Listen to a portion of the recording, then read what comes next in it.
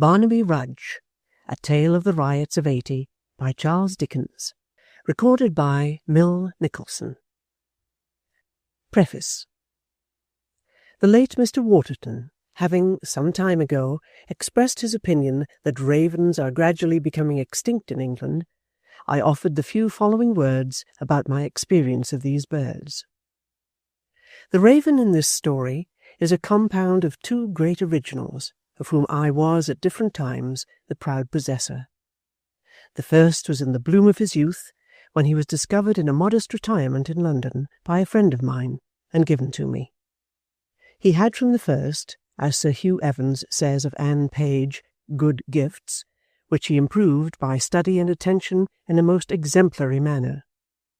He slept in a stable, generally on horseback, and so terrified a Newfoundland dog by his preternatural sagacity, that he has been known by the mere superiority of his genius to walk off unmolested with the dog's dinner from before his face. He was rapidly rising in acquirements and virtues, when in an evil hour his stable was newly painted. He observed the workmen closely, saw that they were careful of the paint, and immediately burned to possess it. On their going to dinner, he ate up all they had left behind, consisting of a pound or two of white lead, and this youthful indiscretion terminated in death. While I was yet inconsolable for his loss, another friend of mine in Yorkshire discovered an older and more gifted raven at a village public house, which he prevailed upon the landlord to part with for a consideration, and sent up to me. The first act of this sage was to administer to the effects of his predecessor by disinterring all the cheese and halfpence he had buried in the garden, a work of immense labour and research, to which he devoted all the energies of his mind.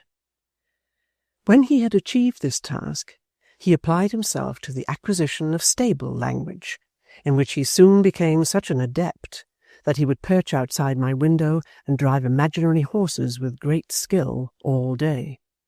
Perhaps even I never saw him at his best, for his former master sent his duty with him, and if I wished the bird to come out very strong, would I be so good as to show him a drunken man, which I never did, having, unfortunately, none but sober people at hand. But I could hardly have respected him more, whatever the stimulating influences of this sight might have been. He had not the least respect, I am sorry to say, for me in return, or for anybody but the cook, to whom he was attached, but only, I fear, as a policeman might have been. Once I met him unexpectedly about half a mile from my house, walking down the middle of a public street, attended by a pretty large crowd, and spontaneously exhibiting the whole of his accomplishments. His gravity under those trying circumstances I can never forget, nor the extraordinary gallantry with which, refusing to be brought home, he defended himself behind a pump until overpowered by numbers. It may have been that he was too bright a genius to live long, or it may have been that he took some pernicious substance into his bill, and thence into his maw, which is not improbable, seeing that he new-pointed the greater part of the garden wall by digging out the mortar, broke countless squares of glass by scraping away the putty all round the frames, and tore up and swallowed in splinters the greater part of a wooden staircase of 6 steps and a landing. But after some 3 years he too was taken ill, and died before the kitchen fire. He kept his eye to the last upon the meat as it roasted, and suddenly turned over on his back with the sepulchral cry of "Oh!" Since then I have been ravenless. No account of the Gordon Riots having been to my knowledge introduced into any work of fiction, and the subject presenting very extraordinary and remarkable features, I was led to project this tale. It is unnecessary to say that those shameful tumults, while they reflect indelible disgrace upon the time in which they occurred, and all who had act or part in them teach a good lesson, that what we falsely call a religious cry is easily raised by men who have no religion, and who in their daily practice set at naught the commonest principles of right and wrong, that it is begotten of intolerance and persecution, that it is senseless, besotted, inveterate, and unmerciful, all history teaches us. But perhaps we do not know it in our hearts too well to profit by even so humble an example as the no-popery riots of 1780. However imperfectly those disturbances are set forth in the following pages, they are impartially painted by one who has no sympathy with the Romish Church, though he acknowledges, as most men do, some esteemed friends among the followers of its creed. In the description of the principal outrages, reference has been had to the best authorities of that time, such as they are. The account given in this tale of all the main features of the riots is substantially correct. Mr. Dennis's allusions to the flourishing condition of his trade in those days have their foundation in truth, and not in the author's fancy. Any file of old newspapers or odd volume of the Annual Register will prove this with terrible ease. Even the case of Mary Jones, dwelt upon with so much pleasure by the same character, is no effort of invention. The facts were stated exactly as they are stated here in the House of Commons. Whether they afforded as much entertainment to the merry gentlemen assembled there, as some other most affecting circumstances of a similar nature mentioned by Sir Samuel Romilly, is not recorded. That the case of Mary Jones may speak the more emphatically for itself, I subjoin it as related by Sir William Meredith in a speech in Parliament on frequent executions made in 1777. Under this Act, the Shoplifting Act, one Mary Jones was executed, whose case I shall just mention. It was at the time when press warrants were issued on the alarm about Falkland Islands. The woman's husband was pressed, their goods seized for some debts of his, and she, with 2 small children, turned into the streets a-begging. It is a circumstance not to be forgotten, that she was very young, under 19, and most remarkably handsome. She went to a linen draper's shop, took some coarse linen off the counter, and slipped it under her cloak. The shopman saw her, and she laid it down. For this she was hanged. Her defence was, "I have the trial in my pocket." That she had lived in credit and wanted for nothing till a press gang came and stole her husband from her, but since then she had no bed to lie on, nothing to give her children to eat, and they were almost naked, and perhaps she might have done something wrong, for she hardly knew what she did. The parish officers testified the truth of this story, but it seems there had been a good deal of shoplifting about Ludgate. An example was thought necessary, and this woman was hanged for the comfort and satisfaction of shopkeepers in Ludgate Street. When brought to receive sentence, she behaved in such a frantic manner as proved her mind to be in a distracted and desponding state, and the child was sucking at her breast when she set out for Tyburn. Chapter 1. In the year 1775, there stood upon the borders of Epping Forest, at a distance of about 12 miles from London, measuring from the Standard in Cornhill, or rather from the spot on or near to which the Standard used to be in days of yore, a house of public entertainment called the Maypole, which fact was demonstrated to all such travellers as could neither read nor write. And at that time a vast number both of travellers and stay-at-homes were in this condition. By the emblem reared on the roadside over against the house, which, if not of those goodly proportions that Maypoles were wont to present in olden times, was a fair young ash, 30 feet in height, and straight as any arrow that ever English yeoman drew. The Maypole, by which term from henceforth is meant the house, and not its sign. The Maypole was an old building, with more gable ends than a lazy man would care to count on a sunny day. Huge zigzag chimneys, out of which it seemed as though even smoke could not choose but come in more than naturally fantastic shapes, imparted to it in its tortuous progress, and vast stables, gloomy, ruinous, and empty. The place was said to have been built in the days of King Henry VIII, and there was a legend, not only that Queen Elizabeth had slept there one night, while upon a hunting excursion, to wit, in a certain oak-panelled room with a deep bay window, but that next morning, while standing on a mounting block before the door, with one foot in the stirrup, the virgin monarch had then and there boxed and cuffed an unlucky page for some neglect of duty. The matter-of-fact and doubtful folks, of whom there were a few among the Maypole customers, as unluckily there always are in every little community, were inclined to look upon this tradition as rather apocryphal. But whenever the landlord of that ancient hostelry appealed to the mounting block itself as evidence, and triumphantly pointed out that there it stood in the same place to that very day, the doubters never failed to be put down by a large majority, and all true believers exulted as in a victory. Whether these and many other stories of the like nature were true or untrue, the Maypole was really an old house, a very old house, perhaps as old as it claimed to be, and perhaps older, which will sometimes happen with houses of an uncertain, as with ladies of a certain age. Its windows were old diamond-pane lattices, its floors were sunken and uneven, its ceilings blackened by the hand of time and heavy with massive beams.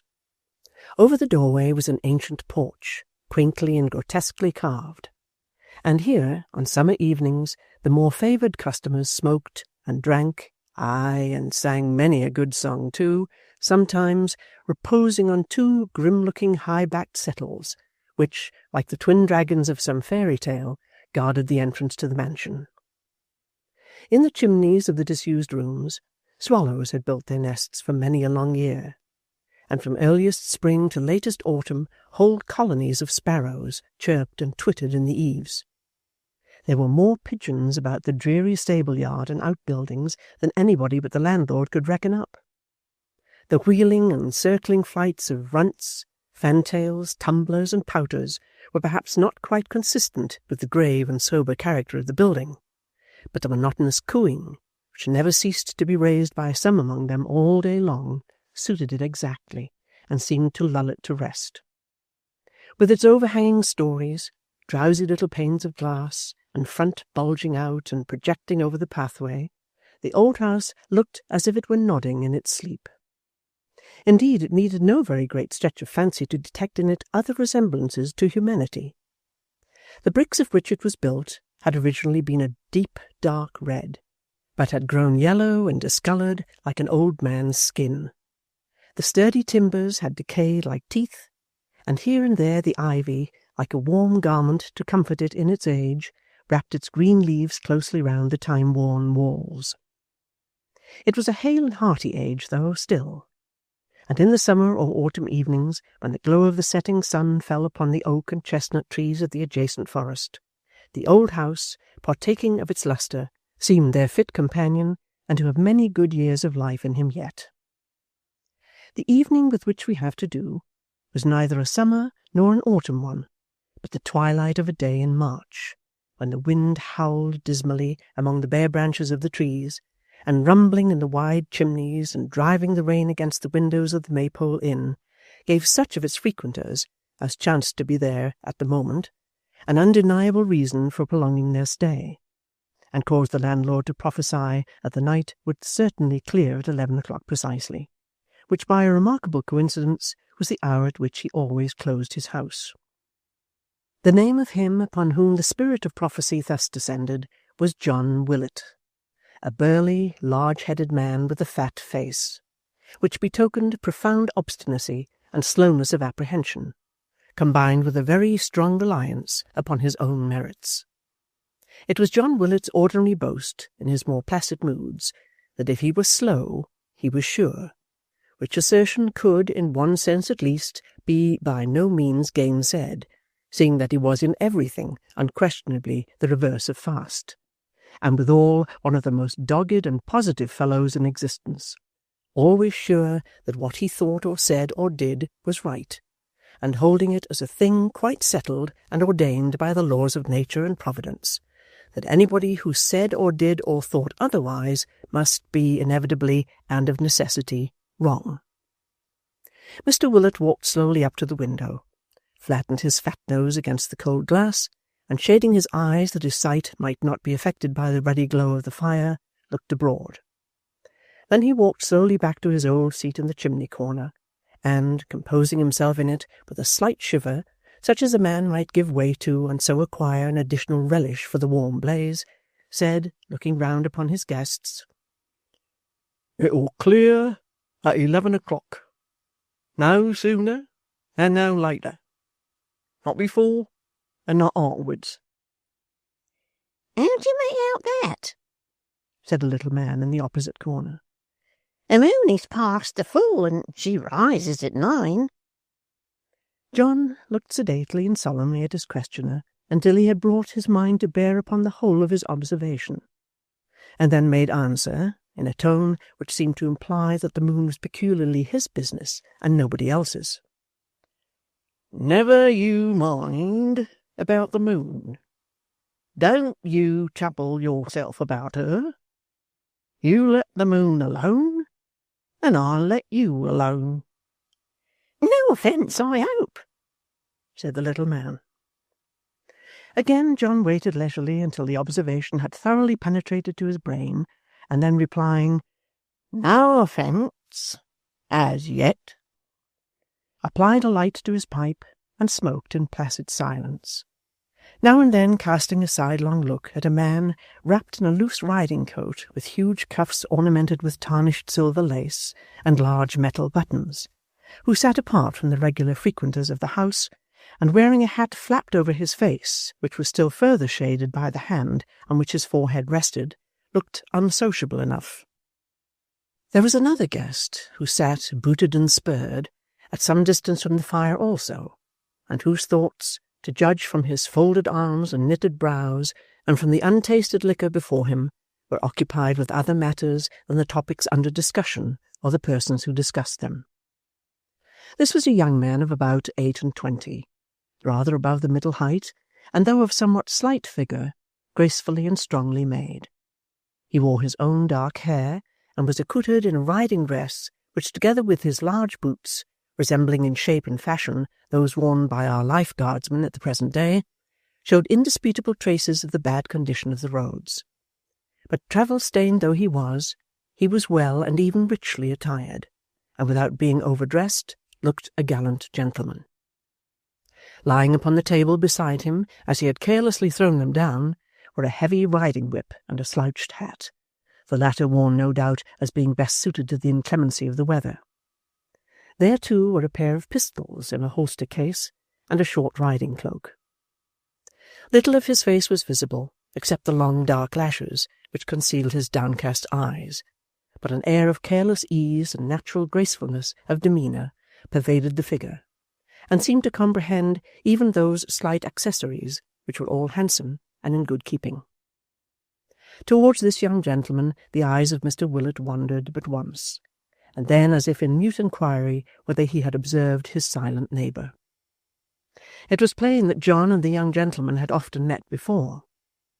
Finding that his look was not returned, or indeed observed by the person to whom it was addressed, John gradually concentrated the whole power of his eyes into one focus, and brought it to bear upon the man in the flapped hat, at whom he came to stare in course of time with an intensity so remarkable that it affected his fireside cronies, who all, as with one accord, took their pipes from their lips and stared with open mouths at the stranger likewise.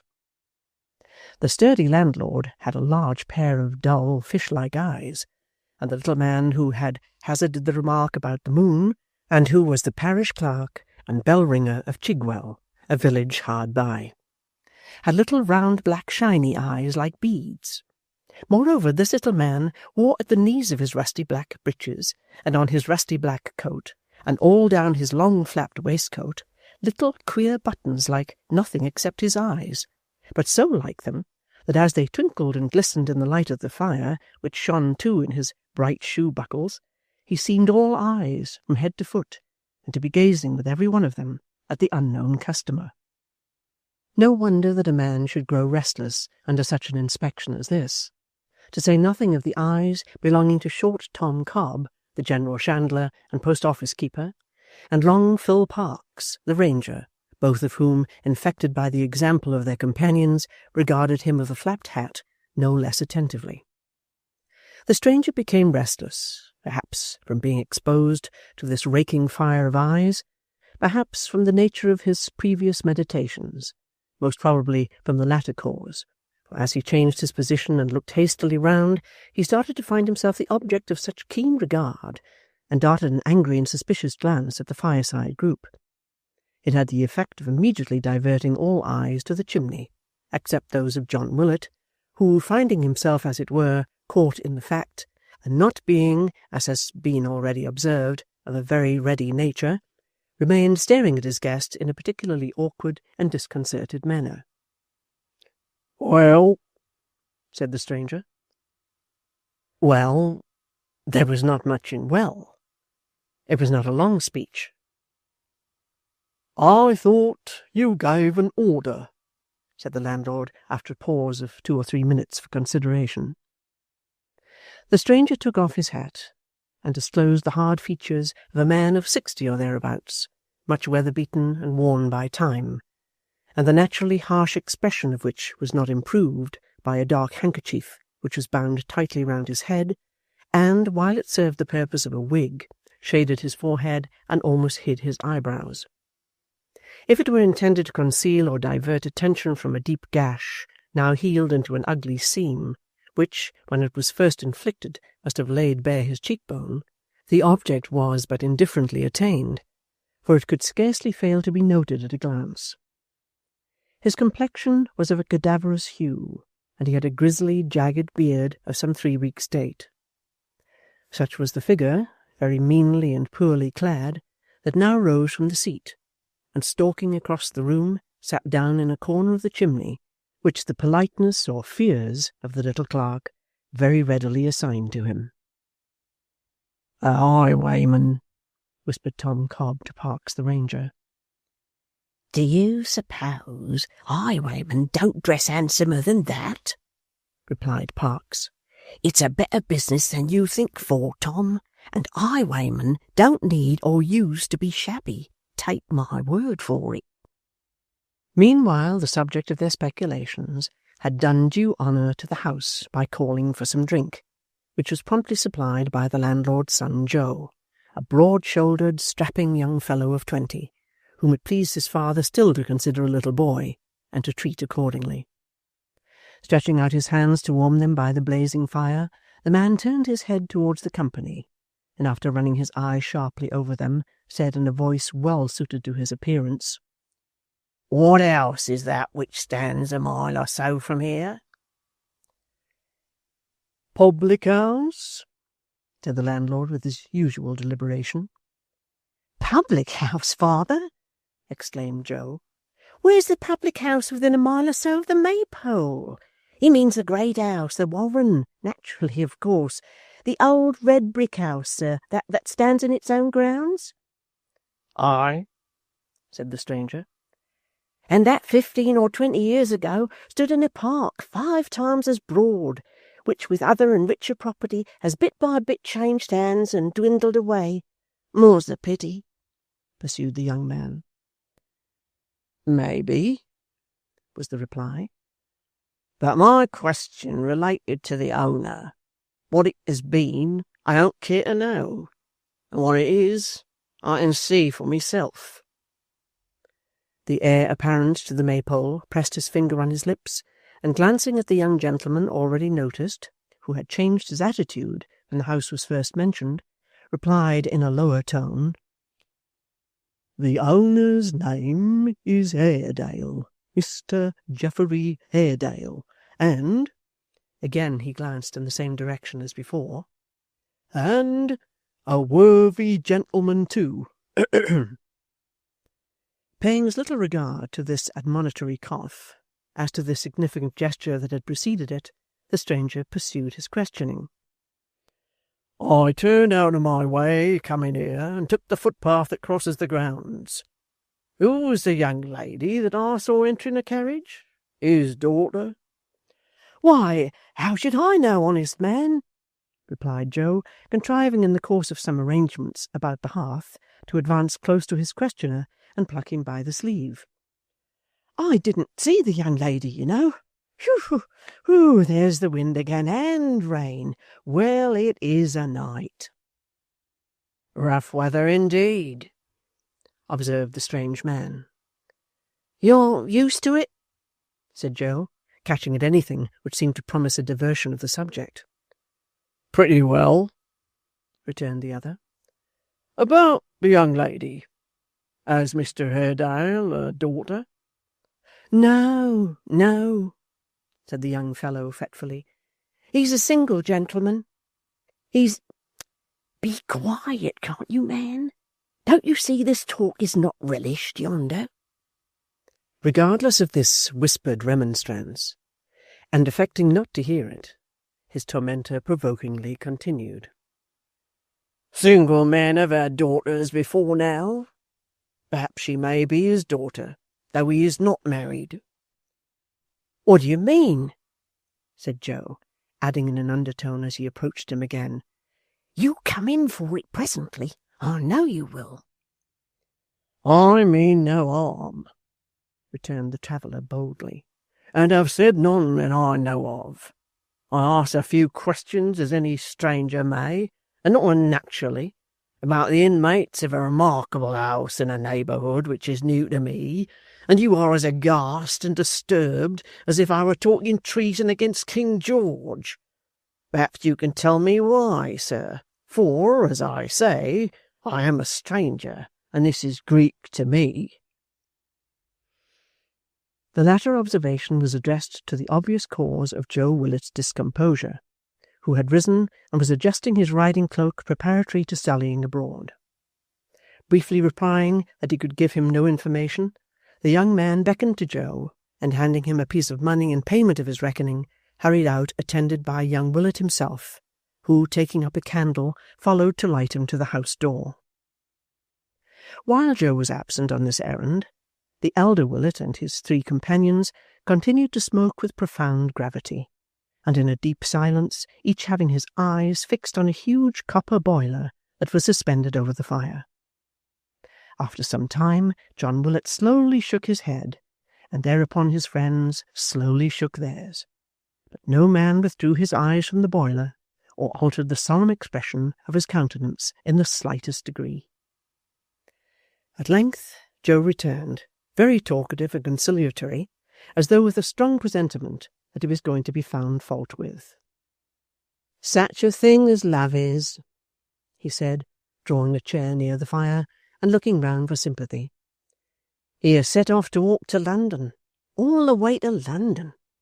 His nag gone lame in riding out here this blessed afternoon, and comfortably littered down in our stable at this minute, and he giving up a good hot supper in our best bed, because Miss Haredale has gone to a masquerade up in town, and he has set his heart upon seeing her. I don't think I could persuade myself to do that, beautiful as she is, but then I'm not in love. At least, I don't think I am, and that's the whole difference." "He is in love, then?" said the stranger. "Rather," replied Joe. "He'll never be more in love, and may very easily be less." "Silence, sir!" cried his father. "What a chap you are, Joe!" said Long Parkes. "Such an inconsiderate lad," murmured Tom Cobb. "putting himself forward and wringing the very nose off his own father's face," exclaimed the parish clerk metaphorically. "What have I done?" reasoned poor Joe. "Silence, sir!" returned his father. "What do you mean by talking? When you see people that are more than 2 or 3 times your age sitting still and silent and not dreaming of saying a word." "Why, that's the proper time for me to talk, isn't it?" said Joe rebelliously. "The proper time, sir," retorted his father. "The proper time's no time."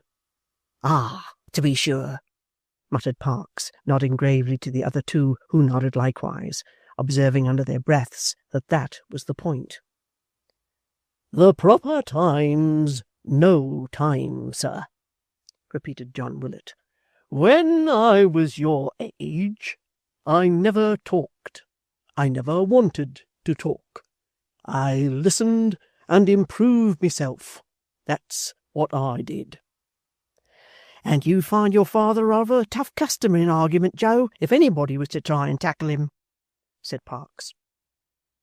For the matter of that, Phil, observed Mr. Willet, blowing a long, thin, spiral cloud of smoke out of the corner of his mouth and staring at it abstractly as it floated away. For the matter of that, Phil, argument is a gift of nature.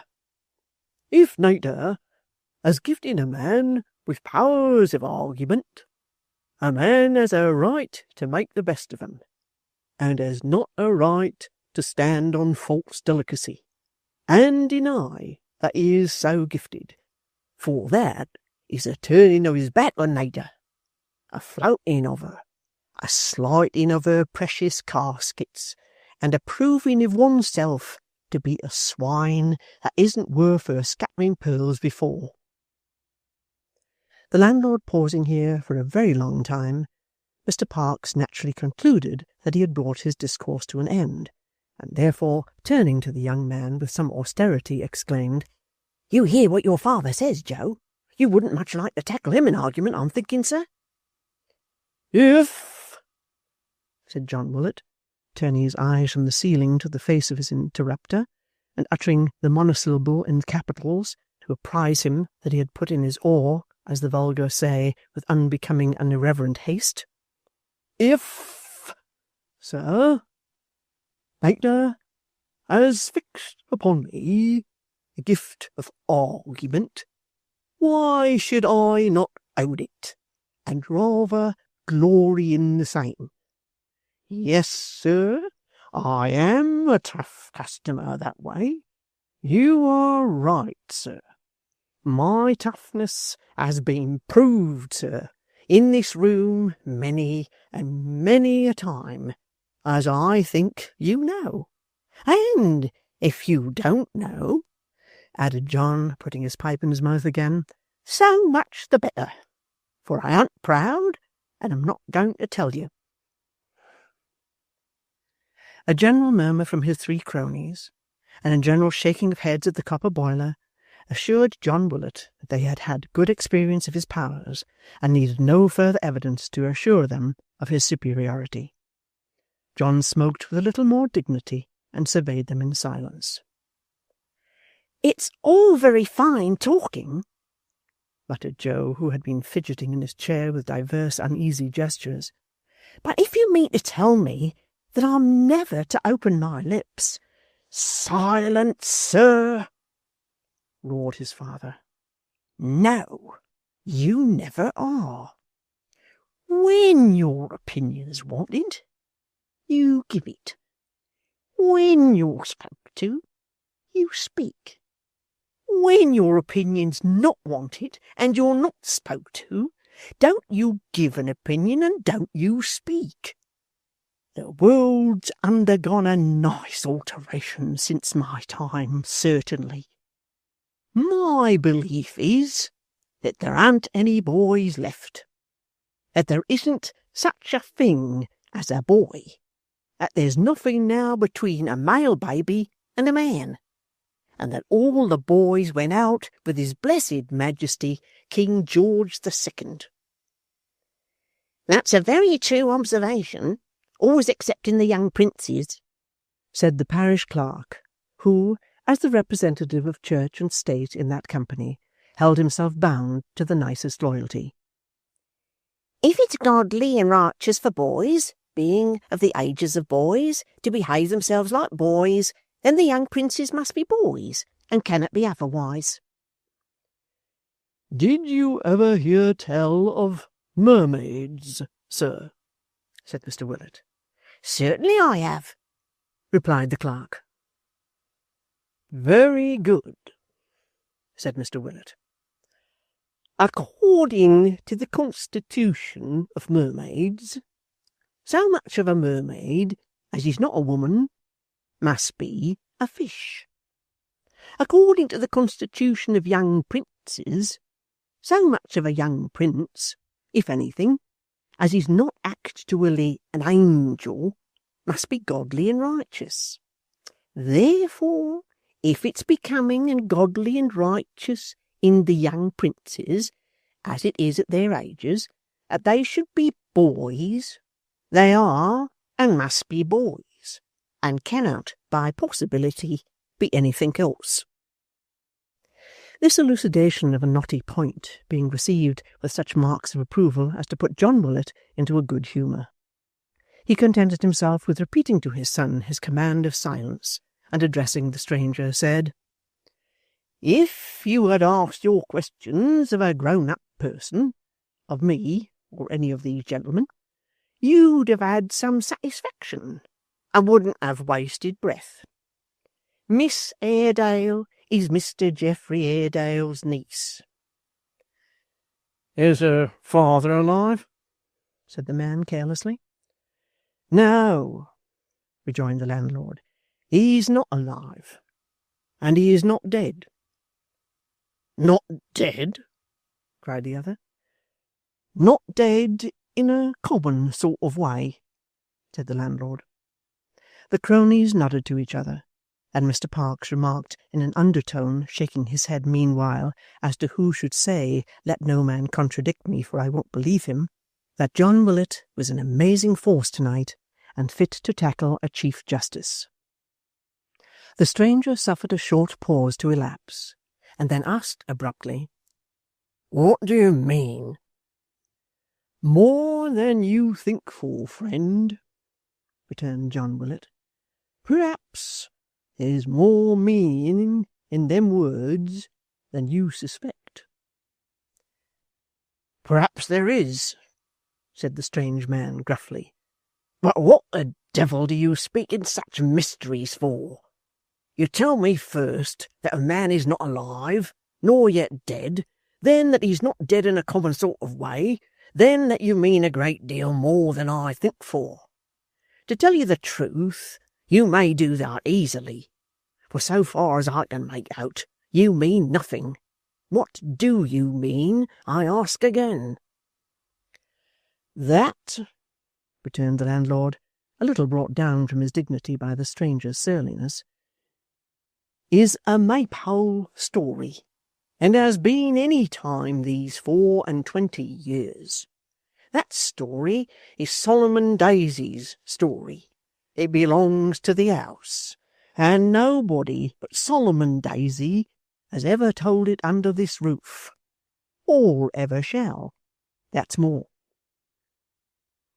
The man glanced at the parish clerk, whose air of consciousness and importance plainly betokened him to be the person referred to, and, observing that he had taken his pipe from his lips, after a very long whiff to keep it alight, and was evidently about to tell his story without further solicitation, gathered his large coat about him, and shrinking further back, was almost lost in the gloom of the spacious chimney-corner, except when the flame, struggling from under a great faggot, whose weight almost crushed it for the time, shot upward with a strong and sudden glare, and illumining his figure for a moment, seemed afterwards to cast it into deeper obscurity than before. By this flickering light, which made the old room, with its heavy timbers and panelled walls, look as if it were built of polished ebony, the wind roaring and howling without, now rattling the latch and creaking the hinges of the stout oaken door, and now driving at the casement as though it would beat it in, by this light, and under circumstances so auspicious, Solomon Daisy began his tale. It was Mr. Reuben Haredale, Mr. Geoffrey's elder brother. Here he came to a dead stop, and made so long a pause that even John Willet grew impatient, and asked why he did not proceed. "Cobb," said Solomon Daisy, dropping his voice and appealing to the post-office keeper. "What day of the month is this?" "The 19th. "Of March," said the clerk, bending forward. "The 19th of March? That's very strange." In a low voice they all acquiesced, and Solomon went on. It was Mr. Reuben Airedale, Mr. Geoffrey's elder brother, that 22 years ago was the owner of the Warren, which, as Joe has said, not that you remember it, Joe, for a boy like you can't do that, but because you've often heard me say so, was then a much larger and better place, and a much more valuable property than it is now. His lady was lately dead, and he was left with one child, the Miss Airedale you have been inquiring about, who was then scarcely a year old. Although the speaker addressed himself to the man who had shown so much curiosity about this same family, and made a pause here as if expecting some exclamation of surprise or encouragement, the latter made no remark, nor gave any indication that he heard or was interested in what was said. Solomon therefore turned to his old companions, whose noses were brightly illuminated by the deep red glow from the bowls of their pipes, assured by long experience of their attention, and resolved to show his sense of such indecent behaviour.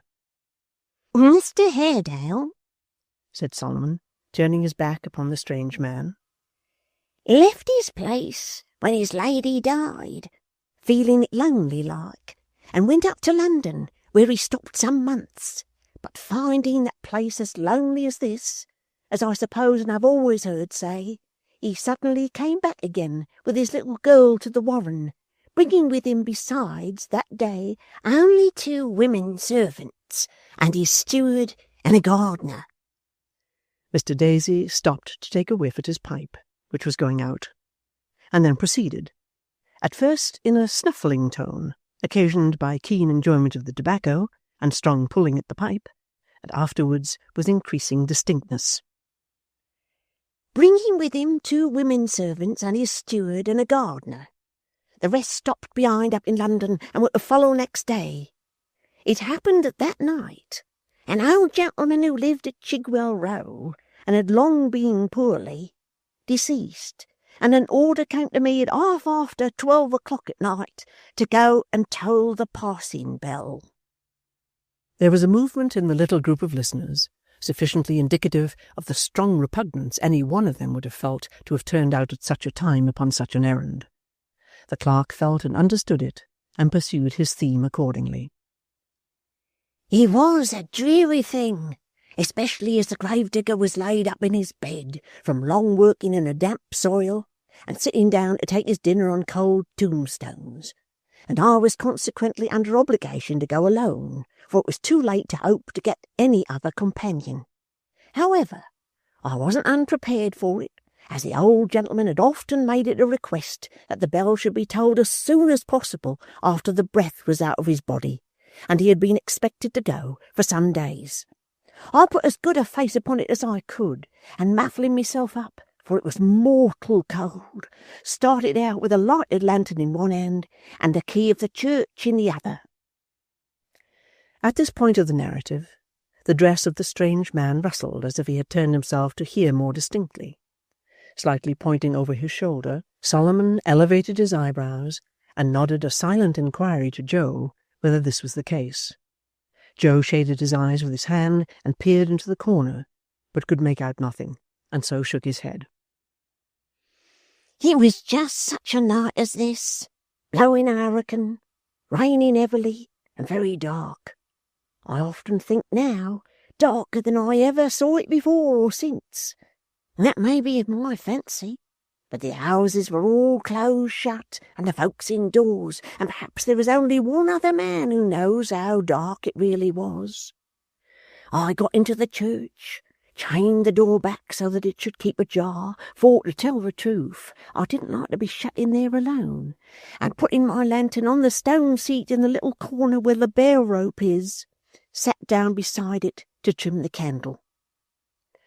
I sat down to trim the candle, and when I had done so, I could not persuade myself to get up again and go about my work. I don't know how it was, but I thought of all the ghost stories I'd ever heard, even those that I had heard when I was a boy at school and had forgotten long ago. And they didn't come into my mind one after another, but all crowding at once like. I recollected one story there was in the village, how that on a certain night in the year, it might be that very night for anything I knew, all the dead people came out of the ground and sat at the edge of their own graves till morning. This made me think how many people I had known were buried between the church door and the churchyard gate, and what a dreadful thing it would be to have to pass among 'em and know 'em again, so earthy and unlike themselves. I had known all the niches and arches in the church from a child. Still, I couldn't persuade myself that those were their natural shadows which I saw on the pavement, but felt sure there were some ugly figures hiding among them and peeping out. Thinking on in this way, I began to think of the old gentleman who was just dead, and I could have sworn, as I looked up the dark chancel, that I saw him in his usual place, wrapping his shroud about him and shivering as if he felt it cold. All this time I sat listening and hardly dared to breathe. At length I started up and took the bell rope in my hands. At that minute there rang not that bell, for I had hardly touched the rope, but another. I heard the ringing of another bell, and a deep bell too, plainly. It was only for an instant, and even then the wind carried the sound away, but I heard it. I listened for a long time, but it rang no more. I had heard of corpse candles, and at last I persuaded myself that this must be a corpse bell tolling of itself at midnight for the dead. I tolled me bell, how or how long I don't know, and ran home to bed as fast as I could touch the ground. I was up early next morning, after a restless night, and told the story to my neighbours. Some were serious, and some made light of it. I don't think anybody believed it real. But that morning, Mr. Reuben Haredale was found murdered in his bedchamber, and in his hand was a piece of the cord attached to an alarm bell outside the roof, which hung in his room and had been cut asunder, no doubt by the murderer, when he seized it. That was the bell I heard. A bureau was found opened, and a cash-box which Mr. Haredale had brought down that day and was supposed to contain a large sum of money was gone. The steward and gardener were both missing and both suspected for a long time, but they were never found, though hunted far and wide. And far enough they might have looked for poor Mr. Rudge, the steward, whose body, scarcely to be recognised by his clothes and the watch and ring he wore, was found months afterwards at the bottom of a piece of water in the grounds, with a deep gash in his breast where he had been stabbed with a knife. He was only partly dressed, and people all agreed that he had been sitting up reading in his own room, where there were many traces of blood, and was suddenly fallen upon and killed before his master. Everybody now knew that the gardener must be the murderer, and though he has never been heard of from that day to this, he will be. Mark my words. The crime was committed this day, 22 years, on the 19th of March, 1753. On the 19th of March, in some year, no matter when, I know it. I am sure of it, for we have always, in some strange way or other, been brought back to the subject on that day ever since. On the 19th of March in some year, sooner or later, that man will be discovered. Chapter 2. "A strange story," said the man who had been the cause of the narration. "Stranger still if it comes about as you predict. Is that all?" A question so unexpected nettled Solomon Daisy not a little. By dint of relating the story very often, and ornamenting it, according to village report, with a few flourishes suggested by the various hearers from time to time, he had come by degrees to tell it with great effect, And is that all, after the climax, was not what he was accustomed to. "Is that all?" he repeated. "Yes, that's all, sir, and enough too, I think." I think so too. My horse, young man. He is but a hack hired from a roadside posting-house, but he must carry me to London tonight." "Tonight?" said Joe. "Tonight," returned the other. "What do you stare at? This tavern would seem to be a house of call for all the gaping idlers of the neighbourhood." At this remark, which evidently had reference to the scrutiny he had undergone, as mentioned in the foregoing chapter, the eyes of John Willet and his friends were diverted with marvellous rapidity to the copper boiler again. Not so with Joe, who, being a mettlesome fellow, returned the stranger's angry glance with a steady look, and rejoined, "It is not a very bold thing to wonder at your going on tonight. Surely you have been asked such a harmless question in an inn before, and in better weather than this. I thought you mightn't know the way, as you seem strange to this part." "The way?"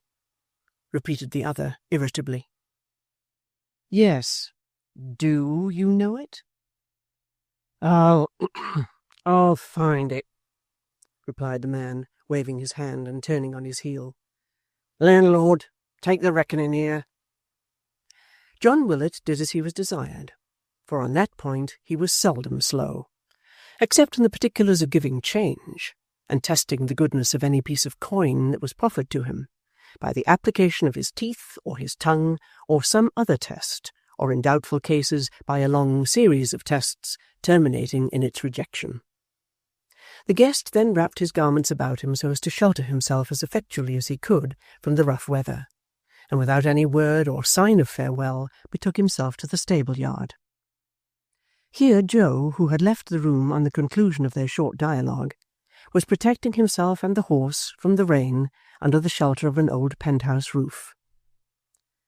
"He's pretty much of my opinion," said Joe, patting the horse upon the neck.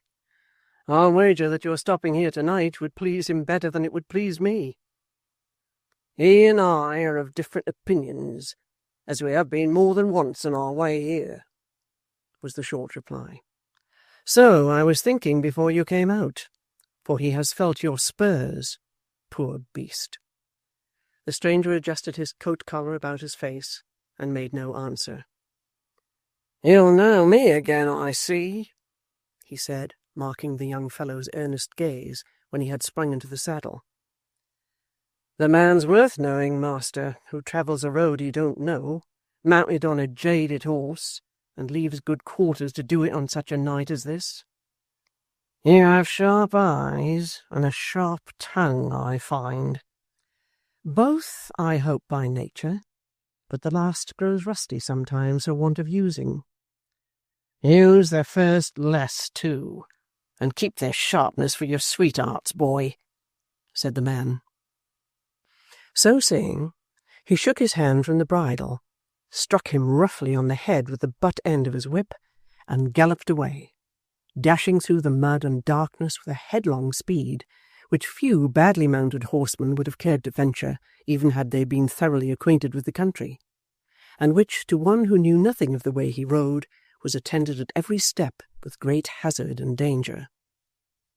The roads, even within 12 miles of London, were at that time ill paved, seldom repaired, and very badly made. The way this rider traversed had been ploughed up by the wheels of heavy wagons, and rendered rotten by the frosts and thaws of the preceding winter, or possibly of many winters. Great holes and gaps had been worn into the soil, which, being now filled with water from the late rains, were not easily distinguishable even by day, and a plunge into any one of them might have brought down a surer-footed horse than the poor beast now urged forward to the utmost extent of his powers. Sharp flints and stones rolled from under his hoofs continually. The rider could scarcely see beyond the animal's head, or farther on either side than his own arm would have extended. At that time, too, all the roads in the neighbourhood of the metropolis were infested by footpads or highwaymen, and it was a night of all others in which any evil-disposed person of this class might have pursued his unlawful calling with little fear of detection. Still the traveller dashed forward at the same reckless pace, regardless alike of the dirt and wet which flew about his head, the profound darkness of the night, and the probability of encountering some desperate characters abroad. At every turn and angle, even where a deviation from the direct course might have been least expected, and could not possibly be seen until he was close upon it, he guided the bridle with an unerring hand, and kept the middle of the road.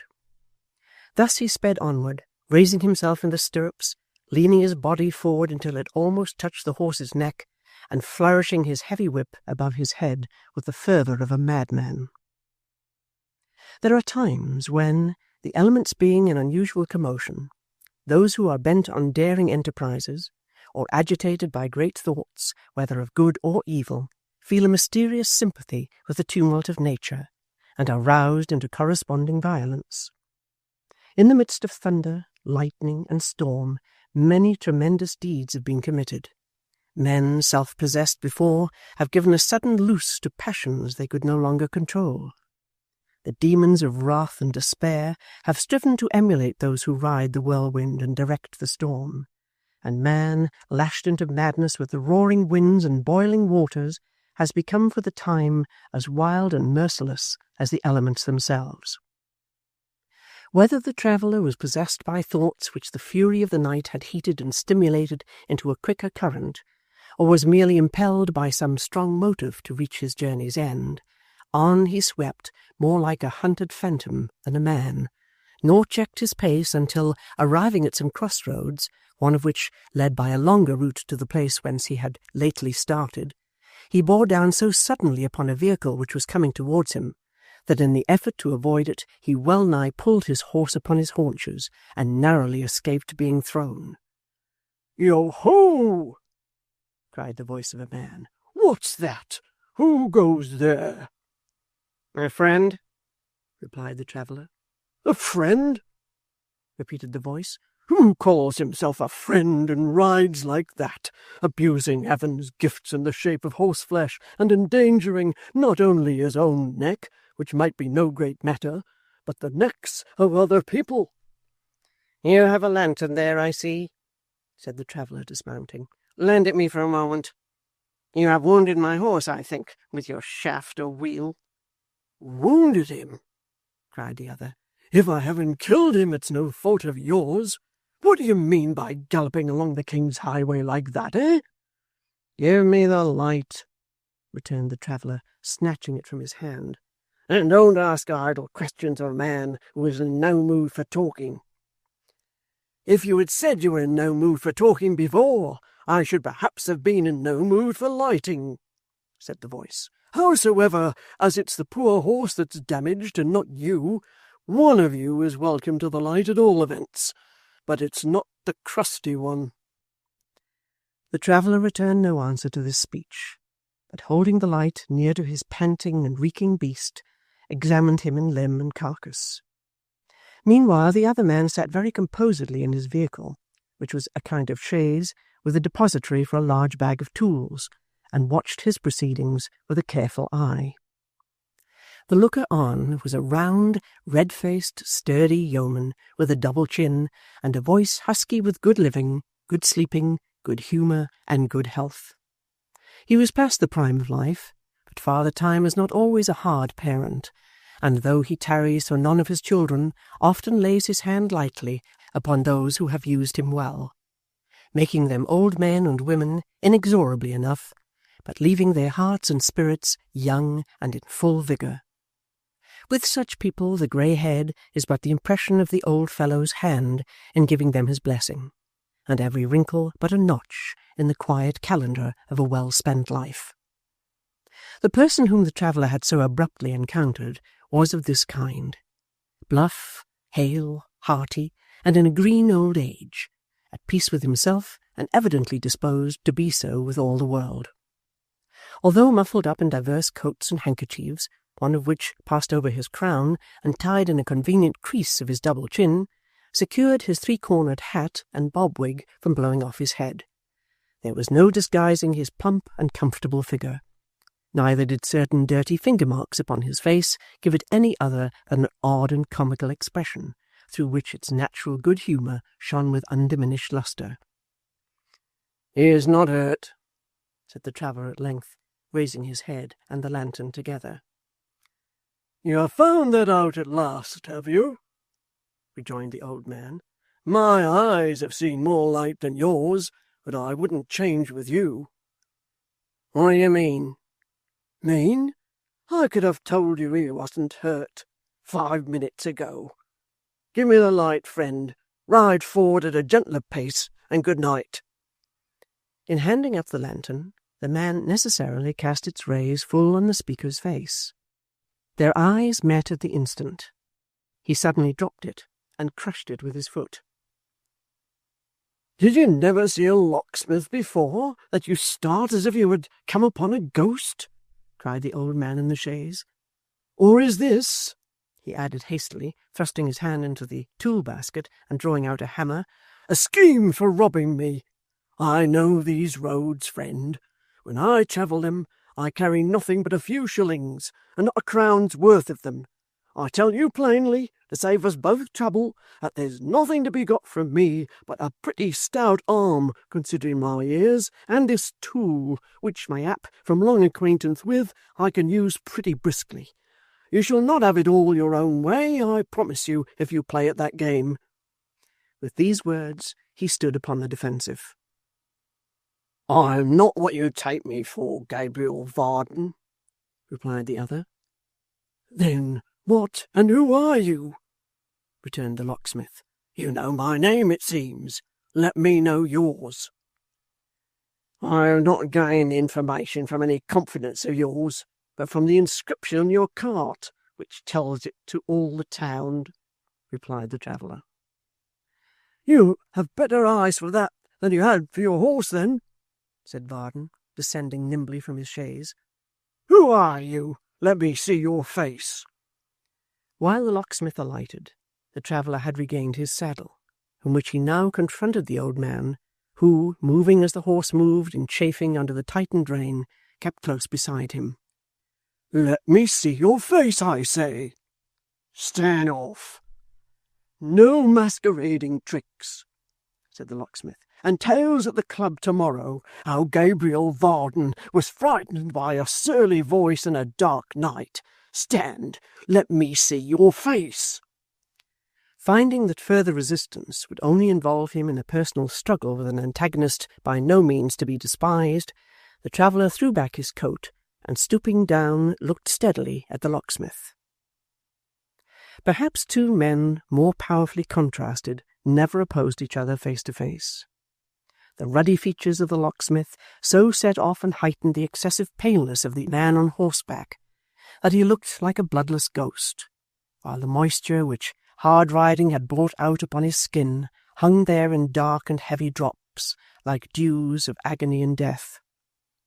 The countenance of the old locksmith lighted up with the smile of one expecting to detect in this unpromising stranger some latent roguery of eye or lip, which should reveal a familiar person in that arch disguise, and spoil his jest. The face of the other, sullen and fierce, but shrinking too, was that of a man who stood at bay, while his firmly closed jaws, his puckered mouth, and more than all a certain stealthy motion of the hand within his breast, seemed to announce a desperate purpose very foreign to acting or child's play. Thus they regarded each other for some time in silence. He said when he had scanned his features. "I don't know you." "Don't desire to," returned the other, muffling himself as before.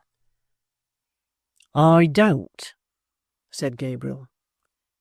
"To be plain with you, friend, you don't carry in your countenance a letter of recommendation." "It's not my wish," said the traveller. "My humour is to be avoided." "Well," said the locksmith bluntly, "I think you'll have your humour." "I will, at any cost," rejoined the traveller. "In proof of it, lay this dart. that you were never in such peril of your life as you have been within these few moments. When you are within 5 minutes of breathing your last, you will not be nearer death than you have been tonight." "Aye?" said the sturdy locksmith. "Aye, and a violent death." "From whose hand?" "From mine," replied the traveller. With that, he put spurs to his horse and rode away, at first plashing heavily through the mire at a smart trot, but gradually increasing in speed until the last sound of his horse's hoofs died away upon the wind, when he was again hurrying on at the same furious gallop which had been his pace when the locksmith first encountered him. Gabriel Varden remained standing in the road with the broken lantern in his hand, listening in stupefied silence until no sound reached his ear but the moaning of the wind and the fast-falling rain, when he struck himself 1 or 2 smart blows in the breast by way of rousing himself, and broke into an exclamation of surprise. "What in the name of wonder can this fellow be? A madman? A highwayman? A cut-throat? If he had not scoured off so fast, we'd have seen who was in most danger, he or I. I never nearer death than I have been tonight. I hope I may be no nearer to it for a score of years to come. If so, I'll be content to be no farther from it. My stars, a pretty brag this to a stout man. Pooh, pooh, pooh." Gabriel resumed his seat, and looked wistfully up the road by which the traveller had come, murmuring in a half-whisper, "The Maypole. 2 miles to the Maypole. I came the other road from the Warren after a long day's work at locks and bells on purpose that I should not come by the Maypole and break my promise to Martha by looking in. There's resolution. It would be dangerous to go on to London without a light, and it's 4 miles and a good half-mile besides to the halfway house, and between this and that is the very place where one needs a light most. 2 miles to the Maypole. I told Martha I wouldn't. I said I wouldn't, and I didn't. There's resolution."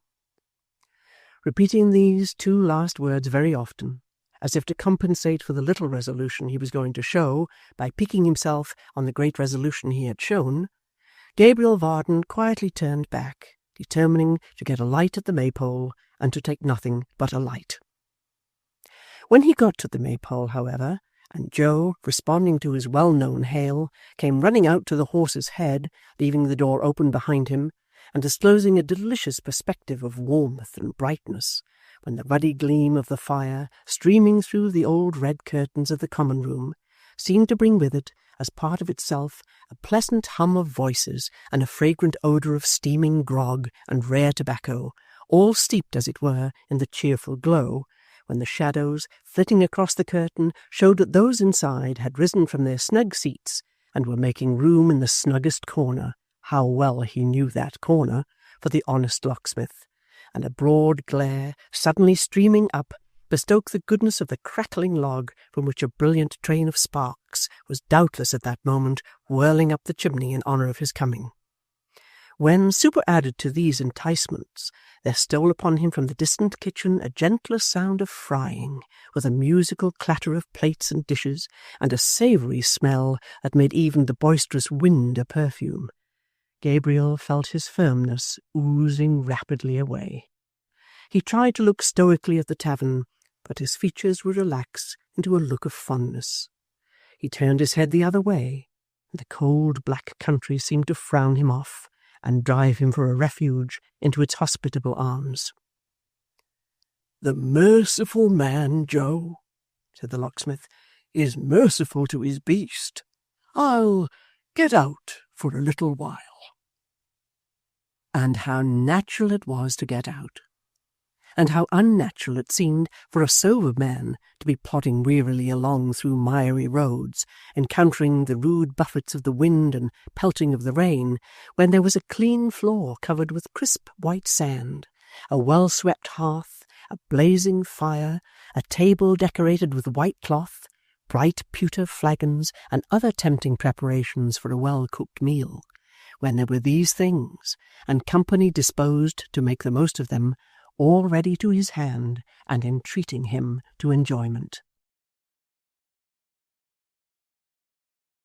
Chapter 3. Such were the locksmith's thoughts when first seated in the snug corner, and slowly recovering from a pleasant defect of vision, pleasant because occasioned by the wind blowing in his eyes, which made it a matter of sound policy and duty to himself that he should take refuge from the weather, and tempted him for the same reason to aggravate a slight cough, and declare he felt but poorly. Such were still his thoughts more than a full hour afterwards, when, supper over, he still sat with shining jovial face in the same warm nook, listening to the cricket-like chirrup of little Solomon Daisy, and bearing no unimportant or slightly respected part in the social gossip round the maypole fire. "I wish he may be an honest man, that's all," said Solomon, winding up a variety of speculations relative to the stranger, concerning whom Gabriel had compared notes to the company, and so raised a grave discussion. "I wish he may be an honest man."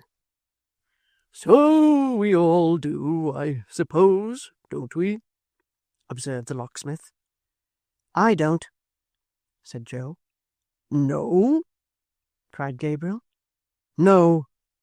He struck me with his whip, the coward, when he was mounted, and I afoot, and I should be better pleased that he turned out what I think him." "And what may that be, Joe?" "No good, Mr. Varden. You may shake your head, father, but I say no good, and will say no good, and would say no good 100 times over if that would bring him back to have the drubbing he deserves." "Hold your tongue, sir," said John Willet. "I won't, father. It's all along of you that he ventured to do what he did. Seeing me treated like a child and put down like a fool, he plucks up a heart and has a fling at a fellow that he thinks, and may well think too, hasn't a grain of spirit. But he's mistaken, as I'll show him, and as I'll show all of you before long." "Does the boy know what he's a-saying of?" cried the astonished John Willet. "Father," returned Joe, "I know what I say and mean well, better than you do when you hear me. I can bear with you, but I cannot bear the contempt that your treating me in the way you do brings upon me from others every day. Look at other young men of my age. Have they no liberty, no will, no right to speak? Are they obliged to sit mum-chance, and to be ordered about till they are the laughing-stock of young and old? I am a byword all over Chigwell, and I say, and it's fairer my saying so now than waiting till you are dead, and I have got your money, I say that before long I shall be driven to break such bounds, and that when I do, it won't be me that you'll have to blame, but your own self, and no other." John Willet was so amazed by the exasperation and boldness of his hopeful son, that he sat as one bewildered, staring in a ludicrous manner at the boiler, and endeavouring, but quite ineffectually, to collect his tardy thoughts and invent an answer. The guests, scarcely less disturbed, were equally at a loss, and at length, with a variety of muttered, half-expressed condolences and pieces of advice, rose to depart, being at the same time slightly muddled with liquor. The honest locksmith alone addressed a few words of coherent and sensible advice to both parties, urging John Willet to remember that Joe was nearly arrived at man's estate, and should not be ruled with too tight a hand, and exhorting Joe himself to bear with his father's caprices, and rather endeavour to turn them aside by temperate remonstrance than by ill-timed rebellion. This advice was received as such advice usually is. On John Willet it made almost as much impression as on the sign outside the door, while Joe, who took it in the best part, avowed himself more obliged than he could well express, but politely intimated his intention nevertheless of taking his own course uninfluenced by anybody. "You have always been a very good friend to me, Mr. Varden," he said, as they stood without in the porch, and the locksmith was equipping himself for his journey home. I take it very kind of you to say all this, but the time is nearly come when the Maypole and I must part company." "Roving stones gather no moss, Joe," said Gabriel. "Nor milestones much," replied Joe. "I'm little better than one here, and see as much of the world." "Then what would you do, Joe?" pursued the locksmith, stroking his chin reflectively. "What could you be? Where could you go, you see?" "I must trust to chance, Mr. Varden." "A bad thing to trust to, Joe. I don't like it. I always tell my girl when we talk about a husband for her, never to trust to chance, but to make sure beforehand that she has a good man and true, and then chance will neither make her nor break her. What are you fidgeting about there, Joe? Nothing gone in the harness, I hope?" "No, no," said Joe, finding, however, something very engrossing to do in the way of strapping and buckling. "Miss Dolly quite well?"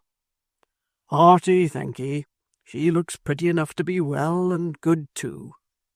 "She's always both, sir." "So she is, thank God." "I hope," said Joe, after some hesitation, "that you won't tell this story against me, this of my having been beat like the boy they'd make of me. At all events, till I have met this man again and settled the account. It'll be a better story then." "Why, who should I tell it to?" returned Gabriel. "They know it here, and I'm not likely to come across anybody else who would care about it." That's true enough," said the young fellow with a sigh. "I quite forgot that. Yes, that's true." So saying, he raised his face, which was very red, no doubt from the exertion of strapping and buckling, as aforesaid, and giving the reins to the old man, who had by this time taken his seat, sighed again and bade him good night. "Good night," cried Gabriel.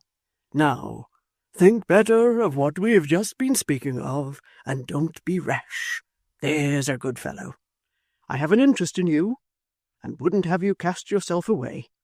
Good night." Returning his cheery farewell with cordial goodwill, Joe Willet lingered until the sound of wheels ceased to vibrate in his ears, and then, shaking his head mournfully, re-entered the house.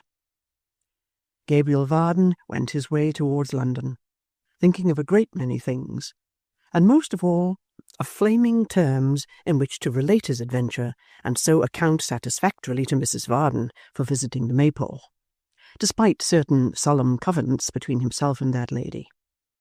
Thinking begets not only thought, but drowsiness occasionally, and the more the locksmith thought, the more sleepy he became. A man may be very sober, or at least firmly set upon his legs on that neutral ground which lies between the confines of perfect sobriety and slight tipsiness, and yet feel a strong tendency to mingle up present circumstances with others which have no manner of connection with them, to confound all consideration of persons, things, times, and places, and to jumble his disjointed thoughts together in a kind of mental kaleidoscope, producing combinations as unexpected as they are transitory. This was Gabriel Varden's state, as, nodding in his dog-sleep, and leaving his horse to pursue a road with which he was well acquainted, he got over the ground unconsciously, and drew nearer and nearer home. He had roused himself once when the horse stopped until the turnpike gate was opened, and had cried a lusty good night to the toll-keeper. But then he awoke out of a dream about picking a lock in the stomach of the Great Mogul, and even when he did awake, mixed up the turnpike man with his mother-in-law, who had been dead 20 years. It was not surprising, therefore, that he soon relapsed and jogged heavily along, quite insensible to his progress. And now he approached the great city, which lay outstretched before him like a dark shadow on the ground, reddening the sluggish air with a deep dull light that told of labyrinths of public ways and shops and swarms of busy people. Approaching nearer and nearer yet, this halo began to fade, and the causes which produced it slowly to develop themselves. long lines of poorly lighted streets might be faintly traced, with here and there a lighter spot, where lamps were clustered round a square or market, or round some great building. After a time these grew more distinct, and the lamps themselves were visible, slight yellow specks that seemed to be rapidly snuffed out, one by one, as intervening obstacles hid them from the sight. Then sounds arose, the striking of church clocks, the distant bark of dogs, the hum of traffic in the streets. Then outlines might be traced, tall steeples looming in the air, and piles of unequal roofs oppressed by chimneys. Then the noise swelled into a louder sound, and forms grew more distinct and numerous still, and London, visible in the darkness by its own faint light, and not by that of heaven, was at hand.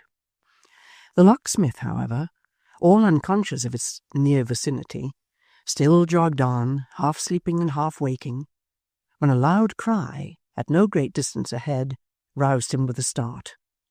For a moment or two he looked about him, like a man who had been transported to some strange country in his sleep, but soon recognizing familiar objects, rubbed his eyes lazily, and might have relapsed again, but that the cry was repeated, not once or twice or thrice, but many times, and each time, if possible, with increased vehemence. Thoroughly aroused, Gabriel, who was a bold man and not easily daunted, made straight to the spot, urging on his stout little horse as if for life or death. The matter indeed looked sufficiently serious, for, coming to the place whence the cries had proceeded, he descried the figure of a man extended in an apparently lifeless state upon the pathway, and, hovering round him, another person with a torch in his hand, which he waved in the air with a wild impatience, redoubling meanwhile those cries for help which had brought the locksmith to the spot. "What's here to do?" said the old man, alighting. "How's this? What? Barnaby?" The bearer of the torch shook his long loose hair back from his eyes, and thrusting his face eagerly into that of the locksmith, fixed upon him a look which told his history at once. "You know me, Barnaby?" said Varden. He nodded, not once or twice, but a score of times, and that with a fantastic exaggeration, which would have kept his head in motion for an hour, but that the locksmith held up his finger, and fixing his eye sternly upon him, caused him to desist, then pointed to the body with an inquiring look. "There's blood upon him," said Barnaby with a shudder. "It makes me sick." "How came it there?" demanded Varden. "Steal, steal, steal," he replied fiercely, imitating with his hand the thrust of a sword. "Is he robbed?" said the locksmith. Barnaby caught him by the arm and nodded yes, then pointed towards the city. "Oh," said the old man, bending over the body and looking round as he spoke into Barnaby's pale face, strangely lighted up by something that was not intellect. "The robber made off that way, did he? Well, never mind that just now. Hold your torch this way, a little further off. So, now, stand quiet, while I try to see what harm is done." With these words, he applied himself to a closer examination of the prostrate form, while Barnaby, holding the torch as he had been directed, looked on in silence, fascinated by interest or curiosity, but repelled nevertheless by some strong and secret horror which convulsed him in every nerve. As he stood at that moment, half shrinking back and half bending forward, both his face and figure were full in the strong glare of the link, and as distinctly revealed as though it had been broad day. He was about 23 years old, and though rather spare, of a fair height and strong make. His hair, of which he had a great profusion, was red, and hanging in disorder about his face and shoulders, gave to his restless looks an expression quite unearthly, enhanced by the paleness of his complexion and the glassy lustre of his large protruding eyes. Startling as his aspect was, the features were good, and there was something even plaintive in his wan and haggard aspect. But the absence of the soul is far more terrible in a living man than in a dead one, and in this unfortunate being its noblest powers were wanting. His dress was of green, clumsily trimmed here and there, apparently by his own hands, with gaudy lace, brightest where the cloth was most worn and soiled, and poorest where it was at the best. A pair of tawdry ruffles dangled at his wrists, while his throat was nearly bare. He had ornamented his hat with a cluster of peacock's feathers, but they were limp and broken, and now trailed negligently down his back. Girt to his side was the steel hilt of an old sword, without blade or scabbard, and some party-coloured ends of ribbons and poor glass toys completed the ornamental portion of his attire. The fluttered and confused disposition of all the motley scraps that formed his dress bespoke, in a scarcely less degree than his eager and unsettled manner, the disorder of his mind, and by a grotesque contrast set off and heightened the more impressive wildness of his face. "Barnaby," said the locksmith, after a hasty but careful inspection, "this man is not dead, but he has a wound in his side and is in a fainting fit." "I know him! I know him!"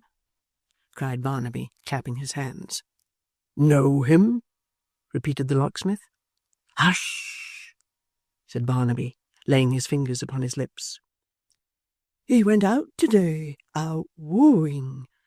I wouldn't for a light guinea that he should never go a wooing again, for if he did, some eyes would grow dim that are now as bright as— See, when I talk of eyes, the stars come out. Whose eyes are they? If they are angels' eyes, why do they look down here and see good men hurt, and only wink and sparkle all the night?" "Now heaven help this silly fellow," murmured the perplexed locksmith. "Can he know this gentleman? His mother's house is not far off.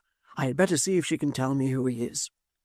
Barnaby, my man, help me to put him in the chaise, and we'll ride home together." "I can't touch him," cried the idiot, falling back and shuddering as with a strong spasm.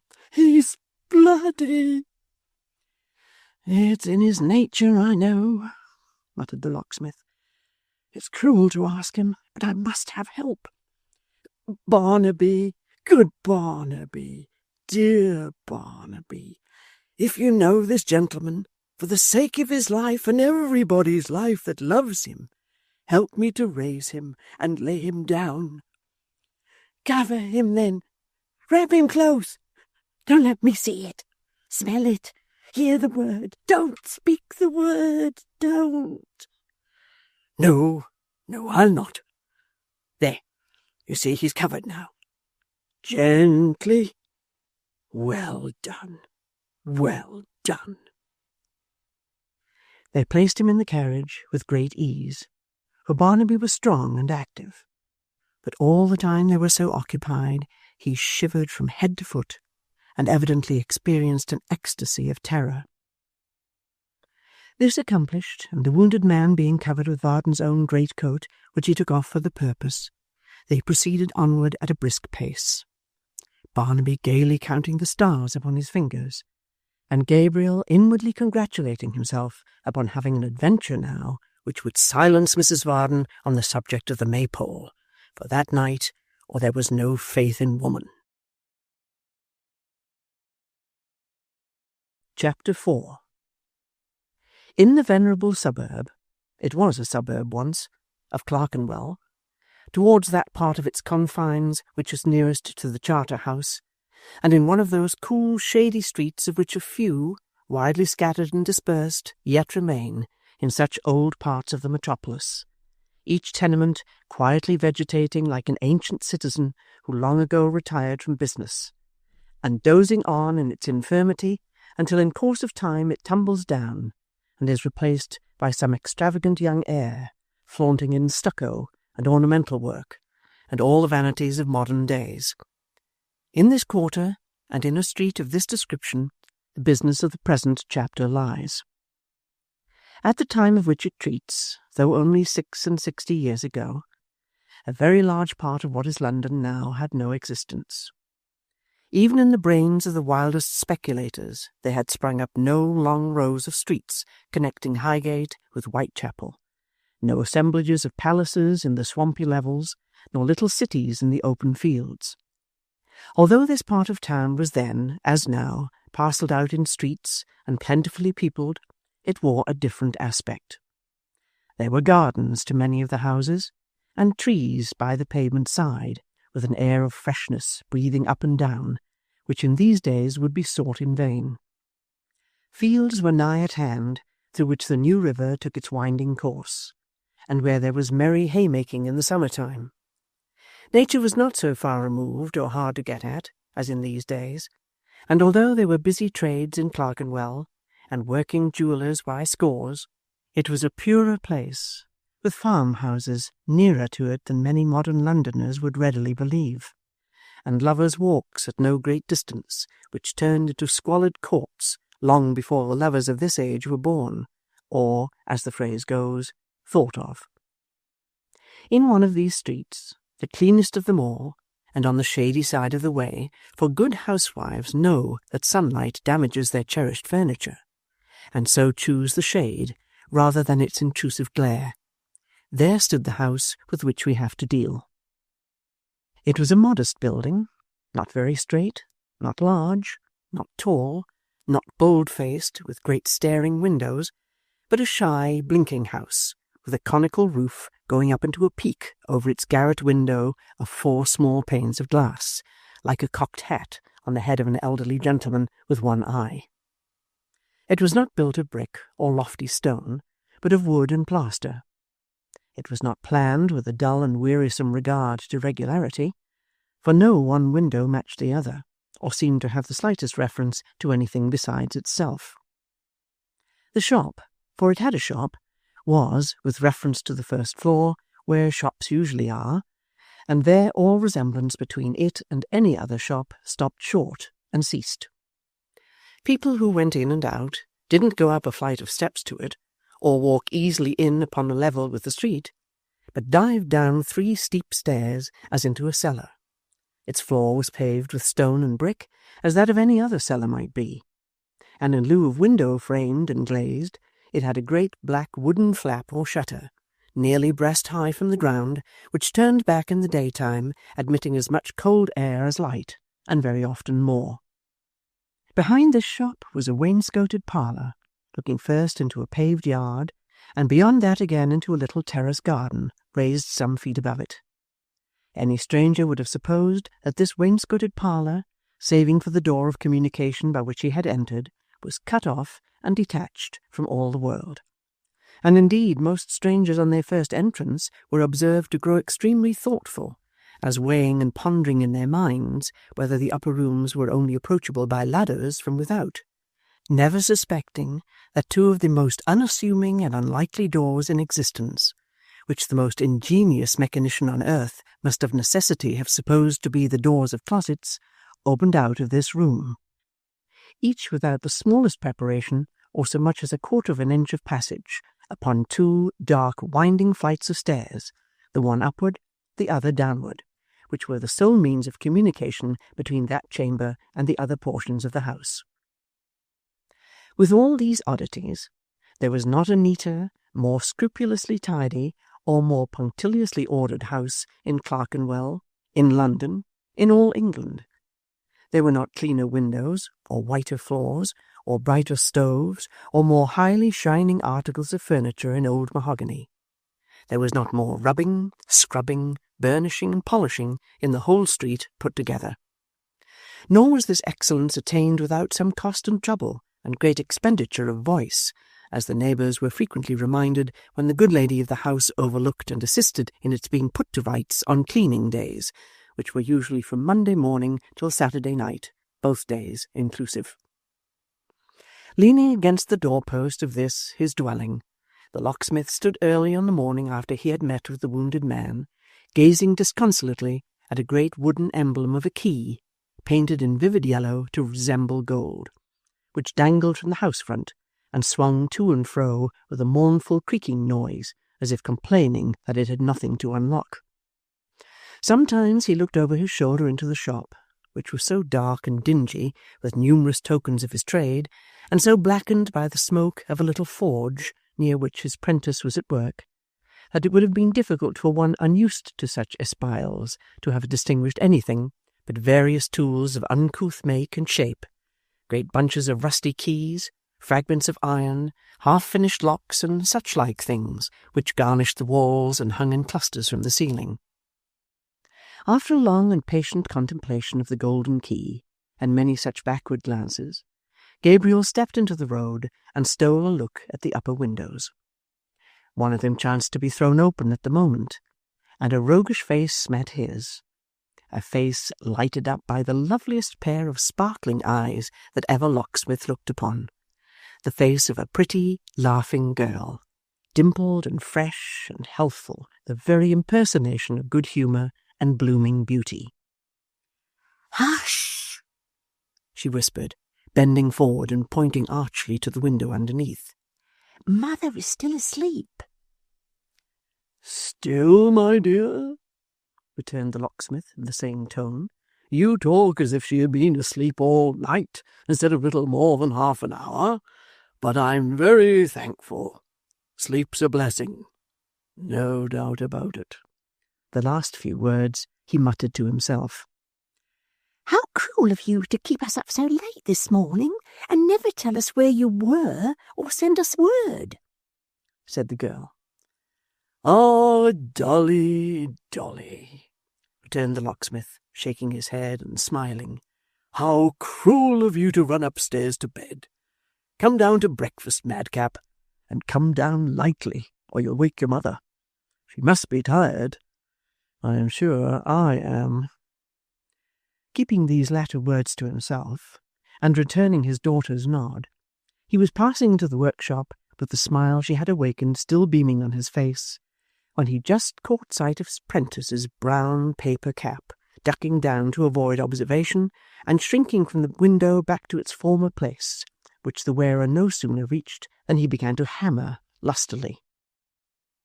"Listening again, Simon," said Gabriel to himself.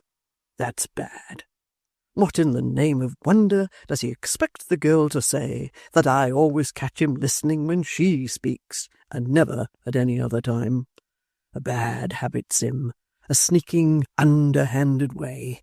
Ah, you may hammer, but you won't beat that out of me if you work at it till your time's up." So saying, and shaking his head gravely, he re-entered the workshop and confronted the subject of these remarks. "There's enough of that just now," said the locksmith. "You needn't make any more of that confounded clatter. Breakfast's ready." "Sir?" said Sim, looking up with amazing politeness, and a peculiar little bow cut short off at the neck. "I shall attend you immediately." "I suppose," muttered Gabriel, "that's out of the Prentice's Garland, or the Prentice's Delight, or the Prentice's Warbler, or the Prentice's Guide to the Gallows, or some such improving textbook. Now he's going to beautify himself. Here's a precious locksmith." Quite unconscious that his master was looking on from the dark corner by the parlour door, Sim threw off the paper cap, sprang from his seat, and in 2 extraordinary steps, something between skating and minuet dancing, bounded to a washing-place at the other end of the shop, and there removed from his face and hands all traces of his previous work, practising the same step all the time with the utmost gravity. This done, he drew from some concealed place a little scrap of looking-glass, and with its assistance arranged his hair, and ascertained the exact state of a little carbuncle on his nose. Having now completed his toilet, he placed the fragment of mirror on a low bench, and looked over his shoulder at so much of his legs as could be reflected in that small compass, with the greatest possible complacency and satisfaction.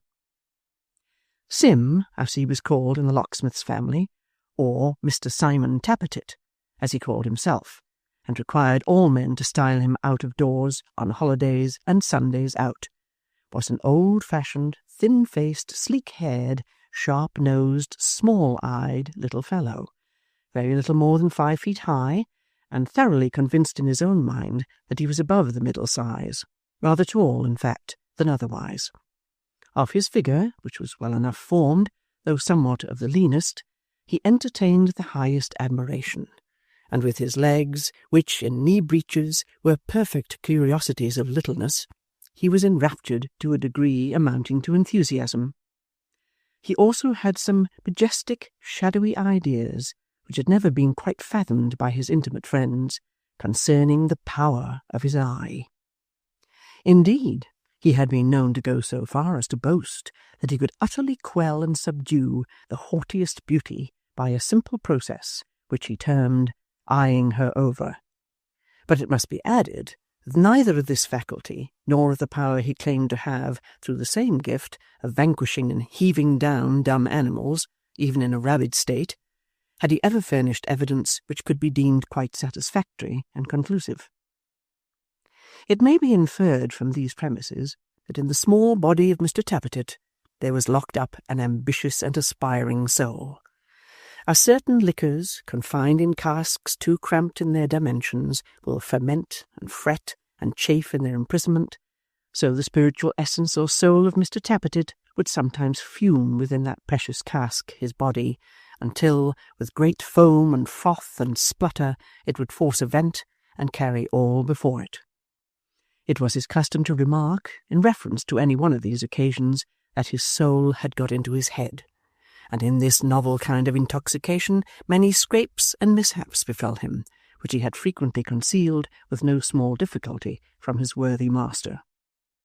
Sim Tappertit, among the other fancies upon which his before-mentioned soul was for ever feasting and regaling itself, and which fancies, like the liver of Prometheus, grew as they were fed upon, had a mighty notion of his order, and had been heard by the servant-maid openly expressing his regret that the prentices no longer carried clubs wherewith to mace the citizens. That was his strong expression. He was likewise reported to have said that in former times a stigma had been cast upon the body by the execution of George Barnwell, to which they should not have basely submitted, but should have demanded him of the legislature, temperately at first, then by an appeal to arms if necessary, to be dealt with as they in their wisdom might think fit. These thoughts always led him to consider what a glorious engine the prentices might yet become, if they had but a master spirit at their head, and then he would darkly, and to the terror of his hearers, hint at certain reckless fellows that he knew of, and at a certain lion heart ready to become their captain, who, once afoot, would make the Lord Mayor tremble on his throne. In respect of dress and personal decoration, Sim Tappertit was no less of an adventurous and enterprising character. He had been seen, beyond dispute, to pull off ruffles of the finest quality at the corner of the street on Sunday nights, and to put them carefully in his pocket before returning home. And it was quite notorious that on all great holiday occasions it was his habit to exchange his plain steel knee-buckles for a pair of glittering paste, under cover of a friendly post, planted most conveniently in that same spot. Add to this that he was in years just 20, in his looks much older, and in conceit at least 200. That he had no objection to be jested with touching his admiration of his master's daughter, and had even, when called upon at a certain obscure tavern to pledge the lady whom he honoured with his love, toasted with many winks and leers a fair creature whose Christian name, he said, began with a D. And as much is known of Sim Tappertit, who has by this time followed the locksmith in to breakfast, as is necessary to be known in making his acquaintance. It was a substantial meal, for over and above the ordinary tea equipage, the board creaked beneath the weight of a jolly round of beef, a ham of the first magnitude, and sundry towers of buttered Yorkshire cake, piled slice upon slice in most alluring order. There was also a goodly jug of well-browned clay, fashioned into the form of an old gentleman, not by any means unlike the locksmith, atop of whose bald head was a fine white froth, answering to his wig, indicative, beyond dispute, of sparkling home-brewed ale. But better far than fair home-brewed, or Yorkshire cake, or ham or beef or anything to eat or drink that earth or air or water can supply, there sat, presiding over all, the locksmith's rosy daughter, before whose dark eyes even beef grew insignificant, and malt became as nothing. Fathers should never kiss their daughters when young men are thy. It's too much. There are bounds to human endurance. So thought Sim Tappertit when Gabriel drew those rosy lips to his, those lips within Sim's reach from day to day, and yet so far off. He had a respect for his master, but he wished the Yorkshire cake might choke him. "Father," said the locksmith's daughter, when this salute was over, and they took their seats at table, "what is this I hear about last night?" All true, my dear. True as the gospel, doll. "Young Mr. Chester robbed and lying wounded in the road when you came up." Aye, Mr. Edward, and beside him Barnaby, calling for help with all his might. It was well it happened as it did, for the road's a lonely one, the hour was late, and the night being cold, and poor Barnaby even less sensible than usual from surprise and fright, the young gentleman might have met his death in a very short time. "I dread to think of it," cried his daughter with a shudder. "Oh, how did you know him?" Know him? Returned the locksmith. I didn't know him. How could I? I have never seen him. Often as I had heard and spoken of him, I took him to Mrs. Rudge's, and she no sooner saw him than the truth came out. "Miss Emma, father.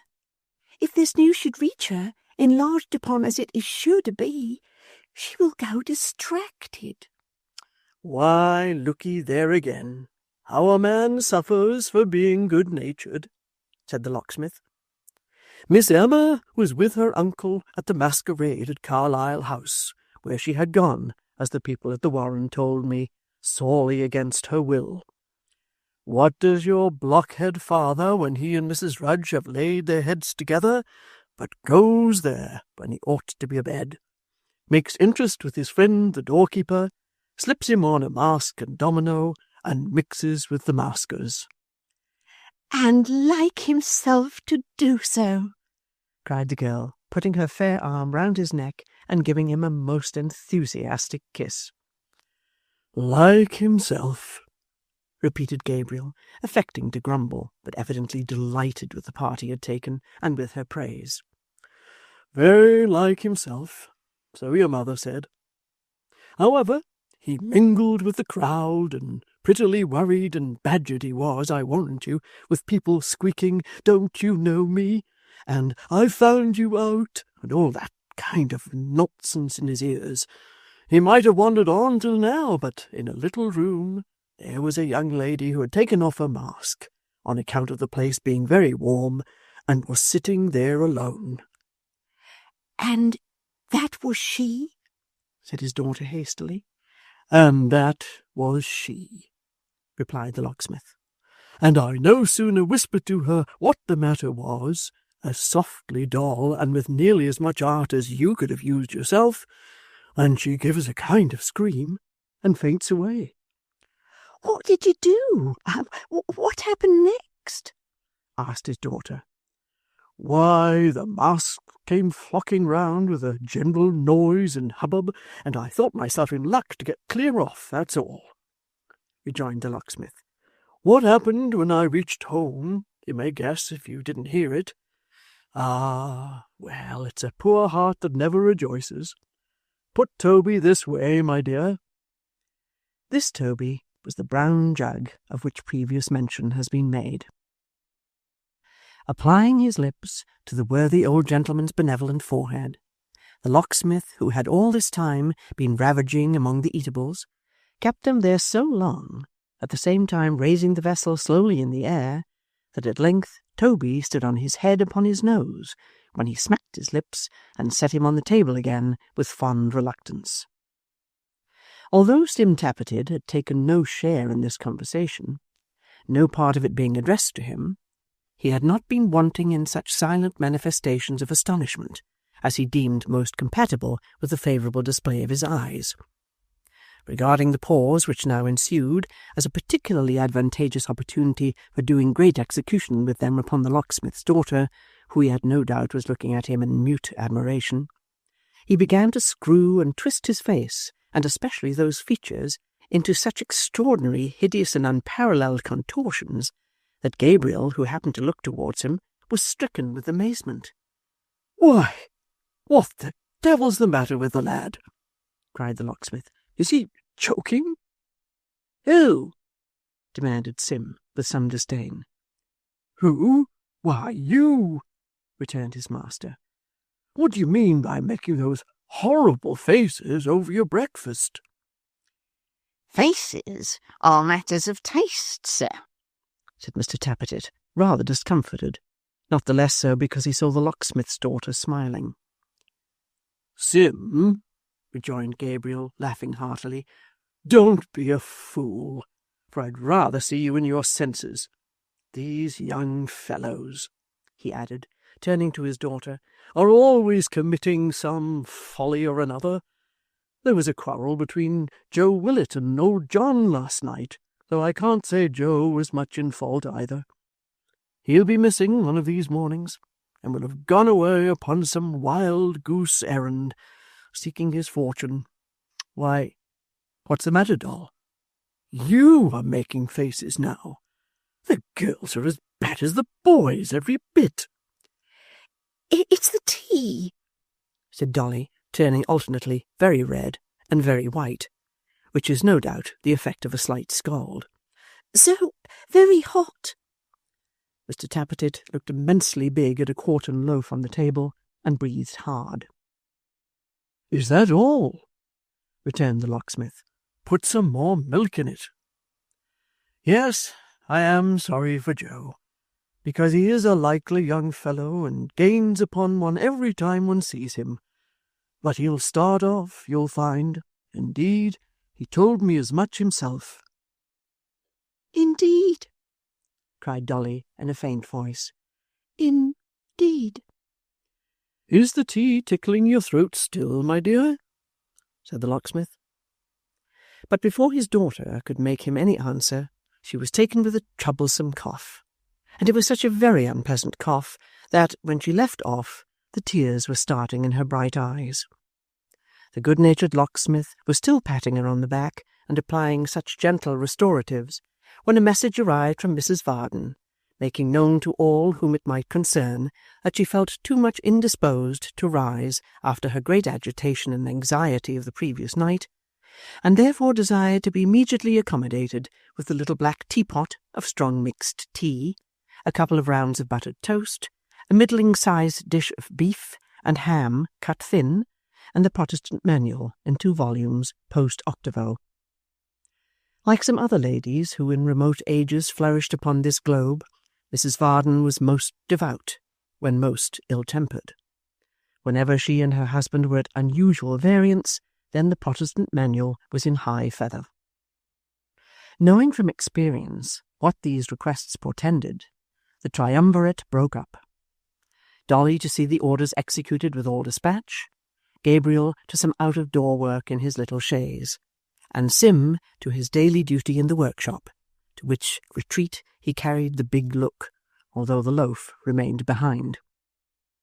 Indeed, the big look increased immensely, and when he had tied his apron on, became quite gigantic. It was not until he had several times walked up and down with folded arms and the longest strides he could take, and had kicked a great many small articles out of his way, that his lip began to curl. At length a gloomy derision came upon his features, and he smiled, uttering meanwhile with supreme contempt the monosyllable, "Joe." "I eyed her over while he talked about the fellow," he said, "and that was of course the reason of her being confused. Joe." He walked up and down again much quicker than before, and if possible with longer strides, sometimes stopping to take a glance at his legs, and sometimes to jerk out and cast from him another "Joe." In the course of a quarter of an hour or so he again assumed the paper cap, and tried to work. No, it could not be done. "I'll do nothing today," said Mr Tappertit, dashing it down again, "but grind. I'll grind up all the tools. Grinding will suit my present humour well. Joe!" Whirr. The grindstone was soon in motion. The sparks were flying off in showers. This was the occupation for his heated spirit. Whirr. "Something will come of this," said Mr Tappertit, pausing as if in triumph, and wiping his heated face upon his sleeve. "Something will come of this. I hope it mayn't be human gore."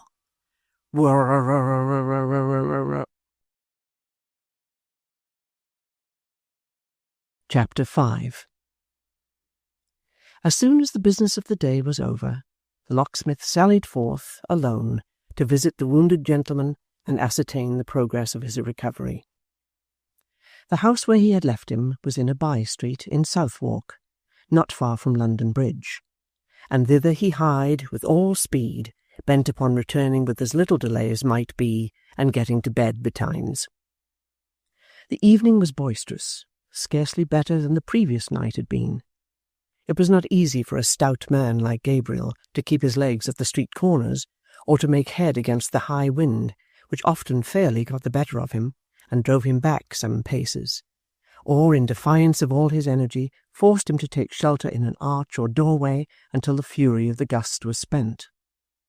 Occasionally a hat or wig, or both, came spinning and trundling past him like a mad thing, while the more serious spectacle of falling tiles and slates, or of masses of brick and mortar or fragments of stone coping rattling upon the pavement near at hand, and splitting into fragments, did not increase the pleasure of the journey or make the way less dreary. "A trying night for a man like me to walk in," said the locksmith, as he knocked softly at the widow's door. "I'd rather be in old John's chimney-corner, faith." "Who's there?" demanded a woman's voice from within. Being answered, it added a hasty word of welcome, and the door was quickly opened. She was about 40, perhaps 2 or 3 years older, with a cheerful aspect, and a face that had once been pretty. It bore traces of affliction and care, but they were of an old date, and time had smoothed them. Anyone who had bestowed but a casual glance on Barnaby might have known that this was his mother, from the strong resemblance between them. But where in his face there was wildness and vacancy, in hers there was the patient composure of long effort and quiet resignation. One thing about this face was very strange and startling. You could not look upon it in its most cheerful mood without feeling that it had some extraordinary capacity of expressing terror. It was not on the surface. It was in no one feature that it lingered. You could not take the eyes or mouth or lines upon the cheek and say if this or that were otherwise. It would not be so. Yet there it always lurked, something for ever dimly seen, but ever there, and never absent for a moment. It was the faintest, palest shadow of some look, to which an instant of intense and most unutterable horror only could have given birth. But indistinct and feeble as it was, it did suggest what that look must have been, and fixed it in the mind as if it had had existence in a dream. More faintly imaged, and wanting force and purpose, as it were, because of his darkened intellect, there was this same stamp upon the sun. Seen in a picture, it must have had some legend with it, and would have haunted those who looked upon the canvas. They who knew the Maypole story, and could remember what the widow was before her husband's and his master's murder, understood it well. They recollected how the change had come, and could call to mind that when her son was born, upon the very day the deed was known, he bore upon his wrist what seemed a smear of blood, but half washed out. "God save you, neighbour," said the locksmith, as he followed her with the air of an old friend into a little parlour where a cheerful fire was burning. And you, she answered, smiling. Your kind heart has brought you here again. Nothing will keep you at home. I know of old, if there are friends to serve or comfort out of doors. Tut, tut, returned the locksmith, rubbing his hands and warming them. You women are such talkers. What of the patient, neighbour? He's sleeping now. He was very restless towards daylight, and for some hours tossed and tumbled sadly. But the fever has left him, and the doctors say he will soon mend. He must not be removed until tomorrow. He has had visitors today? said Gabriel slyly. Yes, old Mr. Chester has been here ever since we sent for him, and had not been gone many minutes when you knocked. No ladies? said Gabriel, elevating his eyebrows and looking disappointed. A letter? replied the widow. Come, that's better than nothing, replied the locksmith. Who was the bearer? Barnaby, of course. Barnaby's the jewel, said Varden, and comes and goes with ease where we who think ourselves much wiser would make but a poor hand of it. He is not out wandering again, I hope. Thank heaven he is in his bed, having been up all night, as you know, and on his feet all day.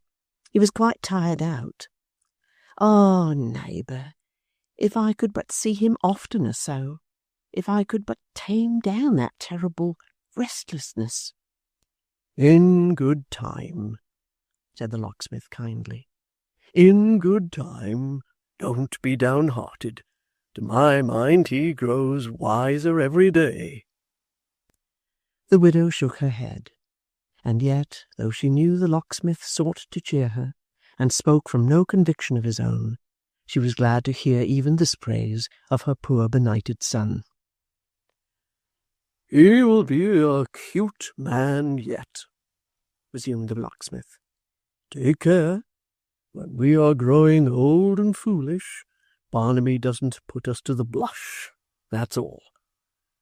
But our other friend, he added, looking under the table and about the floor, sharpest and cunningest of all the sharp and cunning ones, where's he? In Barnaby's room, rejoined the widow with a faint smile. Ah, he's a knowing blade, said Varden, shaking his head. I should be sorry to talk secrets before him. Oh, he's a deep customer. I've no doubt he can read and write, and cast accounts if he chooses. What was that? Him tapping at the door? No, returned the widow. It was in the street, I think. Hark! Yes, there again. 'Tis someone knocking softly at the shutter. Who can it be? They had been speaking in a low tone, for the invalid lay overhead, and the walls and ceilings being thin and poorly built, the sound of their voices might otherwise have disturbed his slumber. The party without, whoever it was, could have stood close to the shutter without hearing anything spoken, and, seeing the light through the chinks, and finding all so quiet, might have been persuaded that only one person was there. Some thief or ruffian, maybe, said the locksmith. Give me the light. No, no, she returned hastily. Such visitors have never come to this poor dwelling. Do you stay here? You're within call at the worst. I would rather go myself, alone. Why? said the locksmith, unwillingly relinquishing the candle he had caught up from the table. Because I don't know why, because the wish is so strong upon me, she rejoined. There again, do not detain me, I beg of you. Gabriel looked at her in great surprise to see one who was usually so mild and quiet thus agitated and with so little cause. She left the room and closed the door behind her. She stood for a moment as if hesitating, with her hand upon the lock. In this short interval the knocking came again, and a voice close to the window, A voice the locksmith seemed to recollect, and to have some disagreeable association with, whispered, "Make haste." The words were uttered in that low, distinct voice which finds its way so readily to sleepers' ears and wakes them in a fright. For a moment it startled even the locksmith, who involuntarily drew back from the window and listened. The wind rumbling in the chimney made it difficult to hear what passed, but he could tell that the door was opened, that there was the tread of a man upon the creaking boards, and then a moment's silence, broken by a suppressed something which was not a shriek or groan or cry for help, and yet might have been either or all three, and the words, "My God!" uttered in a voice it chilled him to hear. He rushed out upon the instant. There at last was that dreadful look, the very one he seemed to know so well, and yet had never seen before, upon her face.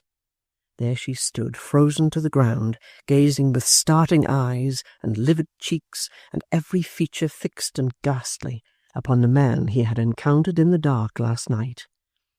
His eyes met those of the locksmith. It was but a flash, an instant, a breath upon a polished glass, and he was gone.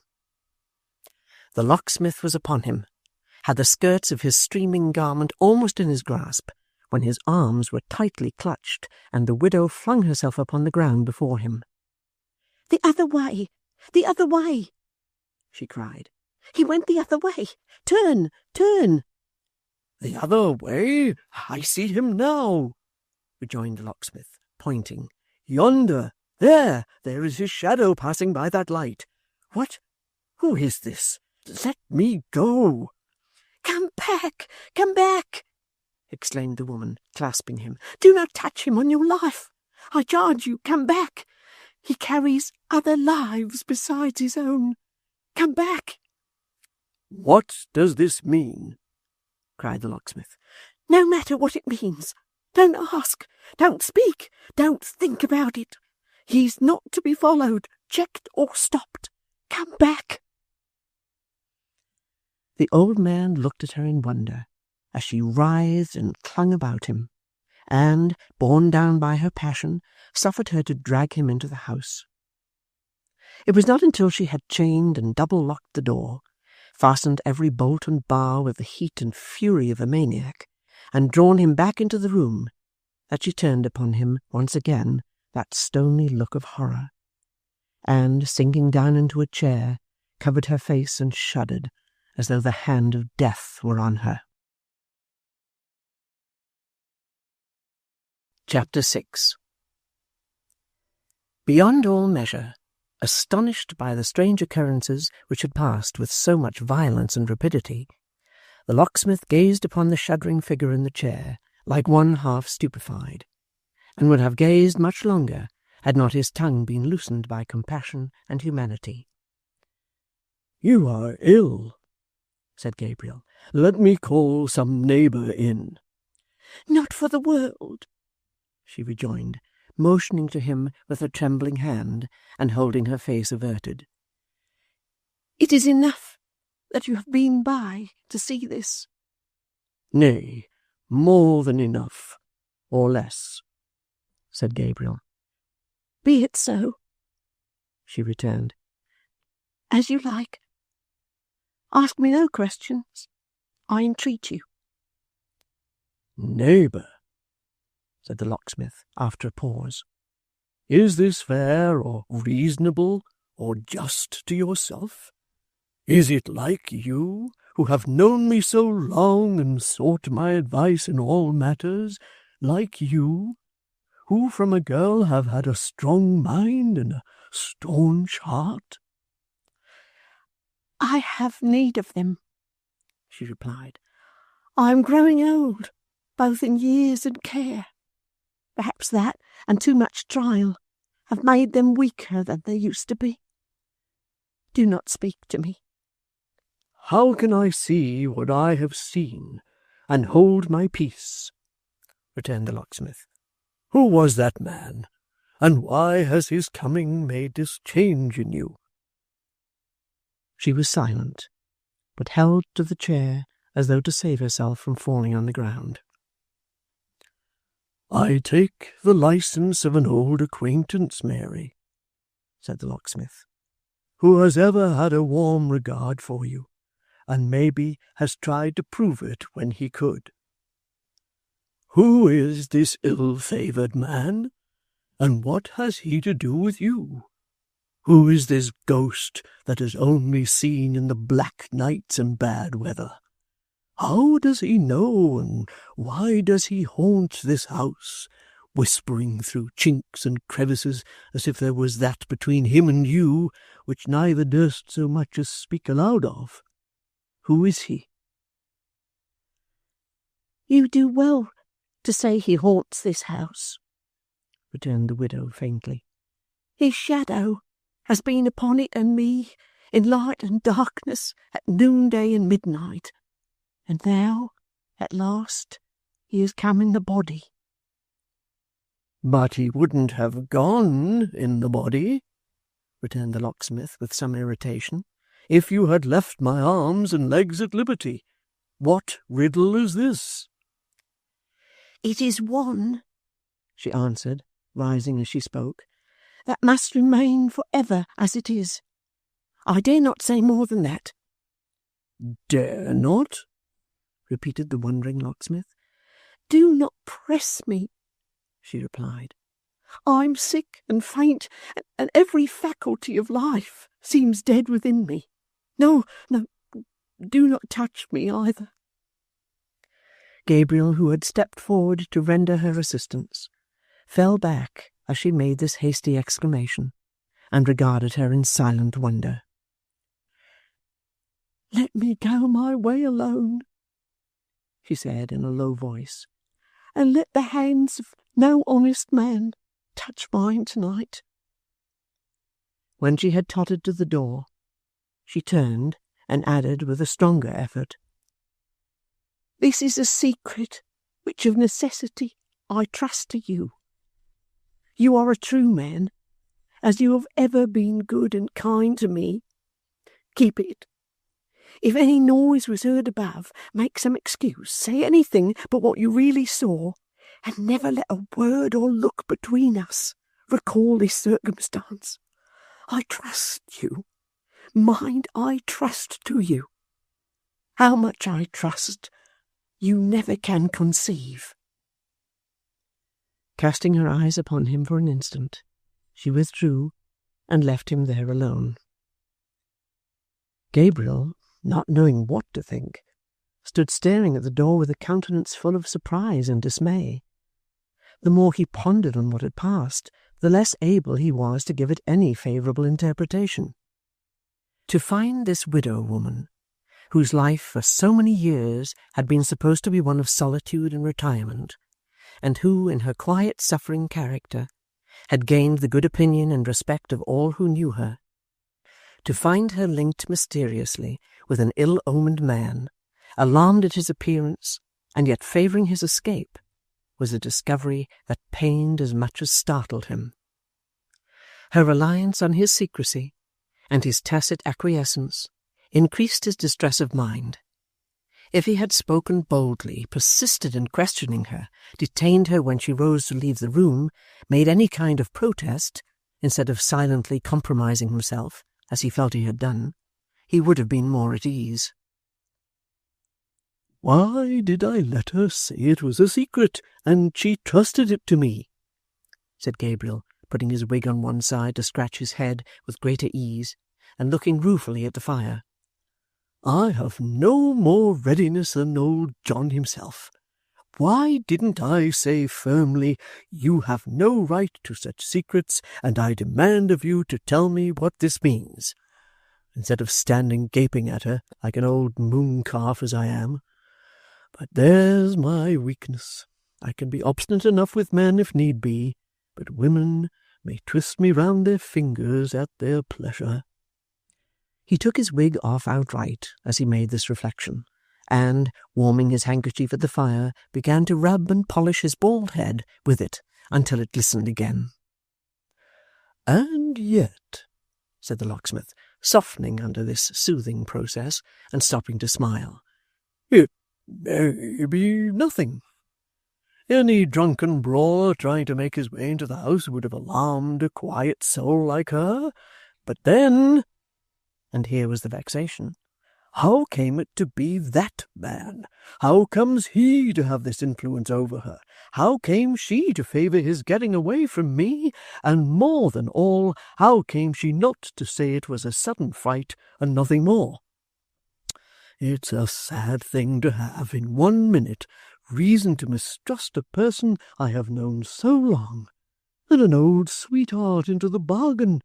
But what else can I do with all this upon my mind? Is that Barnaby outside there? Aye, he cried, looking in and nodding. Sure enough, it's Barnaby. How did you guess? By your shadow, said the locksmith. Oh, ho! cried Barnaby, glancing over his shoulder. He's a merry fellow, that shadow, and keeps close to me, though I am silly. We have such pranks, such walks, such runs, such gambols on the grass. Sometimes he'll be half as tall as a church steeple, and sometimes no bigger than a dwarf. Now he goes on before, and now behind, and anon he'll be stealing on this side, or on that, stopping whenever I stop, and thinking I can't see him, though I have my eye on him sharp enough. Oh, he's a merry fellow. Tell me, is he silly too? I think he is. Why? asked Gabriel. Because he never tires of mocking me, but does it all day long. Why don't you come? Where? Upstairs. He wants you. Stay. Where's his shadow? Come, you're a wise man. Tell me that. Beside him, Barnaby. Beside him, I suppose, returned the locksmith. No, he replied, shaking his head. Guess again. Gone out walking, maybe? He has changed shadows with a woman. The idiot whispered in his ear, and then fell back with a look of triumph. Her shadow's always with him, and his with her. That's sport, I think, eh? Barnaby, said the locksmith, with a grave look. Come hither, lad. I know what you want to say, I know, he replied, keeping away from him. That I'm cunning. I'm silent. I only say so much to you. Are you ready? As he spoke, he caught up the light and waved it with a wild laugh above his head. Softly, gently, said the locksmith, exerting all his influence to keep him calm and quiet. I thought you had been asleep. So I have been asleep, he rejoined with widely opened eyes. There have been great faces coming and going, close to my face, and then a mile away, low places to creep through, whether I would or no, high churches to fall down from, strange creatures crowded up together, neck and heels, to sit upon the bed. That's sleep, eh? Dreams, Barnaby, dreams, said the locksmith. Dreams? He echoed softly, drawing closer to him. Those are not dreams. What are? Replied the locksmith, if they are not? I dreamed, said Barnaby, passing his arm through Varden's and peering close into his face as he answered in a whisper. I dreamed just now that something, it was in the shape of a man, followed me, came softly after me, wouldn't let me be, but was always hiding and crouching like a cat in dark corners, waiting till I should pass, when it crept out and came softly after me. Did you ever see me run? Many a time, you know. You never saw me run as I did in this dream. Still, it came creeping on to worry me. Nearer, nearer, nearer. I ran faster, leapt, sprung out of bed into the window, and there, in the street below. But he is waiting for us. Are you coming? What in the street below, Barnaby? Said Varden, imagining that he had traced some connection between this vision and what had actually occurred. Barnaby looked into his face, muttered incoherently, waved the light above his head again, laughed, and drawing the locksmith's arm more tightly through his own, led him up the stairs in silence. They entered a homely bedchamber, garnished in a scanty way with chairs, whose spindle shanks bespoke their age, and other furniture of very little worth, but clean and neatly kept. Reclining in an easy chair before the fire, pale and weak from waste of blood, was Edward Chester, the young gentleman who had been the first to quit the Maypole on the previous night, and who, extending his hand to the locksmith, welcomed him as his preserver and friend. "Say no more, sir, say no more," said Gabriel. "I hope I would have done at least as much for any man in such a strait, and most of all for you, sir. A certain young lady," he added with some hesitation, "has done us many a kind turn, and we naturally feel, I hope I give you no offence in saying this, sir." The young man smiled and shook his head, at the same time moving in his chair as if in pain. "It's no great matter," he said, in answer to the locksmith's sympathizing look.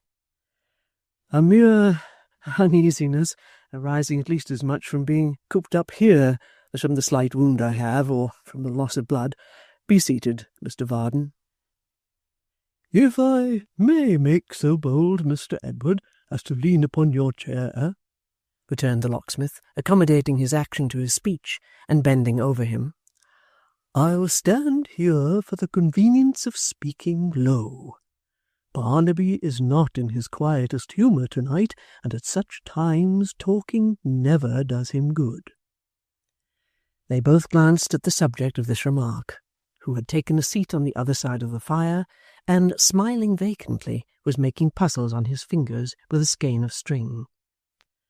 "Pray tell me, sir," said Varden, dropping his voice still lower, "exactly what happened last night.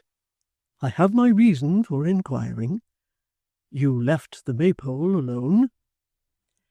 "And walked homeward alone, until I had nearly reached the place where you found me, when I heard the gallop of a horse." "Behind you?" said the locksmith. "Indeed, yes, behind me. It was a single rider, who soon overtook me, and, checking his horse, inquired the way to London." "You were on the alert, sir, knowing how many highwaymen there are scouring the roads in all directions?" said Varden. "I was, but I had only a stick, having imprudently left my pistols in their holster case with the landlord's son. I directed him as he desired. Before the words had passed my lips, he rode upon me furiously, as if bent on trampling me down beneath his horse's hoofs. In starting aside, I slipped and fell. You found me with this stab and an ugly bruise or two, and without my purse, in which he found little enough for his pains. And now, Mr. Varden," he added, shaking the locksmith by the hand, "saving the extent of my gratitude to you, you know as much as I." "Except," said Gabriel, bending down yet more and looking cautiously towards their silent neighbour, "except in respect of the robber himself. What like was he, sir? Speak low, if you please. Barnaby means no harm, but I have watched him oftener than you, and I know, little as you would think it, that he is listening now." It required a strong confidence in the locksmith's veracity to lead anyone to this belief, for every sense and faculty that Barnaby possessed seemed to be fixed upon his game, to the exclusion of all other things. Something in the young man's face expressed this opinion, for Gabriel repeated what he had just said more earnestly than before, and with another glance towards Barnaby again asked what like the man was. "The night was so dark," said Edward, "the attack so sudden, and he so wrapped and muffled up, that I can hardly say.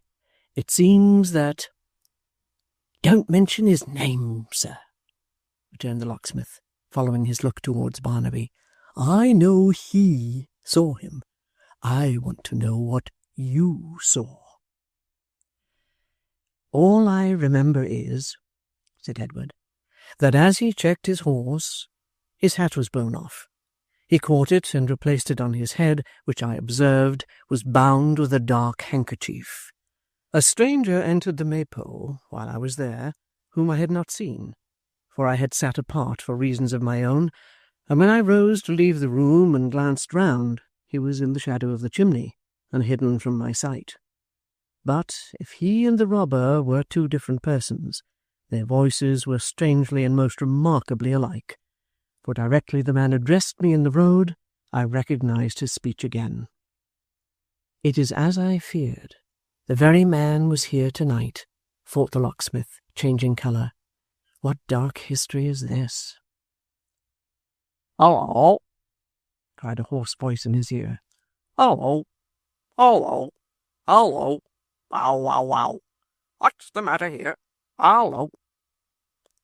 The speaker, who made the locksmith start as if he had been some supernatural agent, was a large raven who had perched upon the top of the easy-chair, unseen by him and Edward, and listened with a polite attention and a most extraordinary appearance of comprehending every word to all they had said up to this point, turning his head from one to the other, as if his office were to judge between them, and it were of the very last importance that he should not lose a word. "Look at him," said Varden, divided between admiration of the bird and a kind of fear of him. "Was there ever such a knowing imp as that? Oh, he's a dreadful fellow." The raven, with his head very much on one side, and his bright eye shining like a diamond, preserved a thoughtful silence for a few seconds, and then replied in a voice so hoarse and distant that it seemed to come through his thick feathers rather than out of his mouth. "Hello? Hello? Hello? What's the matter here? Give up your spirits. Every day. Whoa, whoa, whoa. I'm a devil. I'm a devil. I'm a devil. And then, as if exulting in his infernal character, he began to whistle. "I more than half believe he speaks the truth. Upon my word I do," said Varden. "Do you see how he looks at me, as if he knew what I was saying?"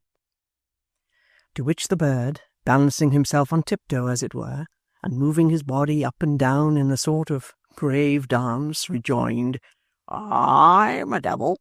I'm a devil. I'm a devil," and flapped his wings against his sides as if he were bursting with laughter. Barnaby clapped his hands and fairly rolled upon the ground in an ecstasy of delight. "Strange companions, sir," said the locksmith, shaking his head and looking from one to the other. "The bird has all the wit." "Strange indeed," said Edward, holding out his forefinger to the raven, who, in acknowledgment of the attention, made a dive at it immediately with his iron bill. "Is he old?" "A mere boy, sir," replied the locksmith. 120 or thereabouts. Call him down, Barnaby, my man." "Call him," echoed Barnaby, sitting upright upon the floor and staring vacantly at Gabriel as he thrust his hair back from his face. "But who can make him come? He calls me, and makes me go where he will. He goes on before, and I follow. He's the master, and I'm the man. Is that the truth, Grip?" The raven gave a short, comfortable, confidential kind of croak, a most expressive croak, which seemed to say, "You needn't let these fellows into our secrets. We understand each other. It's all right." I make him come?"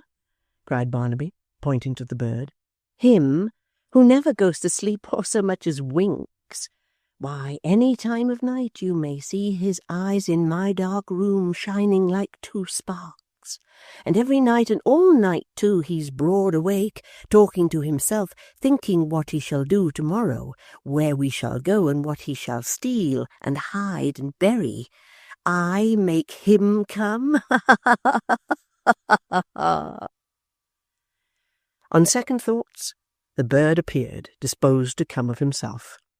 After a short survey of the ground and a few sidelong looks at the ceiling and at everybody present in turn, he fluttered to the floor and went to Barnaby, not in a hop or walk or run, but in a pace like that of a very particular gentleman with exceedingly tight boots on, trying to walk fast over loose pebbles.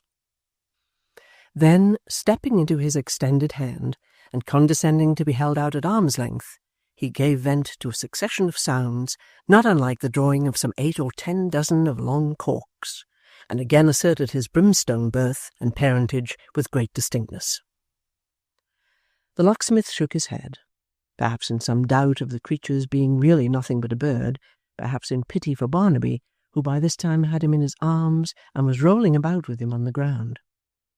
As he raised his eyes from the poor fellow, he encountered those of his mother, who had entered the room and was looking on in silence. She was quite white in the face, even to her lips, but had wholly subdued her emotion and wore her usual quiet look. Varden fancied, as he glanced at her, that she shrunk from his eye, and that she busied herself about the wounded gentleman to avoid him the better. It was time he went to bed, she said, and he was to be removed to his own home on the morrow, and he had already exceeded his time for sitting up by a full hour. Acting on this hint, the locksmith prepared to take his leave. "By the by," said Edward, as she shook him by the hand and looked from him to Mrs. Rudge and back again, "what noise was that below? I heard your voice in the midst of it, and should have inquired before, but our other conversation drove it from my memory. What was it?" The locksmith looked towards her and bit his lip. She leant against the chair and bent her eyes upon the ground. Barnaby, too, he was listening. "Some mad or drunken fellow, sir," Varden at length made answer, looking steadily at the widow as he spoke. "He mistook the house and tried to force an entrance." She breathed more freely, but stood quite motionless. As the locksmith said good night, and Barnaby caught up the candle to light him down the stairs, she took it from him and charged him with more haste and earnestness than so slight an occasion appeared to warrant, not to stir. The raven followed them to satisfy himself that all was right below, and when they reached the street door, stood on the bottom stair, drawing corks out of number. With a trembling hand, she unfastened the chain and bolts, and turned the key. As she had her hand upon the latch, the locksmith said in a low voice, "I have told a lie to-night for your sake, Mary, and for the sake of bygone times and old acquaintance, when I would scorn to do so for my own. I hope I may have done no harm, or led to none.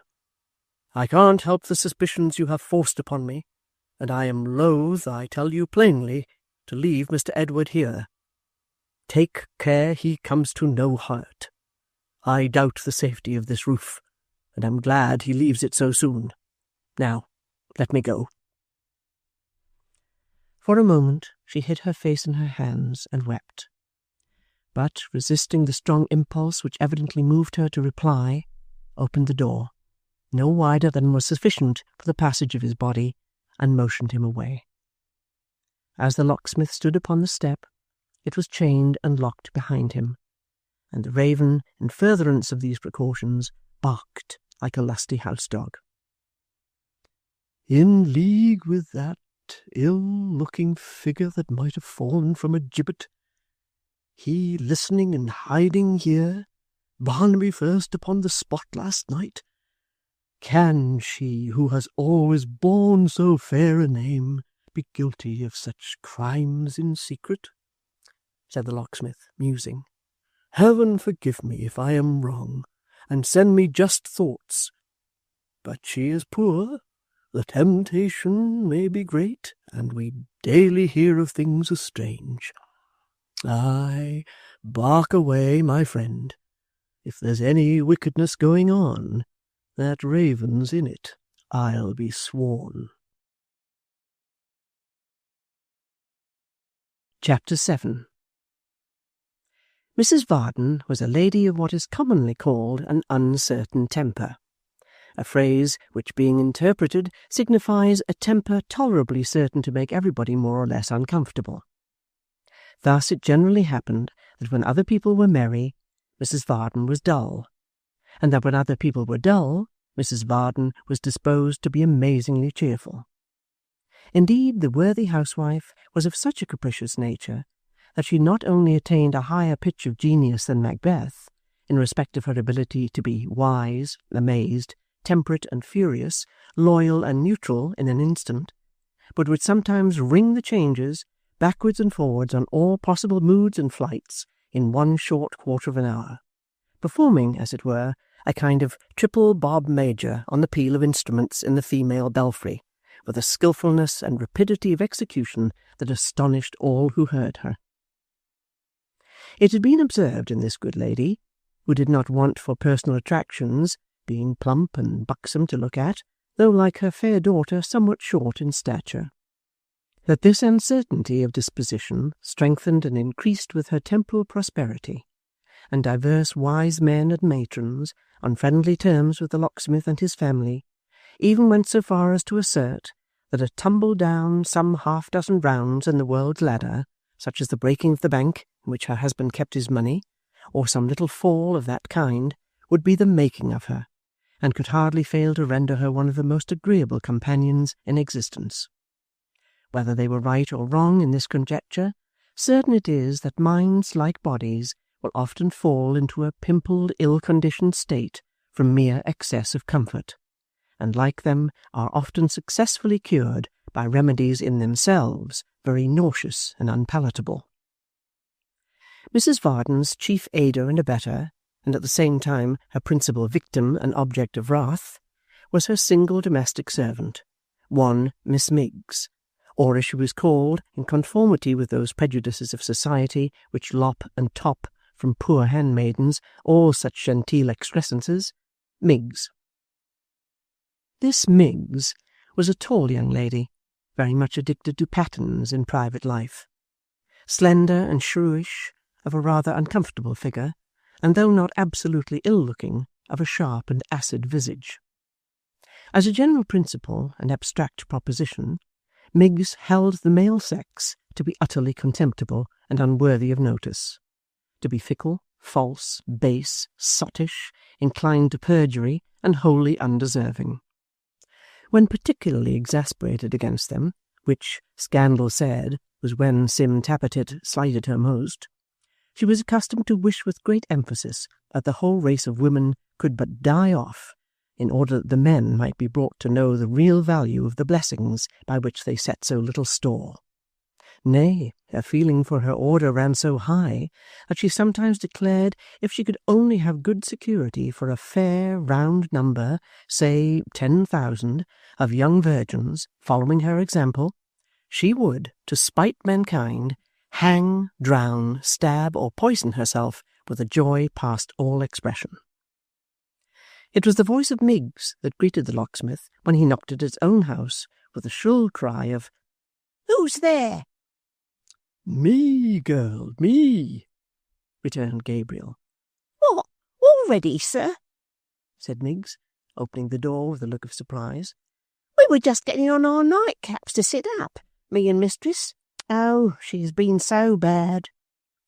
Miggs said this with an air of uncommon candour and concern, but the parlour door was standing open, and as Gabriel very well knew for whose ears it was designed, he regarded her with anything but an approving look as he passed in. "Master's come home, Mim," cried Miggs, running before him into the parlour. "You was wrong, Mim, and I was right. I thought he wouldn't keep us up so late 2 nights running, Mim.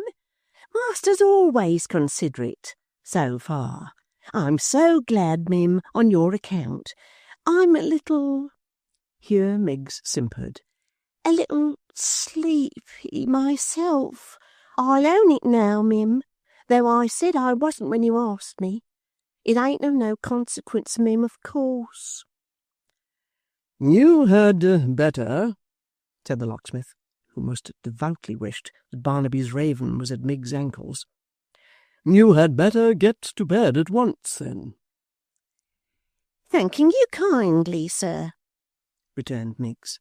"I couldn't take my rest in peace, nor fix my thoughts upon my prayers other ways than that I knew mistress was comfortable in her bed this night.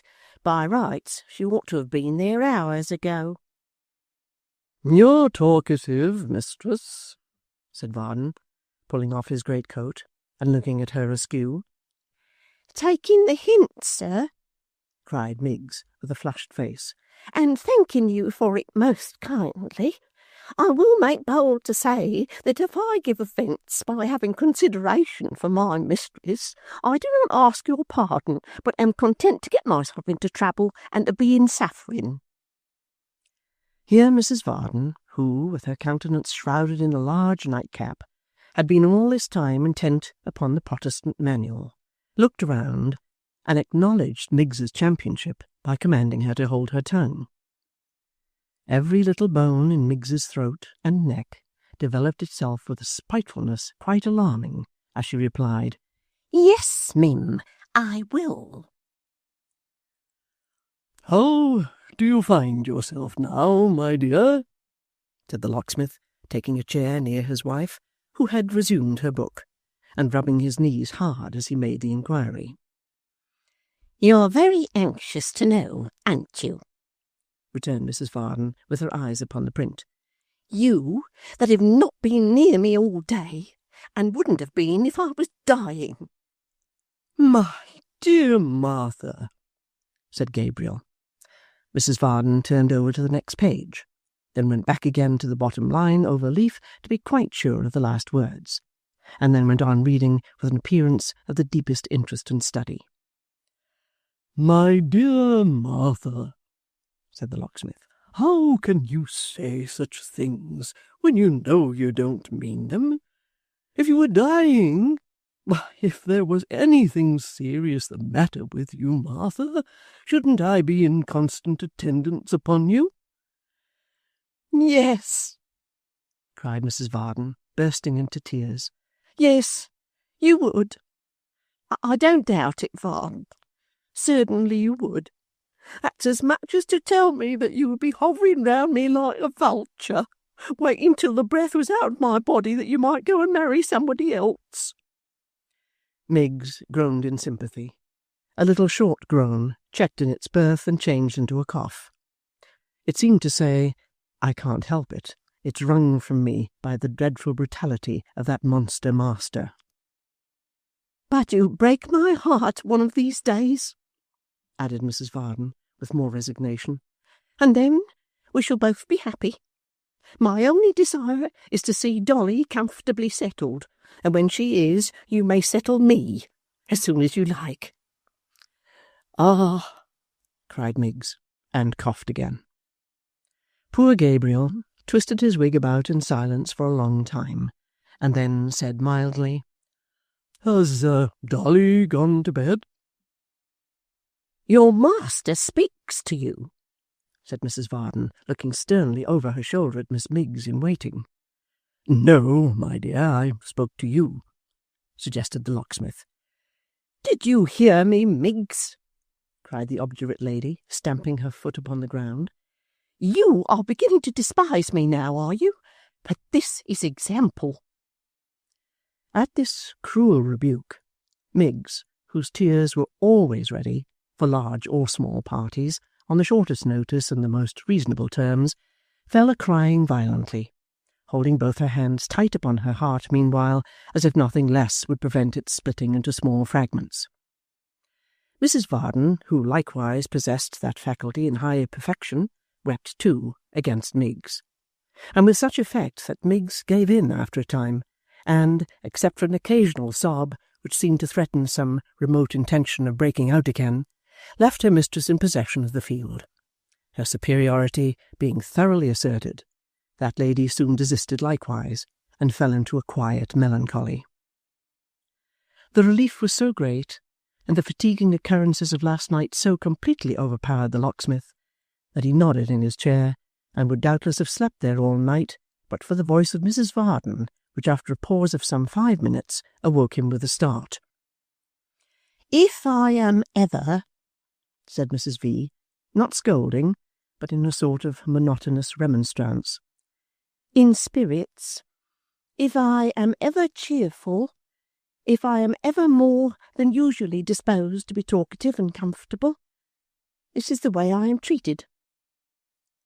"Such spirits as you was into, Mim, but half an hour ago," cried Miggs. "I never see such company." "Because," said Mrs. Varden, "Because I never interfere or interrupt, because I never question where anybody comes or goes, because my whole mind and soul is bent on saving where I can save, and labouring in this house. Therefore they try me as they do."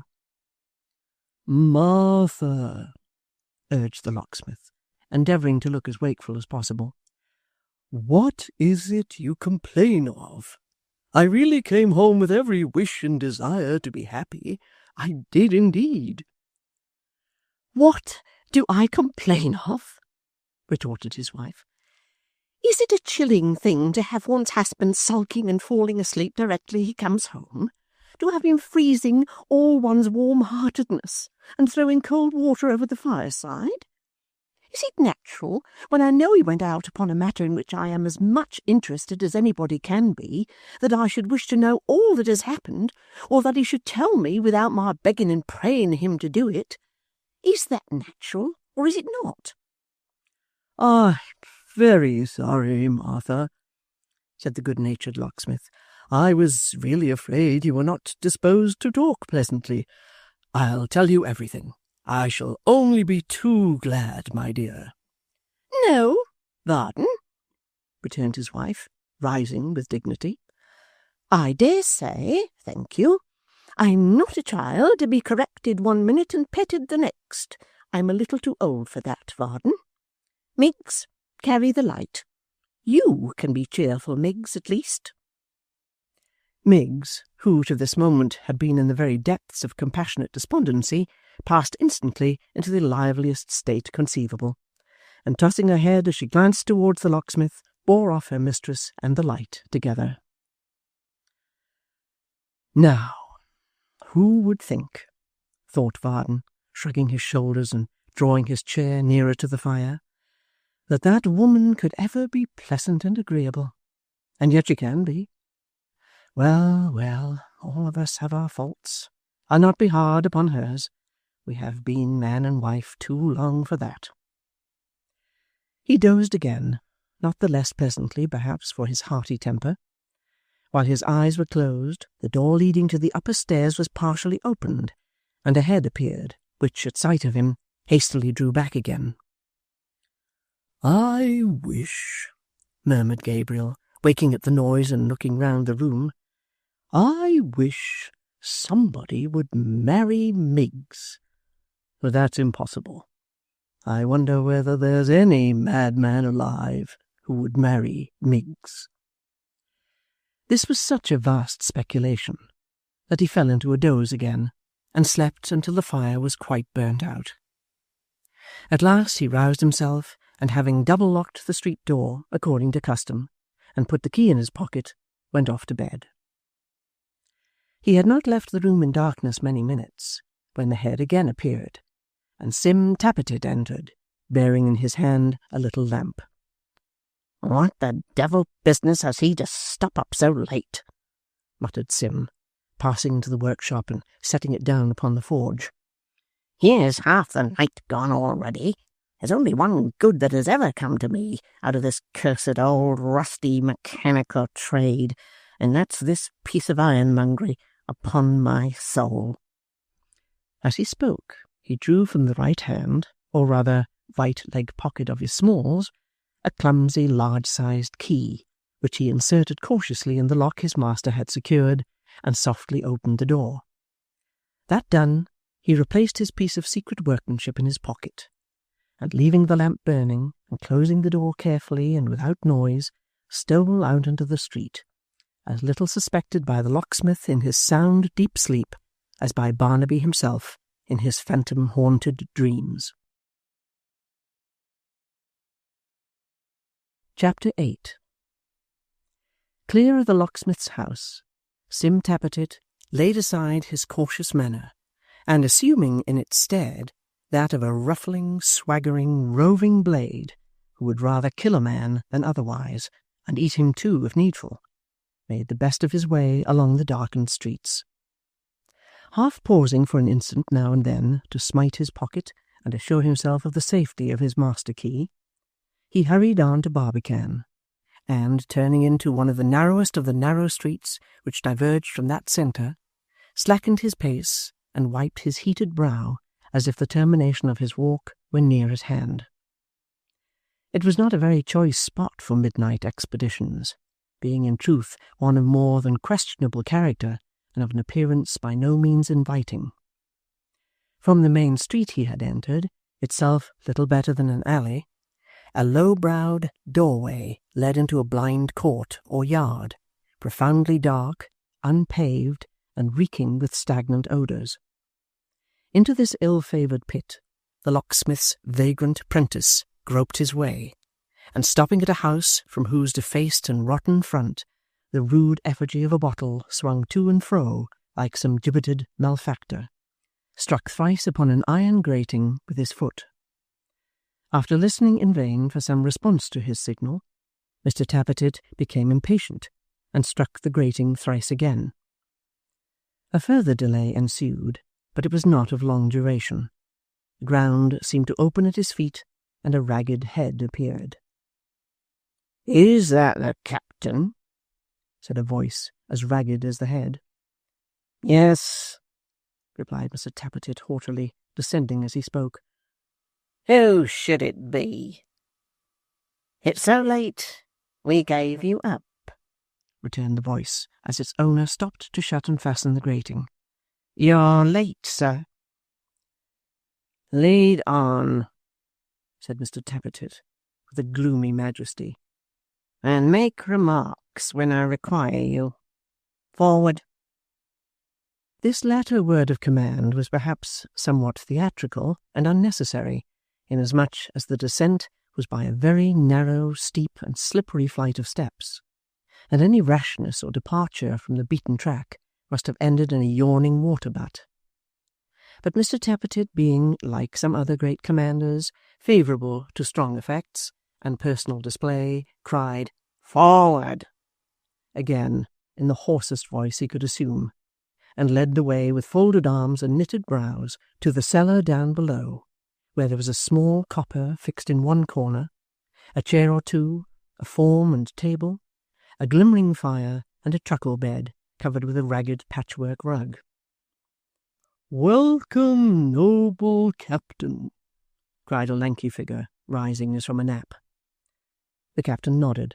Then, throwing off his outer coat, he stood composed in all his dignity and eyed his follower over. "What news tonight?" he asked, when he had looked into his very soul.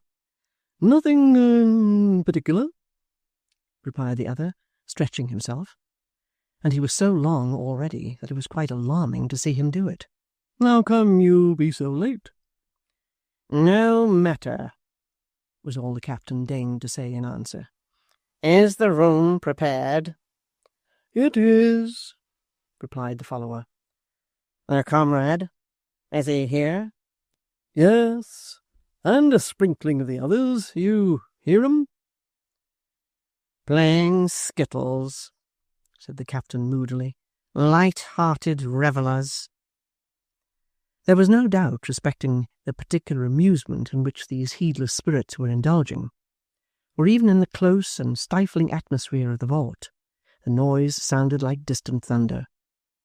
It certainly appeared at first sight a singular spot to choose, for that or any other purpose of relaxation, if the other cellars answered to the one in which this brief colloquy took place, for the floors were of sodden earth, the walls and roof of damp, bare brick, tapestried with the tracks of snails and slugs. The air was sickening, tainted, and offensive. It seemed, from one strong flavour which was uppermost among the various odours of the place, that it had, at no very distant period, been used as a storehouse for cheeses, a circumstance which, while it accounted for the greasy moisture that hung about it, was agreeably suggestive of rats. It was naturally damp besides, and little trees of fungus sprung from every mouldering corner. The proprietor of this charming retreat, and owner of the ragged head before mentioned, for he wore an old tie wig, as bare and frowsy as a stunted hearth-broom, had by this time joined them, and stood a little apart, rubbing his hands, wagging his hoary bristled chin, and smiling in silence. His eyes were closed, but had they been wide open, it would have been easy to tell from the attentive expression of the face he turned towards them, pale and unwholesome as might be expected in one of his underground existence, and from a certain anxious raising and quivering of the lids, that he was blind. "Even Stagg hath been asleep," said the long comrade, nodding towards this person. "Sound, Captain, sound," cried the blind man. "What does my noble captain drink? Is it brandy, rum, usquebaugh? Is it soaked gunpowder or blazing oil? Give it a name, heart of oak, and we'd get it for you. If it was wine from a bishop's cellar or melted gold from King George's mint."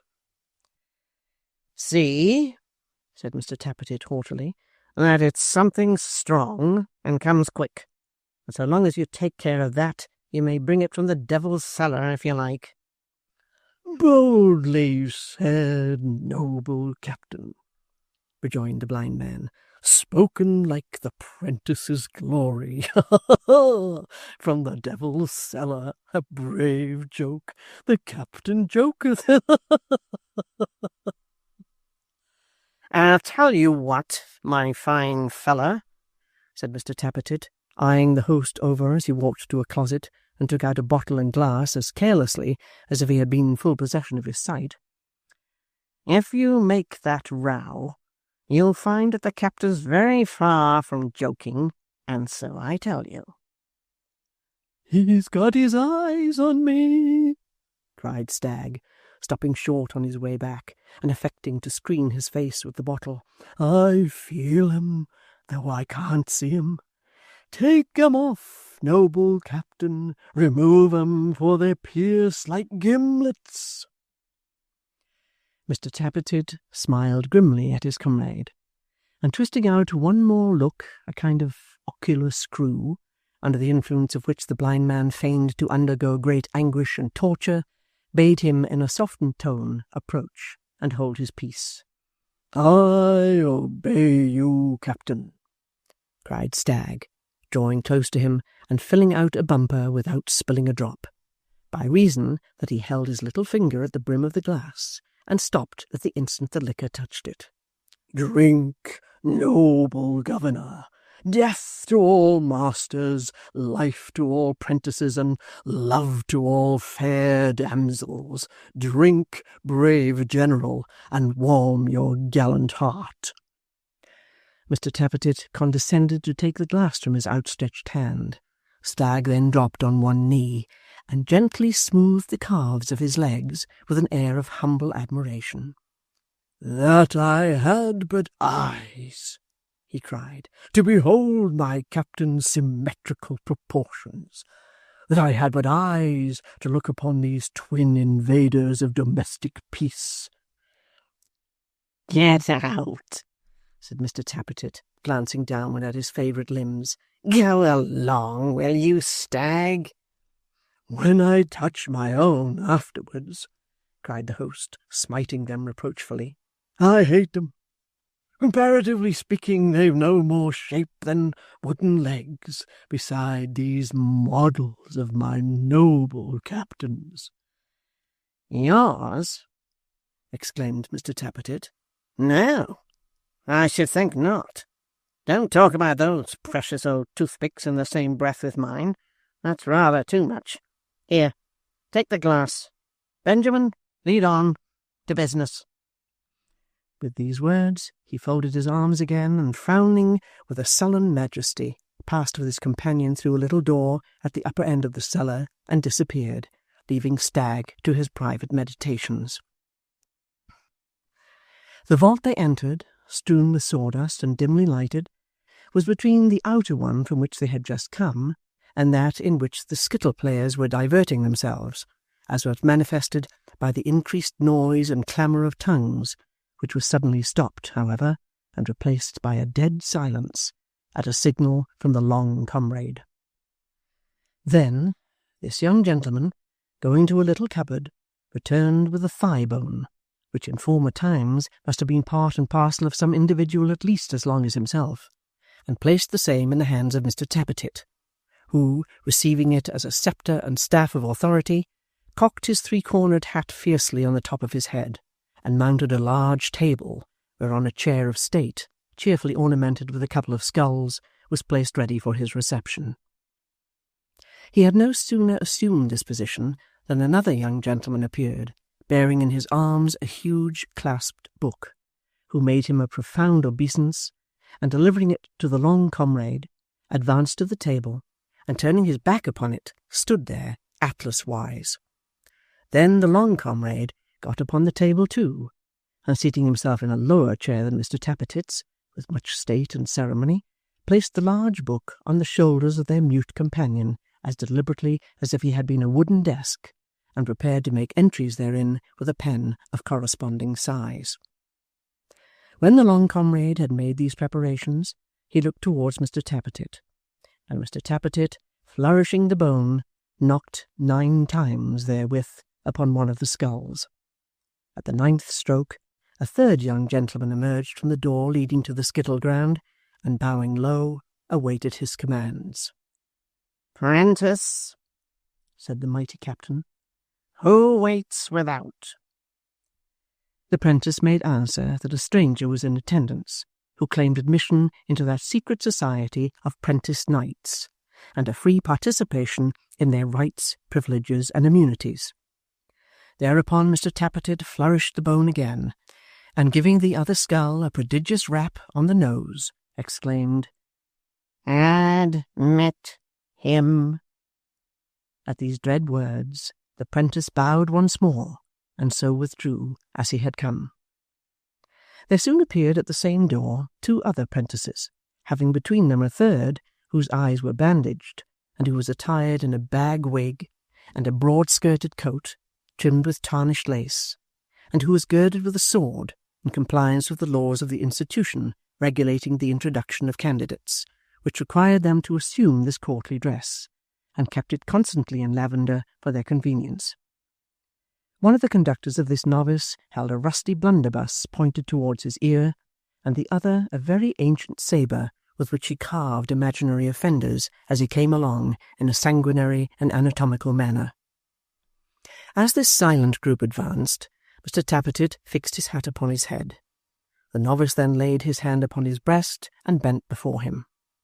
When he had humbled himself sufficiently, the captain ordered the bandage to be removed and proceeded to eye him over.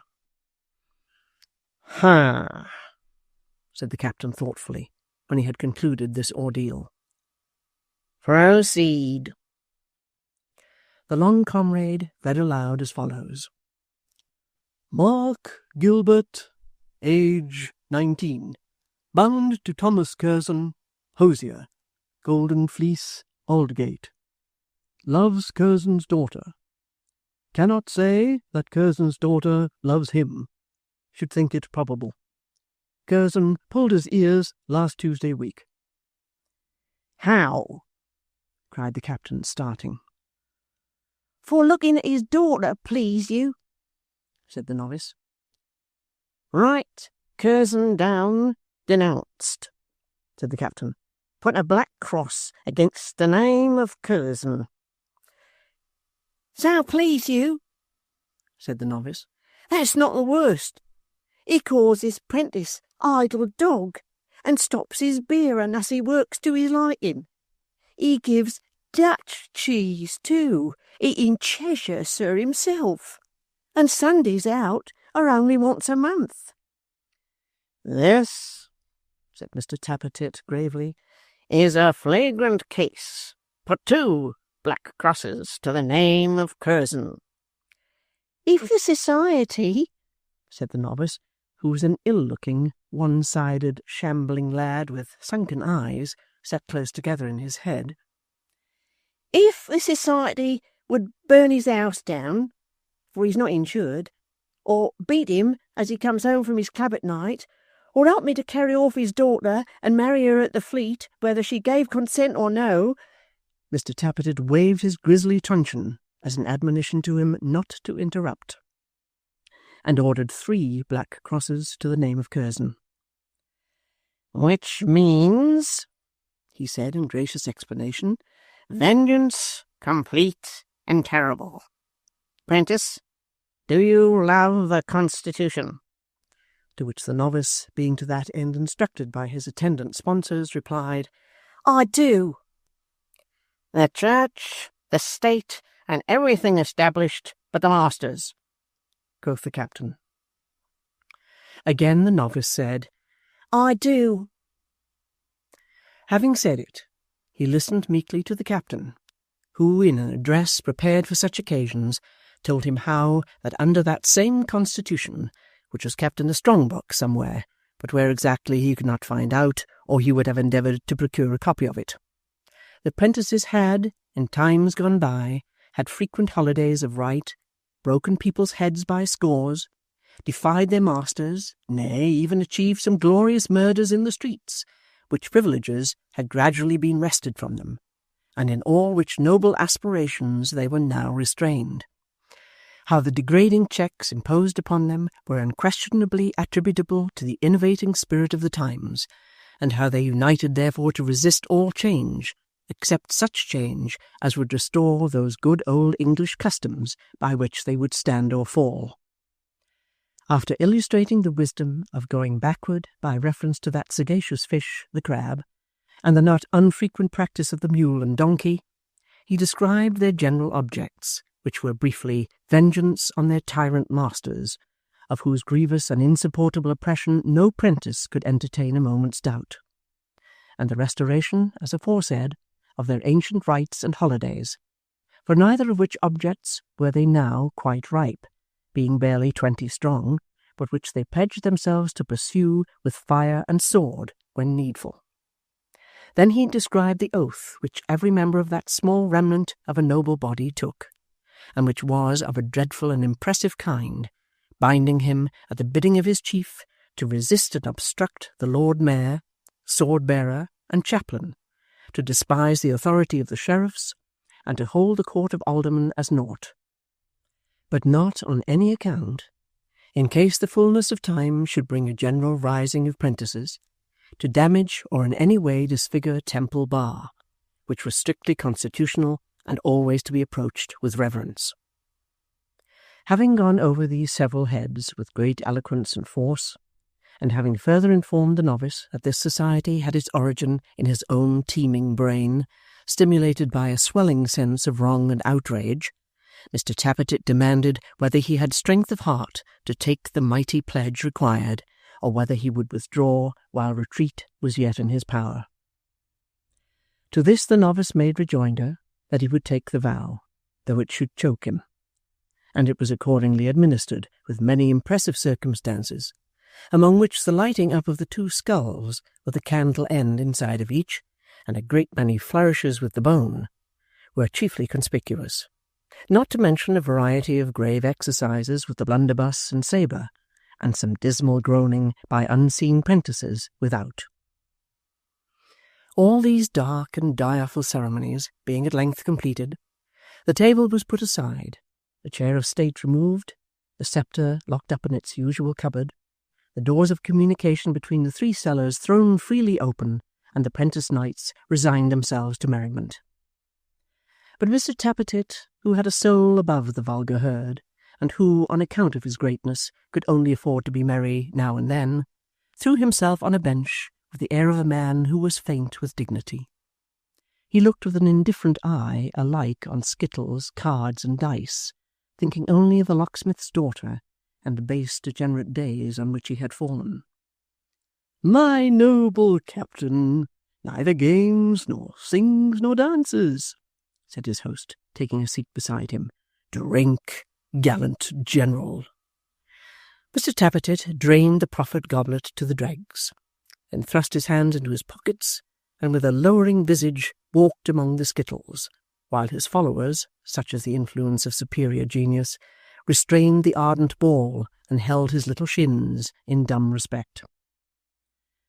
If I had been born a corsair or a pirate, a brigand, genteel highwayman or patriot, and they're the same thing, thought Mr. Tappertit, musing among the ninepins, I should have been all right, but to drag out a ignoble existence unbeknown to mankind in general.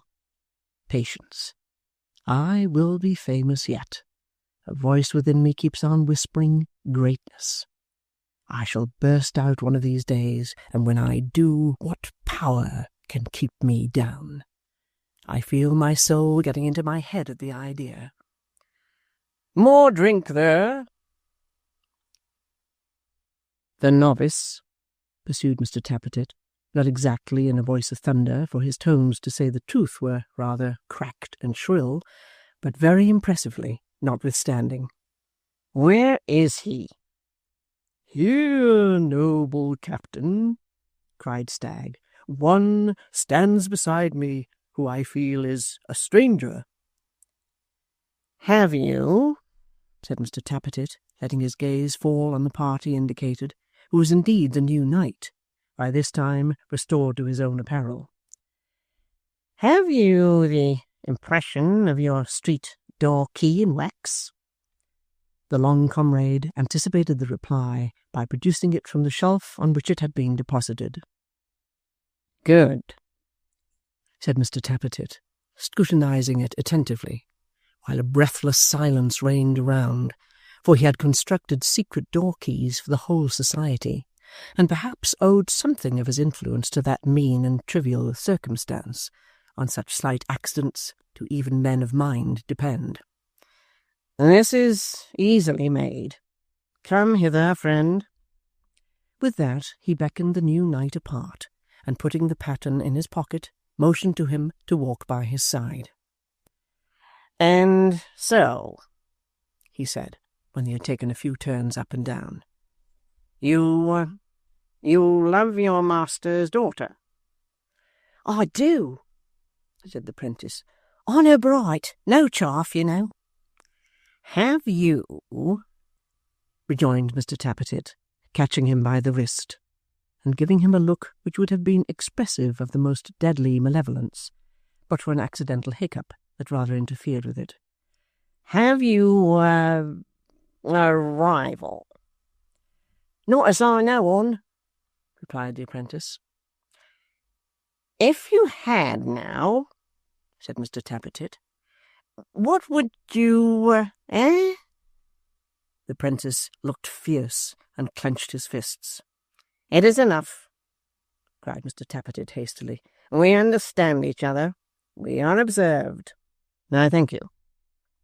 So saying, he cast him off again, and calling the long comrade aside after taking a few hasty turns by himself, bade him immediately write and post against the wall a notice prescribing one Joseph Willet, commonly known as Joe, of Chigwell, forbidding all prentice knights to succour, comfort, or hold communion with him, and requiring them on pain of excommunication to molest, hurt, wrong, annoy, and pick quarrels with the said Joseph, whensoever and wheresoever they or any of them should happen to encounter him. Having relieved his mind by this energetic proceeding, he condescended to approach the festive board, and warming by degrees, at length deigned to preside, and even to enchant the company with a song. After this, he rose to such a pitch as to consent to regale the society with a hornpipe, which he actually performed to the music of a fiddle played by an ingenious member, with such surpassing agility and brilliancy of execution that the spectators could not be sufficiently enthusiastic in their admiration, and their host protested with tears in his eyes that he had never truly felt his blindness until that moment. But the host, withdrawing, probably to weep in secret, soon returned with the information that it wanted little more than an hour of day, and that all the cocks in Barbican had already begun to crow, as if their lives depended on it. At this intelligence the prentice knights arose in haste, and marshalling into a line, filed off one by one, and dispersed with all speed to their several homes, leaving their leader to pass the grating last. "Good night, noble captain," whispered the blind man as he held it open for his passage out. "Farewell, brave general. Bye-bye, illustrious commander. Good luck go with you for a conceited, bragging, empty-headed, duck-legged idiot." With which parting words, coolly added as he listened to his receding footsteps and locked the grate upon himself, he descended the steps, and lighting the fire below the little copper, prepared without any assistance for his daily occupation, which was to retail at the area head above pennyworths of broth and soup and savoury puddings, compounded of such scraps as were to be bought in the heap for the least money at Fleet Market in the evening time, and for the sale of which he had need to have depended chiefly on his private connection, for the court had no thoroughfare, and was not that kind of place in which many people were likely to take the air or to frequent as an agreeable promenade. Chapter 9. Chroniclers are privileged to enter where they list, to come and go through keyholes, to ride upon the wind, to overcome in their soarings up and down all obstacles of distance, time, and place. Thrice blessed be this last consideration, since it enables us to follow the disdainful Miggs even into the sanctity of her chamber, and to hold her in sweet companionship through the dreary watches of the night. Miss Miggs, having undone her mistress, as she phrased it, which means assisted to undress her, and having seen her comfortably to bed in the back room on the first floor, withdrew to her own apartment in the attic story. Notwithstanding her declaration in the locksmith's presence, she was in no mood for sleep, so, putting her light upon the table, and withdrawing the little window curtain, she gazed out pensively at the wild night sky. Perhaps she wondered what star was destined for her habitation when she had run her little course below. Perhaps speculated which of those glimmering spheres might be the natal orb of Mr. Tappertit. Perhaps marvelled how they could gaze down on that perfidious creature, man, and not sicken and turn green as chemists' lamps. Perhaps thought of nothing in particular. Whatever she thought about, there she sat, until her attention, alive to anything connected with the insinuating prentice, was attracted by a noise in the next room to her own, his room, the room in which he slept and dreamed, it might be, sometimes dreamed of her. That he was not dreaming now, unless he was taking a walk in his sleep, was clear, for every now and then there came a shuffling noise, as though he were engaged in polishing the whitewashed wall, then a gentle creaking of his door, and the faintest indication of his stealthy footsteps on the landing-place outside. Noting this latter circumstance, Miss Miggs turned pale and shuddered, as mistrusting his intentions, and more than once exclaimed below her breath, "Oh, what a providence it is as I am bolted in!" which, owing doubtless to her alarm, was a confusion of ideas on her part between a bolt and its use, for though there was one on the door, it was not fastened. Miss Miggs's sense of hearing, however, having as sharp an edge as her temper, and being of the same snappish and suspicious kind, very soon informed her that the footsteps passed her door, and appeared to have some object quite separate and disconnected from herself. At this discovery she became more alarmed than ever, and was about to give utterance to those cries of thieves and murder which she had hitherto restrained, when it occurred to her to look softly out and see that her fears had some good palpable foundation. Looking out accordingly, and stretching her neck over the handrail, she descried, to her great amazement, Mr. Tappertit, completely dressed, stealing downstairs, one step at a time, with his shoes in one hand and a lamp in the other. Following him with her eyes, and going down a little way herself to get the better of an intervening angle, she beheld him thrust his head in at the parlour door, draw it back again with great swiftness, and immediately begin a retreat upstairs with all possible expedition. "Here's mysteries," said the damsel, when she was safe in her own room again, quite out of breath. "Oh, gracious, here's mysteries." The prospect of finding anybody out in anything would have kept Miss Miggs awake under the influence of henbane. Presently she heard the step again, as she would have done if it had been that of a feather endowed with motion, and walking down on tiptoe. Then, gliding out as before, she again beheld the retreating figure of the 'prentice. Again he looked cautiously in at the parlour door, but this time, instead of retreating, he passed in and disappeared. Miggs was back in her room, and had her head out of the window before an elderly gentleman could have winked and recovered from it. Out he came at the street door, shut it carefully behind him, tried it with his knee, and swaggered off, putting something in his pocket as he went along. At this spectacle Miggs cried, "Gracious!" again, and then, "Goodness gracious!" and then, "Goodness gracious me!" and then, candle in hand, went downstairs as he had done. Coming to the workshop, she saw the lamp burning on the forge, and everything as Sim had left it. "Why, I wish I may only have a walking funeral, and never be buried decent with a mourning coach and feathers, if the boy hasn't been and made a key for his own self," cried Miggs. "Oh, the little villain!" This conclusion was not arrived at without consideration, and much peeping and peering about. Nor was it unassisted by the recollection that she had on several occasions come upon the 'prentice suddenly and found him busy at some mysterious occupation. Lest the fact of Miss Miggs calling him, on whom she stooped to cast a favourable eye, a boy, should create surprise in any breast, it may be observed that she invariably affected to regard all male bipeds under 30 as mere chits and infants, which phenomenon is not unusual in ladies of Miss Miggs's temper, and is indeed generally found to be the associate of such indomitable and savage virtue. Miss Miggs deliberated within herself for some little time, looking hard at the shop door while she did so, as though her eyes and thoughts were both upon it, and then, taking a sheet of paper from a drawer, twisted it into a long thin spiral tube. Having filled this instrument with a quantity of small coal dust from the forge, she approached the door, and dropping on one knee before it, dexterously blew into the keyhole as much of these fine ashes as the lock would hold. When she had filled it to the brim in a very workmanlike and skilful manner, she crept upstairs again and chuckled as she went.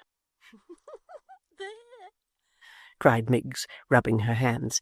"Now let's see whether you won't be glad to take some notice of me, mister. You'll have eyes for somebody besides Miss Dolly now, I think. A fat-faced puss she is, as ever I come across." As she uttered this criticism, she glanced approvingly at her small mirror, as who should say, "I thank my stars that can't be said of me," as it certainly could not, for Miss Miggs's style of beauty was of that kind which Mr. Tappertit himself had not inaptly termed in private scraggy. "I don't go to bed this night," said Miggs, wrapping herself in a shawl and drawing a couple of chairs near the window, flouncing down upon one and putting her feet upon the other. "Till you come home, my lad, I wouldn't," said Miggs viciously. "No, not for £45. With that, and with an expression of face in which a great number of opposite ingredients, such as mischief, cunning, malice, triumph, and patient expectation, were all mixed up together in a kind of physiognomical punch, Miss Miggs composed herself to wait and listen, like some fair ogress who had set a trap and was watching for a nibble from a plump young traveller. She sat there with perfect composure all night.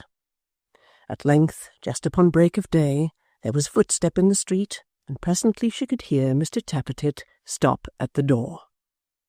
Then she could make out that he tried his key, that he was blowing into it, that he knocked it on the nearest post to beat the dust out, that he took it under a lamp to look at it, that he poked bits of stick into the lock to clear it, that he peeped into the keyhole, first with one eye and then with the other, that he tried the key again, that he couldn't turn it, and what was worse, couldn't get it out, that he bent it, that then it was much less disposed to come out than before, that he gave it a mighty twist and a great pull, and then it came out so suddenly that he staggered backwards, that he kicked the door, that he shook it, finally that he smote his forehead and sat down on the step in despair. When this crisis had arrived, Miss Miggs, affecting to be exhausted with terror, and to cling to the window-sill for support, put out her nightcap and demanded in a faint voice who was there. Mr. Tappertit cried, "Hush!" and backing to the road, exhorted her in frenzied pantomime to secrecy and silence. "Tell me one thing," said Miggs. "Is it thieves?" No, no, no, cried Mr. Tappertit. "Then," said Miggs, more faintly than before, "it's fire. Where is it, sir? It's near this room, I know. I've a good conscience, sir, and would much rather die than go down a ladder. All I wish is, respecting my love to my married sister, Golden Lion Court, number 27, second bell handle on the right-hand door-post." "Miggs," cried Mr. Tappertit, "don't you know me? Sim, you know Sim." "Oh, what about him?" cried Miggs, clasping her hands. "Is he in danger? Is he in the midst of flames and blazes? Oh, gracious, gracious!" "I'm here, aren't I?" rejoined Mr. Tappertit, knocking himself on the breast. "Don't you see me? What a fool you are, Miggs!" "There!" cried Miggs, unmindful of this compliment. "Why, so goodness! What's the meaning of... If you please, Mim, here's..." "No, no!" cried Mr. Tappertit, standing on tiptoe, as if by that means he in the street were any nearer being able to stop the mouth of Miggs in the garret. "Don't! I've been out without leave, and something or another's the matter with the lock. Come down and undo the shop window, that I may get in that way." "I dursn't do it, Simon," cried Miggs, for that was her pronunciation of his Christian name. "I dursn't do it indeed. You know as well as anybody how particular I am, and to come down in the dead of night when the house is wrapped in slumbers and veiled in obscurity." And there she stopped and shivered, for her modesty caught cold at the very thought. "But, Miggs," cried Mr. Tappertit, getting under the lamp that she might see his eyes.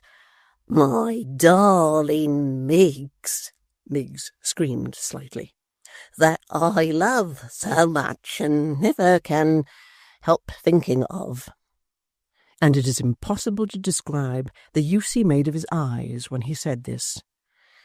"Do, for my sake, do."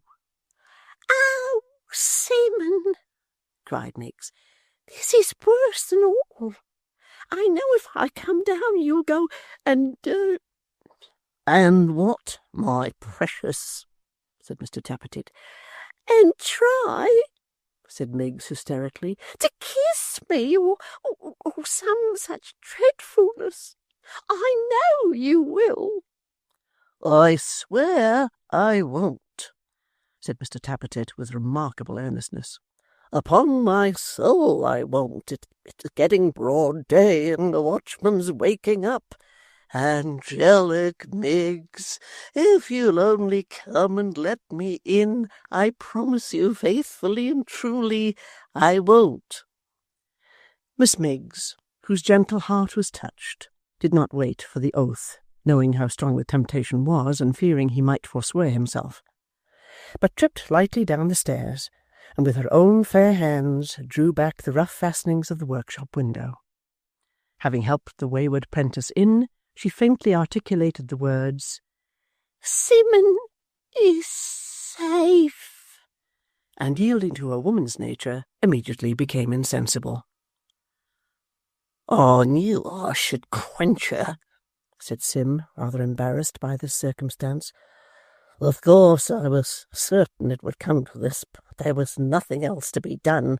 If I hadn't eyed her over, she wouldn't have come down. Here, keep up a minute, Miggs. What a slippery figure she is. There's no holding her comfortably. Do keep up a minute, Miggs, will you?" As Miggs, however, was deaf to all entreaties, Mr. Tappertit leant her against the wall, as one might dispose of a walking stick or umbrella, until he had secured the window, when he took her in his arms again, and in short stages and with great difficulty, arising from her being tall and his being short, and perhaps in some degree from that peculiar physical conformation on which he had already remarked, carried her upstairs, and planting her in the same umbrella and walking stick fashion just inside her own door, left her to her repose. "He may be as cool as he likes," said Miss Miggs, recovering as soon as she was left alone. "but I'm in his confidence, and he can't help himself, nor couldn't if he was 20 Simmonses." Chapter 10. It was on one of those mornings, common in early spring, when the year, fickle and changeable in its youth, like all other created things, is undecided whether to step backward into winter or forward into summer, and in its uncertainty inclines now to the one and now to the other, and now to both at once, wooing summer in the sunshine and lingering still with winter in the shade. It was, in short, on one of those mornings when it is hot and cold, wet and dry, bright and lowering, sad and cheerful, withering and genial, in the compass of one short hour, that old John Willet, who was dropping asleep over the copper boiler, was roused by the sound of a horse's feet, and glancing out at window, beheld a traveller of goodly promise, checking his bridle at the Maypole door. He was none of your flippant young fellows, who would call for a tankard of mulled ale and make themselves as much at home as if they had ordered a hogshead of wine, none of your audacious young swaggerers, who would even penetrate into the bar, that solemn sanctuary, and, smiting old John upon the back, inquire if there was never a pretty girl in the house, and where he hid his little chambermaids, with 100 other impertinences of that nature. None of your free and easy companions, who would scrape their boots upon the fire-dogs in the common room, and be not at all particular on the subject of spittoons. None of your unconscionable blades, requiring impossible chops, and taking unheard-of pickles for granted. He was a staid, grave, placid gentleman, something past the prime of life, yet upright in his carriage for all that, and slim as a greyhound. He was well mounted upon a sturdy chestnut cob, and had the graceful seat of an experienced horseman, while his riding gear, though free from such fopperies as were then in vogue, was handsome and well chosen.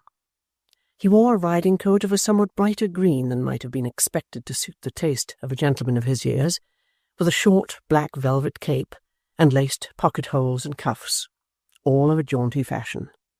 His linen, too, was of the finest kind, worked in a rich pattern at the wrists and throat, and scrupulously white.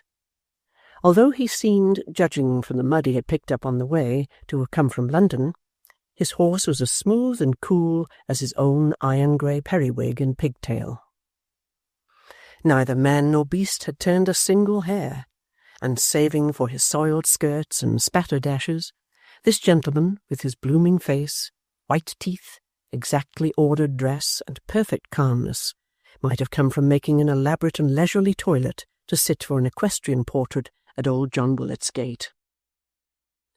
It must not be supposed that John observed these several characteristics by other than very slow degrees, or that he took in more than half a one at a time, or that he even made up his mind upon that without a great deal of very serious consideration. Indeed, if he had been distracted in the first instance by questionings and orders, it would have taken him at the least a fortnight to have noted what is here set down. But it happened that the gentleman, being struck with the old house, or with the plump pigeons which were skimming and curtsying about it, or with the tall maypole, on the top of which a weathercock, which had been out of order for 15 years, performed a perpetual walk to the music of its own creaking, sat for some little time looking round in silence. Hence John, standing with his hand upon the horse's bridle, and his great eyes on the rider, and with nothing passing to divert his thoughts, had really got some of these little circumstances into his brain by the time he was called upon to speak. Quaint place, this," said the gentleman, and his voice was as rich as his dress. "Are you the landlord?" "At your service, sir," replied John Willet. "You can give my horse good stabling, can you, and me an early dinner? I am not particular what, so that it be cleanly served, and a decent room of which there seems to be no lack in this great mansion," said the stranger, again running his eyes over the exterior.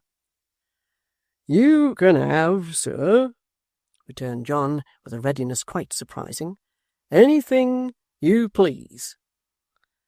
"It's well, I'm easily satisfied," returned the other with a smile, "or that might prove a hardy pledge, my friend."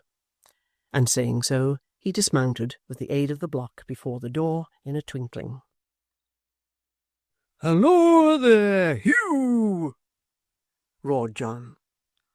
"I ask your pardon, sir, for keeping you standing in the porch, but my son has gone to town on business, and the boy being, as I may say, of a kind of use to me, I'm rather put out when he's away. You! A dreadful, idle, vagrant fellow, sir, half a gipsy, as I think, always sleeping in the sun in summer, and in the straw in winter time, sir. You! Dear Lord, to keep a gentleman a-waiting here through him. You! I wish that chap was dead. I do indeed." "Possibly he is," returned the other. "I should think if he were living he would have heard you by this time." "In his fits of laziness he sleeps so desperate hard," said the distracted host, "that if you were to fire off cannon balls into his ears, it wouldn't wake him, sir."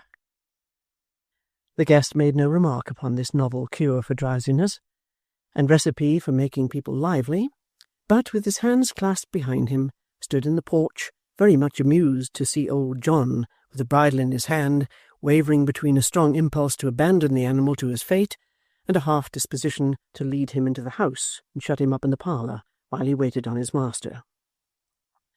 "Pillory the fellow! Here he is at last!" cried John, in the very height and zenith of his distress. "Did you hear me a-calling, villain?" The figure he addressed made no answer, but putting his hand upon the saddle, sprung into it at a bound, turned the horse's head towards the stable, and was gone in an instant. "Brisk enough when he is awake," said the guest. "Brisk enough, sir," replied John, looking at the place where the horse had been, as if not yet understanding quite what had become of him. "He melts, I think. He goes like a drop of froth. You look at him, and there he is. You look at him again, and there he isn't." Having, in the absence of any more words, put this sudden climax to what he had faintly intended should be a long explanation of the whole life and character of his man, the oracular John Willet led the gentleman up his wide dismantled staircase into the Maypole's best apartment.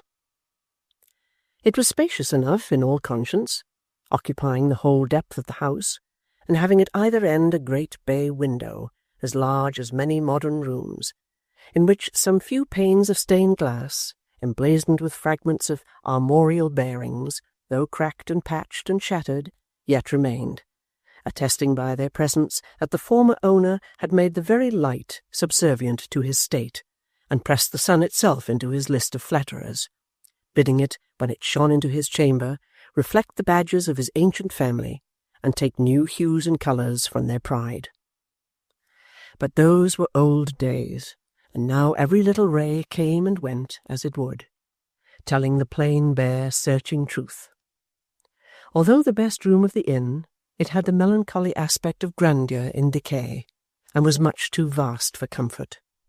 Rich rustling hangings waving on the walls, and better far the rustling of youth and beauty's dress, the light of women's eyes outshining the tapers and their own rich jewels, the sound of gentle tongues and music, and the tread of maiden feet had once been there, and filled it with delight. But they were gone, and with them all its gladness. It was no longer a home. Children were never born and bred there. The fireside had become mercenary, a something to be bought and sold, a very courtesan. Let who would die, or sit beside, or leave it, it was still the same. It missed nobody, cared for nobody, had equal warmth and smiles for all. God help the man whose heart ever changes with the world, as an old mansion when it becomes an inn. No effort had been made to furnish this chilly waste, but before the broad chimney a colony of chairs and tables had been planted on a square of carpet, flanked by a ghostly screen enriched with figures, grinning and grotesque. After lighting with his own hands the faggots which were heaped upon the hearth, old John withdrew to hold grave counsel with his cook, touching the stranger's entertainment, while the guest himself, seeing small comfort in the yet unkindled wood, opened a lattice in the distant window and basked in a sickly gleam of cold March sun.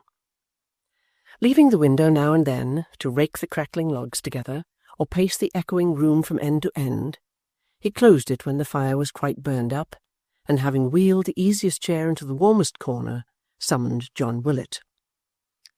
"Sir," said John. He wanted pen, ink, and paper. There was an old standish on the mantel-shelf containing a dusty apology for all three. Having set this before him, the landlord was retiring when he motioned him to stay. "There's a house not far from here," said the guest, when he had written a few lines, "which you call the Warren, I believe." As this was said in the tone of one who knew the fact and asked the question as a thing of course, John contented himself with nodding his head in the affirmative, at the same time taking one hand out of his pockets to cough behind, and then putting it in again.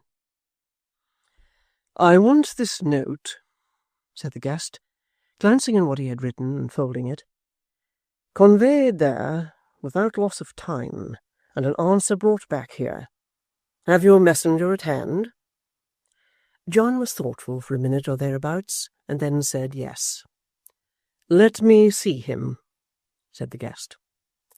This was disconcerting, for Joe being out, and Hugh engaged in rubbing down the chestnut cob, he designed sending on the errand Barnaby, who had just then arrived in one of his rambles, and who, so that he thought himself employed on a grave and serious business, would go anywhere.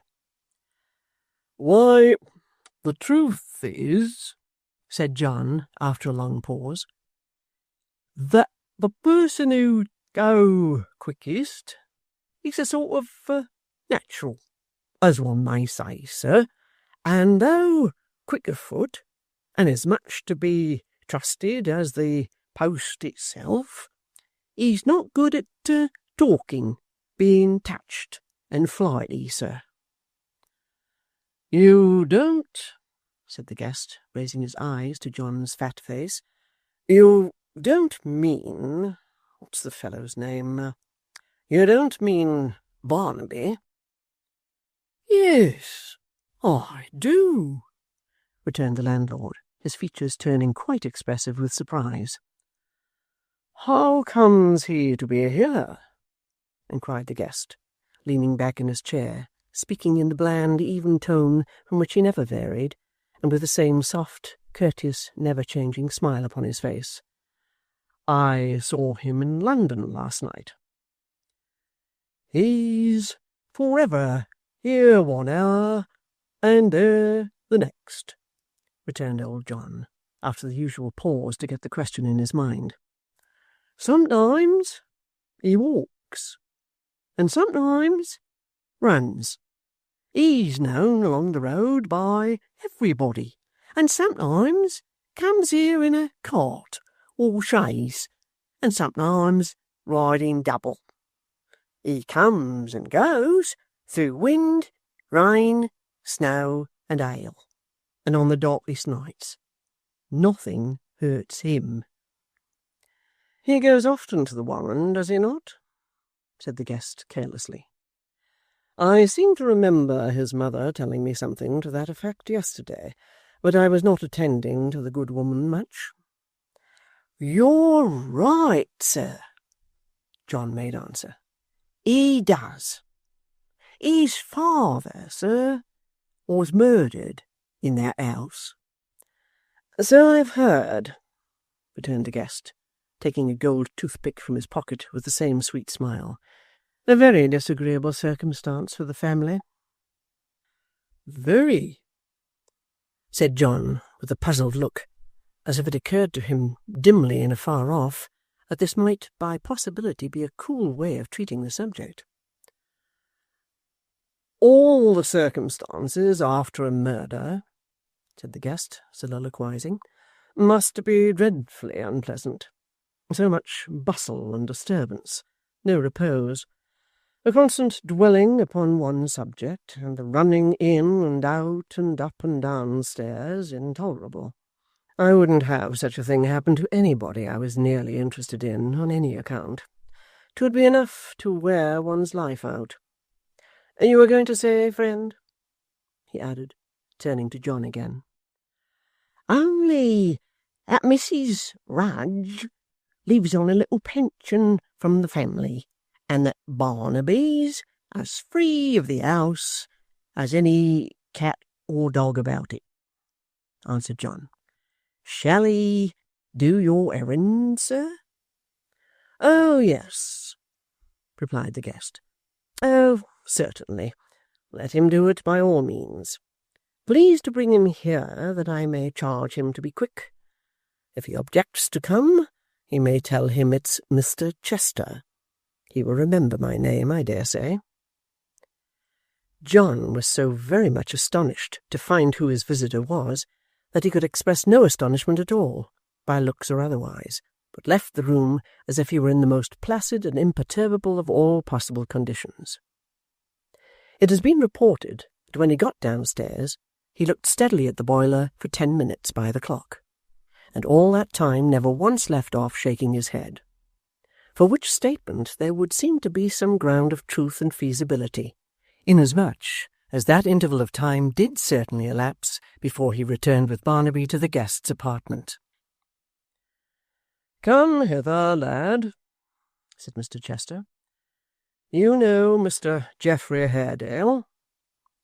Barnaby laughed, and looked at the landlord as though he would say, "You hear him?" John, who was greatly shocked at this breach of decorum, clapped his finger to his nose and shook his head in mute remonstrance. "He knows him, sir," said John, frowning aside at Barnaby, "as well as you or I do." "I haven't had the pleasure of much acquaintance with the gentleman," returned his guest. "You may have. Limit the comparison to yourself, my friend."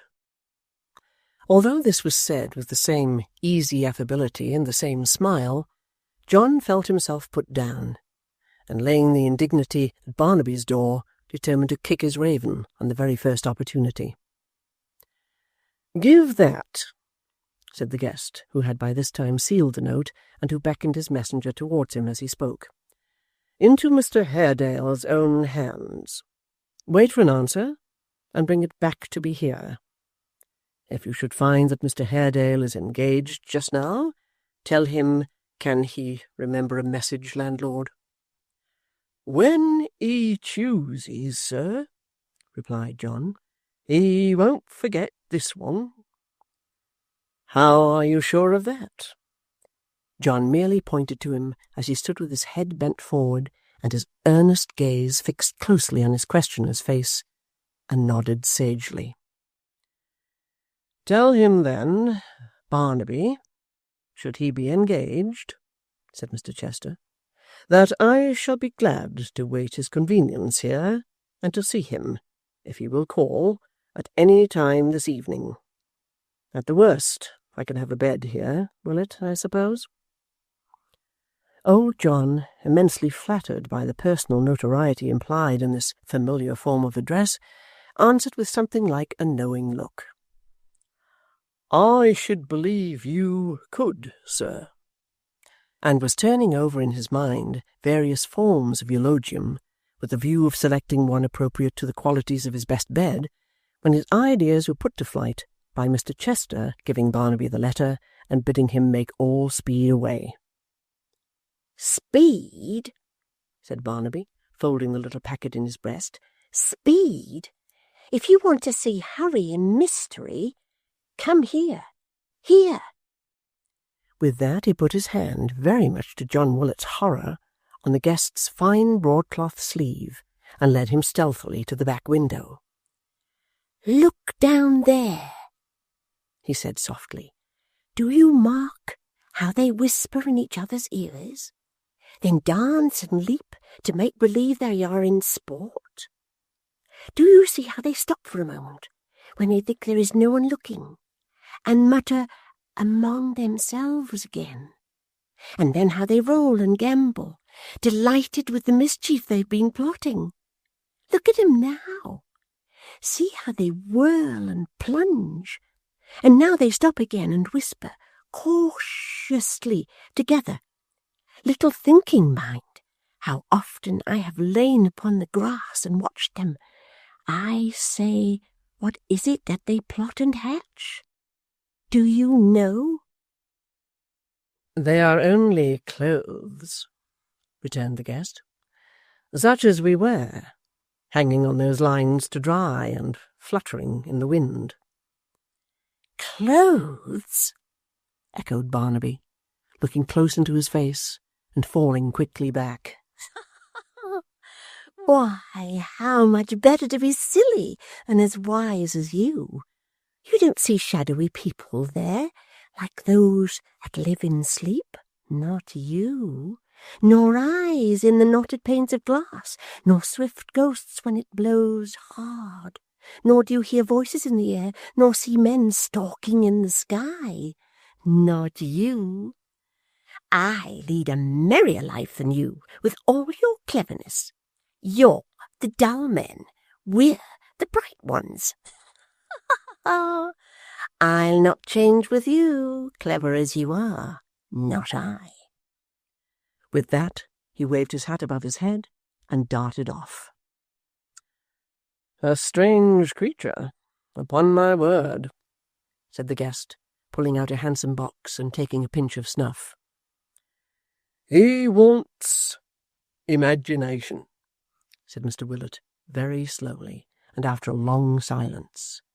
"That's what he wants. I've tried to instil it into him many and many's the time, but," John added this in confidence, "he ain't made for it. That's the fact." To record that Mr. Chester smiled at John's remark would be little to the purpose, for he preserved the same conciliatory and pleasant look at all times. He drew his chair nearer to the fire, though, as a kind of hint that he would prefer to be alone, and John, having no reasonable excuse for remaining, left him to himself. Very thoughtful old John Willet was, while the dinner was preparing, and if his brain were ever less clear at one time than another, it is but reasonable to suppose that he addled it in no slight degree by shaking his head so much that day. That Mr. Chester, between whom and Mr. Haredale it was notorious to all the neighbourhood a deep and bitter animosity existed, should come down there for the sole purpose, as it seemed, of seeing him, and should choose the Maypole for their place of meeting, and should send to him express, were stumbling blocks John could not overcome. The only resource he had was to consult the boiler and wait impatiently for Barnaby's return. But Barnaby delayed beyond all precedent. The visitor's dinner was served, removed, his wine was set, the fire replenished, the hearth clean swept, the light waned without, it grew dusk, became quite dark, and still no Barnaby appeared.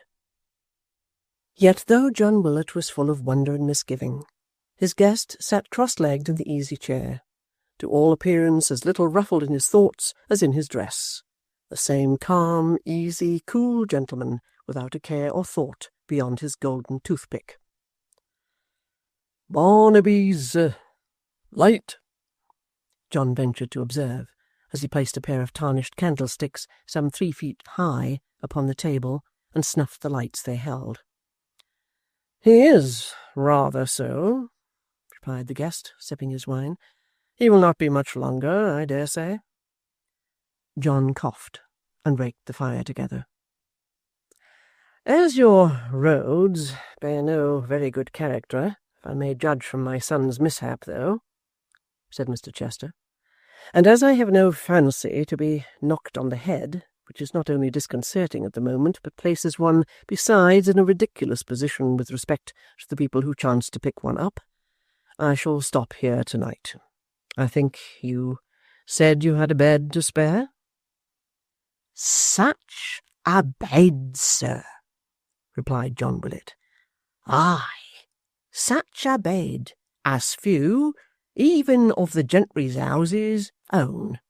A fixture here, sir.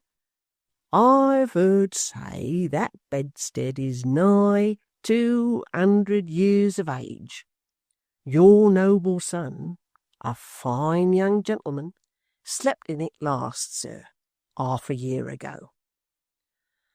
"Upon my life, a recommendation," said the guest, shrugging his shoulders and wheeling his chair nearer to the fire.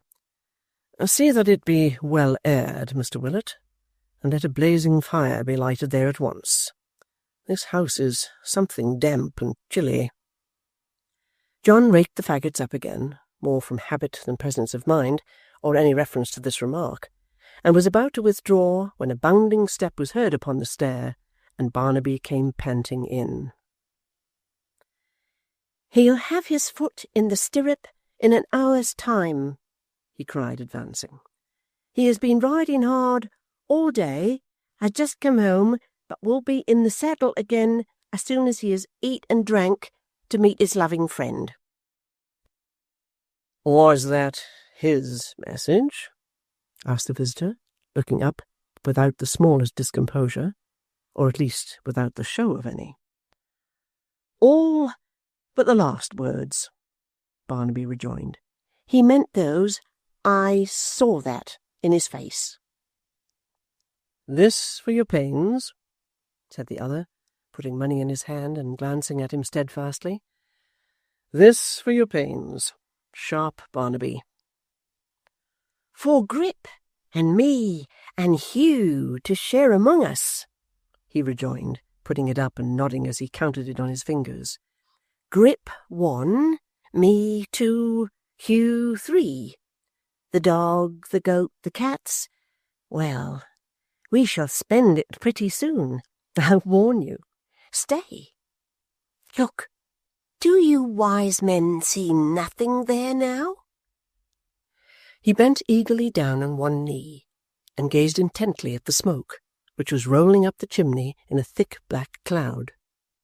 John Willet, who appeared to consider himself particularly and chiefly referred to under the term wise men, looked that way likewise, and with great solidity of feature. "Now, where did they go to, when they spring so fast up there?" asked Barnaby. "Eh? Why do they tread so closely on each other's heels, and why are they always in a hurry? Which is what you blame me for, when I only take pattern by these busy folk about me. More of them, catching to each other's skirts, and as fast as they go, others come. What a merry dance it is! I would that Grip and I could frisk like that." "What has he in that basket at his back?" asked the guest, after a few moments, during which Barnaby was still bending down to look higher up the chimney and earnestly watching the smoke. "In this," he answered, jumping up before John Willet could reply, shaking it as he spoke, and stooping his head to listen. "In this. What is there here? Tell him." "A devil, a devil, a devil," cried a hoarse voice. "Here's money," said Barnaby, chinking it in his hand. "Money for a treat, Grip." "Rah, rah, rah," replied the raven. "Keep up your spirits. Ever say die. Bow, wow, wow." Mr. Willet, who appeared to entertain strong doubts whether a customer in a laced coat and fine linen could be supposed to have any acquaintance even with the existence of such unpolite gentry as the bird claimed to belong to, took Barnaby off at this juncture with the view of preventing any other improper declarations, and quitted the room with his very best bow. Chapter 11. There was great news that night for the regular Maypole customers, to each of whom, as he straggled in to occupy his allotted seat in the chimney-corner, John, with a most impressive slowness of delivery, and in an apoplectic whisper, communicated the fact that Mr. Chester was alone in the large room upstairs, and was waiting the arrival of Mr. Geoffrey Haredale, to whom he had sent a letter, doubtless of a threatening nature, by the hands of Barnaby, then and there present. For a little knot of smokers and solemn gossips, who had seldom any new topics of discussion, this was a perfect godsend. Here was a good, dark-looking mystery progressing under that very roof, brought home to the fireside, as it were, and enjoyable without the smallest pains or trouble. It is extraordinary what a zest and relish it gave to the drink, and how it heightened the flavour of the tobacco. Every man smoked his pipe with a face of grave and serious delight, and looked at his neighbour with a sort of quiet congratulation.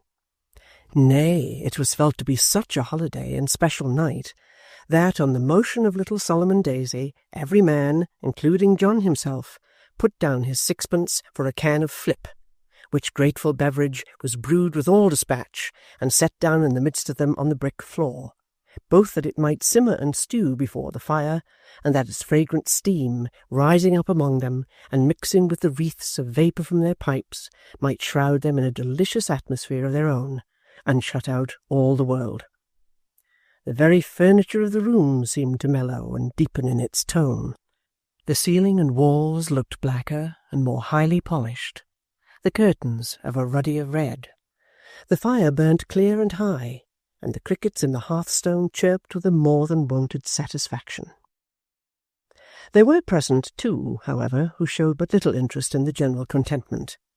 Of these, one was Barnaby himself, who slept, or, to avoid being beset with questions, feigned to sleep in the chimney-corner.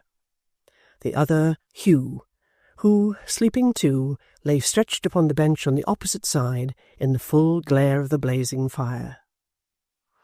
The light that fell upon this slumbering form showed it in all its muscular and handsome proportions. It was that of a young man of a hale athletic figure and a giant's strength, whose sunburnt face and swarthy throat, overgrown with jet-black hair, might have served a painter for a model.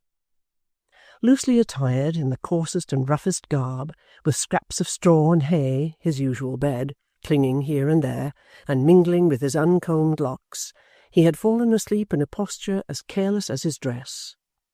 The negligence and disorder of the whole man, with something fierce and sullen in his features, gave him a picturesque appearance that attracted the regards even of the Maypole customers who knew him well, and caused Long Parkes to say that Hugh looked more like a poaching rascal tonight than ever he had seen him yet. "He's waiting here, I suppose," said Solomon, "to take Mr. Haredale's horse." "That's it, sir," replied John Willet. "He's not often in the house, you know. He's more at his ease among horses than men. I look upon him as an animal himself."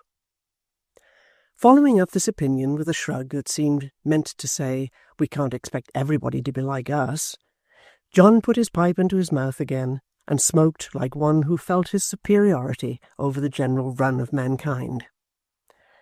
"That chap, sir," said John, taking it out again after a time and pointing at him with the stem, "though he's got all these faculties about him, bottled up and corked down, if I may say so, somewheres or another." "Very good," said Parkes, nodding his head. "A very good expression, Johnny. You'll be a-tackling somebody presently. You're in twig tonight, I see." "Take care," said Mr. Willet, not at all grateful for the compliment, "that I don't tackle you, sir, which I shall certainly endeavour to do if you interrupt me when I'm making observations.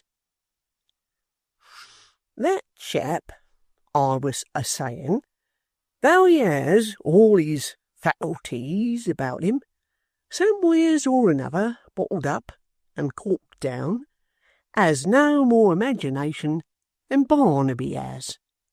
And why hasn't he?" The three friends shook their heads at each other, saying by that action, without the trouble of opening their lips, "Do you observe what a philosophical mind our friend has?" "Why hasn't he?" said John, gently striking the table with his open hand.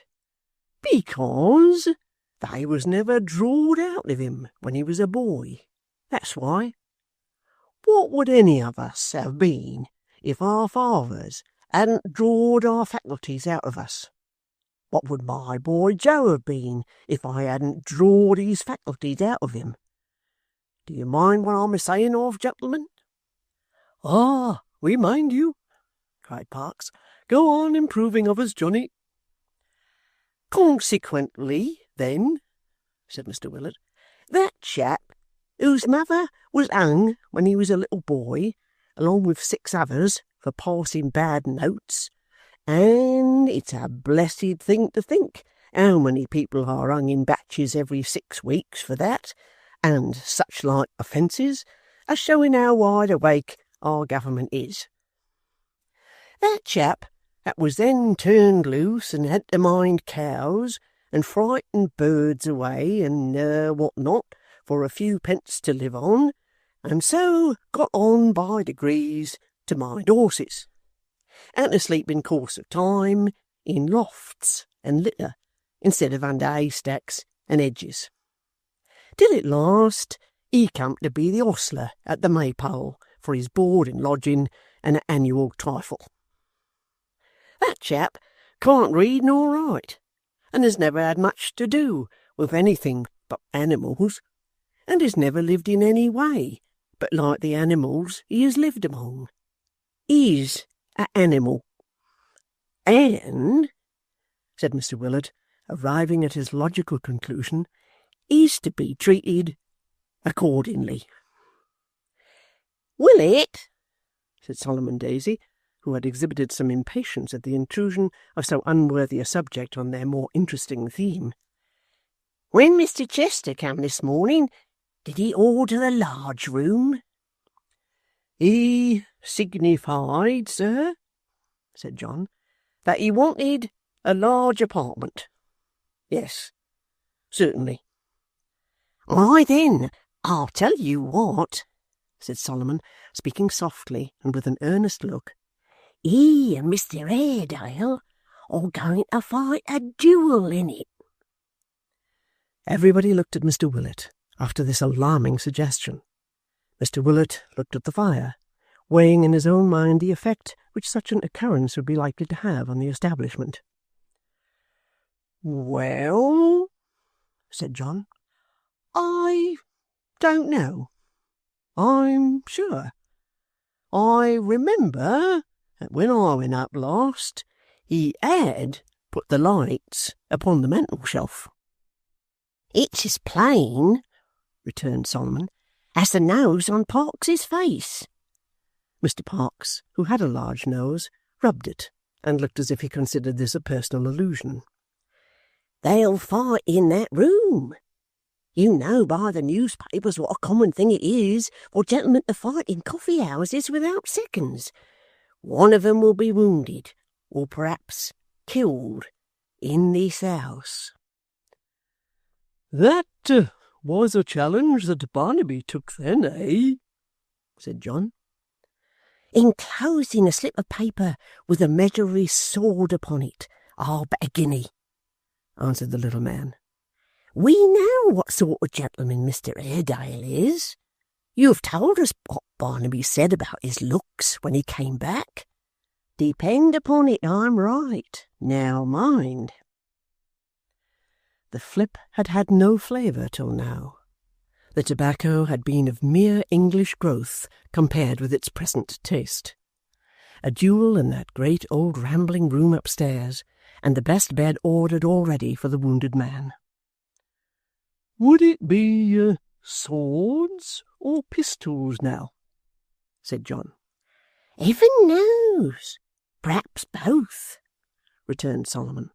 "The gentlemen wear swords, and may easily have pistols in their pockets. Most likely have, indeed. If they fire at each other without effect, then they'll draw and go to work in earnest." A shade passed over Mr. Willet's face as he thought of broken windows and disabled furniture. But, bethinking himself that one of the parties would probably be left alive to pay the damage, he brightened up again. "And then," said Solomon, looking from face to face, "then we shall have one of those stains upon the floor that never come out. If Mr. Airedale wins, depend upon it, it'll be a deep one. Or if he loses, it will perhaps be deeper still, for he never give in unless he's beaten down. We know him better, eh?" "Better indeed," they whispered all together. "As to its ever being got out again," said Solomon, "I tell you it never will, or can be. Why, do you know that it has been tried at a certain house we are acquainted with?" "The Warren?" cried John. "Now, sure?" "Yes, sure, yes. It's only known by very few. It has been whispered about, though, for all that. They planed the board away, but there it was. They went deep, but it went deeper. They put new boards down, but there was one great spot that came through still and showed itself in the old place. And, harkee, draw nearer. Mr. Geoffrey made that room his study, and sits there always with his foot, as I have heard, upon it. And he believes, through thinking of it long and very much, that it will never fade until he finds the man who did the deed." As this recital ended, and they all drew closer round the fire, the tramp of a horse was heard without. "The very man!" cried John, starting up. You! The sleeper staggered to his feet and hurried after him. John quickly returned, ushering in with great attention and deference, for Mr. Haredale was his landlord, the long-expected visitor, who strode into the room clanking his heavy boots upon the floor, and looking keenly round upon the bowing group, raised his hat in acknowledgment of their profound respect. "You have a stranger here, Willet, who sent to me," he said, in a voice which sounded naturally stern and deep. "Where is he?" "In the great room upstairs, sir," answered John. "Show the way. Your staircase is dark, I know. Gentlemen, good night." With that, he signed to the landlord to go on before, and went clanking out and up the stairs, old John in his agitation ingeniously lighting everything but the way, and making a stumble at every second step. "Stop," he said, when they reached the landing. "I can announce myself. Don't wait." He laid his hand upon the door, entered, and shut it heavily. Mr. Willett was by no means disposed to stand there listening by himself, especially as the walls were very thick, so descended with much greater alacrity than he had come up, and joined his friends below. Chapter 12. There was a brief pause in the state-room of the Maypole, as Mr. Haredale tried the lock to satisfy himself that he had shut the door securely, and, striding up the dark chamber to where the screen enclosed a little patch of light and warmth, presented himself, abruptly and in silence, before the smiling guest. If the two had no greater sympathy in their inward thoughts than in their outward bearing and appearance, the meeting did not seem likely to prove a very calm or pleasant one. With no great disparity between them in point of years, they were, in every other respect, as unlike and far removed from each other as two men could well be. The one was soft-spoken, delicately made, precise and elegant; the other a burly, square-built man, negligently dressed, rough and abrupt in manner, stern, and, in his present mood, forbidding both in look and speech. The one preserved a calm and placid smile, the other a distrustful frown. The newcomer, indeed, appeared bent on showing by his every tone and gesture his determined opposition and hostility to the man he had come to meet. The guest who received him, on the other hand, seemed to feel that the contrast between them was all in his favour, and to derive a quiet exultation from it which put him more at his ease than ever. "Haredale," said this gentleman, without the least appearance of embarrassment or reserve, "I am very glad to see you."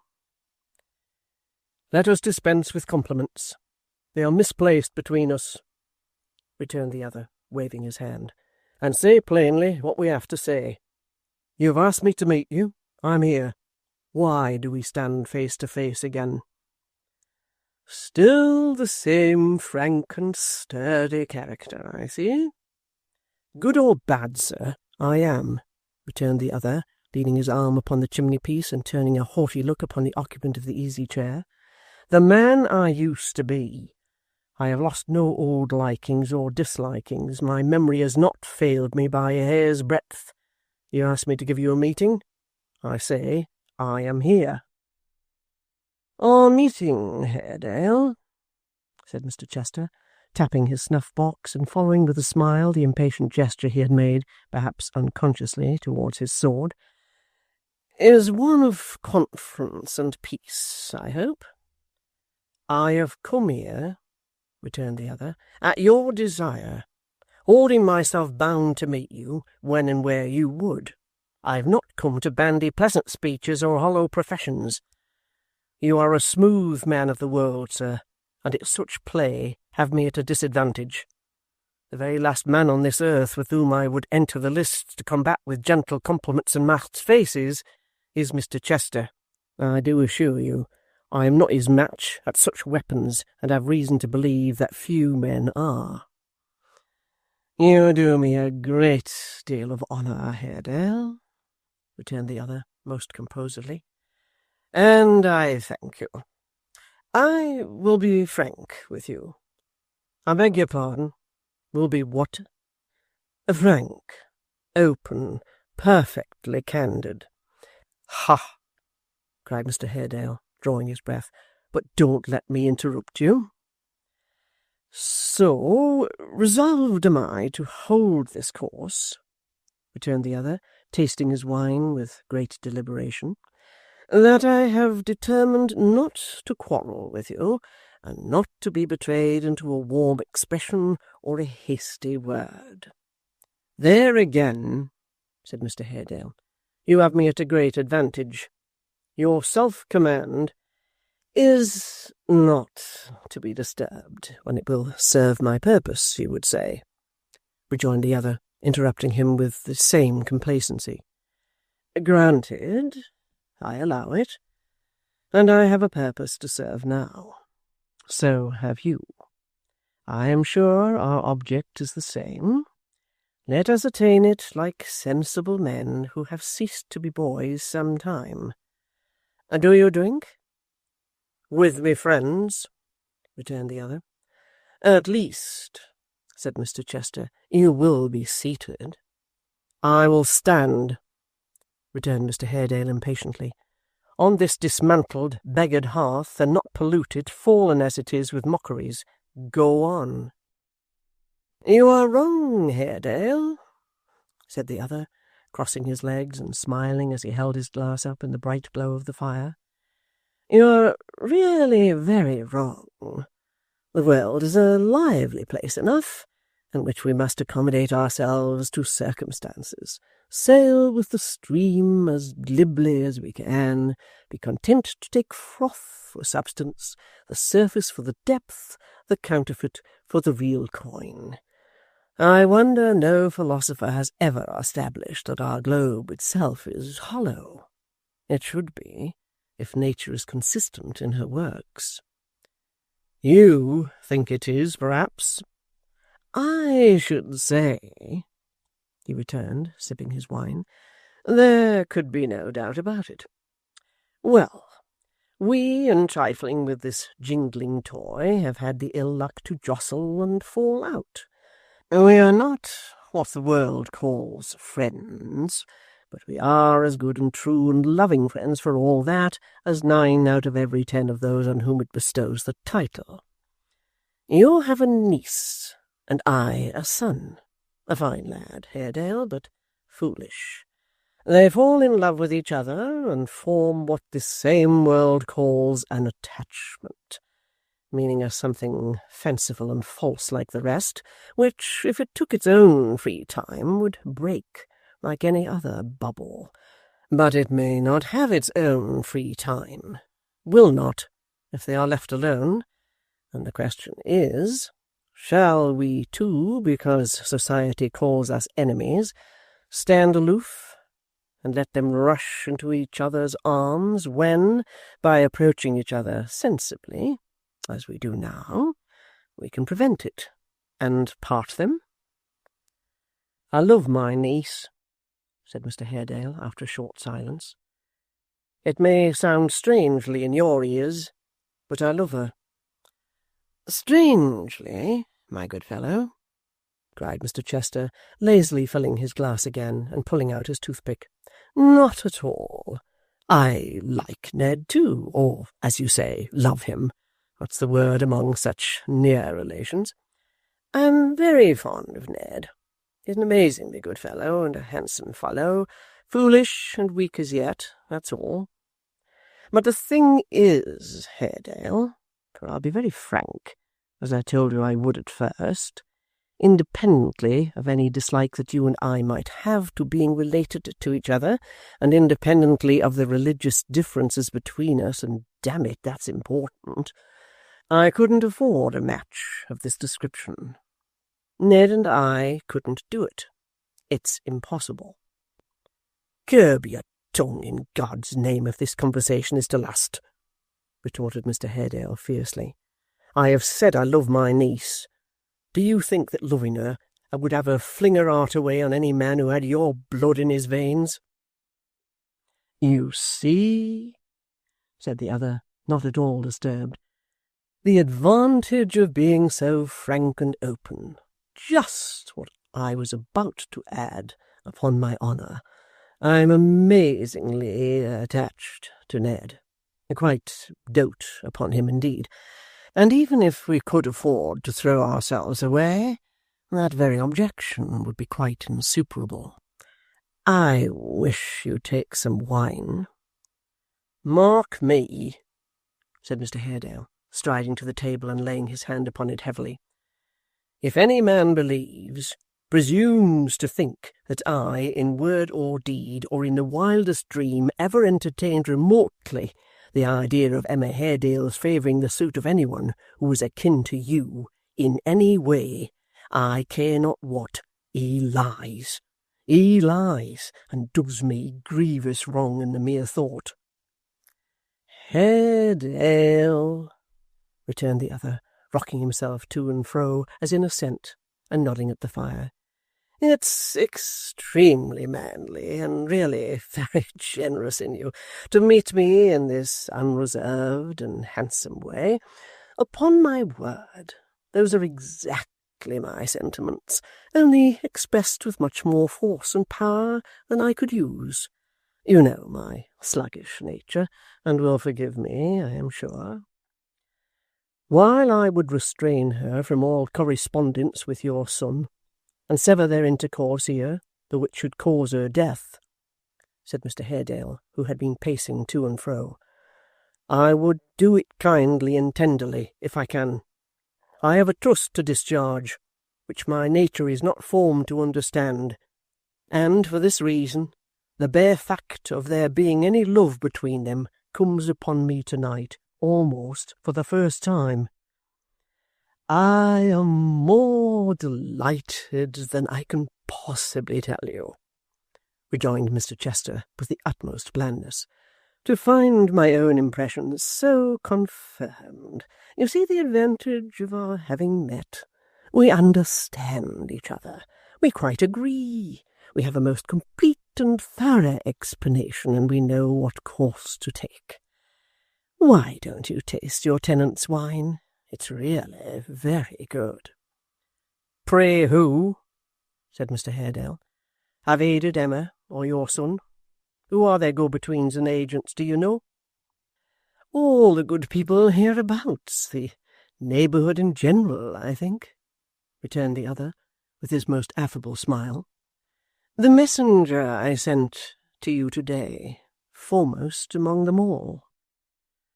The idiot? Barnaby? You are surprised? I am glad of that, for I was rather so myself. Yes, I wrung that from his mother, a very decent sort of woman, from whom, indeed, I chiefly learnt how serious the matter had become, and so determined to ride out here today and hold a parley with you on this neutral ground. You are stouter than you used to be, Haredale, but you look extremely well. Our business, I presume, is nearly at an end, said Mr. Haredale, with an expression of impatience he was at no pains to conceal. Trust me, Mr. Chester, my niece shall change from this time. I will appeal, he added in a lower tone, to her woman's art, her dignity, her pride, her duty. I shall do the same by Ned, said Mr. Chester, restoring some errant faggots to their places in the grate with the toe of his boot. If there is anything real in this world, it is those amazingly fine feelings and those natural obligations which must subsist between father and son. I shall put it to him on every ground of moral and religious feeling. I shall represent to him that we cannot possibly afford it, that I have always looked forward to his marrying well for a genteel provision for myself and the autumn of life, that there are a great many clamorous dogs to pay, whose claims are perfectly just and right, and who must be paid out of his wife's fortune.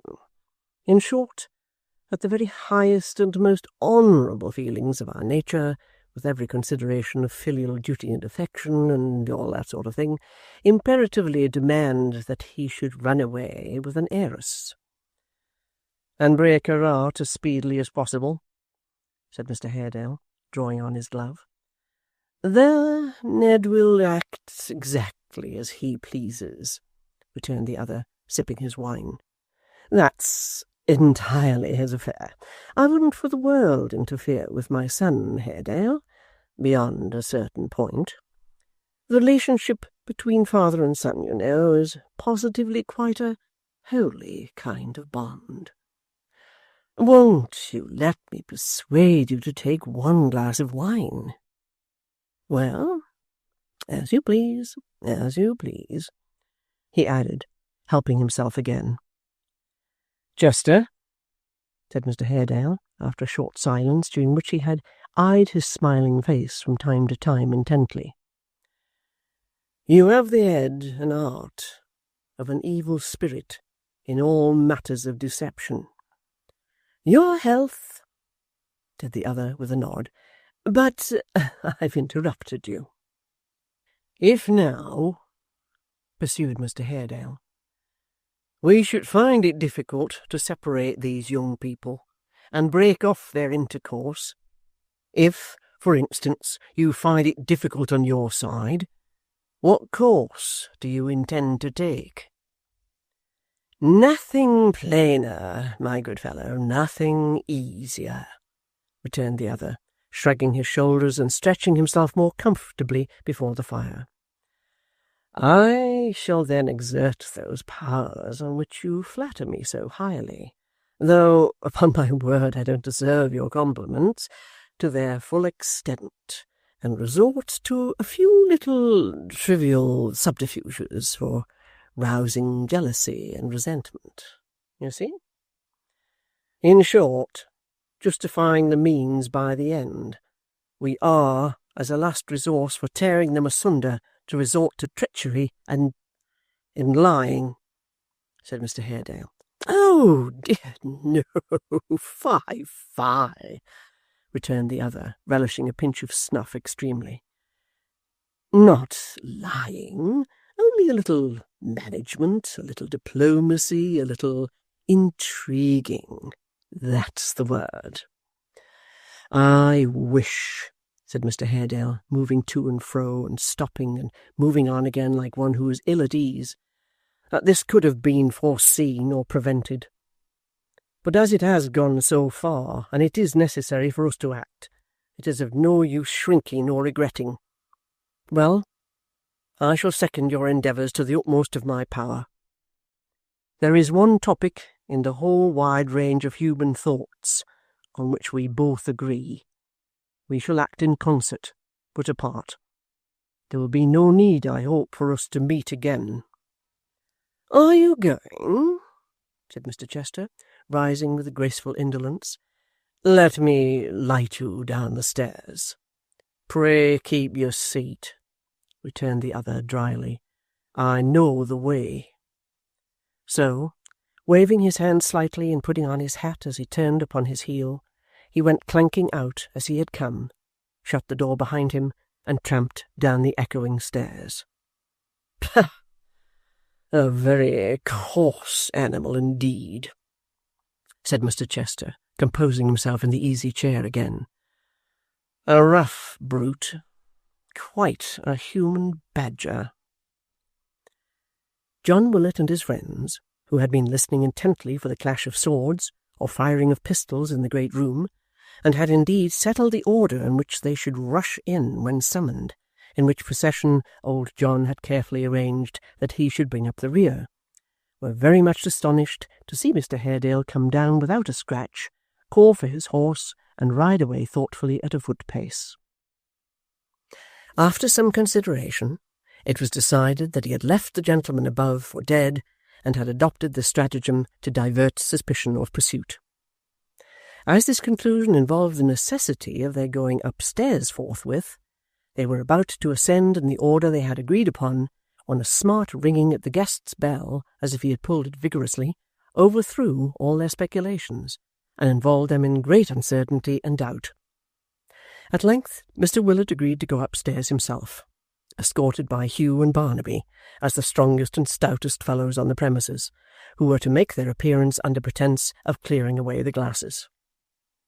Under this protection, the brave and broad-faced John boldly entered the room, half a foot in advance, and received an order for a boot-jack without trembling. But when it was brought, and he lent his sturdy shoulder to the guest, Mr. Willet was observed to look very hard into his boots as he pulled them off, and, by opening his eyes much wider than usual, to appear to express some surprise and disappointment at not finding them full of blood.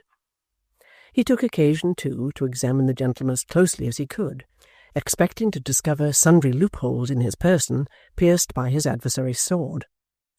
Finding none, however, and observing in course of time that his guest was as cool and unruffled, both in his dress and temper, as he had been all day, old John at last heaved a deep sigh, and began to think no duel had been fought that night.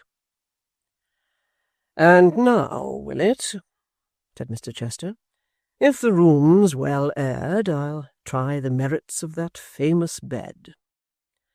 "The room, sir," returned John, taking up a candle and nudging Barnaby and Hugh to accompany them in case the gentleman should unexpectedly drop down faint or dead from some internal wound. "The room's as warm as any toast in a tankard. Barnaby, take you that other candle and go on before. You, follow up, sir, with the easy chair." In this order, and still in his earnest inspection, holding his candle very close to the guest, now making him feel extremely warm about the legs, now threatening to set his wig on fire, and constantly begging his pardon with great awkwardness and embarrassment, John led the party to the best bedroom, which was nearly as large as the chamber from which they had come, and held, drawn out near the fire for warmth, a great old spectral bedstead, hung with faded brocade, and ornamented at the top of each carved post with a plume of feathers that had once been white, but with dust and age had now grown hearse-like and funereal. "Good night, my friends," said Mr. Chester with a sweet smile, seating himself when he had surveyed the room from end to end in the easy chair which his attendants wheeled before the fire. "Good night, Barnaby, my good fellow. You say some prayers before you go to bed, I hope?" Barnaby nodded. "He has some nonsense that he calls his prayers, sir," returned old John officiously. "I'm afraid there ain't much good in him." "And Hugh?" said Mr. Chester, turning to him. "Not I," he answered. "I know his," pointing to Barnaby. "They're well enough. He sings them sometimes in the straw. I listen." "He's quite an animal, sir," John whispered in his ear with dignity.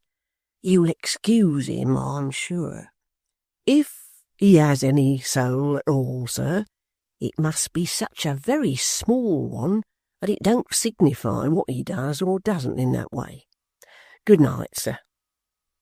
The guest rejoined, "God bless you," with a fervour that was quite affecting, and John, beckoning his guards to go before, bowed himself out of the room and left him to his rest in the Maypole's ancient bed. Chapter 13. If Joseph Willet, the denounced and proscribed of prentices, had happened to be at home when his father's courtly guest presented himself before the Maypole door, that is, if it had not perversely chanced to be one of the half-dozen days in the whole year on which he was at liberty to absent himself for as many hours without question or reproach, he would have contrived, by hook or crook, to dive to the very bottom of Mr. Chester's mystery, and to come at his purpose with as much certainty as though he had been his confidential adviser. In that fortunate case, the lovers would have had quick warning of the ills that threatened them, and the aid of various timely and wise suggestions to boot. For all Joe's readiness of thought and action, and all his sympathies and good wishes, were enlisted in favour of the young people, and were staunch in devotion to their cause. Whether this disposition arose out of his old prepossessions in favour of the young lady, whose history had surrounded her in his mind almost from his cradle with circumstances of unusual interest, or from his attachment towards the young gentleman, into whose confidence he had, through his shrewdness and alacrity, and the rendering of sundry important services as a spy and messenger, almost imperceptibly glided.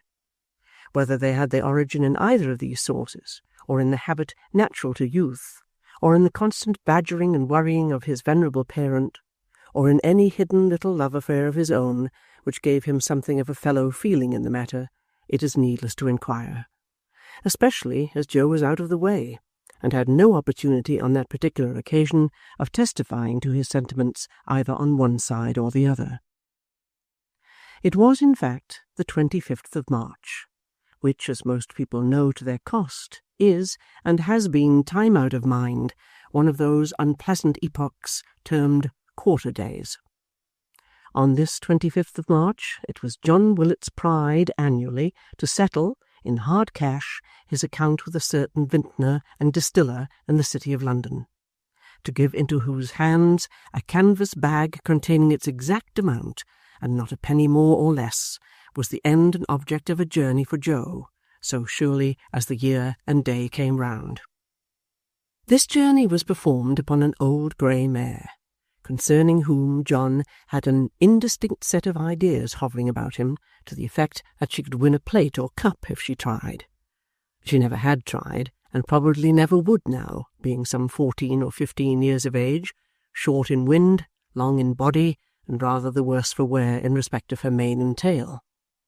Notwithstanding these slight defects, John perfectly gloried in the animal, and when she was brought round to the door by Hugh, actually retired into the bar, and there, in a secret grove of lemons, laughed with pride.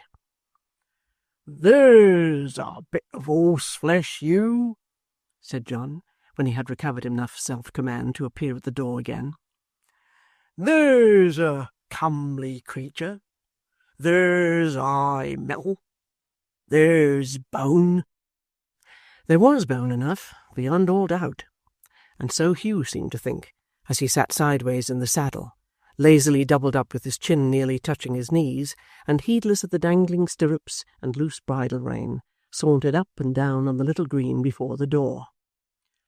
"Mind you take good care of her, sir," said John, appealing from this insensible person to his son and heir, who now appeared fully equipped and ready. "Don't you ride hard."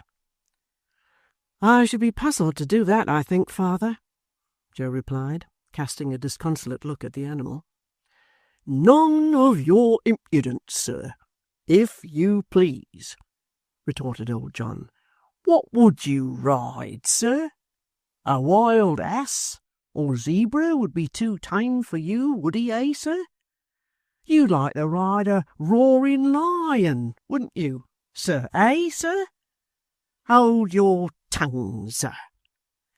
When Mr. Willet, in his differences with his son, had exhausted all the questions that occurred to him, and Joe had said nothing at all in answer, he generally wound up by bidding him hold his tongue.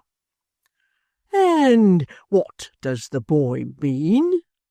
added Mr. Willet, after he had stared at him for a little time in a species of stupefaction, "by cocking his hat to such an extent? Are you going to kill the wintner, sir?" "No," said Joe tartly, "I'm not. Now your mind's at ease, father."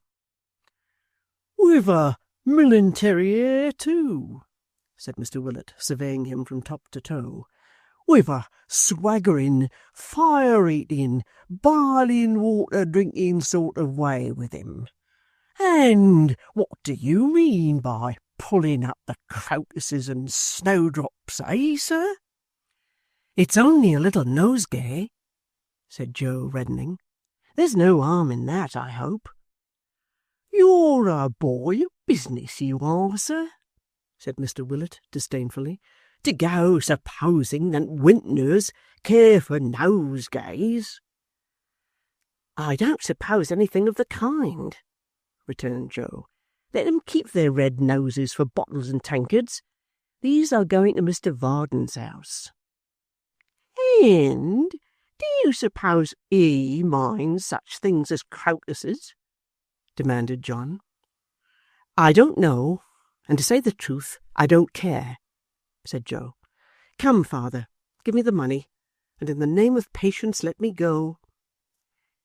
"There it is, sir," replied John, "and take care of it, and mind you don't make too much haste back, but give the mare a long rest. Do you mind?" "Aye, I mind," returned Joe. "She'll need it, heaven knows." "And don't you score up too much at the Black Lion," said John. "Mind that too." "Then why don't you let me have some money of my own?" retorted Joe sorrowfully. "Why don't you, father? What do you send me into London for, giving me only the right to call for my dinner at the Black Lion, which you're to pay for next time you go, as if I was not to be trusted with a few shillings? Why do you use me like this? It's not right of you. You can't expect me to be quiet under it." "Let him have money?" cried John in a drowsy reverie. "What What does he call money? Guineas? Hasn't he got money? Over and above the tolls, hasn't he 1 and 6pence? 1 and 6pence, repeated his son contemptuously. Yes, sir, returned John, 1 and 6pence. When I was your age, I had never seen so much money in a heap. A shilling of it is in case of accidents, the mare casting a shoe, or the like of that. The other 6pence is to spend in the diversions of London. And the diversion I recommend is going to the top of the monument and sitting there. There's no temptation there, sir. No drink, no young women, no bad characters of any sort, nothing but imagination. That's the way I enjoyed myself when I was your age, sir. To this Joe made no answer, but beckoning Hugh, leaped into the saddle and rode away. And a very stalwart, manly horseman he looked, deserving a better charger than it was his fortune to bestride. John stood staring after him, or rather after the grey mare, for he had no eyes for her rider, until man and beast had been out of sight some 20 minutes, when he began to think they were gone, and slowly re-entering the house, fell into a gentle doze. The unfortunate grey mare, who was the agony of Joe's life, floundered along at her own will and pleasure until the maypole was no longer visible, and then, contracting her legs into what in a puppet would have been looked upon as a clumsy and awkward imitation of a canter, mended her pace all at once, and did it of her own accord. The acquaintance with her rider's usual mode of proceeding, which suggested this improvement in hers, impelled her likewise to turn up a byway, leading not to London, but through lanes running parallel with the road they had come, and passing within a few 100 yards of the maypole, which led finally to an enclosure surrounding a large old red-brick mansion, the same of which mention was made as the Warren in the first chapter of this history. Coming to a dead stop in a little copse thereabout, she suffered her rider to dismount with right good will, and to tie her to the trunk of a tree. "Stay there, old girl," said Joe, "and let us see whether there's any little commission for me to-day." So saying, he left her to browse upon such stunted grass and weeds as happened to grow within the length of her tether, and passing through a wicket gate, entered the grounds on foot. The pathway, after a very few minutes' walking, brought him close to the house, towards which, and especially towards one particular window, he directed many covert glances. It was a dreary, silent building, with echoing courtyards, desolated turret chambers, and whole suites of rooms shut up and mouldering to ruin. The terrace garden, dark with the shade of overhanging trees, had an air of melancholy that was quite oppressive. Great iron gates, disused for many years and red with rust, drooping on their hinges and overgrown with long rank grass, seemed as though they tried to sink into the ground and hide their fallen state among the friendly weeds. The fantastic monsters on the walls, green with age and damp, and covered here and there with moss, looked grim and desolate. There was a sombre aspect even on that part of the mansion which was inhabited and kept in good repair, that struck the beholder with a sense of sadness, of something forlorn and failing, whence cheerfulness was banished. It would have been difficult to imagine a bright fire blazing in the dull and darkened rooms, or to picture any gaiety of heart or revelry at the frowning walls shut in. It seemed a place where such things had been, but could be no more, the very ghost of a house, haunting the old spot in its old outward form, and that was all. Much of this decayed and sombre look was attributable, no doubt, to the death of its former master, and the temper of its present occupant. But remembering the tale connected with the mansion, it seemed the very place for such a deed, and one that might have been its predestined theatre years upon years ago. Viewed with reference to this legend, the sheet of water where the steward's body had been found appeared to wear a black and sullen character, such as no other pool might own. The bell upon the roof that had told the tale of murder to the midnight wind became a very phantom, whose voice would raise the listener's hair on end, and every leafless bough that nodded to another had its stealthy whispering of the crime.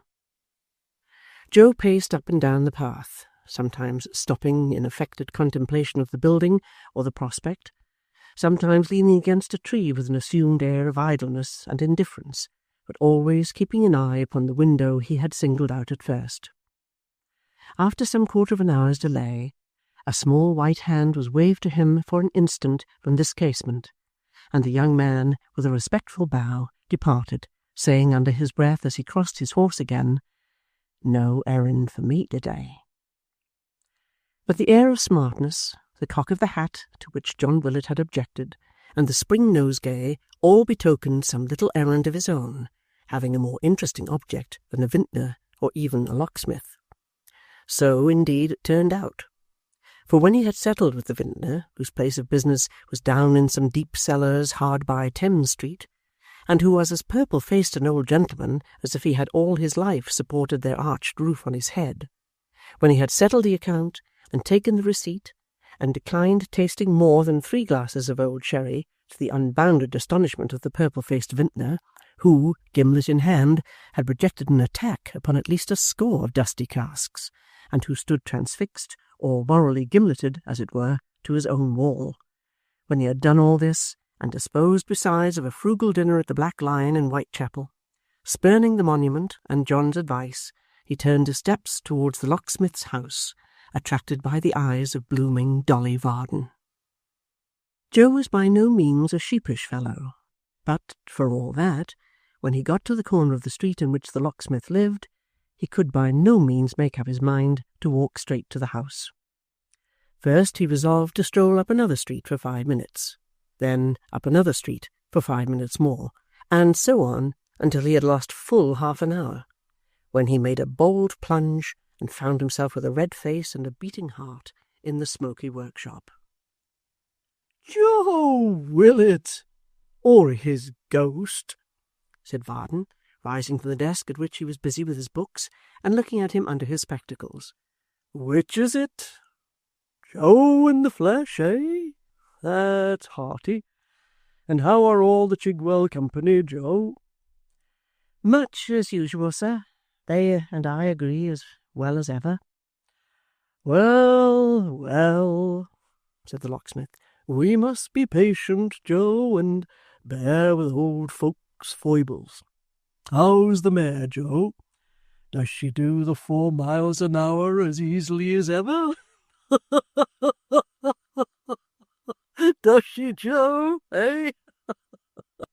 Oh, what have we there, Joe? A nosegay?" "A very poor one, sir. I thought Miss Dolly—" "No, no," said Gabriel, dropping his voice and shaking his head. "Not Dolly. Give 'em to her mother, Joe. A great deal better give 'em to her mother. Would you mind giving 'em to Mrs. Varden, Joe?" "Oh, no, sir," Joe replied, and endeavouring, but not with the greatest possible success, to hide his disappointment. "I shall be very glad, I'm sure." "That's right," said the locksmith, patting him on the back. "It don't matter who has 'em, Joe." "Not a bit, sir."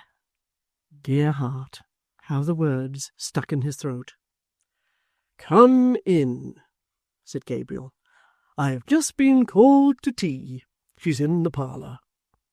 "She," thought Joe. Which of them, I wonder? Mrs. or Miss? The locksmith settled it out as neatly as if it had been expressed aloud, by leading him to the door and saying, "Martha, my dear, here's young Mr. Willet." Now, Mrs. Varden, regarding the Maypole as a sort of human man-trap, or decoy for husbands, viewing its proprietor and all who aided and abetted him in the light of so many poachers among Christian men, and believing, moreover, that the publicans coupled with sinners in Holy Writ were veritable licensed victuallers, was far from being favourably disposed towards her visitor. Wherefore she was taken faint directly, and being duly presented with the crocuses and snowdrops, divined on further consideration that they were the occasion of the languor which had seized upon her spirits. "I'm afraid I couldn't spare the room another minute," said the good lady. "If they remained here, would you excuse my putting them out of the window?" Joe begged she wouldn't mention it on any account, and smiled feebly as he saw them deposited on the sill outside. If anybody could have known the pains he had taken to make up that despised and misused bunch of flowers. "I feel it quite a relief to get rid of them, I assure you," said Mrs. Varden. "I'm better already." And indeed she did appear to have plucked up her spirits. Joe expressed his gratitude to Providence for this favourable dispensation, and tried to look as if he didn't wonder where Dolly was. "You're sad people at Chigwell, Mr. Joseph?" said Mrs. V. "I hope not, ma'am," returned Joe. "You're the cruellest and most inconsiderate people in the world," said Mrs. Varden, bridling. "I wonder old Mr. Willett, having been a married man himself, doesn't know better than to conduct himself as he does. His doing it for profit is no excuse. I would rather pay the money 20 times over and have Varden come home like a respectable and sober tradesman. If there is one character," said Mrs. Varden with great emphasis, "that offends and disgusts me more than another, it is a sot." "Come, Arthur, my dear," said the locksmith cheerily, "let us have tea, and don't let us talk about sots. They're on here, and Joe don't want to hear about them, I dare say." At this crisis Miggs appeared with toast. "I dare say he does not," said Mrs. Varden, "and I dare say you do not, Varden. It's a very unpleasant subject, I have no doubt, though I won't say it's personal." Miggs coughed. "Whatever I may be forced to think," Miggs sneezed expressively, "you never will know, Varden, and nobody at young Mr. Willett's age, you'll excuse me, sir, can be expected to know what a woman suffers when she's waiting at home under such circumstances. If you don't believe me, as I know you don't, here's Miggs, who is only too often a witness of it. Ask her." "Oh, she was very bad the other night, sir, indeed she were," said Miggs. "If you hadn't the sweetness of an angel in you, Mim, I don't think you could bear it, I really don't." "Miggs," said Mrs. Varden, "you're profane." "Begging your pardon, Mim," returned Miggs with shrill rapidity, "such was not my intentions, and such I hope is not my character, though I am but a servant." "Answering me, Miggs, and providing yourself," retorted her mistress, looking round with dignity, "is one and the same thing. How dare you speak of angels in connection with your sinful fellow beings? Mere," said Mrs. Varden, glancing at herself in a neighbouring mirror, and arranging the ribbon of her cap in a more becoming fashion, "mere worms and grovellers, as we are." "I did not intend, Mim, if you please, to give offence," said Miggs, confident in the strength of her compliment, and developing strongly in the throat as usual, "and I did not expect it would be took as such. I hope I know my own unworthiness, and that I hate and despise myself and all my fellow creatures as every practicable Christian should." "You'll have the goodness, if you please," said Mrs. Varden loftily, "to step upstairs and see if Dolly has finished dressing, and to tell her that the chair that was ordered for her will be here in a minute, and that if she keeps it waiting, I shall send it away that instant.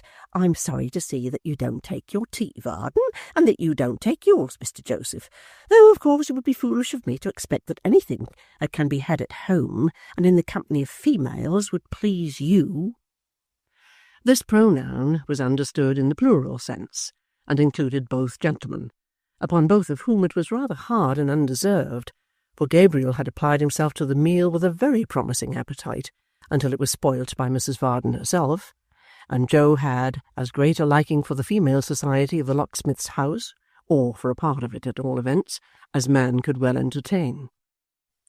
But he had no opportunity to say anything in his own defence, for at that moment Dolly herself appeared, and struck him quite dumb with her beauty.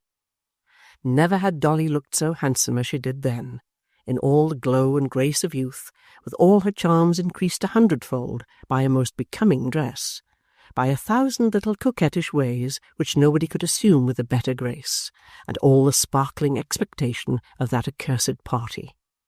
It is impossible to tell how Joe hated that party, whatever it was, and all the other people who were going to it, whoever they were.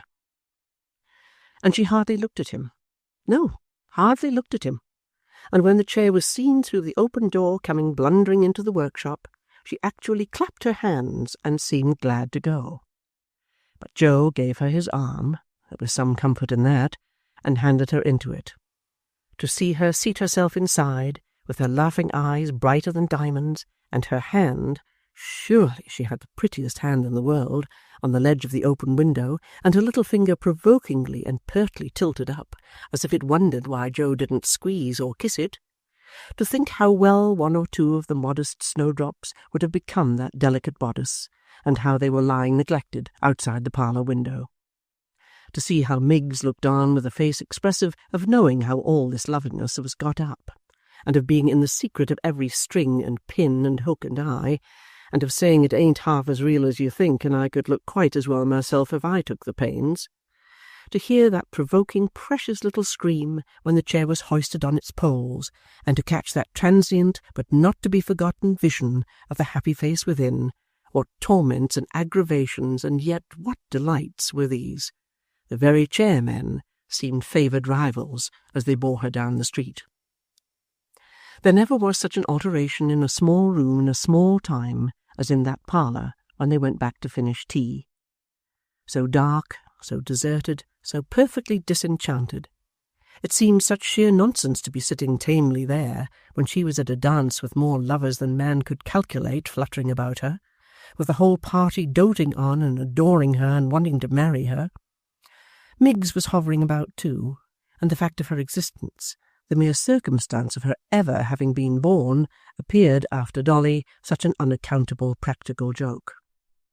It was impossible to talk. It couldn't be done. He had nothing left for it but to stir his tea round and round and round, and ruminate on all the fascinations of the locksmith's lovely daughter.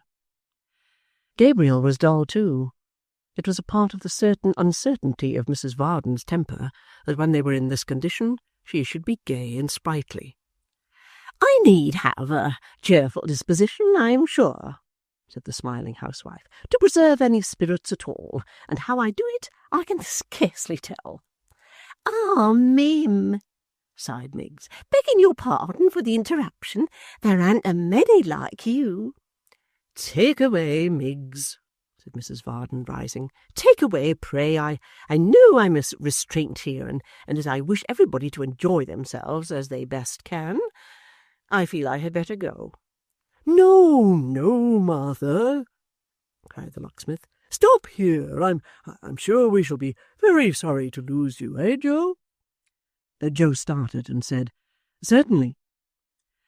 "Thank you, Varden, my dear," returned his wife, "but I know your wish is better. Tobacco and beer or spirits have much greater attractions than any I can boast of, and therefore I shall go and sit upstairs and look out of window, my love. Good night, Mr. Joseph. I am very glad to have seen you, and I only wish I could have provided something more suitable to your taste. Remember me very kindly, if you please, to old Mr. Willett, and tell him that whenever he comes here I have a crow to pluck with him. Good night." Having uttered these words with great sweetness of manner, the good lady dropped a curtsy remarkable for its condescension, and serenely withdrew. And it was for this Joe had looked forward to the 25th of March for weeks and weeks, and had gathered the flowers with so much care, and had cocked his hat, and made himself so smart. This was the end of all his bold determination, resolved upon for the 100th time to speak out to Dolly and tell her how he loved her. To see her for a minute, for but a minute, to find her going out to a party and glad to go, to be looked upon as a common pipe smoker, beer bibber, spirit guzzler, and tosspot. He bade farewell to his friend the locksmith, and hastened to take horse at the Black Lion. thinking as he turned towards home, as many another Joe has thought before and since, that here was an end to all his hopes, that the thing was impossible and never could be, that she didn't care for him, that he was wretched for life, and that the only congenial prospect left him was to go for a soldier or a sailor, and get some obliging enemy to knock his brains out as soon as possible. Chapter 14. Joe Willet rode leisurely along in his desponding mood, picturing the locksmith's daughter going down long country dances and poussetting dreadfully with bold strangers, which was almost too much to bear, when he heard the tramp of a horse's feet behind him, and looking back saw a well-mounted gentleman advancing at a smart canter.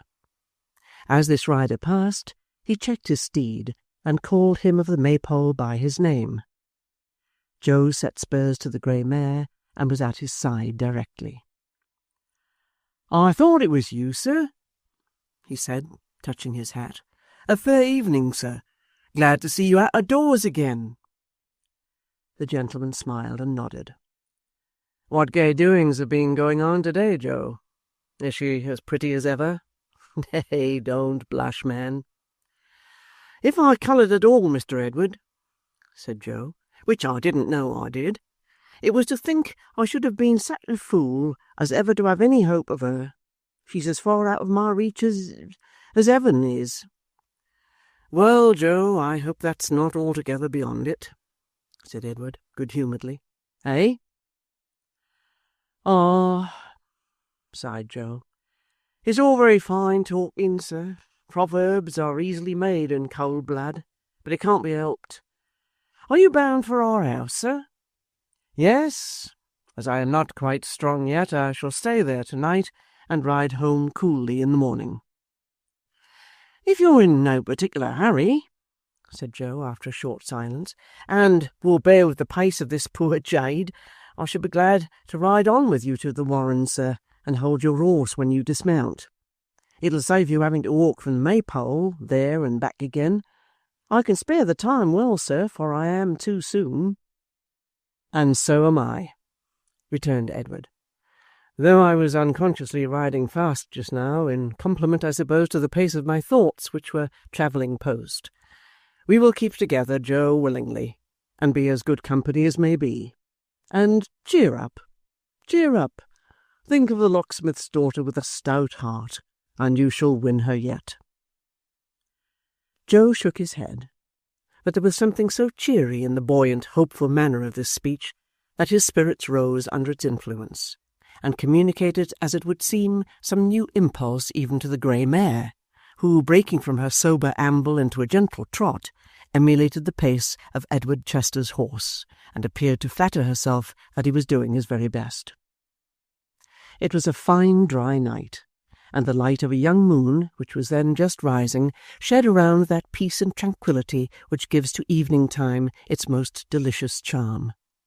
The lengthened shadows of the trees, softened as if reflected in still water, threw their carpet on the path the travellers pursued, and the light wind stirred yet more softly than before, as though it were soothing nature in her sleep. By little and little they ceased talking, and rode on side by side in a pleasant silence. "The Maypole lights are brilliant tonight," said Edward, as they rode along the lane from which, while the intervening trees were bare of leaves, that hostelry was visible. "Brilliant indeed, sir," returned Joe, rising in his stirrups to get a better view. "Lights in the large room, and a fire glimmering in the best bedchamber. Why, what company can this be for, I wonder?" "Some benighted horseman wending towards London, and deterred from going on tonight by the marvellous tales of my friend the highwayman, I suppose," said Edward. "He must be a horseman of good quality to have such accommodations. Your bed, too, sir. No matter, Joe. Any other room will do for me. But come, there's 9 striking. We may push on." They cantered forward at as brisk a pace as Joe's charger could attain, and presently stopped in the little copse where he had left her in the morning. Edward dismounted, gave his bridle to his companion, and walked with a light step towards the house. A female servant was waiting at a side gate in the garden wall, and admitted him without delay. He hurried along the terrace walk, and darted up a flight of broad steps leading into an old and gloomy hall, whose walls were ornamented with rusty suits of armour, antlers, weapons of the chase, and such-like garniture. Here he paused, but not long, for as he looked round, as if expecting the attendant to have followed, and wondering she had not done so, a lovely girl appeared, whose dark hair next moment rested on his breast. Almost at the same instant a heavy hand was laid upon her arm. Edward felt himself thrust away, and Mr. Haredale stood between them. He regarded the young man sternly without removing his hat. With one hand clasped his niece, and with the other, in which he held his riding-whip, motioned him towards the door. The young man drew himself up and returned his gaze. "This is well done of you, sir, to corrupt my servants and enter my house unbidden and in secret like a thief," said Mr. Haredale. "Leave it, sir, and return no more." "Miss Haredale's presence," returned the young man, "and your relationship to her give you a license which, if you are a brave man, you will not abuse. You have compelled me to this course, and the fault is yours, not mine." "It is neither generous nor honourable, nor the act of a true man, sir," retorted the other, "to tamper with the affections of a weak, trusting girl, while you shrink in your unworthiness from her guardian and protector, and dare not meet the light of day. More than this I will not say to you, save that I forbid you this house, and require you to be gone." "It is neither generous nor honourable, nor the act of a true man to play the spy," said Edward. "Your words imply dishonour, and I reject them with the scorn they merit." "You will find," said Mr. Haredale calmly, "your trusty go-between in waiting at the gate by which you entered. I have played no spy's part, sir. I chanced to see you pass the gate and followed. You might have heard me knocking for admission, had you been less swift of foot or lingered in the garden. Please to withdraw. Your presence here is offensive to me and distressful to my niece." As he said these words, he passed his arm about the waist of the terrified and weeping girl, and drew her closer to him, and though the habitual severity of his manner was scarcely changed, there was yet apparent in the action an air of kindness and sympathy for her distress. "Mr. Haredale," said Edward, "your arm encircles her on whom I have set my every hope and thought, and to purchase 1 minute's happiness for whom I would gladly lay down my life. This house is the casket that holds the precious jewel of my existence. Your niece has plighted her faith to me, and I have plighted mine to her. What have I done that you should hold me in this light esteem, and give me these discourteous words?" "You have done that, sir," answered Mr. Haredale, "which must be undone. You have tied a lover knot here, which must be cut asunder. Take good heed of what I say. Must I cancel the bond between ye? I reject you, and all of your kith and kin, all the false, hollow, heartless stock." "High words, sir," said Edward scornfully. "Words of purpose and meaning, as you will find," replied the other. "Lay them to heart." "Lay you then these," said Edward. "Your cold and sullen temper, which chills every breast about you, which turns affection into fear and changes duty into dread, has forced us on this secret course, repugnant to our nature and our wish, and far more foreign, sir, to us than you. I am not a false, a hollow, or a heartless man. The character is yours, who poorly venture on these injurious terms against the truth and under the shelter whereof I reminded you just now. You shall not cancel the bond between us. I will not abandon this pursuit. I rely upon your niece's truth and honour, and set your influence at naught. I leave her with a confidence in her pure faith which you will never weaken, and with no concern but that I do not leave her in some gentler care." With that, he pressed her cold hand to his lips, and once more encountering and returning Mr. Haredale's steady look, withdrew. A few words to Joe as he mounted his horse sufficiently explained what had passed, and renewed all that young gentleman's despondency with tenfold aggravation. They rode back to the Maypole without exchanging a syllable, and arrived at the door with heavy hearts. Old John, who had peeped from behind the red curtain as they rode up shouting for Hugh, was out directly, and said with great importance as he held the young man's stirrup, "He's comfortable in bed, the best bed. A thorough gentleman, the smilingest, affablest gentleman I ever had to do with." "Who will it?" said Edward carelessly as he dismounted. "Your worthy father, sir," replied John. "Your honourable, venerable father." "What does he mean?" said Edward, looking with a mixture of alarm and doubt at Joe. "What do you mean?" said Joe. "Don't you see Mr. Edward doesn't understand, father?" "Why, didn't you know of it, sir?" said John, opening his eyes wide. "How very singular! Bless you, he's been here ever since noon to-day, and Mr. Haredale has been having a long talk with him, and hasn't been gone an hour." "My father, will it?" "Yes, sir, he told me so. A handsome, slim, upright gentleman in green and gold, in your old room up yonder, sir. No doubt you can go in, sir," said John, walking backwards into the road and looking up at the window. "He hasn't put out his candles yet, I see."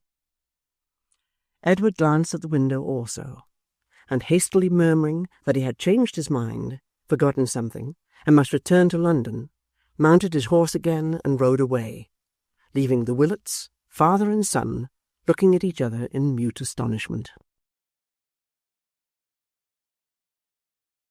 Chapter 15. At noon next day, John Willet's guest sat lingering over his breakfast in his own home, surrounded by a variety of comforts which left the Maypole's highest flight and utmost stretch of accommodation at an infinite distance behind, and suggested comparisons very much to the disadvantage and disfavour of that venerable tavern. In the broad old-fashioned window-seat, as capacious as many modern sofas, and cushioned to serve the purpose of a luxurious settee, in the broad old-fashioned window-seat of a roomy chamber, Mr. Chester lounged, very much at his ease, over a well-furnished breakfast-table. He had exchanged his riding-coat for a handsome morning gown, his boots for slippers, had been at great pains to atone for the having been obliged to make his toilet when he rose without the aid of dressing-case and tiring equipage, and having gradually forgotten through these means the discomforts of an indifferent night and an early ride, was in a state of perfect complacency, indolence, and satisfaction. The situation in which he found himself, indeed, was particularly favourable to the growth of these feelings, for, not to mention the lazy influence of a late and lonely breakfast, with the additional sedative of a newspaper, there was an air of repose about his place of residence peculiar to itself, and which hangs about it even in these times, when it is more bustling and busy than it was in days of yore. There are still worse places than the Temple, on a sultry day, for basking in the sun or resting idly in the shade. There is yet a drowsiness in its courts, and a dreamy dullness in its trees and gardens. Those who pace its lanes and squares may yet hear the echoes of their footsteps on the sounding stones, and read upon its gates in passing from the tumult of the Strand or Fleet Street, "Who enters here leaves noise behind." There is still the plash of falling water in Fair Fountain Court, and there are yet nooks and corners where dun-haunted students may look down from their dusty garrets on a vagrant ray of sunlight patching the shade of the tall houses, and seldom troubled to reflect a passing stranger's form. There is yet, in the Temple, something of a clerkly, monkish atmosphere, which public offices of law have not disturbed, and even legal firms have failed to scare away. In summer-time, its pumps suggest to thirsty idlers springs cooler and more sparkling and deeper than other wells, and as they trace the spillings of full pitchers on the heated ground, they snuff the freshness and, sighing, cast sad looks towards the Thames and think of baths and boats and saunter on despondent. It was in a room in Paper Buildings, a row of goodly tenements, shaded in front by ancient trees, and looking at the back upon the Temple Gardens, that this, our idler, lounged, now taking up again the paper he had laid down 100 times, now trifling with the fragments of his meal, now pulling forth his golden toothpick and glancing leisurely about the room, or out at window into the trim garden walks, where a few early loiterers were already pacing to and fro. Here a pair of lovers met to quarrel and make up. There a dark-eyed nursery-maid had better eyes for Templars than her charge. On this hand an ancient spinster, with her lapdog in a string, regarded both enormities with scornful sidelong looks. On that, a weazen old gentleman, ogling the nursery-maid, looked with like scorn upon the spinster, and wondered she didn't know she was no longer young.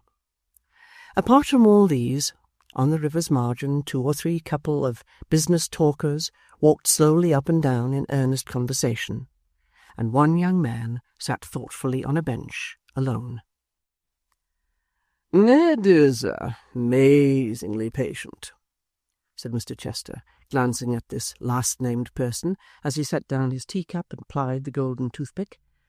"Immensely patient. He was sitting yonder when I began to dress, and has scarcely changed his posture since. A most eccentric dog." As he spoke, the figure rose and came towards him with a rapid pace. "Really, as if he had heard me," said the father, resuming his newspaper with a yawn. "Dear Ned." Presently the room door opened, and the young man entered, to whom his father gently waved his hand and smiled. "Are you at leisure for a little conversation, sir?" said Edward. "Surely, Ned. I am always at leisure. You know my constitution. Have you breakfasted?" 3 hours ago." "What a very early dog!" cried his father, contemplating him from behind the toothpick with a languid smile. "The truth is," said Edward, bringing a chair forward and seating himself near the table, "that I slept but ill last night, and was glad to rise. The cause of my uneasiness cannot but be known to you, sir, and it is upon that I wish to speak." "My dear boy," returned his father, "confide in me, I beg. But you know my constitution. Don't be prosy, Ned." "I will be plain and brief," said Edward. "Don't say you will, my good fellow," returned his father, crossing his legs, "or you certainly will not. You are going to tell me." "Plainly this, then," said the son, with an air of great concern, "that I know where you were last night, from being on the spot indeed, and whom you saw, and what your purpose was." "You don't say so," cried his father. "I am delighted to hear it. It saves us the worry and terrible wear and tear of a long explanation, and is a great relief for both. At the very house. Why didn't you come up? I should have been charmed to see you." "I knew that what I had to say would be better said after a night's reflection, when both of us were cool," returned the son. "Forgad, Ned," rejoined the father. "I was cool enough last night. That detestable Maypole, by some infernal contrivance of the builder, that holds the wind and keeps it fresh. You remember the sharp east wind that blew so hard 5 weeks ago? I give you my honour it was rampant in that old house last night, though out of doors there was a dead calm. But you were saying?" I was about to say, heaven knows how seriously and earnestly, that you have made me wretched, sir. Will you hear me gravely for a moment? My dear Ned, said his father, I will hear you with the patience of an anchorite. Oblige me with the milk. I saw Miss Haredale last night, Edward resumed when he had complied with this request. Her uncle, in her presence, immediately after your interview, and, as of course I know, in consequence of it, forbade me the house, and, with circumstances of indignity which are of your creation, I am sure, commanded me to leave it on the instant. For his manner of doing so, I give you my honour, Ned, I am not accountable, said his father. That you must excuse. He is a mere bore, a log, a brute, with no address in life. Positively a fly in the jug, the first I have seen this year. Edward rose and paced the room. His imperturbable parent sipped his tea. Father, said the young man, stopping at length before him, we must not trifle in this matter. We must not deceive each other, or ourselves. Let me pursue the manly open part I wish to take, and do not repel me by this unkind indifference. Whether I am indifferent or no, returned the other, I leave you, my dear boy, to judge.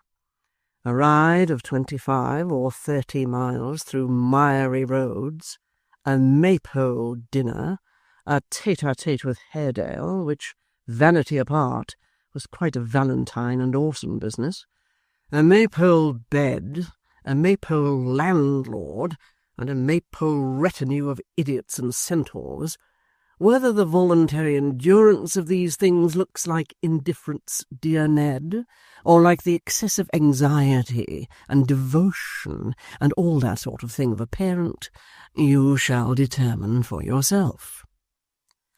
I wish you to consider, sir, said Edward, in what a cruel situation I am placed, loving Miss Haredale as I do.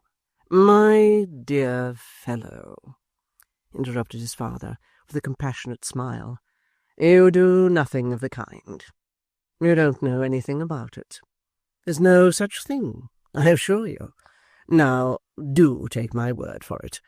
You have good sense, Ned, great good sense. I wonder you should be guilty of such amazing absurdities. You really surprise me. I repeat, said his son firmly, that I love her. You have interposed to part us, and have, to the extent I have just now told you of, succeeded. May I induce you, sir, in time, to think more favourably of our attachment, or is it your intention and your fixed design to hold us asunder if you can? My dear Ned, returned his father, taking a pinch of snuff and pushing his box towards him, that is my purpose, most undoubtedly. The time that has elapsed, rejoined his son, since I began to know her worth, has flown in such a dream that until now I have hardly once paused to reflect upon my true position. What is it? From my childhood I have been accustomed to luxury and idleness, and have been bred as though my fortune were large, and my expectations almost without limit. The idea of wealth has been familiarized to me from my cradle. I have been taught to look upon those means by which men raise themselves to riches and distinction as being beyond my heeding and beneath my care. I have been, as the phrase is, liberally educated, and am fit for nothing. I find myself at last wholly dependent upon you, with no resource but in your favour. In this momentous question of my life we do not, and it would seem we never can, agree. I have shrunk instinctively alike from those to whom you have urged me to pay court, and from the motives of interest and gain which have rendered them in your eyes visible objects of my suit. If there never has been thus much plain speaking between us before, sir, the fault has not been mine indeed. If I seem to speak too plainly now, it is, believe me, father, in the hope that there may be a franker spirit, a worthier reliance, and a kinder confidence between us in time to come. "My good fellow," said his smiling father, "you quite affect me. Go on, my dear Edward, I beg. But remember your promise. There is great earnestness, vast candour, a manifest sincerity in all you say. But I fear I observe the faintest indications of a tendency to prose." "I am very sorry, sir." "I am very sorry too, Ned. But you know that I cannot fix my mind for any long period upon one subject. If you'll come to the point at once, I'll imagine all that ought to go before, and conclude it said. Oblige me with the milk again. Listening invariably makes me feverish." "What I would say, then, tends to this," said Edward. "I cannot bear this absolute dependence, sir, even upon you. Time has been lost and opportunity thrown away, but I am yet a young man, and may retrieve it. Will you give me the means of devoting such abilities and energies as I possess to some worthy pursuit? Will you let me try to make for myself an honourable path in life? For any term you please to name, say for 5 years if you will, I will pledge myself to move no further in the matter of our difference without your full concurrence.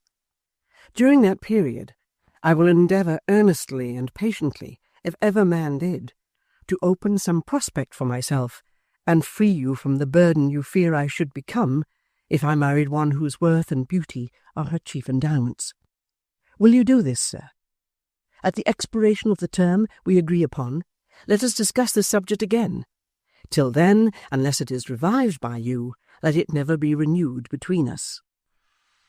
"My dear Ned," returned his father, laying down the newspaper at which he had been glancing carelessly and throwing himself back in the window-seat, "I believe you know how very much I dislike what are called family affairs, which are only fit for plebeian Christmas days, and have no manner of business with people of our condition. But as you are proceeding upon a mistake, Ned, altogether upon a mistake, I will conquer my repugnance to entering on such matters, and give you a perfectly plain and candid answer, if you will do me the favour to shut the door." Edward having obeyed him, he took an elegant little knife from his pocket, and paring his nails, continued. "You have to thank me, Ned, for being of good family, for your mother, charming person as she was, and almost broken-hearted and so forth as she left me, when she was prematurely compelled to become immortal, had nothing to boast of in that respect." "Her father was at least an eminent lawyer, sir," said Edward. "Quite right, Ned. Perfectly so. He stood high at the bar, had a great name and great wealth, but having risen from nothing, I've always closed my eyes to the circumstance and steadily resisted its contemplation. But I fear his father dealt in pork, and that his business did once involve cow-heel and sausages. He wished to marry his daughter into a good family. He had his heart's desire, Ned. I was a younger son's younger son, and I married her. We each had our object, and gained it. She stepped at once into the politest and best circles, and I stepped into a fortune, which I assure you was very necessary to my comfort, quite indispensable. Now, my good fellow, that fortune is among the things that have been. It is gone, Ned, and has been gone. How old are you? I always forget. 27, sir. Are you indeed? Cried his father, raising his eyelids in a languishing surprise. So much. Then I should say, Ned, that as nearly as I remember, its skirts vanished from human knowledge about 18 or 19 years ago. It was about that time when I came to live in these chambers, once your grandfather's and bequeathed by that extremely respectable person to me, and commenced to live upon an inconsiderable annuity and my past reputation. You are jesting with me, sir, said Edward. Not in the slightest degree, I assure you, returned his father with great composure.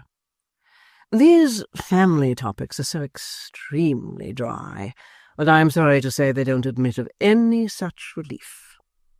It is for that reason, and because they have an appearance of business, that I dislike them so very much.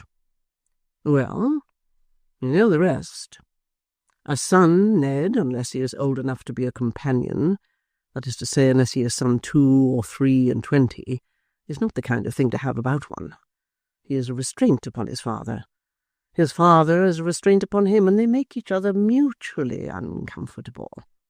Therefore, until within the last 4 years or so, I have a poor memory for dates, and if I mistake, you will correct me in your own mind. You pursued your studies at a distance and picked up a great variety of accomplishments.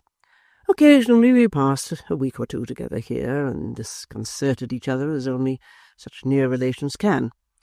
At last you came home. I candidly tell you, my dear boy, that if you had been awkward and overgrown, I should have exported you to some distant part of the world. I wish with all my soul you had, sir, said Edward. No, you don't, Ned, said his father coolly. You are mistaken, I assure you. I found you a handsome, prepossessing, elegant fellow, and I threw you into the society I can still command.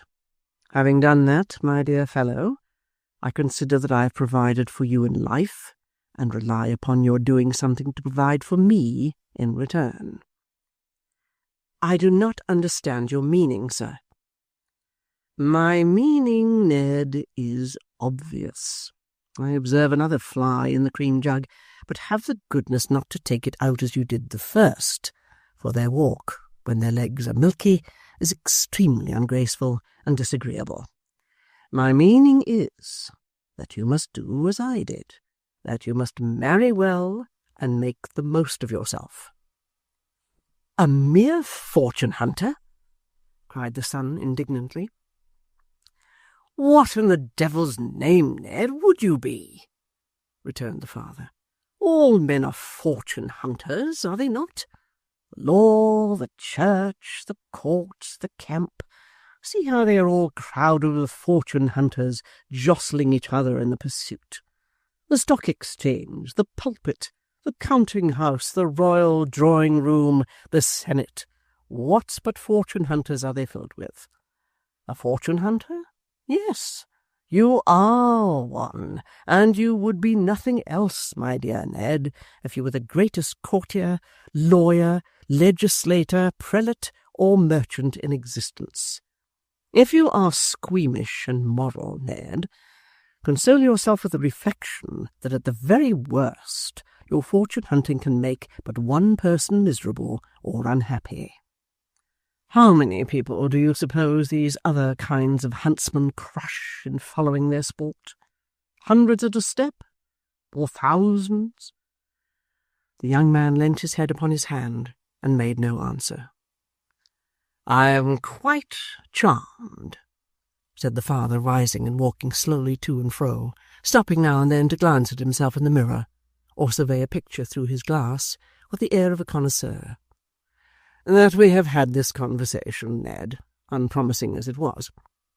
It establishes a confidence between us which is quite delightful, and was certainly necessary, though how you can ever have mistaken our positions and designs, I confess I cannot understand.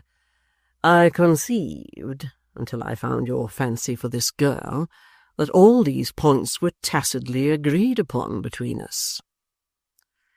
I knew you were embarrassed, sir, returned the son, raising his head for a moment, and then falling into his former attitude.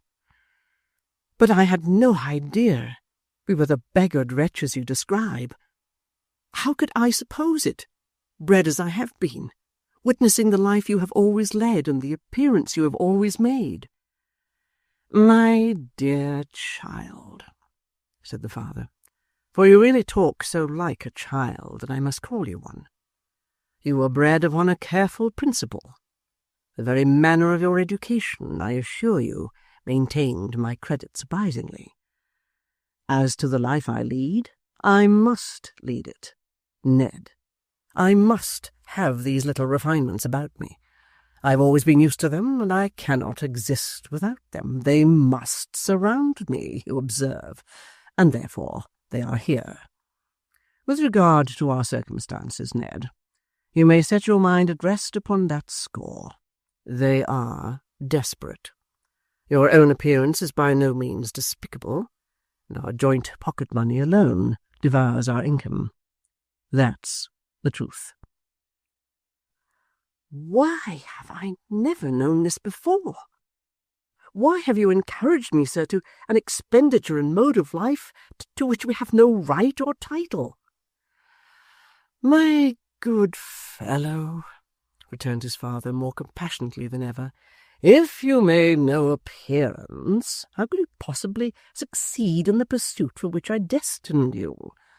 As to our mode of life, every man has a right to live in the best way he can, and to make himself as comfortable as he can, or he is an unnatural scoundrel.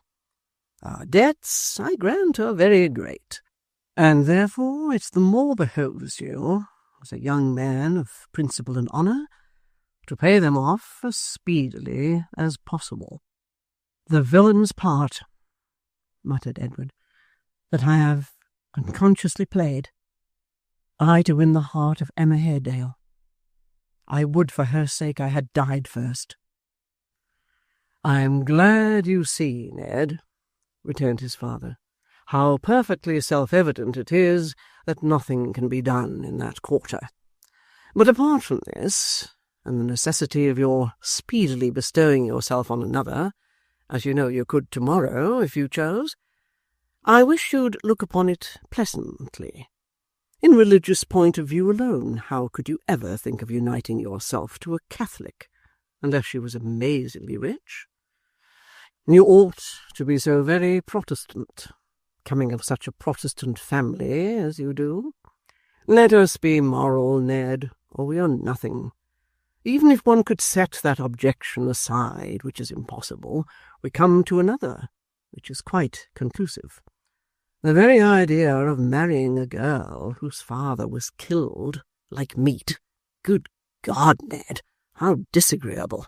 Consider the impossibility of having any respect for your father-in-law under such unpleasant circumstances. Think of his having been viewed by jurors and sat upon by coroners, and of his very doubtful position in the family ever afterwards. It seems to me such an indelicate sort of thing that I really think the girl ought to have been put to death by the state to prevent its happening. But I tease you, perhaps. You'd rather be alone? My dear Ned, most willingly. God bless you. I shall be going out presently, but we shall meet tonight, or if not tonight, certainly tomorrow. Take care of yourself in the meantime, for both our sakes. You're a person of great consequence to me, Ned, a vast consequence indeed. God bless you. With these words, the father, who had been arranging his cravat in the glass, while he uttered them in a disconnected, careless manner, withdrew, humming a tune as he went. The son, who had appeared so lost in thought as not to hear or understand them, remained quite still and silent. After the lapse of half an hour or so, the elder Chester, gaily dressed, went out. The younger still sat with his head resting on his hands in what appeared to be a kind of stupor. Chapter 16. A series of pictures representing the streets of London in the night, even at the comparatively recent date of this tale, would present to the eye something so very different in character from the reality which is witnessed in these times, that it would be difficult for the beholder to recognize his most familiar walks in the altered aspect of little more than half a century ago. They were, one and all, from the broadest and best to the narrowest and least frequented, very dark. The oil and cotton lamps, though regularly trimmed twice or thrice in the long winter nights, burnt feebly at the best, and at a late hour, when they were unassisted by the lamps and candles in the shops, cast but a narrow track of doubtful light upon the footway, leaving the projecting doors and house-fronts in the deepest gloom. Many of the courts and lanes were left in total darkness, those of the meaner sort, where one glimmering light twinkled for a score of houses, being favoured in no slight degree. Even in these places the inhabitants had often good reason for extinguishing their lamp as soon as it was lighted, and the watch being utterly inefficient and powerless to prevent them, they did so at their pleasure. Thus, in the lightest thoroughfares, there was at every turn some obscure and dangerous spot whither a thief might fly or shelter, and few would care to follow. And the city being belted round by fields, green lanes, waste grounds, and lonely roads, dividing it at that time from the suburbs that have joined it since, escape, even where the pursuit was hot, was rendered easy. It is no wonder that with these favouring circumstances in full and constant operation, street robberies, often accompanied by cruel wounds, and not unfrequently by loss of life, should have been of nightly occurrence in the very heart of London, or that quiet folks should have great dread of traversing its streets after the shops were closed. It was not unusual for those who wended home alone at midnight to keep the middle of the road, the better to guard against surprise from lurking footpads. Few would venture to repair at a late hour to Kentish Town or Hampstead, or even to Kensington or Chelsea, unarmed and unattended, while he who had been loudest and most valiant at the supper-table or the tavern, and had but a mile or so to go, was glad to fee a link-boy to escort him home. There were many other characteristics, not quite so disagreeable, about the thoroughfares of London then, with which they had been long familiar. Some of the shops, especially those to the eastward of Temple Bar, still adhered to the old practice of hanging out a sign, and the creaking and swinging of these boards in their iron frames on windy nights formed a strange and mournful concert for the ears of those who lay awake in bed or hurried through the streets. Long stands of hackney chairs and groups of chairmen, compared with whom the coachmen of our day are gentle and polite, obstructed the way and filled the air with clamour.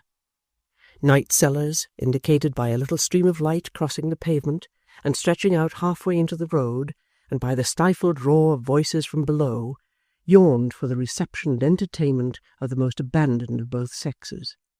Under every shed and bulk, small groups of link-boys gamed away the earnings of the day, or one more weary than the rest gave way to sleep, and let the fragment of his torch fall hissing on the puddled ground.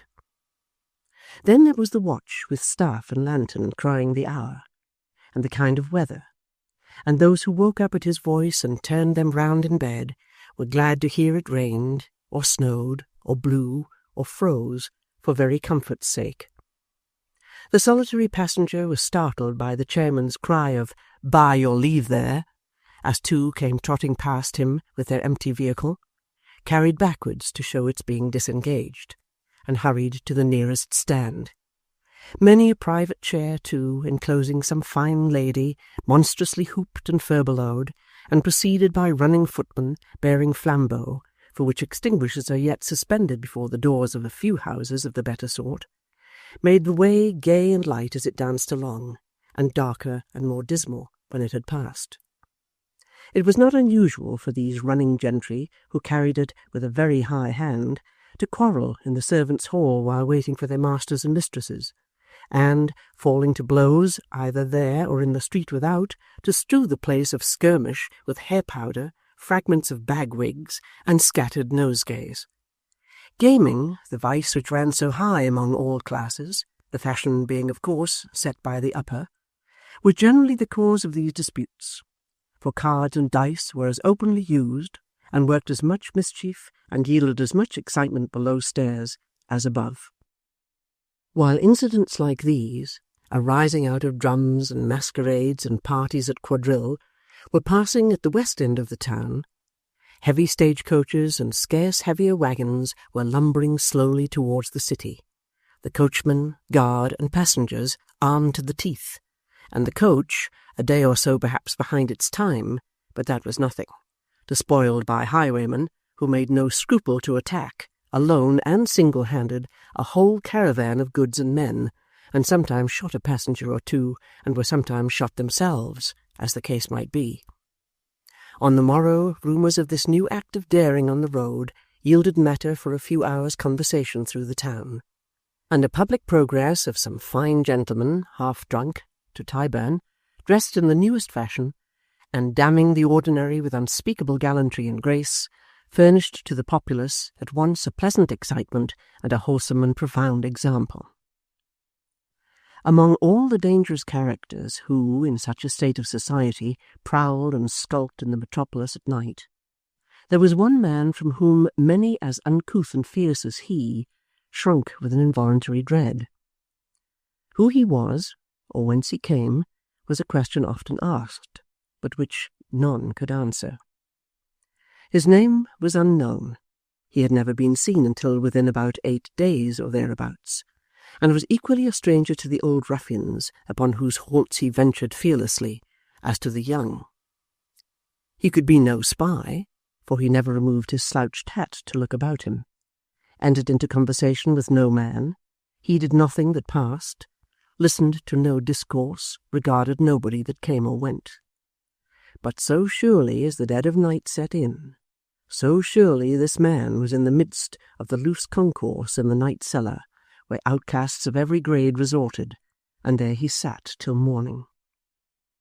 He was not only a spectre at their licentious feasts, a something in the midst of their revelry and riot that chilled and haunted them, but out of doors he was the same. Directly it was dark, he was abroad, never in company with anyone, but always alone, never lingering or loitering, but always walking swiftly, and looking, so they said who had seen him, over his shoulder from time to time, and as he did so, quickening his pace.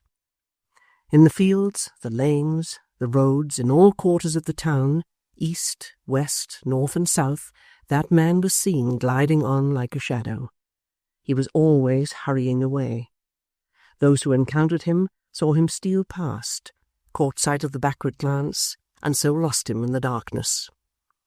This constant restlessness and flitting to and fro gave rise to strange stories.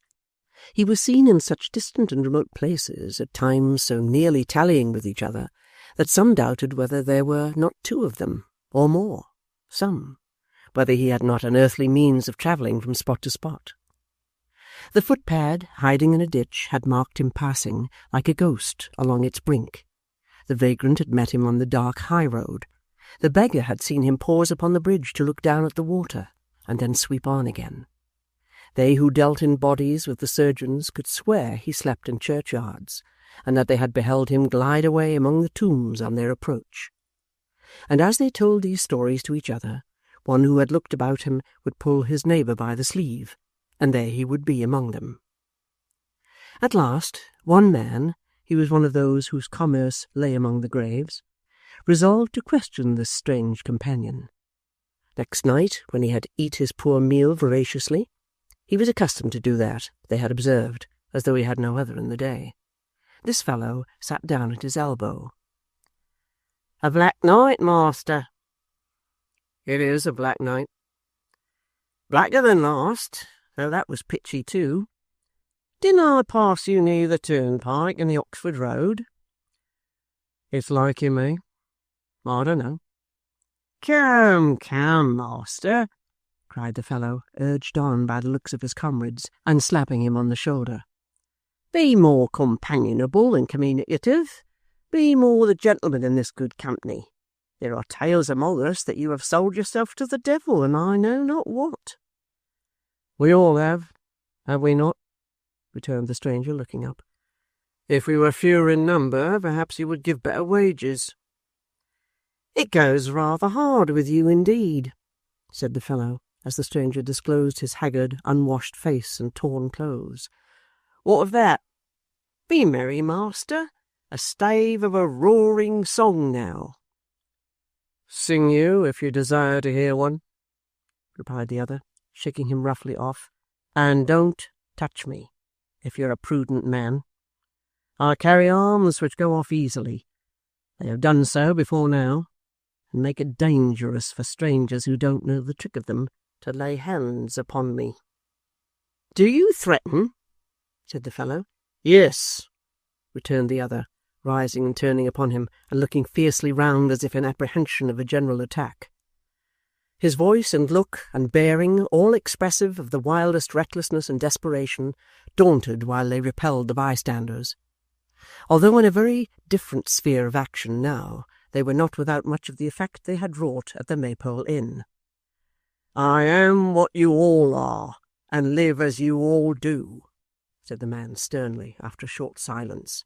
"I'm in hiding, here, like the rest, and if we were surprised, would perhaps do my part with the best of ye. If it's my humour to be left to myself, let me have it. Otherwise," and here he swore a tremendous oath, "there'll be mischief done in this place, though there are odds of a score against me." A low murmur, having its origin perhaps in a dread of the man and the mystery that surrounded him, or perhaps in a sincere opinion on the part of some of those present that it would be an inconvenient precedent to meddle too curiously with a gentleman's private affairs if he saw reason to conceal them, warned the fellow who had occasioned this discussion that he had best pursue it no further. After a short time the strange man lay down upon a bench to sleep, and when they thought of him again, they found he was gone. Next night, as soon as it was dark, he was abroad again and traversing the streets. He was before the locksmith's house more than once, but the family were out, and it was close shut. This night he crossed London Bridge and passed into Southwark. As he glided down a by-street, a woman with a little basket on her arm turned into it at the other end. Directly he observed her, he sought the shelter of an archway and stood aside until she had passed. Then he emerged cautiously from his hiding-place and followed. She went into several shops to purchase various kinds of household necessaries, and round every place at which she stopped he hovered like her evil spirit, following her when she reappeared. It was nigh 11 o'clock, and the passengers in the streets were thinning fast, when she turned, doubtless to go home. The phantom still followed her. She turned into the same by-street in which he had seen her first, which, being free from shops and narrow, was extremely dark. She quickened her pace here, as though distrustful of being stopped and robbed of such trifling property as she carried with her. He crept along on the other side of the road. Had she been gifted with the speed of wind, it seemed as if his terrible shadow would have tracked her down. At length the widow, for she it was, reached her own door, and, panting for breath, paused to take the key from her basket. In a flush and glow with the haste she had made, and the pleasure of being safe at home, she stooped to draw it out, when, raising her head, she saw him standing silently beside her, the apparition of a dream. His hand was on her mouth, but that was needless, for her tongue clove to its roof, and her power of utterance was gone. "I've been looking for you many nights. Is the house empty? Answer me. Is any one inside?" She could only answer by a rattle in her throat. "Make me a sign." She seemed to indicate that there was no one there. He took the key, unlocked the door, carried her in, and secured it carefully behind him. Chapter 17. It was a chilly night, and the fire in the widow's parlour had burnt low. Her strange companion placed her in a chair, and stooping down before the half-extinguished ashes, raked them together and fanned them with his hat. From time to time he glanced at her over his shoulder, as though to assure himself of her remaining quiet and making no effort to depart, and that done, busied himself about the fire again. It was not without reason that he took these pains, for his dress was dank and drenched with wet, his jaws rattled with cold, and he shivered from head to foot. It had rained hard during the previous night, and for some hours in the morning, but since noon it had been fine.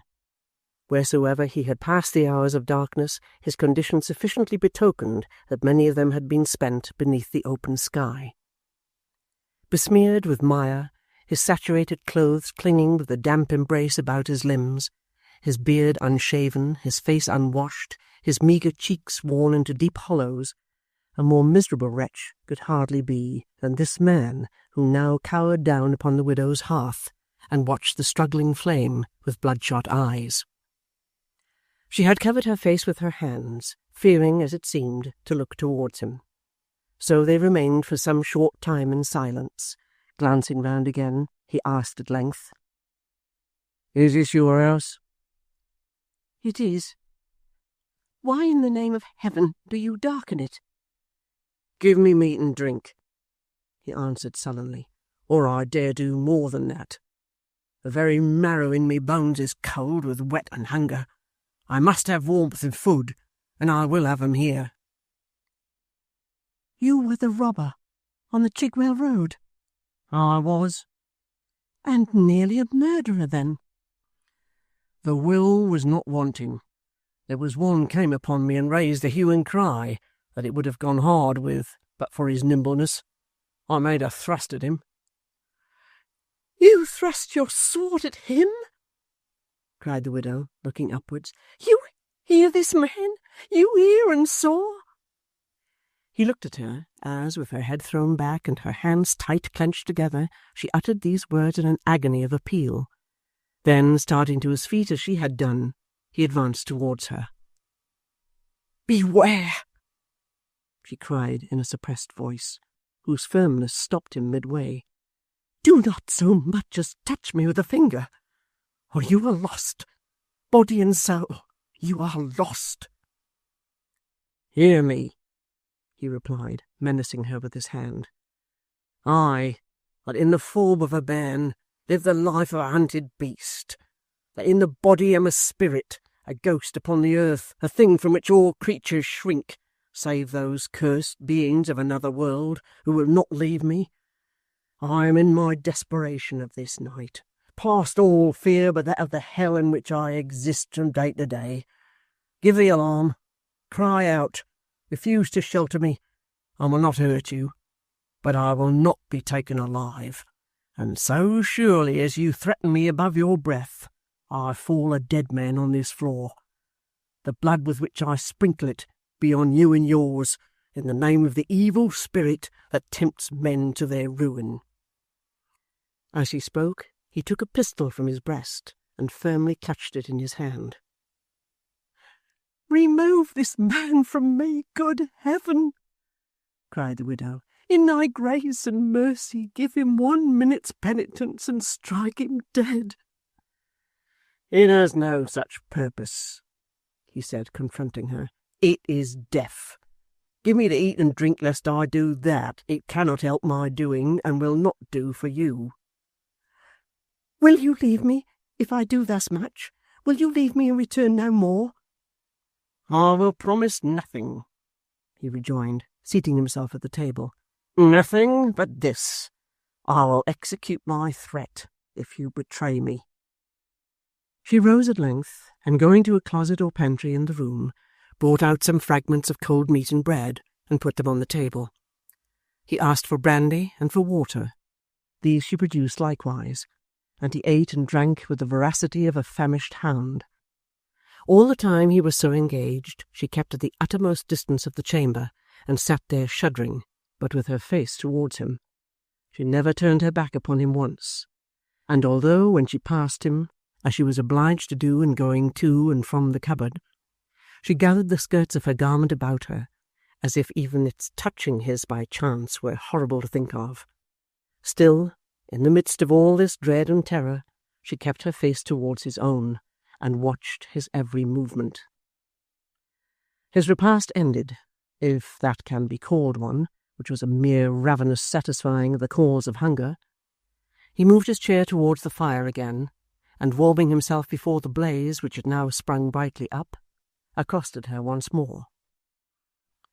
"I am an outcast, to whom a roof above his head is often an uncommon luxury, and the food a beggar would reject is delicate fare. You live here at your ease. Do you live alone?" "I do not," she made answer with an effort. "Who dwells here besides?" "One. It is no matter who. You had best be gone, or he may find you here. Why do you linger?" "For warmth," he replied, spreading out his hands before the fire. "For warmth. You are rich, perhaps?" "Very," she said faintly. "Very rich. No doubt I am very rich." "At least you are not penniless. You have some money. You are making purchases tonight." "I have a little left. It is but a few shillings." "Give me your purse. You had it in your hand at the door. Give it to me." She stepped to the table and laid it down. He reached across, took it up, and told the contents into his hand. As he was counting them, she listened for a moment and sprung towards him. "Take what there is. Take all. Take more, if more were there, but go before it is too late. I have heard a wayward step without. I know full well it will return directly. Be gone." "What do you mean?" "Do not stop to ask. I will not answer. Much as I dread to touch you, I would drag you to the door if I possessed the strength, rather than you should lose an instant. Miserable wretch, fly from this place." "If there are spies without, I'm safer here," replied the man, standing aghast. "I will remain here, and will not fly till the danger is past." "It is too late," cried the widow, who had listened for the step, and not to him. "Hark to that foot upon the ground. Do you tremble to hear it? It is my son, my idiot son." As she said this wildly, there came a heavy knocking at the door. He looked at her, and she at him. "Let him come in," said the man hoarsely. "I fear him less than the dark, houseless night. He knocks again. Let him come in." "The dread of this hour," returned the widow, "has been upon me all my life, and I will not. Evil will fall upon him if you stand eye to eye. My blinded boy! Oh, all good angels who know the truth, hear a poor mother's prayer and spare my boy from knowledge of this man." "He rattles at the shutters," cried the man. "He calls you. That voice and cry? It was he who grappled with me in the road. Was it he?" She had sunk upon her knees, and so knelt down, moving her lips, but uttering no sound. As he gazed upon her, uncertain what to do or where to turn, the shutters flew open. He had barely time to catch a knife from the table, sheathe it in the loose sleeve of his coat, hide in the closet, and do all with the lightning speed, when Barnaby tapped at the bare glass and raised the sash exultingly. "Why, who can keep out Grip and me?" he cried, thrusting in his head and staring round the room. "Are you there, mother? How long you keep us from the fire and light!"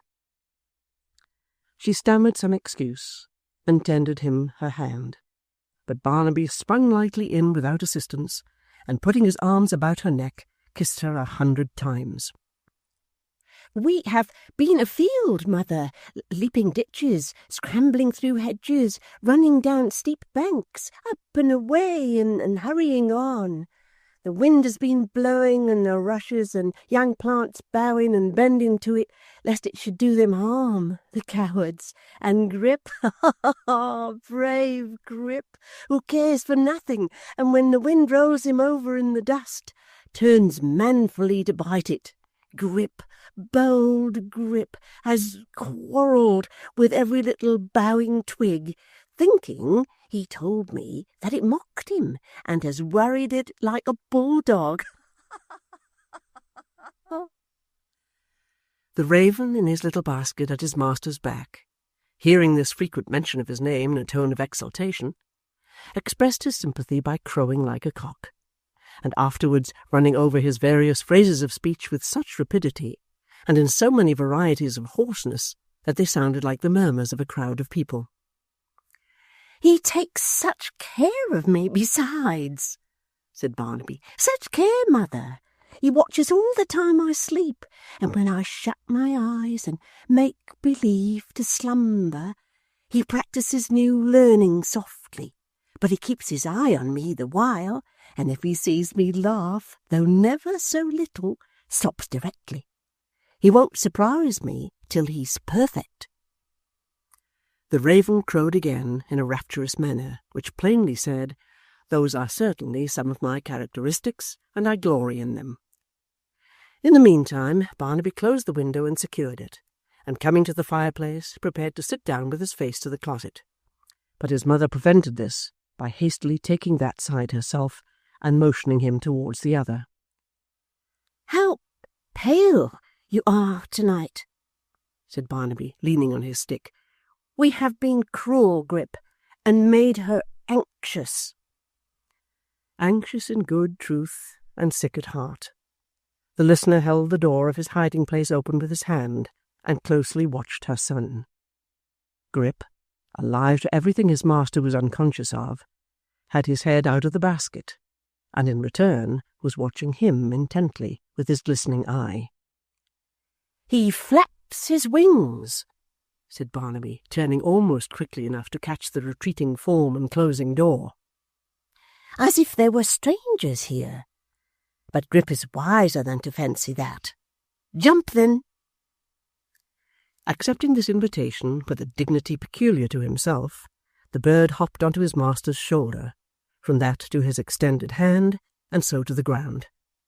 Barnaby unstrapping the basket and putting it down in a corner with the lid open, Grip's first care was to shut it down with all possible dispatch, and then to stand upon it. Believing, no doubt, that he had now rendered it utterly impossible, and beyond the power of mortal man, to shut him up in it any more, he drew a great many corks in triumph, and uttered a corresponding number of hurrahs. "Mother," said Barnaby, laying aside his hat and stick, and returning to the chair from which he had risen, "I'll tell you where we have been today, and what we have been doing. Shall I?" She took his hand in hers, and holding it, nodded the word she could not speak. "You mustn't tell," said Barnaby, holding up his finger, "for it's a secret, mind, and only known to me and Grip and Hugh. We had the dog with us, but he's not like Grip, clever as he is, and doesn't guess it yet, I'll wager. Why do you look behind me so?" "Did I?" she answered faintly.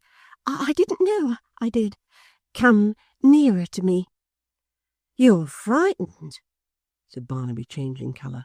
"Mother, you don't see—" "See what?" There's none of this about, is there?" he answered in a whisper, drawing closer to her and clasping the mark upon his wrist. "I'm afraid there is somewhere. You make my hair stand on end and my flesh creep. Why do you look like that? Is it in the room, as I have seen it in my dreams, dashing the ceiling and the walls with red? Tell me, is it?" He fell into a shivering fit as he put the question, and shutting out the light with his hands, sat shaking in every limb until it had passed away. After a time, he raised his head and looked about him. "Is it gone?" "There's been nothing here," rejoined his mother, soothing him. "Nothing indeed, dear Barnaby. Look, you see there are but you and me."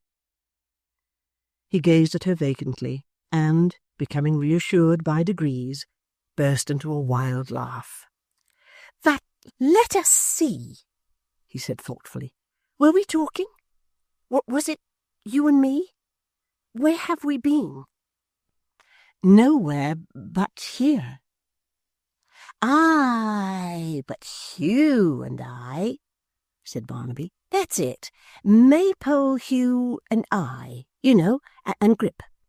We have been lying in the forest and among the trees by the roadside with a dark lantern after night came on, and the dog in a noose ready to slip him when the man came by."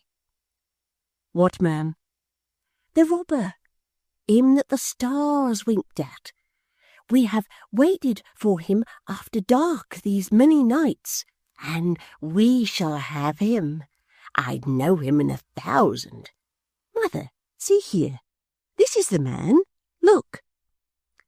He twisted his handkerchief round his head, pulled his hat upon his brow, wrapped his coat about him, and stood up before her, so like the original he counterfeited, that the dark figure peering out behind him might have passed for his own shadow. We shall have him, he cried, ridding himself of the semblance as hastily as he had assumed it.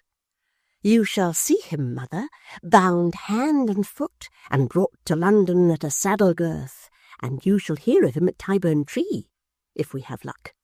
So Hugh says. You're pale again, and trembling, and why do you look behind me so? It is nothing, she answered. I'm not quite well. Go you to bed, dear, and leave me here. To bed? He answered. I don't like bed. I like to lie before the fire, watching the prospects in the burning coals, the rivers, hills and dells in the deep red sunset, and the wild faces. I'm hungry too, and Grip has eaten nothing since broad noon. Let us to supper. Grip, to supper, lad. The raven flapped his wings, and croaking his satisfaction, hopped to the feet of his master, and there held his bill open, ready for snapping up such lumps of meat as he should throw him. Of these he received about a score in rapid succession, without the smallest discomposure. That's all, said Barnaby. More, cried Grip. More. But it appearing for a certainty that no more was to be had, he retreated with his store, and, disgorging the morsels one by one from his pouch, hid them in various corners, taking particular care, however, to avoid the closet, as being doubtful of the hidden man's propensities and power of resisting temptation. When he had concluded these arrangements, he took a turn or two across the room with an elaborate assumption of having nothing on his mind, but with one eye hard upon his treasure all the time, and then, and not till then, began to drag it out, piece by piece, and eat it with the utmost relish. Barnaby, for his part, having pressed his mother to eat in vain, made a hearty supper too. Once during the progress of his meal he wanted more bread from the closet, and rose to get it. She hurriedly interposed to prevent him, and summoning her utmost fortitude, passed into the recess and brought it out herself. Mother, said Barnaby, looking at her steadfastly as she sat down beside him after doing so, is today my birthday? Today? She answered. Don't you recollect it was but a week or so ago, and that summer, autumn, and winter have to pass before it comes again? I remember that it has been so till now, said Barnaby, but I think today must be my birthday too, for all that. She asked him why. I'll tell you why, he said. I have always seen you, I didn't let you know it, but I have, on the evening of that day, grow very sad. I've seen you cry when Grip and I were most glad, and look frightened with no reason, and I have touched your hand and felt that it was cold, as it is now. Once, mother, on a birthday that was also, Grip and I thought of this after we went upstairs to bed, and when it was midnight, striking 1 o'clock, we came down to your door to see if you were well. You were on your knees. I forget what it was you said. Grip, what was it we heard her say that night? I'm a devil, rejoined the raven promptly. No, said Barnaby, but you said something in a prayer, and when you rose and walked about, you looked, as you have done ever since, mother, towards night on my birthday, just as you do now. I have found that out, you see, though I am silly. So I say you're wrong, and this must be my birthday. My birthday, Grip. The bird received this information with a crow of such duration as a cock, gifted with intelligence beyond all others of his kind, might usher in the longest day with. Then, as if he had well considered the sentiment, and regarded it as apposite to birthdays, he cried, Never said I, a great many times, and flapped his wings for emphasis. The widow tried to make light of Barnaby's remark, and endeavoured to divert his attention to some new subject. Too easy a task at all times, as she knew. His supper done, Barnaby, regardless of her entreaties, stretched himself on the mat before the fire. Grip perched upon his leg, and divided his time between dozing in the grateful warmth and endeavouring, as it presently appeared, to recall a new accomplishment he had been studying all day. A long and profound silence ensued, broken only by some change of position on the part of Barnaby, whose eyes were still wide open and intently fixed upon the fire, or by an effort of recollection on the part of Grip, who would cry in a low voice from time to time, "Ollie, but the cat," and there stop short, forgetting the remainder, and go off in a doze again. After a long interval, Barnaby's breathing grew more deep and regular, and his eyes were closed. But even then the unquiet spirit of the raven interposed. "Ollie, but the cat," cried Grip, and his master was broad awake again. At length Barnaby slept soundly, and the bird with his bill sunk upon his breast itself puffed out into a comfortable alderman-like form, and his bright eye growing smaller and smaller, really seemed to be subsiding into a state of repose. Now and then he muttered in a sepulchral voice, "Ollie, but the cat," but very drowsily, and more like a drunken man than a reflecting raven. The widow, scarcely venturing to breathe, rose from her seat. The man glided from the closet and extinguished the candle. "Go on," cried Grip, suddenly struck with an idea and very much excited. "Go on! Hurrah! Ollie, put the kettle on. We'll all have tea. Ollie, put the kettle on. We'll all have tea. Hurrah! Hurrah! Hurrah! I'm a devil. I'm a devil. I'm a kettle on. Keep up your spirits. Never say die. Bow, wow, wow. I'm a devil. I'm a kettle. I'm a Polly, put the kettle on. We'll all have tea." They stood rooted to the ground, as though it had been a voice from the grave. But even this failed to awaken the sleeper. He turned over towards the fire, his arm fell to the ground, and his head drooped heavily upon it. The widow and her unwelcome visitor gazed at him and at each other for a moment, and then she motioned him towards the door. "Stay," he whispered. "You teach your son well." "I have taught him nothing that you heard tonight. Depart instantly, or I will rouse him." "You're free to do so. Shall I rouse him?" "You dare not do that." "I dare do anything. I've told you. He knows me well, it seems. At least, I will know him." "Would you kill him in his sleep?" cried the widow, throwing herself between them. "Woman," he returned between his teeth as he motioned her aside, "I would see him nearer, and I will. If you want one of us to kill the other, wake him." With that he advanced, and bending down over the prostrate form, softly turned back the head and looked into the face. The light of the fire was upon it, and its every lineament was revealed distinctly. He contemplated it for a brief space, and hastily uprose. "Observe," he whispered in the widow's ear, "in him, of whose existence I was ignorant until tonight. I have you in my power. Be careful how you use me. Be careful how you use me. I am destitute and starving, and a wanderer upon the earth. I may take a sure and slow revenge." There's some dreadful meaning in your words. I do not fathom it." "There is a meaning in them, and I see you fathom it to its very depth. You have anticipated it for years. You have told me as much. I'll leave you to digest it. Do not forget my warning." He pointed, as he left her, to the slumbering form, and stealthily withdrawing, made his way into the street. She fell on her knees beside the sleeper, and remained like one stricken into stone, until the tears which fear had frozen so long came tenderly to her relief.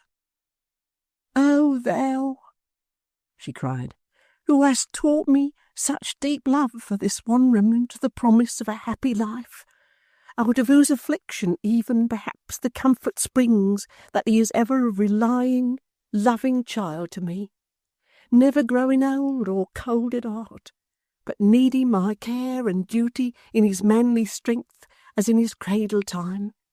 Help him in his darkened walk through this sad world, or he is doomed, and my poor heart is broken. Chapter 18.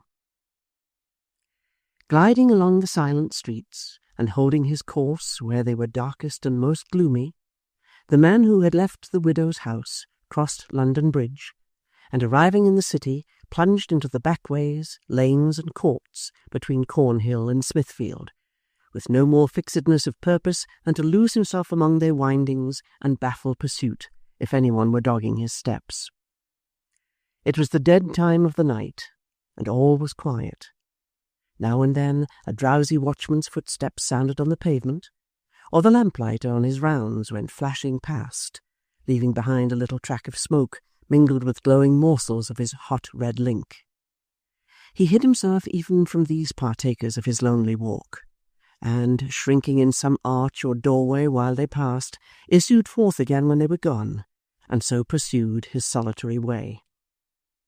To be shelterless and alone in the open country, hearing the wind moan and watching for day through the whole long weary night, to listen to the falling rain and crouch for warmth beneath the lee of some old barn or rick, or in the hollow of a tree, are dismal things, but not so dismal as the wandering up and down where shelter is, and beds and sleepers are by thousands, a houseless, rejected creature. To pace the echoing stones from hour to hour, counting the dull chimes of the clocks, to watch the lights twinkling in chamber windows, to think what happy forgetfulness each house shuts in, that here are children coiled together in their beds, here youth, here age, here poverty, here wealth, all equal in their sleep and all at rest, to have nothing in common with the slumbering world around, not even sleep, heaven's gift to all its creatures, and to be akin to nothing but despair, to feel by the wretched contrast, with everything on every hand, more utterly alone and cast away than in a trackless desert. This is a kind of suffering on which the rivers of great cities close full many a time, and which the solitude in crowds alone awakens. The miserable man paced up and down the streets, so long, so wearisome, so like each other, and often cast a wistful look towards the east, hoping to see the first faint streaks of day. But obdurate night had yet possession of the sky, and his disturbed and restless walk found no relief. One house in a back street was bright with the cheerful glare of lights. There was the sound of music in it too, and the tread of dancers, and there were cheerful voices and many a burst of laughter. To this place, to be near something that was awake and glad, he returned again and again, and more than one of those who left it when the merriment was at its height felt it a check upon their mirthful mood to see him flitting to and fro like an uneasy ghost. At last the guests departed, one and all, and then the house was close shut up and became as dull and silent as the rest.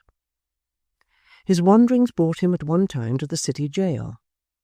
Instead of hastening from it as a place of ill omen and one he had cause to shun, he sat down on some steps hard by, and resting his chin upon his hand, gazed upon its rough and frowning walls as though even they became a refuge in his jaded eyes. He paced it round and round, came back to the same spot, and sat down again. He did this often, and once, with a hasty movement, crossed to where some men were watching in the prison lodge, and had his foot upon the steps as though determined to accost them. But looking round, he saw that the day began to break, and failing in his purpose, turned and fled. He was soon in the quarter he had lately traversed, and pacing to and fro again as he had done before. He was passing down a mean street, when from an alley close at hand some shouts of revelry arose, and there came straggling forth a dozen madcaps, whooping and calling to each other, who, parting noisily, took different ways and dispersed in smaller groups. Hoping that some low place of entertainment which should afford him a safe refuge might be at hand, he turned into this court when they were all gone, and looked about for a half-opened door, or lighted window, or other indication of the place whence they had come. It was so profoundly dark, however, and so ill-favoured, that he concluded they had but turned up there, missing their way, and were pouring out again when he observed them. With this impression, and finding there was no outlet but that by which he had entered, he was about to turn, when from a grating near his feet a sudden stream of light appeared, and the sound of talking came. He retreated into a doorway to see who these talkers were, and to listen to them. The light came to the level of the pavement as he did this, and a man ascended, bearing in his hand a torch. This figure unlocked and held open the grating as for the passage of another, who presently appeared in the form of a young man of small stature and uncommon self-importance, dressed in an obsolete and very gaudy fashion. "Good night, noble captain," said he with the torch. "Farewell, commander. Good luck, illustrious general." In return to these compliments the other bade him hold his tongue and keep his noise to himself, and laid upon him many similar injunctions with great fluency of speech and sternness of manner. "Commend me, captain, to the stricken Miggs," returned the torch-bearer in a lower voice. "My captain flies at higher game than Miggs's. My captain is an eagle, both as respects his eye and soaring wings. My captain breaketh hearts, as other bachelors break eggs at breakfast." "What a fool you are, Stagg," said Mr. Tappertit, stepping on the pavement of the court, and brushing from his legs the dust he had contracted in his passage upward. "His precious limbs!" cried Stagg, clasping one of his ankles. "Shall a Miggs aspire to these proportions? No, no, my captain. We will inveigle ladies fair, and wed them in our secret cavern. We will unite ourselves with blooming beauties, captain." "I'll tell you what, my buck," said Mr. Tappertit, releasing his leg. "I'll trouble you not to take liberties, and not to broach certain questions unless certain questions are broached to you. Speak when you're spoke to on particular subjects, and not otherways. Hold the torch up till I've got to the end of the court, and then kennel yourself. Do you hear?" "I hear you, noble captain." "Obey, then," said Mr. Tappertit haughtily. "Gentlemen, lead on." With which word of command, addressed to an imaginary staff or retinue, he folded his arms and walked with surpassing dignity down the court. His obsequious follower stood holding the torch above his head, and then the observer saw for the first time from his place of concealment that he was blind. Some involuntary motion on his part caught the quick ear of the blind man before he was conscious of having moved an inch towards him, for he turned suddenly and cried, "Who's there?" "A man," said the other, advancing. "A friend." "A stranger?" rejoined the blind man. "Strangers are not my friends. What do you do there?" "I saw your company come out, and waited here till they were gone. I want a lodging." "A lodging at this time?" returned Stagg, pointing towards the dawn as though he saw it. "Do you know the day is breaking?"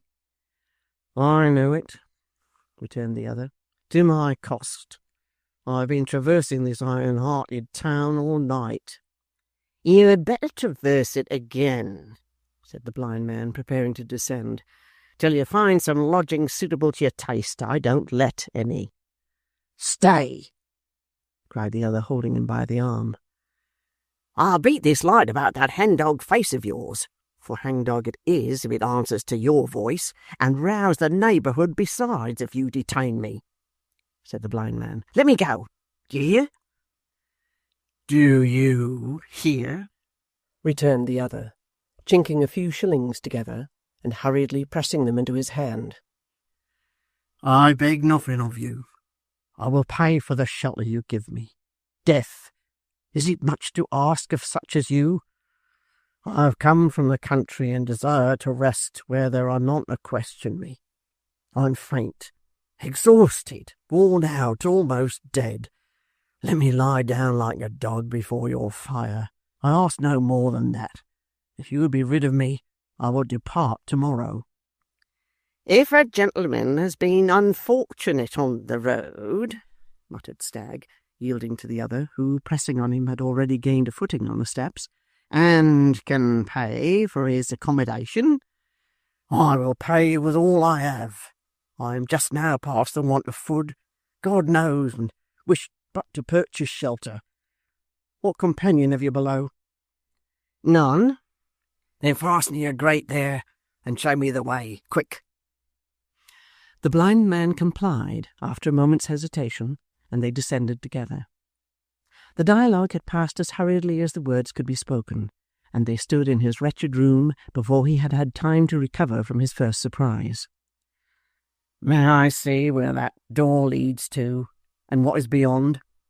said the man, glancing keenly round. "You'll not mind that?" "I will show you myself. Follow me, or go before. Take your choice."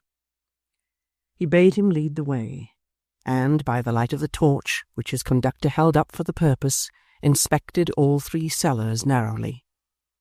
Assured that the blind man had spoken truth, and that he lived there alone, the visitor returned with him to the first, in which a fire was burning, and flung himself with a deep groan upon the ground before it.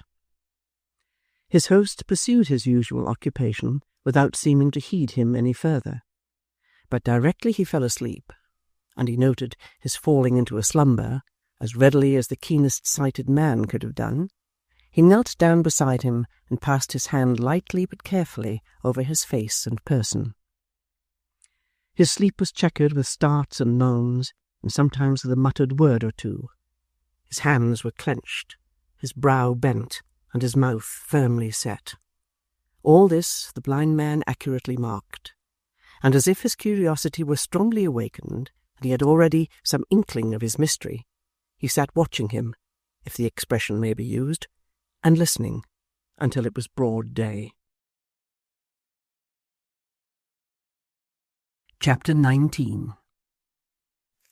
Dolly Varden's pretty little head was yet bewildered by various recollections of the party, and her bright eyes were yet dazzled by a crowd of images dancing before them like motes in the sunbeams, among which the effigy of one partner in particular did especially figure, the same being a young coachmaker, a master in his own right, who had given her to understand, when he handed her into the chair at parting, that it was his fixed resolve to neglect his business from that time and die slowly for the love of her. Dolly's head and eyes and thoughts and 7 senses were all in a state of flutter and confusion, for which the party was accountable, although it was now 3 days old, when, as she was sitting listlessly at breakfast, reading all manner of fortunes, that is to say, of married and flourishing fortunes, in the grounds of her teacup, a step was heard in the workshop, and Mr. Edward Chester was descried through the glass door, standing among the rusty locks and keys, like Love among the roses, for which apt comparison the historian may by no means take any credit to himself, the same being the invention, in a sentimental mood, of the chaste and modest Miggs, who, beholding him from the doorstep she was then cleaning, did in her maiden meditation give utterance to the simile. The locksmith, who happened at the moment to have his eyes thrown upward and his head backward in an intense communing with Toby, did not see his visitor until Mrs. Varden, more watchful than the rest, had desired Sim Tappertit to open the glass door and give him admission, from which untoward circumstance the good lady argued, for she could deduce a precious moral from the most trifling event, that to take a draught of small ale in the morning was to observe a pernicious, irreligious, and pagan custom, the relish whereof should be left to swine and Satan, or at least to popish persons, and should be shunned by the righteous as a work of sin and evil. She would no doubt have pursued her admonition much further, and would have founded on it a long list of precious precepts of inestimable value, but that the young gentleman standing by, in a somewhat uncomfortable and discomfited manner, while she read her spouse this lecture, occasioned her to bring it to a premature conclusion. "I'm sure you'll excuse me, sir," said Mrs. Varden, rising and curtsying, Varden is so very thoughtless and needs so much reminding. Sim, bring a chair here." Mr. Tappertit obeyed, with a flourish implying that he did so under protest. "And you can go, Sim," said the locksmith. Mr. Tappertit obeyed again, still under protest, and betaking himself to the workshop, began seriously to fear that he might find it necessary to poison his master before his time was out. In the meantime, Edward returned suitable replies to Mrs. Varden's courtesies, and that lady brightened up very much, so that when he accepted a dish of tea from the fair hands of Dolly, she was perfectly agreeable. "I am sure if there's anything we can do, Varden, or I, or Dolly either, to serve you, sir, at any time, you've only to say it, and it shall be done," said Mrs. V. "I am much obliged to you, I am sure," returned Edward. "You encourage me to say that I have come here now to beg your good offices." Mrs. Varden was delighted beyond measure. "It occurred to me that probably your fair daughter might be going to the Warren, either to-day or to-morrow," said Edward, glancing at Dolly. "And if so, and you will allow her to take charge of this letter, ma'am, you will oblige me more than I can tell you. The truth is, that while I am very anxious it should reach its destination, I have particular reasons for not trusting it to any other conveyance, so that without your help I am wholly at a loss." "She was not going that way, sir, either to-day or to-morrow, nor indeed or next week," the lady graciously rejoined. "But we shall be very glad to put ourselves out of the way on your account, and if you wish it, you may depend upon its going to-day. You might suppose," said Mrs. Varden, frowning at her husband, "from Varden's sitting there so glum and silent, that he objected to this arrangement. But you must not mind that, sir, if you please. It's his way at home. Out of doors he can be cheerful and talkative enough." Now, the fact was that the unfortunate locksmith, blessing his stars to find his helpmate in such good humour, had been sitting with a beaming face, hearing this discourse with a joy past all expression, wherefore this sudden attack quite took him by surprise. "My dear Martha," he said. "Oh, yes, I dare say," interrupted Mrs. Varden with a smile of mingled scorn and pleasantry. "Very dear, we all know that." "No, but my good soul," said Gabriel, "you are quite mistaken. You are indeed. I was delighted to find you so kind and ready. I waited, my dear, anxiously, I assure you, to hear what you would say." "You waited anxiously," repeated Mrs. V. "Yes, thank you, Varden. You waited as you always do, that I might bear the blame if any came of it. But I'm used to it," said the lady with a kind of solemn titter, "and that's my comfort." "I give you my word, Martha," said Gabriel. "Let me give you my word, my dear," interposed his wife with a Christian smile, "that such discussions as these between married people are much better left alone. Therefore, if you please, Varden, we'll drop the subject. I've no wish to pursue it. If I could, I might say a great deal, but I would rather not. Pray, don't say any more." "I don't want to say any more," rejoined the goaded locksmith. "Well then, don't," said Mrs. Varden. "Nor did I begin it, Martha," added the locksmith good-humouredly. "I must say that." "You did not begin it, Varden?" exclaimed his wife, opening her eyes very wide, and looking round upon the company as though she would say, "You hear this man?" "You did not begin it, Varden, but you shall not say I was out of temper. No, you did not begin it. Oh dear, no, not you, my dear." "Well, well," said the locksmith, "that's settled then." "Oh yes," rejoined his wife, "quite. If you like to say Dolly began it, my dear, I shall not contradict you. I know my duty. I need know it, I am sure. I am often obliged to bear it in mind when my inclination perhaps would be for the moment to forget it. Thank you, Varden. And so, with a mighty show of humility and forgiveness, she folded her hands and looked round again with a smile which plainly said, if you desire to see the first and foremost among female martyrs, here she is, on view.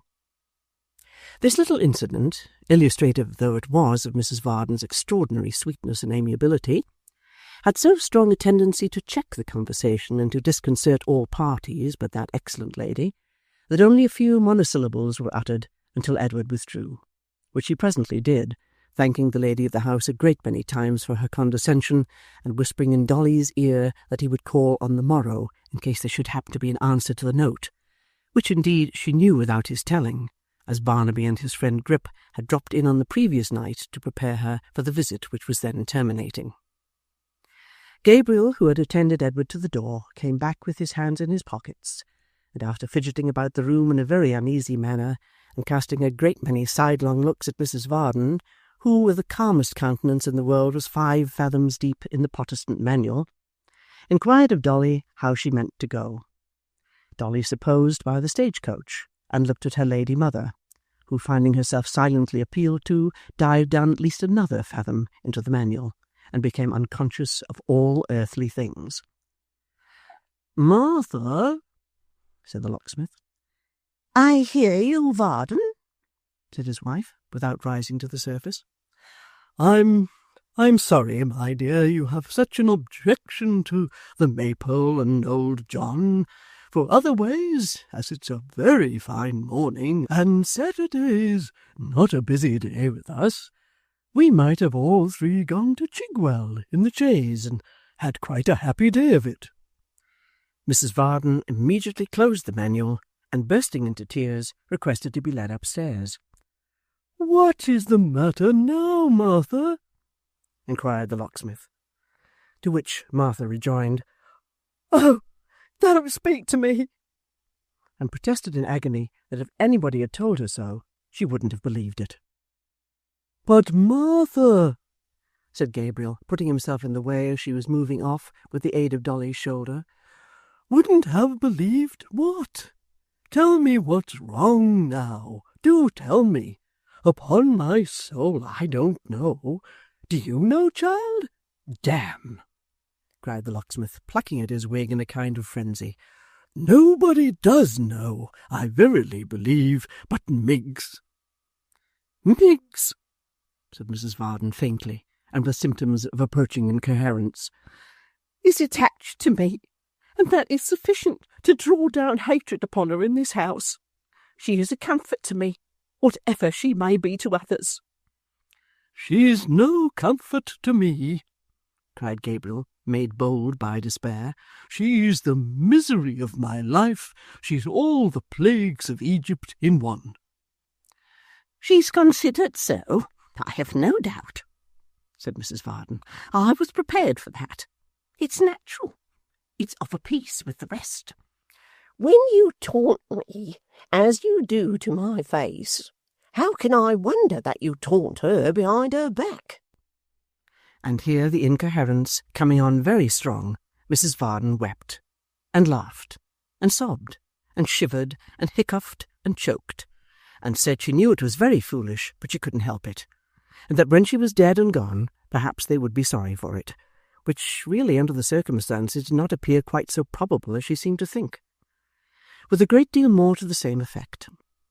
In a word, she passed with great decency through all the ceremonies incidental to such occasions, and being supported upstairs, was deposited in a highly spasmodic state on her own bed, where Miss Miggs shortly afterwards flung herself upon the body. The philosophy of all this was that Mrs. Varden wanted to go to Chigwell, that she did not want to make any concession or explanation, that she would only go on being implored and entreated so to do, and that she would accept no other terms. Accordingly, after a vast amount of moaning and crying upstairs, and much damping of foreheads, and vinegaring of temples, and hartshorning of noses, and so forth, and after most pathetic adjurations from Miggs, assisted by warm brandy and water, not over weak, and divers other cordials, also of a stimulating quality, administered at first in teaspoonfuls and afterwards in increasing doses, and of which Miss Miggs herself partook as a preventive measure, for fainting is infectious. After all these remedies, and many more too numerous to mention but not to take, had been applied, and many verbal consolations, moral, religious, and miscellaneous, had been superadded thereto, the locksmith humbled himself, and the end was gained. "If it's only for the sake of peace and quietness, father," said Dolly, urging him to go upstairs. "Oh, Doll, Doll," said her good-natured father, "if you ever have a husband of your own—" Dolly glanced at the glass. "Well, when you have," said the locksmith, "never faint, my darling. More domestic unhappiness has come of easy fainting, Doll, than from all the greater passions put together.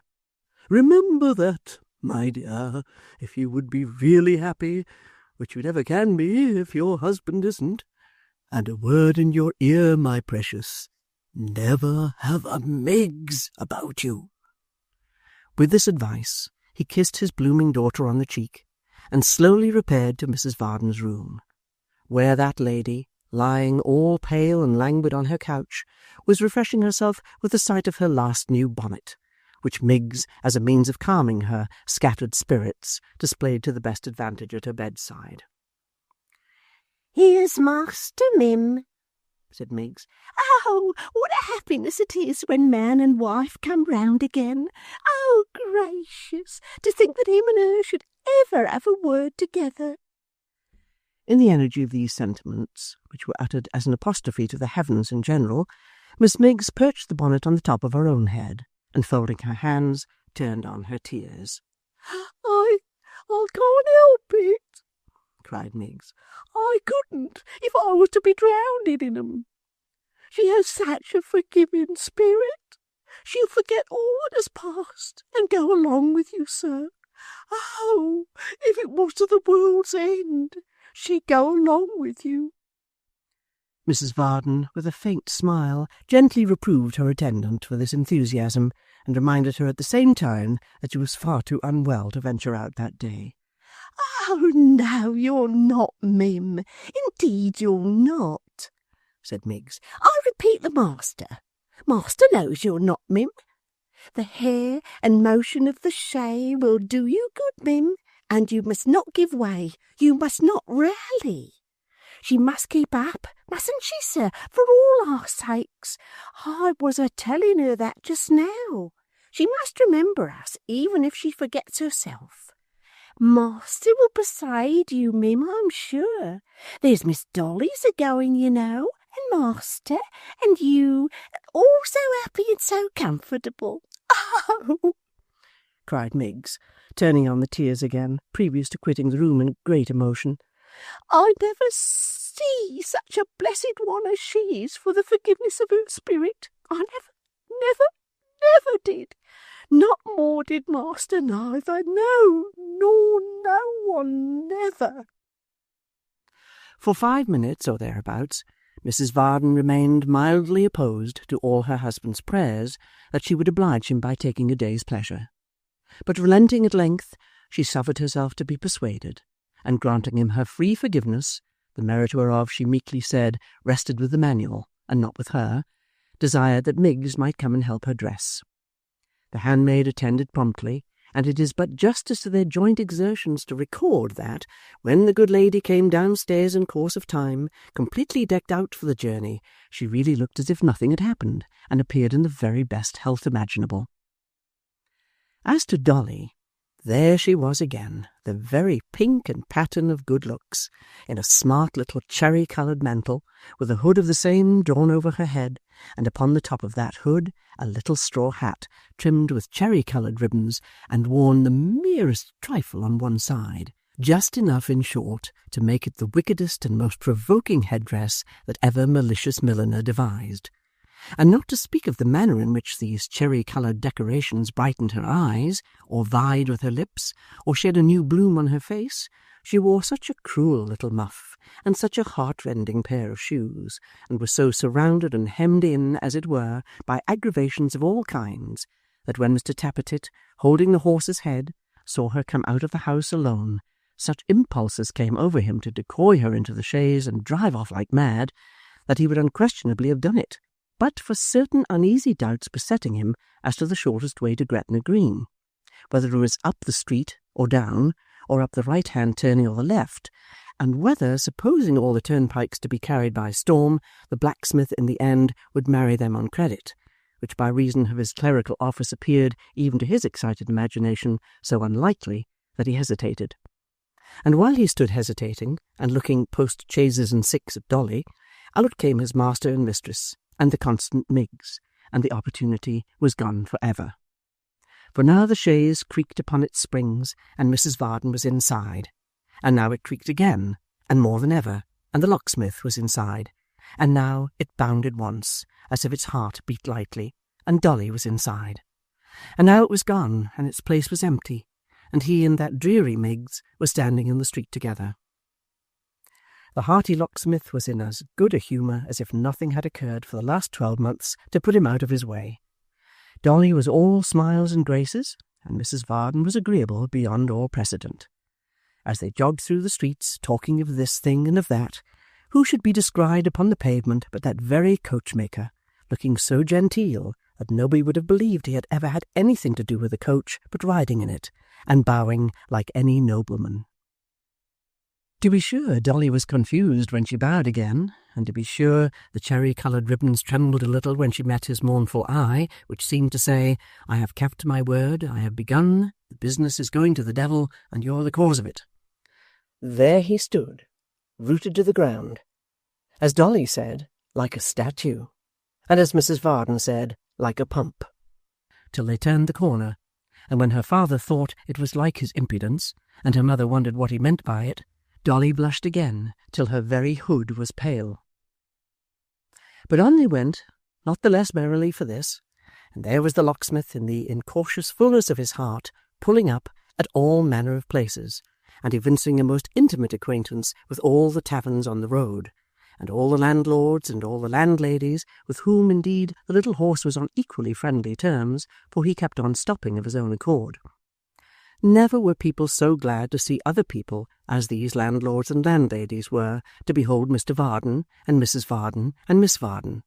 And wouldn't they get out, said one, and they really must walk upstairs, said another, and she would take it ill and be quite certain that they were proud if they wouldn't have a little taste of something, said a third, and so on, that it was really quite a progress rather than a ride, and one continued scene of hospitality from beginning to end. It was pleasant enough to be held in such esteem, not to mention the refreshments, so Mrs. Varden said nothing at the time, and was all affability and delight. But such a body of evidence as she collected against the unfortunate locksmith that day, to be used thereafter as occasion might require, never was got together for matrimonial purposes. In course of time, and in course of a pretty long time too, for these agreeable interruptions delayed them not a little, they arrived upon the skirts of the forest, and riding pleasantly on among the trees, came at last to the maypole, where the locksmith's cheerful "Yo-ho!"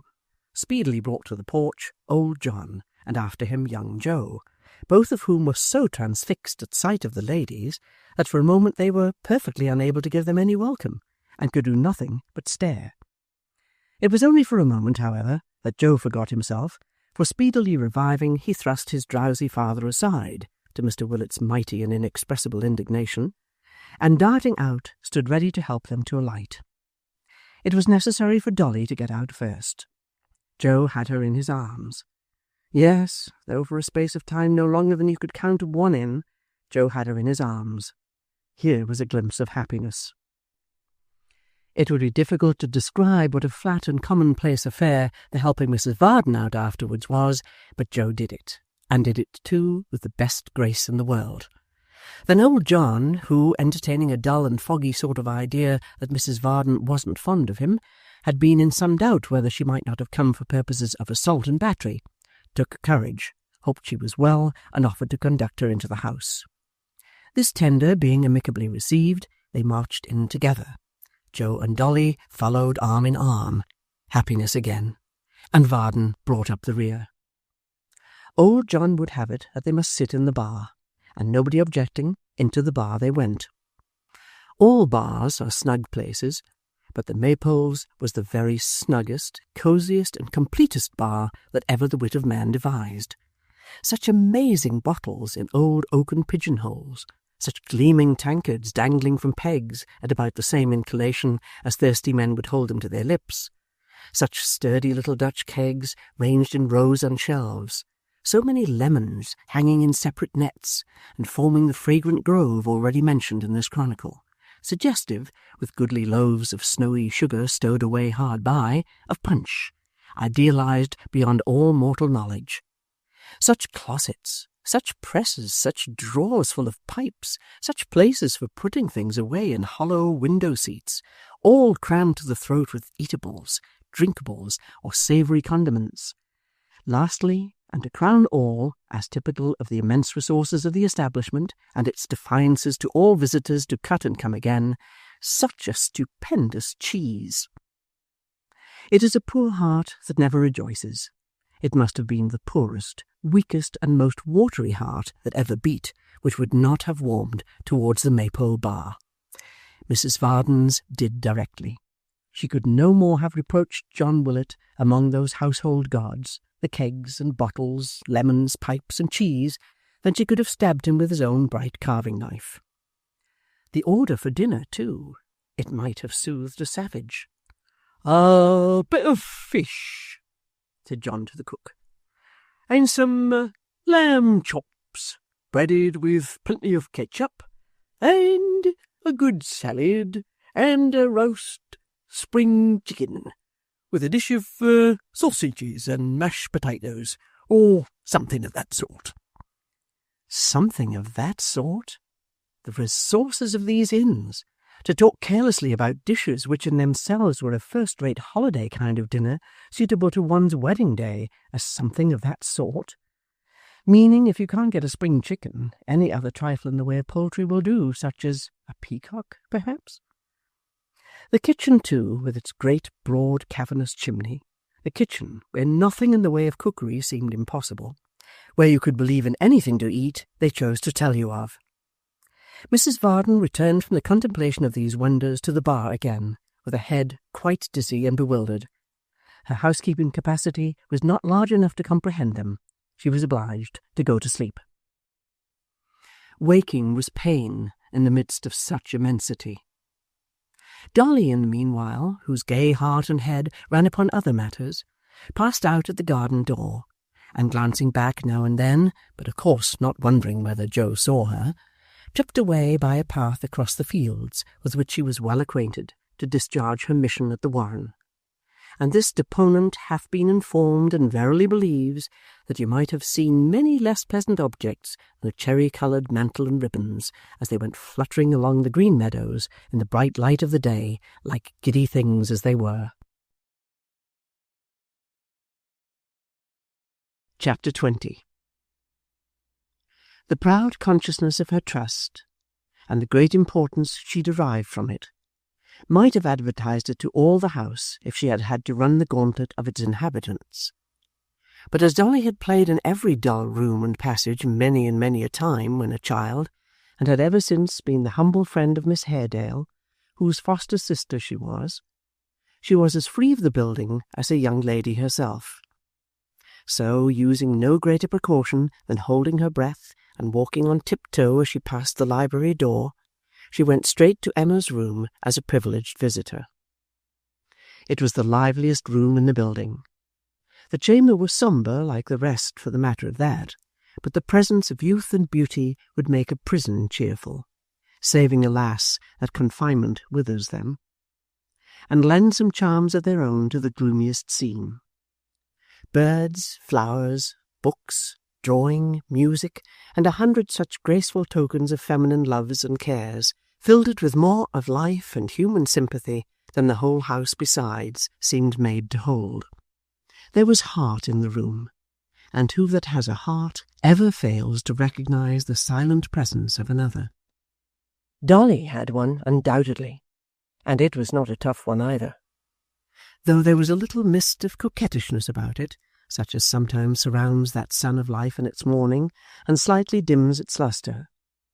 Thus, when Emma rose to greet her, and kissing her affectionately on the cheek, told her in her quiet way that she had been very unhappy, the tears stood in Dolly's eyes, and she felt more sorry than she could tell. But next moment she happened to raise them to the glass, and really there was something there so exceedingly agreeable that as she sighed, she smiled and felt surprisingly consoled. "I have heard about it, miss," said Dolly, "and it's very sad indeed, but when things are at the worst, they are sure to mend." "But are you sure they are at the worst?" asked Emma with a smile. "Why, I don't see how they can very well be more unpromising than they are. I really don't," said Dolly, "and I'll bring something to begin with." "Not from Edward?" Dolly nodded and smiled, and feeling in her pockets, there were pockets in those days, with an affectation of not being able to find what she wanted, which greatly enhanced her importance, at length produced the letter. As Emma hastily broke the seal and became absorbed in its contents, Dolly's eyes, by one of those strange accidents for which there is no accounting, wandered to the glass again. She could not help wondering whether the coachmaker suffered very much, and quite pitied the poor man. It was a long letter, a very long letter, written close on all 4 sides of the sheet of paper, and crossed afterwards, but it was not a consolatory letter, for as Emma read it, she stopped from time to time to put her handkerchief to her eyes. To be sure, Dolly marvelled greatly to see her in so much distress, for to her thinking, a love affair ought to be one of the best jokes, and the slyest, merriest kind of thing in life. But she set it down in her own mind that all this came from Miss Haredale's being so constant, and that if she would only take on with some other young gentleman, just in the most innocent way possible, to keep her first lover up to the mark, she would find herself inexpressibly comforted. "I am sure that's what I should do if it was me," thought Dolly. "To make one's sweetheart miserable is well enough and quite right, but to be made miserable oneself is a little too much." However, it wouldn't do to say so, and therefore she sat looking on in silence. She needed a pretty considerable stretch of patience, for when the long letter had been read once all through, it was read again, and when it had been read twice all through, it was read again. During this tedious process, Dolly beguiled the time in the most improving manner that occurred to her, by curling her hair on her fingers, with the aid of the looking-glass before mentioned, and giving it some killing twists. Everything has an end. Even young ladies in love cannot read their letters for ever. In course of time the packet was folded up, and it only remained to write the answer. But as this promised to be a work of time likewise, Emma said she would put it off until after dinner, and that Dolly must dine with her. As Dolly had made up her mind to do so beforehand, she required very little pressing, and when they had settled this point, they went to walk in the garden. They strolled up and down the terrace walks, talking incessantly, at least Dolly never left off once, and making that quarter of the sad and mournful house quite gay. Not that they talked loudly or laughed much, but they were both so very handsome, and it was such a breezy day, and their light dresses and dark curls appeared so free and joyous in their abandonment, and Emma was so fair, and Dolly so rosy, and Emma so delicately shaped, and Dolly so plump, and, in short, there are no flowers for any garden like such flowers, let horticulturists say what they may, and both house and garden seemed to know it, and to brighten up sensibly. After this came the dinner and the letter-writing, and some more talking, in the course of which Miss Haredale took occasion to charge upon Dolly certain flirtish and inconstant propensities, which accusations Dolly seemed to think very complimentary indeed, and to be mightily amused with. Finding her quite incorrigible in this respect, Emma suffered her to depart, but not before she had confided to her that important and never sufficiently to be taken care of answer, and endowed her moreover with a pretty little bracelet as a keepsake. Having clasped it on her arm, and again advised her half in jest and half in earnest to amend her roguish ways, for she knew she was fond of Joe at heart, which Dolly stoutly denied, with a great many haughty protestations that she hoped she could do better than that indeed, and so forth, she bade her farewell, and after calling her back to give her more supplementary messages for Edward than anybody with tenfold the gravity of Dolly Varden could be reasonably expected to remember, at length dismissed her. Dolly bade her good-bye, and tripping lightly down the stairs, arrived at the dreaded library door, and was about to pass it again on tiptoe when it opened, and behold, there stood Mr. Haredale. Now, Dolly had from her childhood associated with this gentleman the idea of something grim and ghostly, and being at the moment conscience-stricken besides, the sight of him threw her into such a flurry that she could neither acknowledge his presence nor run away. So she gave a great start, and then with downcast eyes stood still and trembled. "Come here, girl," said Mr. Haredale, taking her by the hand. "I want to speak to you." "If you please, sir, I'm in a hurry," faltered Dolly, and you have frightened me by coming so suddenly upon me, sir. I would rather go, sir, if you'll be so good as to let me." "Immediately," said Mr. Haredale, who had by this time led her into the room and closed the door. "You shall go directly. You have just left Emma?" "Yes, sir, just this minute. Father's waiting for me, sir, if you please to have the goodness—" I know, said Mr. Haredale. "Answer me a question. What did you bring here today?" "Bring here, sir?" faltered Dolly. You will tell me the truth, I'm sure, yes?" Dolly hesitated for a little while, and somewhat emboldened by his manner, said at last, "Well then, sir, it was a letter."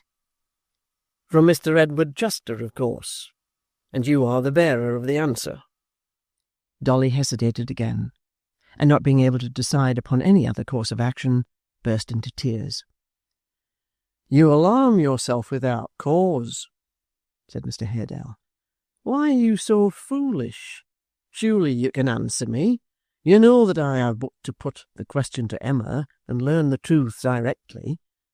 Have you the answer with you?" Dolly had what is popularly called a spirit of her own, and being now fairly at bay, made the best of it.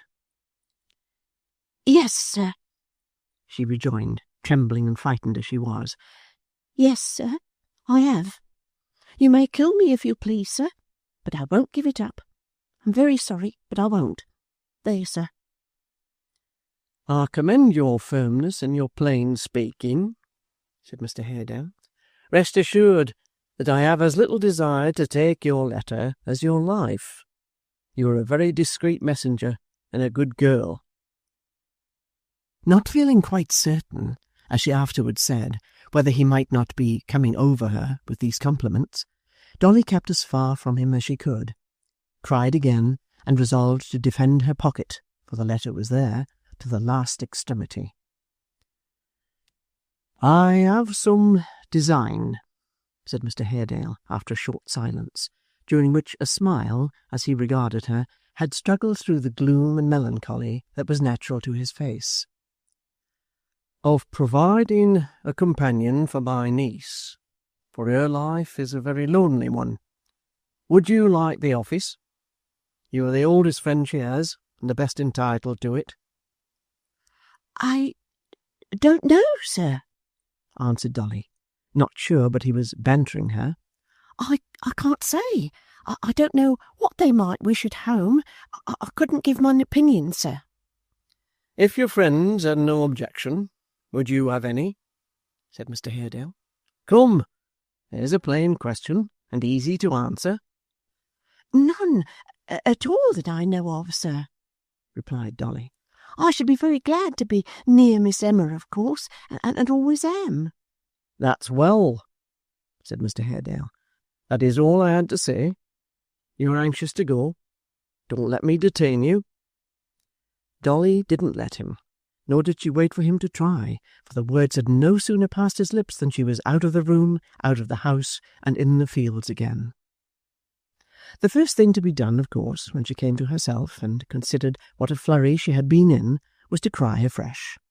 And the next thing, when she reflected how well she had got over it, was to laugh heartily. The tears, once banished, gave place to the smiles, and at last Dolly laughed so much that she was fain to lean against a tree and give vent to her exultation.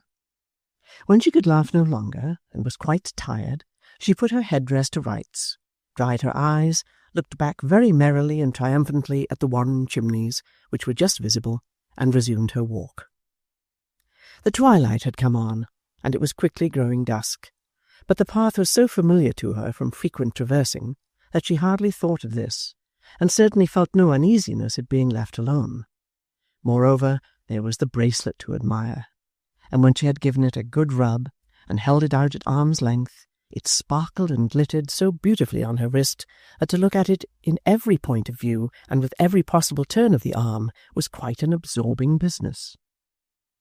There was the letter, too, and it looked so mysterious and knowing. When she took it out of her pocket, and it held, as she knew, so much inside, that to turn it over and think about it, and wonder how it began, and how it ended, and what it said all through, was another matter of constant occupation. Between the bracelet and the letter, there was quite enough to do without thinking of anything else, and admiring each by turns, Dolly went on gaily. As she passed through a wicket gate to where the path was narrow and lay between two hedges garnished here and there with trees, she heard a rustling close at hand, which brought her to a sudden stop. She listened. All was very quiet, and she went on again, not absolutely frightened, but a little quicker than before, perhaps, and possibly not quite so much at her ease, for a check of that kind is startling. She had no sooner moved on again, and she was conscious of the same sound, which was like that of a person tramping stealthily among bushes and brushwood. Looking towards the spot whence it appeared to come, she almost fancied she could make out a crouching figure. She stopped again. All was quiet as before. On she went once more, decidedly faster now, and tried to sing softly to herself. It must be the wind. But how came the wind to blow only when she walked, and cease when she stood still? She stopped involuntarily as she made the reflection, and the rustling noise stopped likewise. She was really frightened now, and was yet hesitating what to do, when the bushes crackled and snapped, and a man came plunging through them close before her. Chapter 21. It was for the moment an inexpressible relief to Dolly to recognize in the person who forced himself into the path so abruptly and now stood directly in her way, Hugh of the Maypole, whose name she uttered in a tone of delighted surprise that came from her heart. "Was it you?" she said. "How glad I am to see you, and how could you terrify me so?" In answer to which he said nothing at all, but stood quite still, looking at her. "Did you come to meet me?" asked Dolly. Hugh nodded and muttered something to the effect that he had been waiting for her and had expected her sooner. "I thought it likely they would send," said Dolly, greatly reassured by this. "Nobody sent me," was his sullen answer. "I came of my own accord." The rough bearing of this fellow, and his wild, uncouth appearance, had often filled the girl with a vague apprehension, even when other people were by, and had occasioned her to shrink from him involuntarily. The having him for an unbidden companion in so solitary a place, with the darkness fast gathering about them, renewed and even increased the alarm she had felt at first. If his manner had been merely dogged and passively fierce, as usual, she would have had no greater dislike to his company than she always felt, perhaps indeed would have been rather glad to have had him at hand. But there was something of coarse, bold admiration in his look, which terrified her very much. She glanced timidly towards him, uncertain whether to go forward or retreat, and he stood gazing at her like a handsome satyr. And so they remained for some short time without stirring or breaking silence. At length Dolly took courage, shot past him, and hurried on. "Why do you spend so much breath in avoiding me?" said Hugh, accommodating his pace to hers, and keeping close at her side. "I wish to get back as quickly as I can, and you walk too near me," answered Dolly. "Too near?" said Hugh, stooping over her so that she could feel his breath upon her forehead. "Why too near? You're always proud to me, mistress." "I'm proud to no one. You mistake me," answered Dolly. "Fall back, if you please, or go on." "Nay, mistress," he rejoined, endeavouring to draw her arm through his. "I'll walk with you." She released herself, and clenching her little hand, struck him with right good will. At this, Maypole Hugh burst into a roar of laughter, and passing his arm about her waist, held her in his strong grasp as easily as if she had been a bird. "Oh, well done, mistress. Strike again. You shall beat my face and tear my hair and pluck my beard up by the roots, and welcome for the sake of your bright eyes. Strike again, mistress, do. I like it." "Let me go," she cried, endeavouring with both her hands to push him off. "Let me go this moment." "You had as good be kinder to me, sweet lips," said Hugh. "You had indeed. Come, tell me now, why are you always so proud? I don't quarrel with you for it. I love you when you're proud. You can't hide your beauty from a poor fellow. That's a comfort." She gave him no answer, but as he had not checked her progress, continued to press forward as rapidly as she could. At length, between the hurry she had made, her terror, and the tightness of his embrace, her strength failed her, and she could go no further. "Hugh!" cried the panting girl. "Good Hugh! If you will leave me, I will give you anything, everything I have, and never tell one word of this to any living creature." "You had best not," he answered. "Harkee, little dove, you had best not. All about here know me and what I dare do if I have a mind. If ever you are going to tell, stop when the words are on your lips, and think of the mischief you'll bring, if you do, upon some innocent heads that you wouldn't wish to hurt a hair of. Bring trouble on me, and I'll bring trouble and something more on them in return. I care no more for them than for so many dogs. Not so much. Why should I? I'd sooner kill a man than a dog any day. I've never been sorry for a man's death in all my life, and I have for a dog's." There was something so thoroughly savage in the manner of these expressions, and the looks and gestures by which they were accompanied, that her great fear of him gave her new strength, and enabled her by a sudden effort to extricate herself and run fleetly from him. But Hugh was as nimble, strong, and swift of foot as any man in broad England, and it was but a fruitless expenditure of energy, for he had her in his encircling arms again before she had gone 100 yards. "Softly, darling, gently. Would you fly from rough Hugh that loves you as well as any drawing-room gallant?" "I would," she answered, struggling to free herself again. "I will. Help!" "A fine for crying out," said Hugh. "A fine, pretty one, from your lips. I pay myself." Help!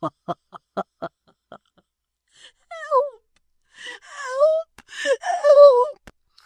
As she shrieked with the utmost violence she could exert, a shout was heard in answer, and another, and another. "Oh, thank heaven!" cried the girl in an ecstasy. "Joe! Dear Joe! This way! Help!"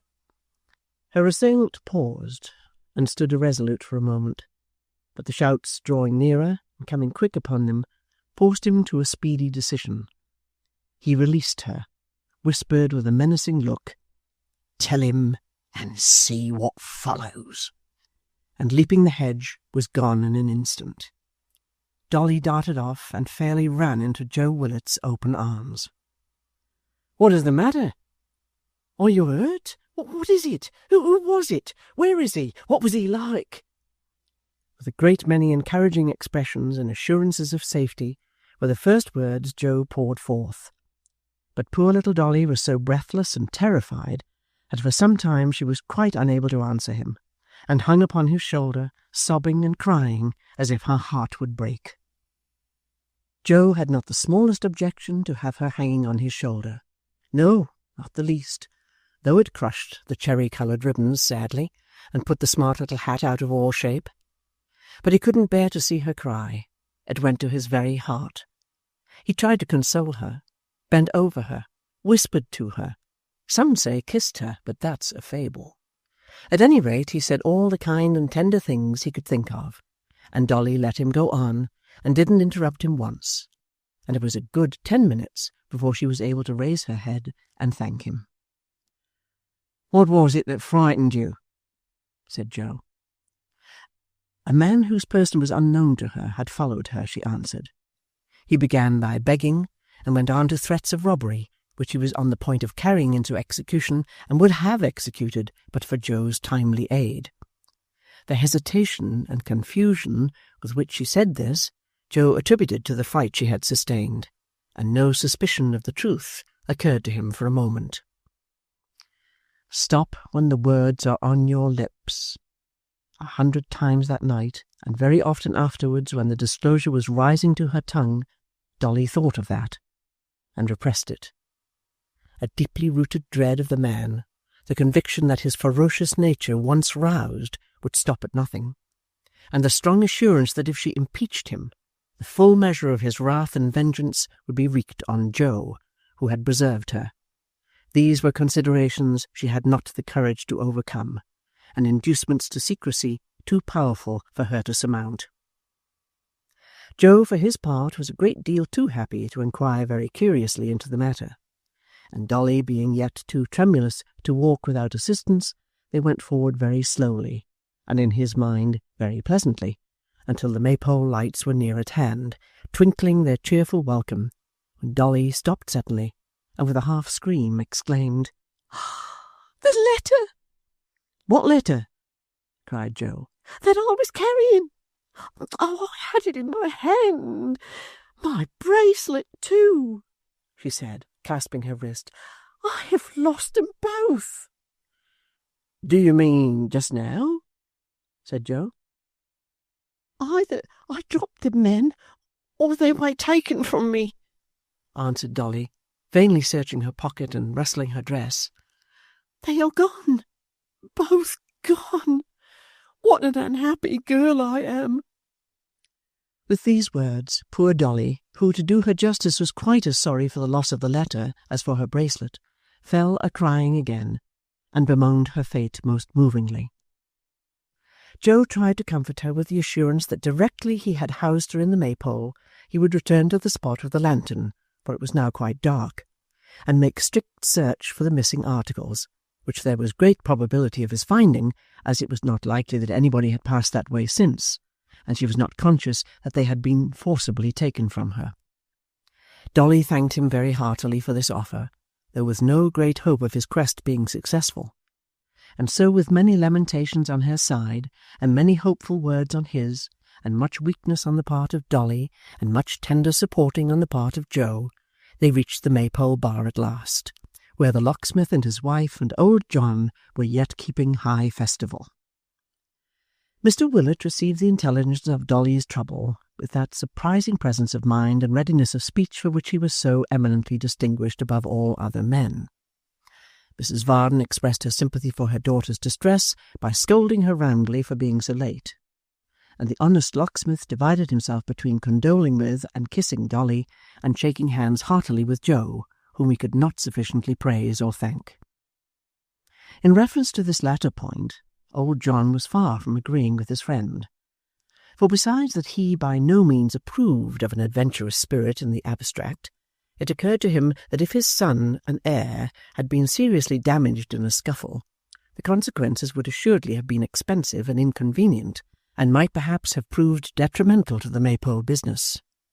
Wherefore, and because he looked with no favourable eye upon young girls, but rather considered that they and the whole female sex were a kind of nonsensical mistake on the part of nature, he took occasion to retire and shake his head in private at the boiler. Inspired by which silent oracle, he was moved to give Joe various stealthy nudges with his elbow, as a parental reproof and gentle admonition to mind his own business and not make a fool of himself. Joe, however, took down the lantern and lighted it, and arming himself with a stout stick, asked whether Hugh was in the stable. "He's lying asleep before the kitchen fire, sir," said Mr. Willet. "What do you want him for?" "I want him to come with me to look after this bracelet and letter," answered Joe. "Hello there! You!" Dolly turned pale as death, and felt as if she must faint forthwith. After a few moments, Hugh came staggering in, stretching himself and yawning according to custom, and presenting every appearance of having been roused from a sound nap. "Here, sleepy-head," said Joe, giving him the lantern. "Carry this and bring the dog and that small cudgel of yours, and woe betide the fellow if we come upon him." "What fellow?" growled Hugh, rubbing his eyes and shaking himself. "What fellow?" returned Joe, who was in a state of great valour and bustle. "A fellow you ought to know of and be more alive about. It's well for like of you, lazy giant that you are, to be snoring your time away in chimney corners, when honest men's daughters can't cross even our quiet meadows at nightfall without being set upon by footpads and frightened out of their precious lives." "They never robbed me," cried Hugh with a laugh.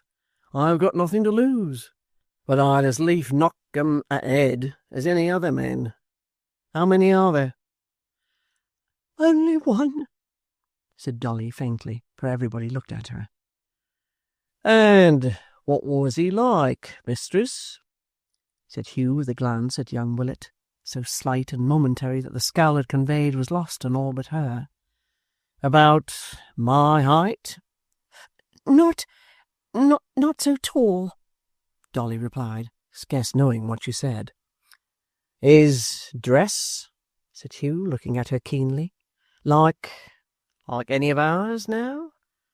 I know all the people hereabouts, and maybe could give a guess at the man if I had anything to guide me." Dolly faltered, and turned paler yet, then answered that he was wrapped in a loose coat and had his face hidden by a handkerchief, and that you could give no other description of him. "You wouldn't know him if you saw him then, belike," said Hugh, with a malicious grin. "I should not," answered Dolly, bursting into tears again. I don't wish to see him. I can't bear to think of him. I can't talk about him any more. Don't go to look for these things, Mr. Joe. Pray don't. I entreat you not to go with that man."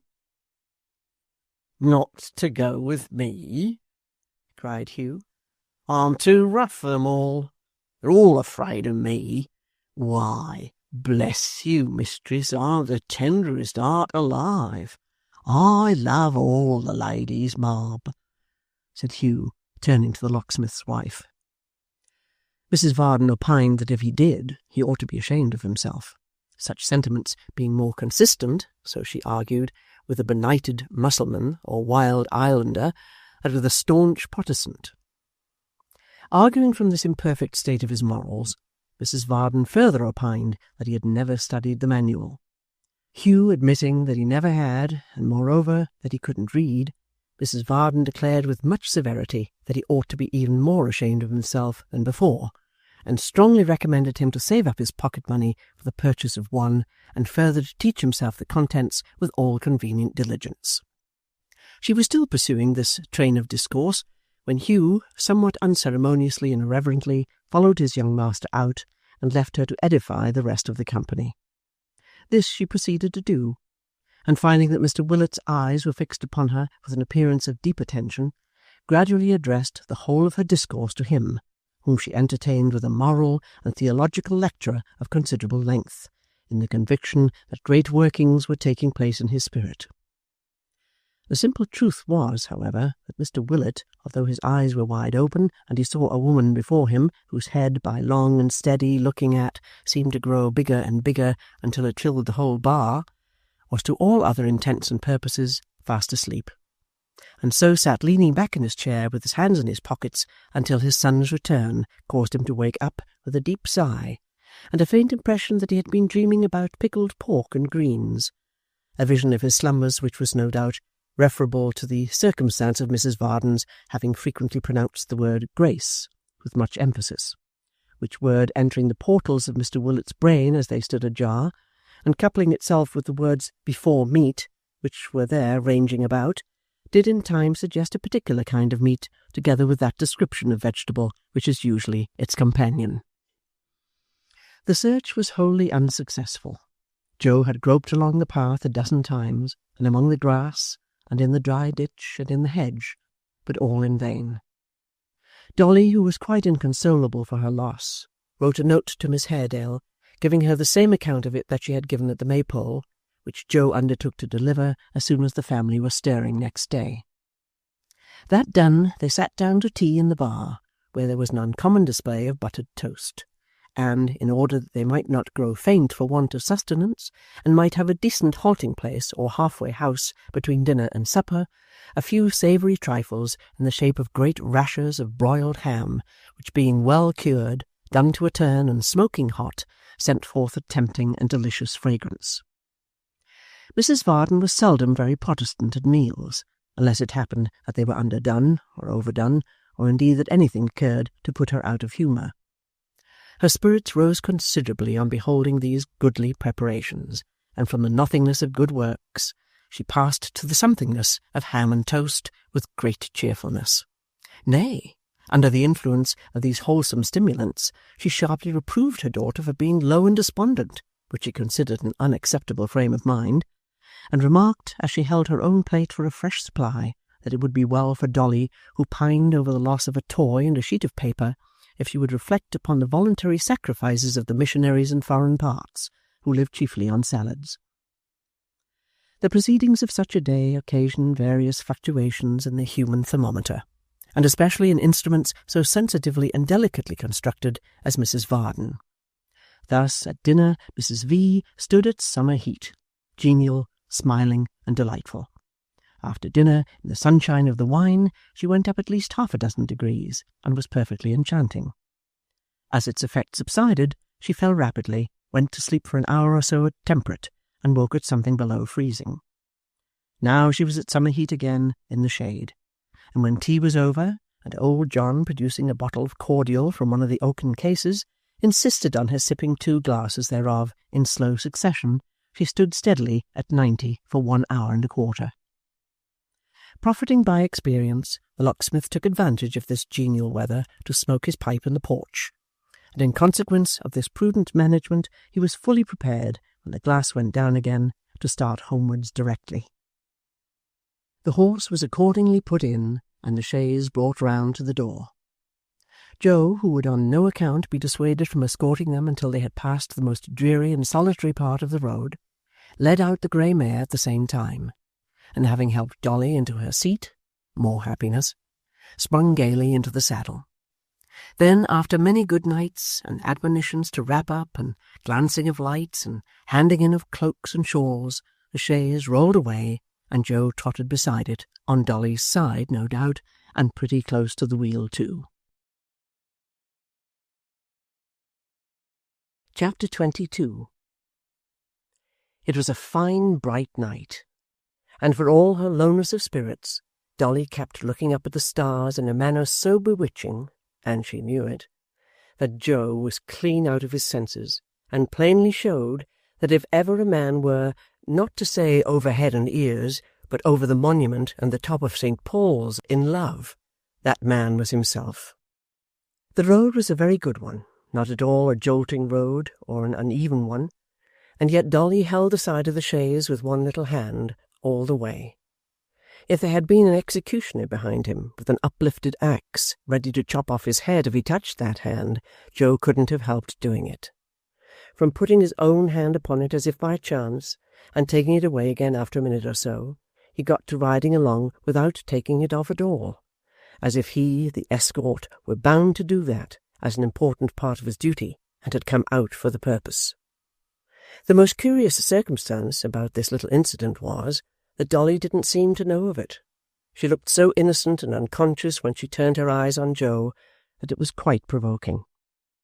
She talked, though, talked about her fright, and about Joe's coming up to rescue her, and about her gratitude, and about her fear that she might not have thanked him enough, and about their always being friends from that time forth, and about all that sort of thing. And when Joe said, not friends, he hoped, Dolly was quite surprised, and said not enemies, she hoped. And when Joe said, couldn't they be something much better than either, Dolly all of a sudden found out a star which was brighter than all the other stars, and begged to call his attention to the same, and was 10,000 times more innocent and unconscious than ever. In this manner they travelled along, talking very little above a whisper, and wishing the road could be stretched out to some dozen times its natural length. At least that was Joe's desire, when, as they were getting clear of the forest and emerging on the more frequented road, they heard behind them the sound of a horse's feet at a round trot, which, growing rapidly louder as it drew nearer, elicited a scream from Mrs. Varden, and the cry, "A friend!" from the rider, who now came panting up, and checked his horse beside them. "This man again!" cried Dolly, shuddering. "You?" said Joe. "What errand are you upon?" "I come to ride back with you," he answered, glancing covertly at the locksmith's daughter. "He sent me."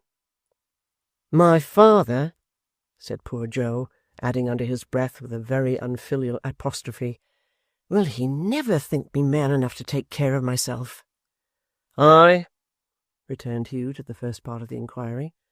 "The roads are not safe just now, he says, and you better have a companion."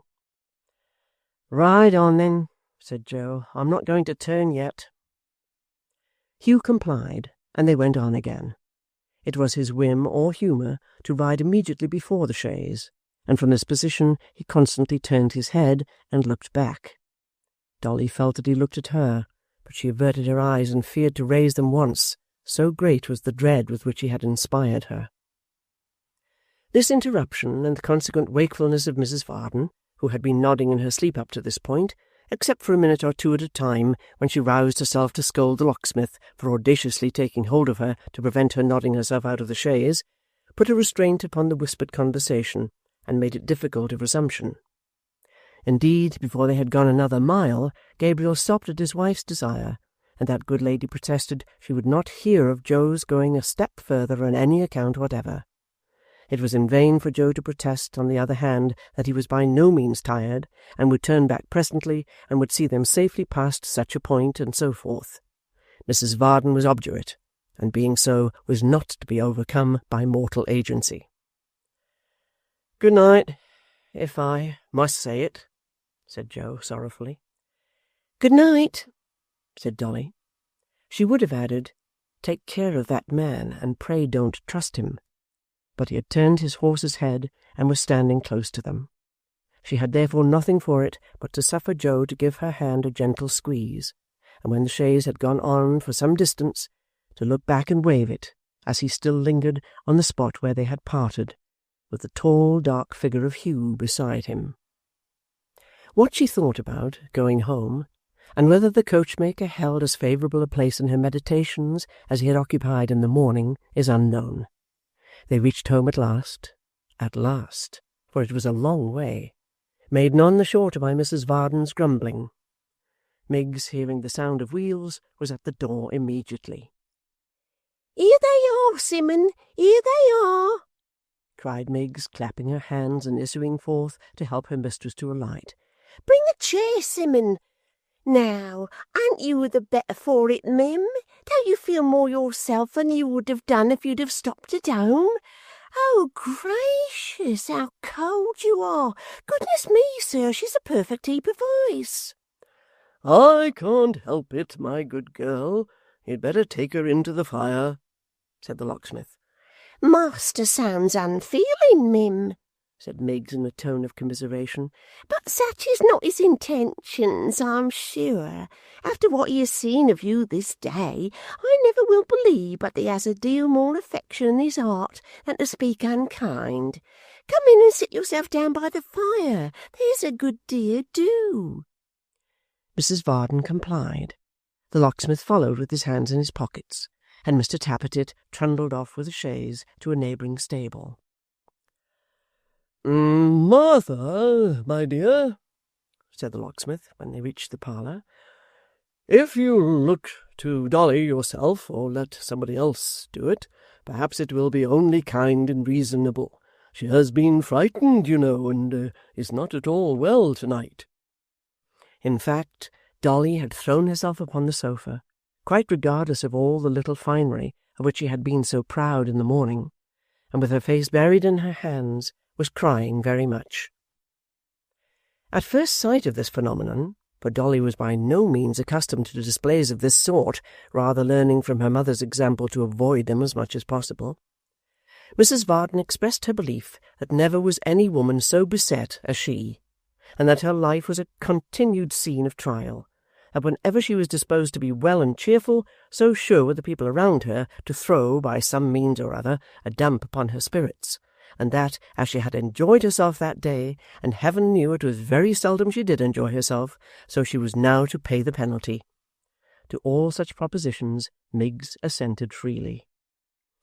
Poor Dolly, however, grew none the better for these restoratives, but rather worse indeed, and seeing that she was really ill, both Mrs. Varden and Miggs were moved to compassion and tended her in earnest. But even then their very kindness shaped itself into their usual course of policy, and though Dolly was in a swoon, it was rendered clear to the meanest capacity that Mrs. Varden was the sufferer.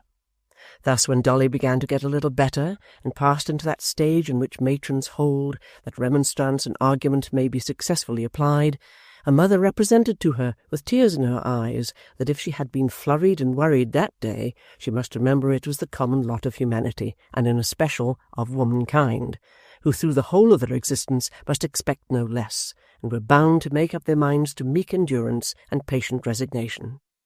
Mrs. Varden entreated her to remember that one of these days she would, in all probability, have to do violence to her feelings so far as to be married, and that marriage, as she might see every day of her life, and truly she did, was a state requiring great fortitude and forbearance.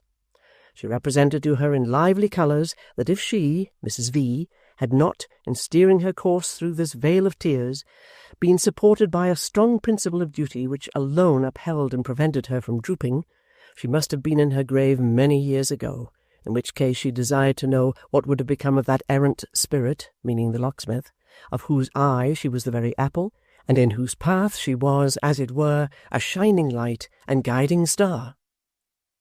Miss Miggs also put in her word to the same effect. She said that indeed and indeed this Dolly might take pattern by her blessed mother, who she always had said, and always would say, though she were to be hanged, drawn, and quartered for it next minute, was the mildest, amiablest, forgivingest-spirited, longest-sufferingest female as ever she could have believed, the mere narration of whose excellencies had worked such a wholesome change in the mind of her own sister-in-law, that, whereas before she and her husband lived like cat and dog, and were in the habit of exchanging brass candlesticks, pot-lids, flat-irons, and other such strong resentments, they were now the happiest and affectionatest couple upon earth, as could be proved any day on application at Golden Lion Court, No. 27, second bell-handle on the right-hand door-post. After glancing at herself as a comparatively worthless vessel, but still as one of some desert, she besought her to bear in mind that her aforesaid dear and only mother was of a weakly constitution and excitable temperament, who had constantly to sustain afflictions in domestic life, compared with which thieves and robbers were as nothing, and yet never sunk down or gave way to despair or wrath, but, in prize-fighting phraseology, always came up to time with a cheerful countenance, and went in to win as if nothing had happened.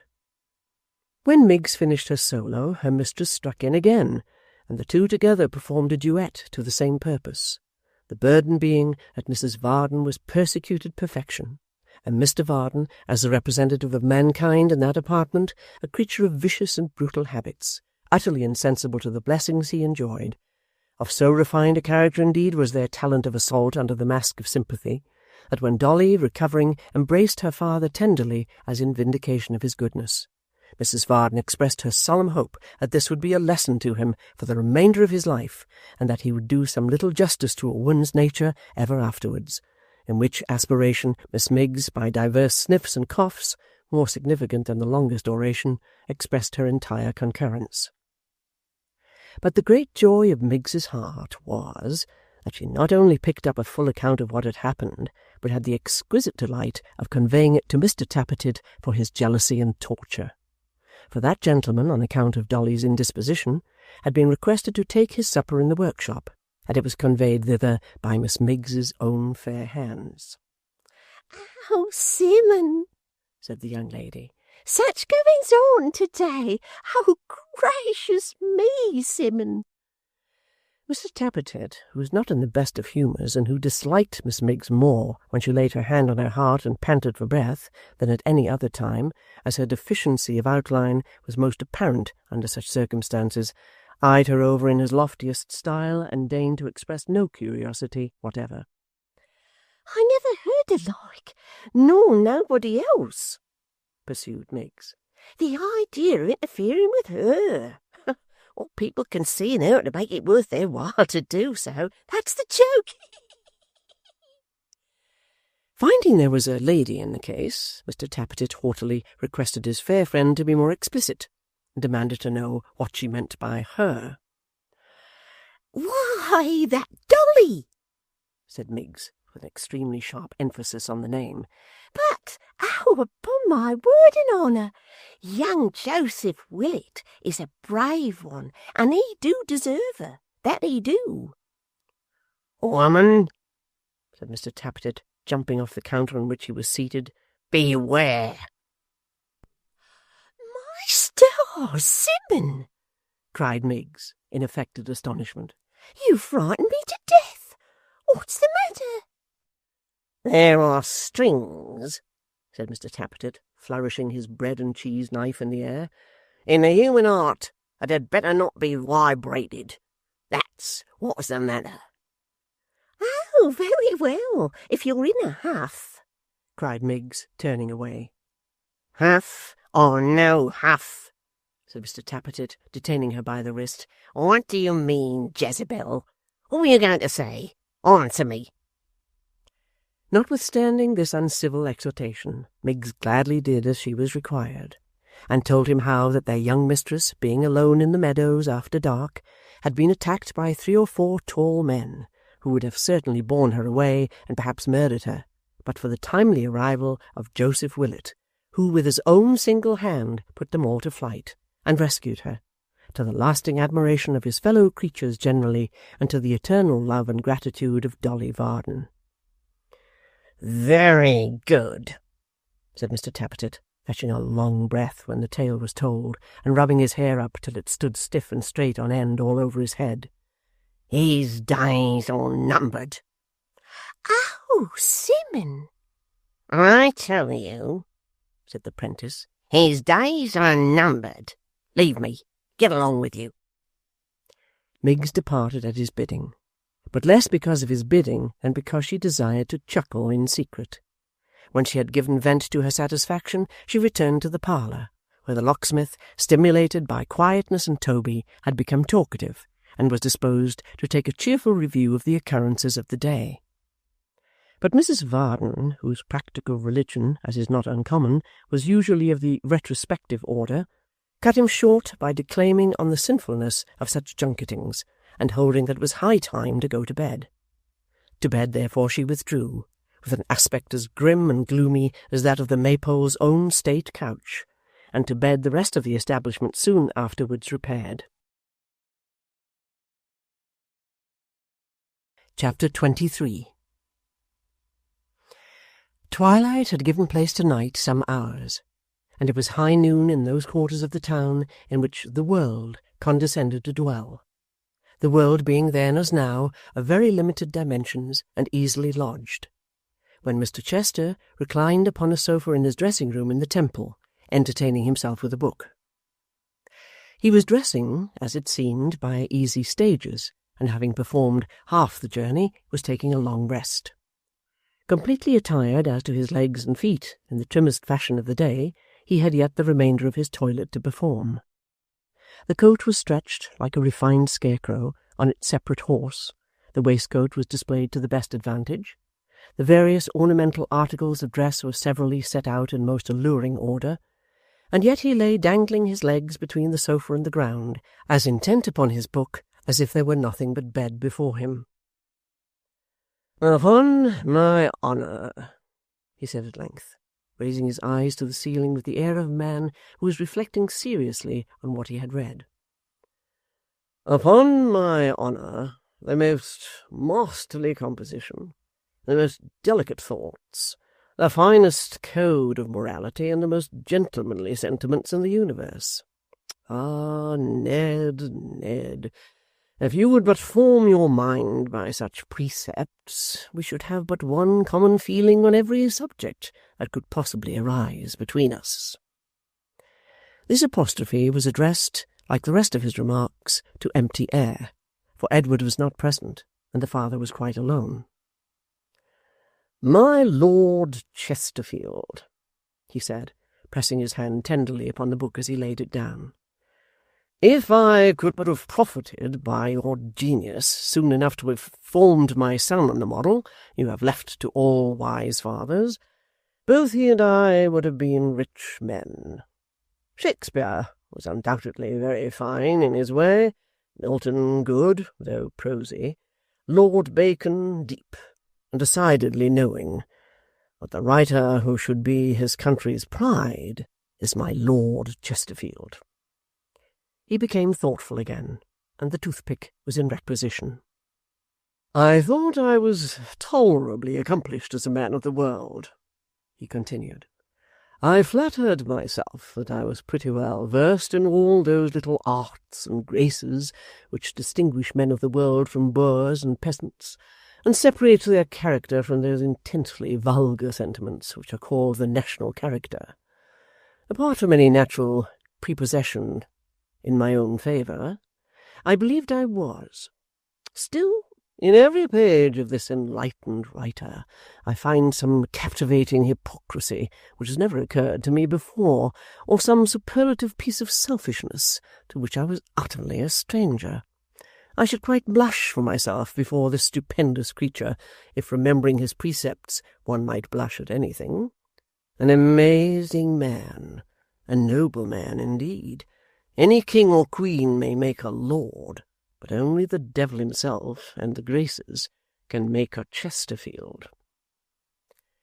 Men who are thoroughly false and hollow seldom try to hide those vices from themselves, and yet in the very act of avowing them they lay claim to the virtues they feign most to despise.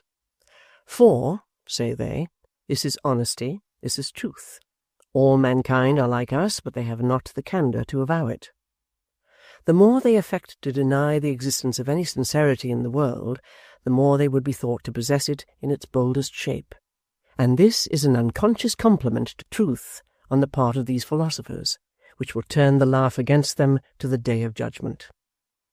Mr. Chester, having extolled his favourite author, as above recited, took up the book again in the excess of his admiration, and was composing himself for a further perusal of its sublime morality, when he was disturbed by a noise at the outer door, occasioned as it seemed by the endeavours of his servant to obstruct the entrance of some unwelcome visitor.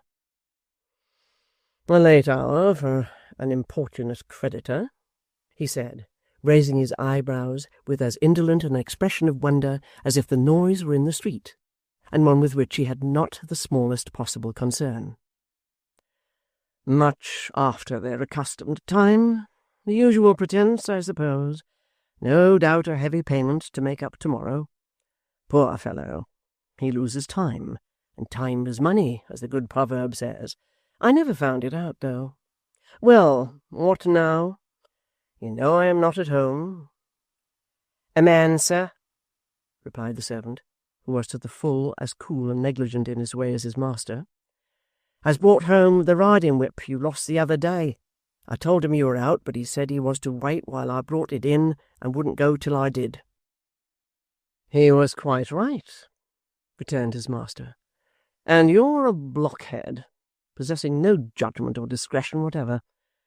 Tell him to come in and see that he rubs his shoes for exactly 5 minutes first. The man laid the whip on a chair and withdrew. The master, who had only heard his foot upon the ground and had not taken the trouble to turn round and look at him, shut his book and pursued the train of ideas his entrance had disturbed. If time were money, he said, handling his snuff-box, I would compound with my creditors, and give them, let me see, how much a day? There's my nap after dinner, an hour, extremely welcome to that, and to make the most of it. In the morning, between my breakfast and the paper, I could spare them another hour. In the evening before dinner, say another. 3 hours a day. They might pay themselves in calls, with interest in 12 months. I think I shall propose it to them. Ah, my centaur, are you there? Here I am, replied Hugh, striding in, followed by a dog as rough and sullen as himself. And trouble enough I've had to get here. What do you ask me to come for and keep me out when I do come? My good fellow, returned the other, raising his head a little from the cushion and carelessly surveying him from top to toe, I am delighted to see you, and to have, in your being here, the very best proof that you are not kept out. How are you? I'm well enough, said Hugh impatiently. You look a perfect marvel of health. Sit down. I'd rather stand, said Hugh. Please yourself, my good fellow, returned Mr. Chester, rising, slowly pulling off the loose robe he wore and sitting down before the dressing-glass. Please yourself, by all means. Having said this in the politest and blandest tone possible, he went on dressing, and took no further notice of his guest, who stood in the same spot as uncertain what to do next, eyeing him sulkily from time to time. Are you going to speak to me, master? He said after a long silence.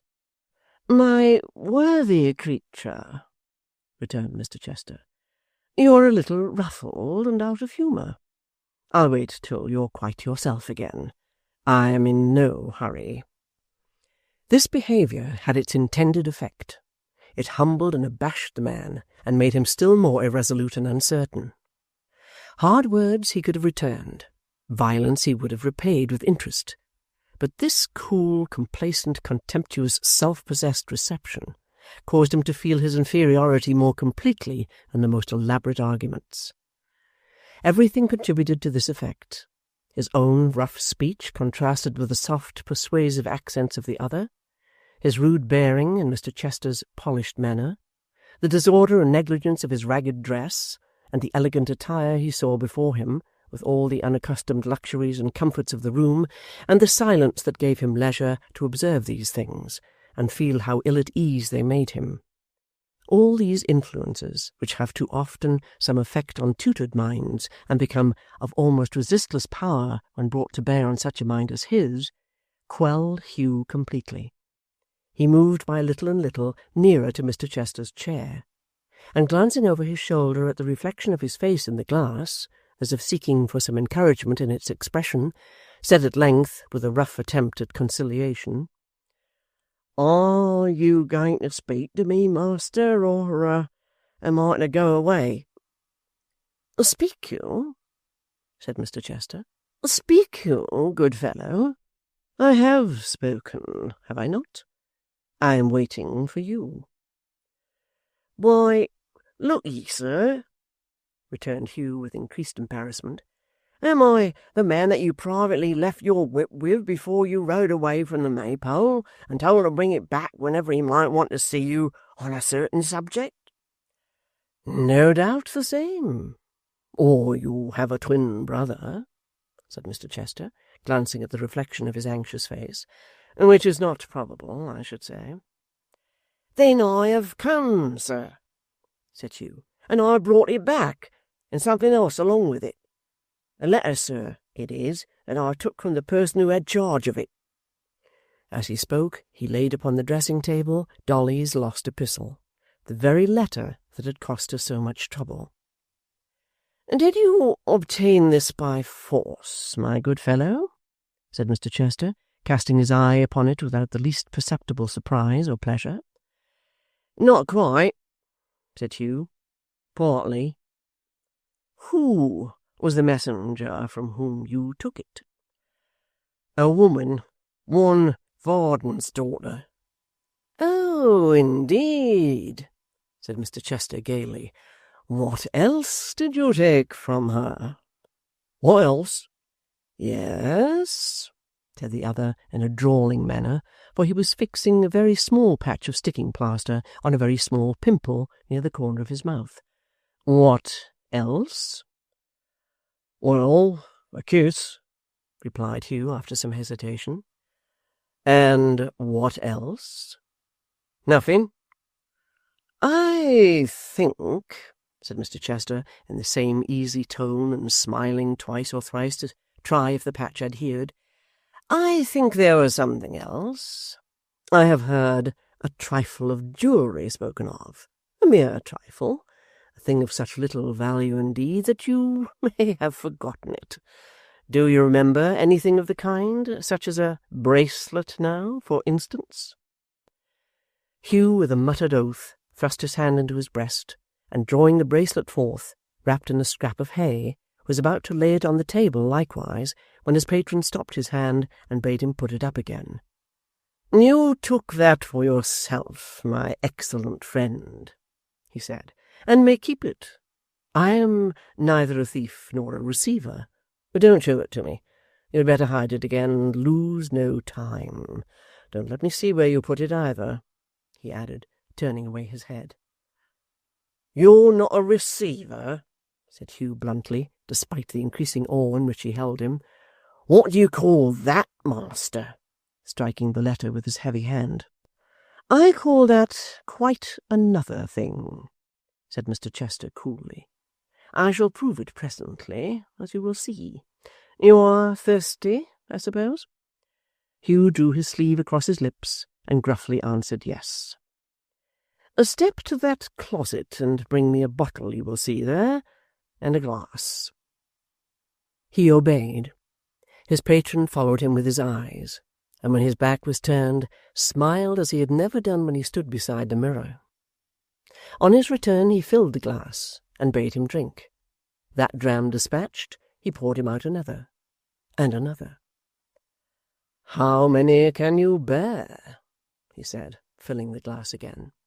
As many as you like to give me. Pour on. Fill high. A bumper with a bead in the middle. Give me enough of this, he added as he tossed it down his hairy throat, and I'll do murder, if you ask me. As I don't mean to ask you, and you might possibly do it without being invited if you went on much further, said Mr. Chester with great composure, we will stop, if agreeable to you, my good friend, at the next glass. You were drinking before you came here. I always am when I get it, cried Hugh boisterously, waving the empty glass above his head and throwing himself into a rude dancing attitude. I always am. Why not? What's so good to me as this? Whatever has been? What else has kept away the cold on bitter nights and driven hunger off in starving times? What else has given me the strength and courage of a man when men would have left me to die a puny child? I should never have had a man's heart but for this. I should have died in a ditch. Where's he who, when I was a weak and sickly wretch, with trembling legs and fading sight, bade me cheer up, as this did? I never knew him, not I. I drink to the drink, master. "You're an exceedingly cheerful young man," said Mr. Chester, putting on his cravat with great deliberation, and slightly moving his head from side to side to settle his chin in its proper place. "Quite a boon companion." "Do you see this hand, master?" said Hugh, "and this arm?" baring the brawny limb to the elbow. "It was once mere skin and bone, and would have been dust in some poor churchyard by this time, but for the drink." "You may cover it," said Mr. Chester. "It's sufficiently real in your sleeve." "I should never have been spirited up to take a kiss from the proud little beauty, master, but for the drink," cried Hugh. "It was a good one, as sweet as honeysuckle, I warrant you. I thank the drink for it. I'll drink to the drink again, master. Fill me one more. Come, one more." "You are such a promising fellow," said his patron, putting on his waistcoat with great nicety and taking no heed of this request, "that I must caution you against having too many impulses from the drink and getting hung before your time. What's your age?" "I don't know." "At any rate," said Mr. Chester, "you are young enough to escape what I may call a natural death for some years to come. How can you trust yourself in my hands on so short an acquaintance with a halter round your neck? What a confiding nature yours must be!" Hugh fell back a pace or two, and surveyed him with a look of mingled terror, indignation, and surprise. Regarding himself in the glass with the same complacency as before, and speaking as smoothly as if he were discussing some pleasant chit-chat of the town, his patron went on. "Robbery on the King's highway, my young friend, is a very dangerous and ticklish occupation. It is pleasant, I have no doubt, while it lasts, but like many other pleasures in this transitory world, it seldom lasts long. And really, if in the ingenuousness of youth you open your heart so readily on the subject, I am afraid your career will be an extremely short one." "How's this?" said Hugh. "What do you talk of, master? Who was it set me on?" "Who?" said Mr. Chester, wheeling sharply round and looking full at him for the first time. "I didn't hear you. Who was it?" Hugh faltered, and muttered something which was not audible. "Who was it? I'm curious to know," said Mr. Chester, with surpassing affability. "Some rustic beauty, perhaps? But be cautious, my good friend. They are not always to be trusted. Do take my advice now, and be careful of yourself." With these words he turned to the glass again, and went on with his toilet. Hugh would have answered him that he, the questioner himself, had set him on, but the words stuck in his throat. The consummate art with which his patron had led him to this point, and managed the whole conversation, perfectly baffled him. He did not doubt that if he had made the retort which is on his lips when Mr. Chester turned round and questioned him so keenly, he would straightway have given him into custody and had him dragged before a justice with the stolen property upon him, in which case it was as certain he would have been hung as it was that he had been born. The ascendancy which it was the purpose of the man of the world to establish over this savage instrument was gained from that time.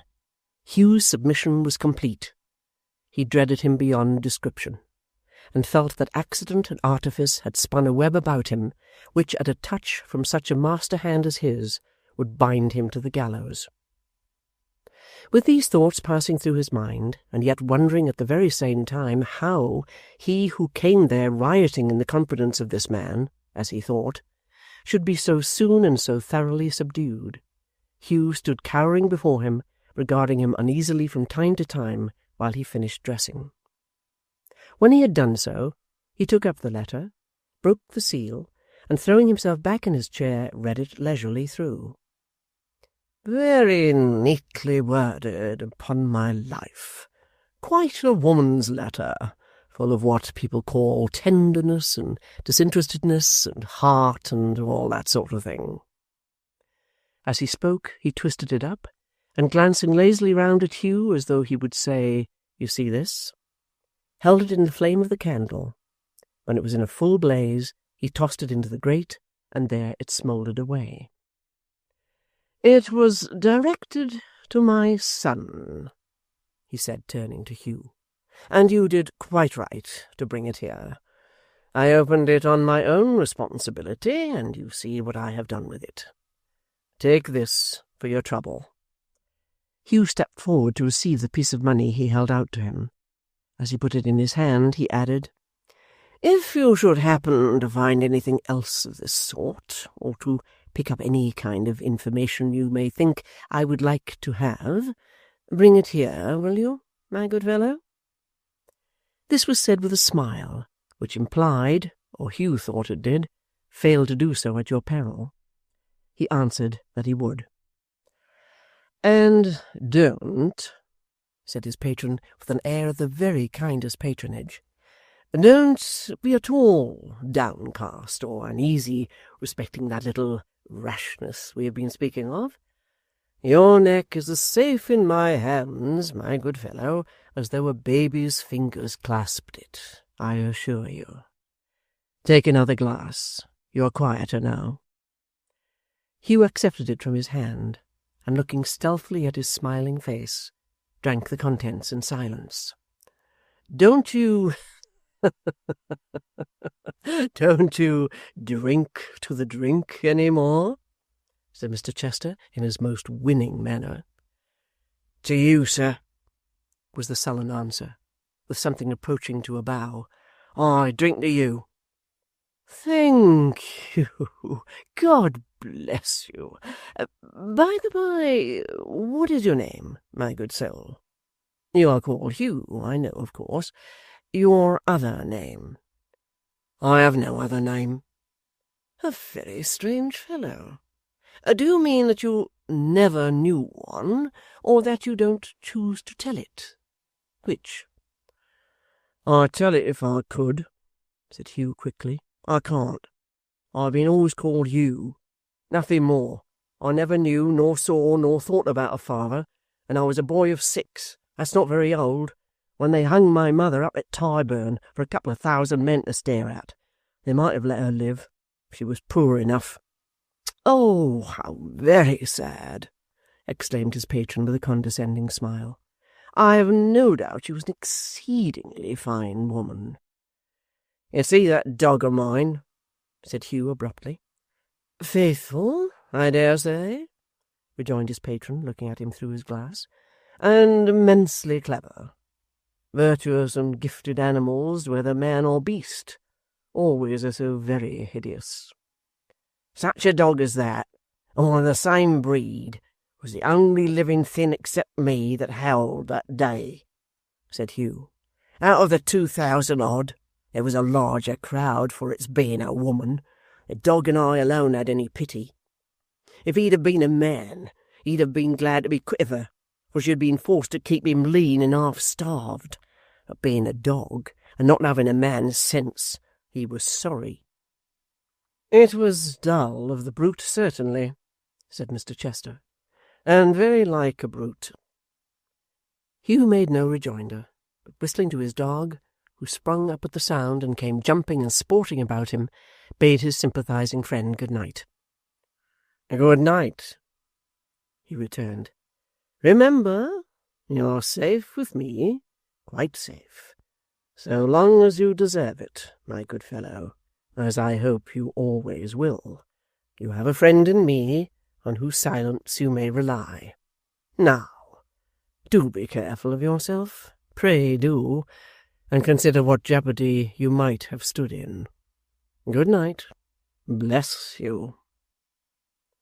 Hugh chuckled before the hidden meaning of these words, as much as such a being could, and crept out of the door so submissively and subserviently, with an air, in short, so different from that with which he had entered, that his patron, on being left alone, smiled more than ever.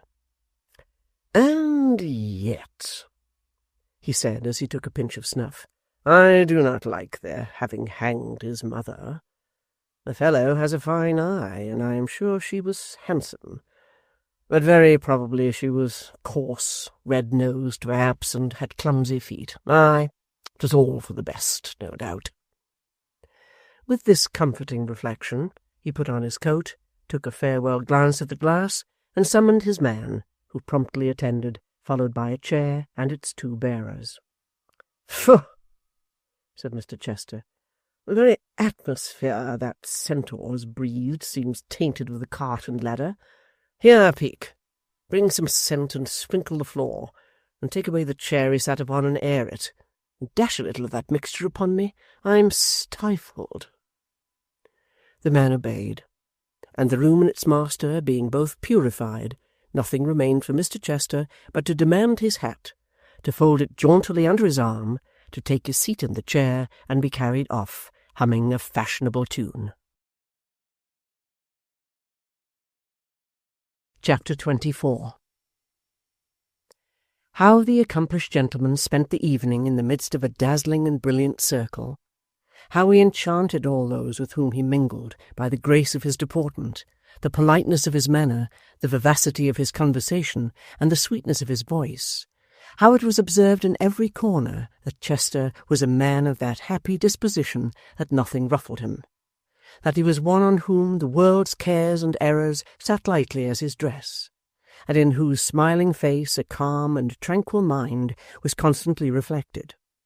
How honest men, who by instinct knew him better, bowed down before him nevertheless, deferred to his every word, and courted his favourable notice.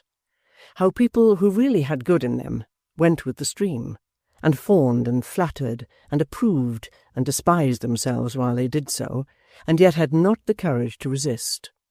How, in short, he was one of those who are received and cherished in society, as the phrase is, by scores who individually would shrink from and be repelled by the object of their lavish regard, are things, of course, which will suggest themselves. Matter so commonplace needs but a passing glance, and there an end. The despisers of mankind, apart from the mere fools and mimics of that creed, are of two sorts. They who believe their merit neglected and unappreciated make up one class.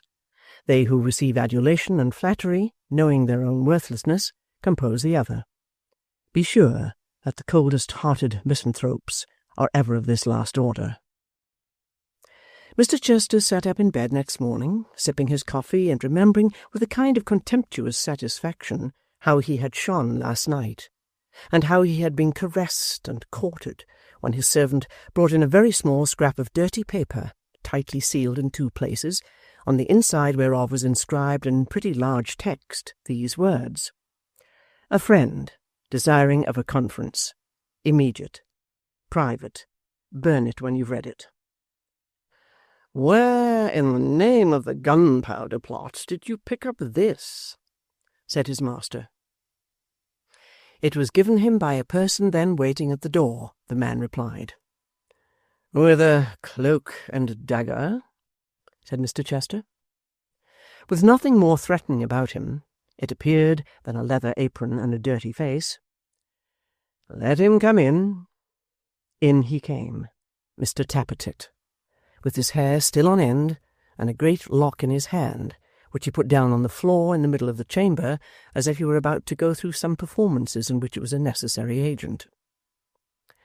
"Sir," said Mr. Tappertit, with a low bow, "I thank you for this condescension, and am glad to see you.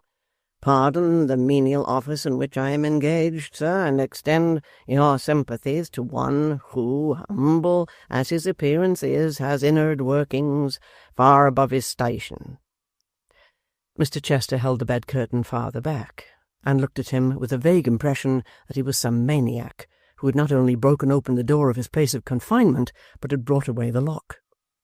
Mr. Tappertit bowed again, and displayed his legs to the best advantage.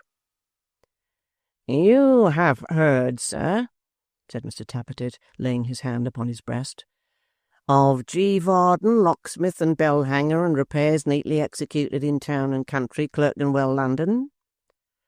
"What then?" asked Mr. Chester. I'm his prentice, sir. What then? said Mr. Tappertit. Would you permit me to shut the door, sir? And will you further, sir, give me your honour bright, that what passes between us is in the strictest confidence? Mr. Chester laid himself calmly down in bed again, and turning a perfectly undisturbed face towards the strange apparition, which had by this time closed the door, begged him to speak out, and to be as rational as he could, without putting himself to any very great personal inconvenience. In the first place, sir, said Mr. Tappertit, producing a small pocket handkerchief and shaking it out of the folds, as I have not a card about me, for the envy of masters debases us below that level, allow me to offer the best substitute circumstances will admit of. If you will take that in your own hand, sir, and cast your eye on the right-hand corner, said Mr. Tappertit, offering it with a graceful air, you will meet with my credentials. Thank you, answered Mr. Chester, politely accepting it and turning to some blood-red characters at one end. For Simon Tappertit 1. Is that the... Without the numbers, sir, that is my name, replied the prentice. They are merely intended as directions to the washerwoman, and have no connection with myself or family. Your name, sir, said Mr. Tappertit, looking very hard at his nightcap, is Chester, I suppose. You needn't pull it off, sir, thank you. I observe E.C. from here. We will take the rest for granted. Pray, Mr. Tappertit, said Mr. Chester, has that complicated piece of ironmongery which you have done me the favour to bring with you any immediate connection with the business we are to discuss? It has not, sir, rejoined the apprentice. It's going to be fitted on a warehouse door in Thames Street. Perhaps, as that is the case, said Mr. Chester, and as it has a stronger flavour of oil than I usually refresh my bedroom with, you'll oblige me so far as to put it outside the door? By all means, sir, said Mr. Tappertit, suiting the action to the word. You'll excuse my mentioning it, I hope? Don't apologise, sir, I beg. And now, if you please, to business. During the whole of this dialogue, Mr. Chester had suffered nothing but his smile of unvarying serenity and politeness to appear upon his face. Sim Tappertit, who had far too good an opinion of himself to suspect that anybody could be playing upon him, thought within himself that this was something like the respect to which he was entitled, and drew a comparison from this courteous demeanour of a stranger by no means favourable to the worthy locksmith. From what passes in our house, said Mr. Tappertit, I'm aware, sir, that your son keeps company with a young lady against your inclinations. Sir, your son has not used me well. Mr. Tappertit, said the other, you grieve me beyond description. Thank you, sir, replied the prentice. I'm glad to hear you say so. He's very proud, sir, is your son, very haughty. I am afraid he is haughty, said Mr. Chester. Do you know, I was really afraid of that before, and you confirm me? To recount the menial offices I've had to do for your son, sir, said Mr. Tappertit, the chairs I've had to hand him, the coaches I've had to call for him, the numerous degrading duties, wholly unconnected with my indenters, that I've had to do for him, would fill a family Bible. Besides which, sir, he is but a young man himself, and I do not consider, thank ye, Sim, a proper form of address on those occasions. Mr. Tappertit, your wisdom is beyond your years. Pray, go on. I thank you for your good opinion, sir, said Sim, much gratified, and will endeavour so to do. Now, sir, On this account, and perhaps for another reason or two which I needn't go into, I am on your side.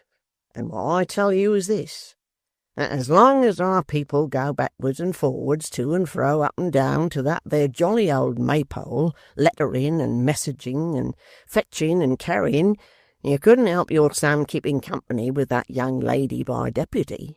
Not if he was minded night and day by all the horse guards, and every man of 'em in the very fullest uniform. Mr. Tappertit stopped to take breath after this, and then started fresh again. Now, sir, I am a-coming to the point. You will inquire of me, how is this to be prevented? I'll tell you how. If an honest, civil, smiling gentleman like you— Mr. Tappertit, really? No, I'm serious, rejoined the 'prentice. I am, upon my soul. If an honest, civil, smiling gentleman like you was to talk but 10 minutes to our old woman, that's Mrs. Varden, and flatter her up a bit, you'd gain her over for ever. Then there's this point got, that her daughter Dolly— here a flush came over Mr. Tappertit's face— wouldn't be allowed to be a go-between from that time forward, and till that point's got, there's nothing ever will prevent her. Mind that. Mr. Tappertit, your knowledge of human nature— Wait a minute, said Sim, folding his arms with a dreadful calmness. Now I come to the point, sir. There is a villain at that maypole, a monster in human shape, a vagabond of the deepest dye, unless you get rid of and have kidnapped and carried off at the very least, nothing less will do.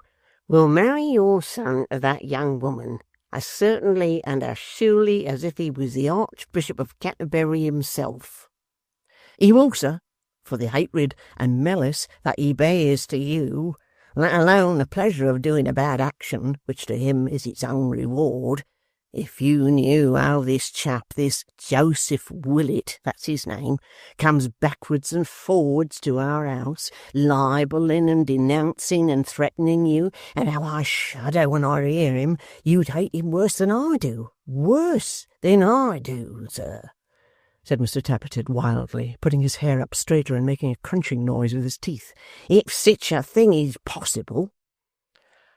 A little, private vengeance in this, Mr. Tappertit? Private vengeance, sir, or public sentiment, or both combined. Destroy him, said Mr. Tappertit. Miggs says so too. Miggs and me both say so. We can't bear the plotting and undermining that takes place. Our souls recoil from it. Barnaby Rudge and Mrs. Rudge are in it likewise. But the villain, Joseph Willet, is the ringleader. Their plottings and schemes are known to me and Miggs. If you want information of him, apply to us. Put Joseph Willet down, sir. Destroy him, crush him, and be happy. With these words, Mr. Tappertit, who seemed to expect no reply, and to hold it as a necessary consequence of his eloquence that his hearer should be utterly stunned, dumbfoundered, and overwhelmed, folded his arms so that the palm of each hand rested on the opposite shoulder, and disappeared after the manner of those mysterious warners of whom he had read in cheap story-books. That fellow, said Mr. Chester, relaxing his face when he was fairly gone, is good practice. I have some command of my features, beyond all doubt. He fully confirms what I suspected, though, and blunt tools are sometimes found of use where sharper instruments would fail. I fear I may be obliged to make great havoc among these worthy people, a troublesome necessity. I quite feel for them. With that, he fell into a quiet slumber, subsided into such a gentle, pleasant sleep that it was quite infantine. Chapter 25. Leaving the favoured and well-received and flattered of the world, him of the world most worldly, who never compromised himself by an ungentlemanly action, and never was guilty of a manly one, to lie smilingly asleep, for even sleep, working but little change in his dissembling face, became with him a piece of cold, conventional hypocrisy. We follow in the steps of two slow travellers on foot, making towards Chigwell. Barnaby and his mother, Grip in their company, of course.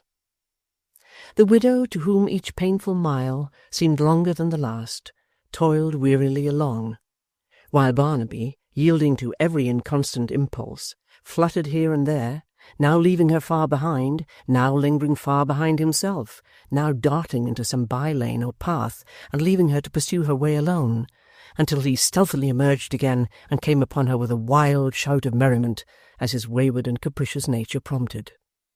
Now he would call her from the topmost branch of some high tree by the roadside, now, using his tall staff as a leaping pole, come flying over ditch or hedge or 5-barred gate, now run with surprising swiftness for a mile or more on the straight road, and halting, sport upon a patch of grass with Grip till she came up.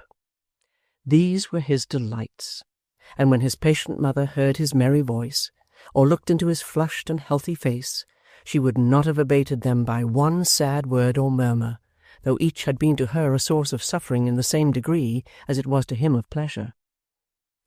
It is something to look upon enjoyment, so that it be free and wild and in the face of nature, though it is but the enjoyment of an idiot. It is something to know that heaven has left the capacity of gladness in such a creature's breast. It is something to be assured that, however lightly men may crush that faculty in their fellows, the great Creator of mankind imparts it even to his despised and slighted work. Who would not rather see a poor idiot happy in the sunlight than a wise man pining in a darkened jail? Ye men of gloom and austerity, who paint the face of infinite benevolence with an eternal frown, read in the everlasting book, wide open to your view, the lesson it would teach. Its pictures are not in black and sombre hues, but bright and glowing tints. Its music, save when ye drown it, is not in sighs and groans, but songs and cheerful sounds. Listen to the million voices in the summer air, and find one dismal as your own. Remember, if you can, the sense of hope and pleasure which every glad return of day awakens in the breast of all your kind who have not changed their nature, and learn some wisdom even from the witless, when their hearts are lifted up, they know not why, by all the mirth and happiness it brings. The widow's breast was full of care, was laden heavily with secret dread and sorrow, but her boy's gaiety of heart gladdened her, and beguiled the long journey. Sometimes he would bid her lean upon his arm, and would keep beside her steadily for a short distance, but it was more his nature to be rambling to and fro, and she better liked to see him free and happy, even than to have him near her, because she loved him better than herself. She had quitted the place to which they were travelling, directly after the event which had changed her whole existence, and for 22 years had never had courage to revisit it. It was her native village. How many recollections crowded on her mind when it appeared in sight!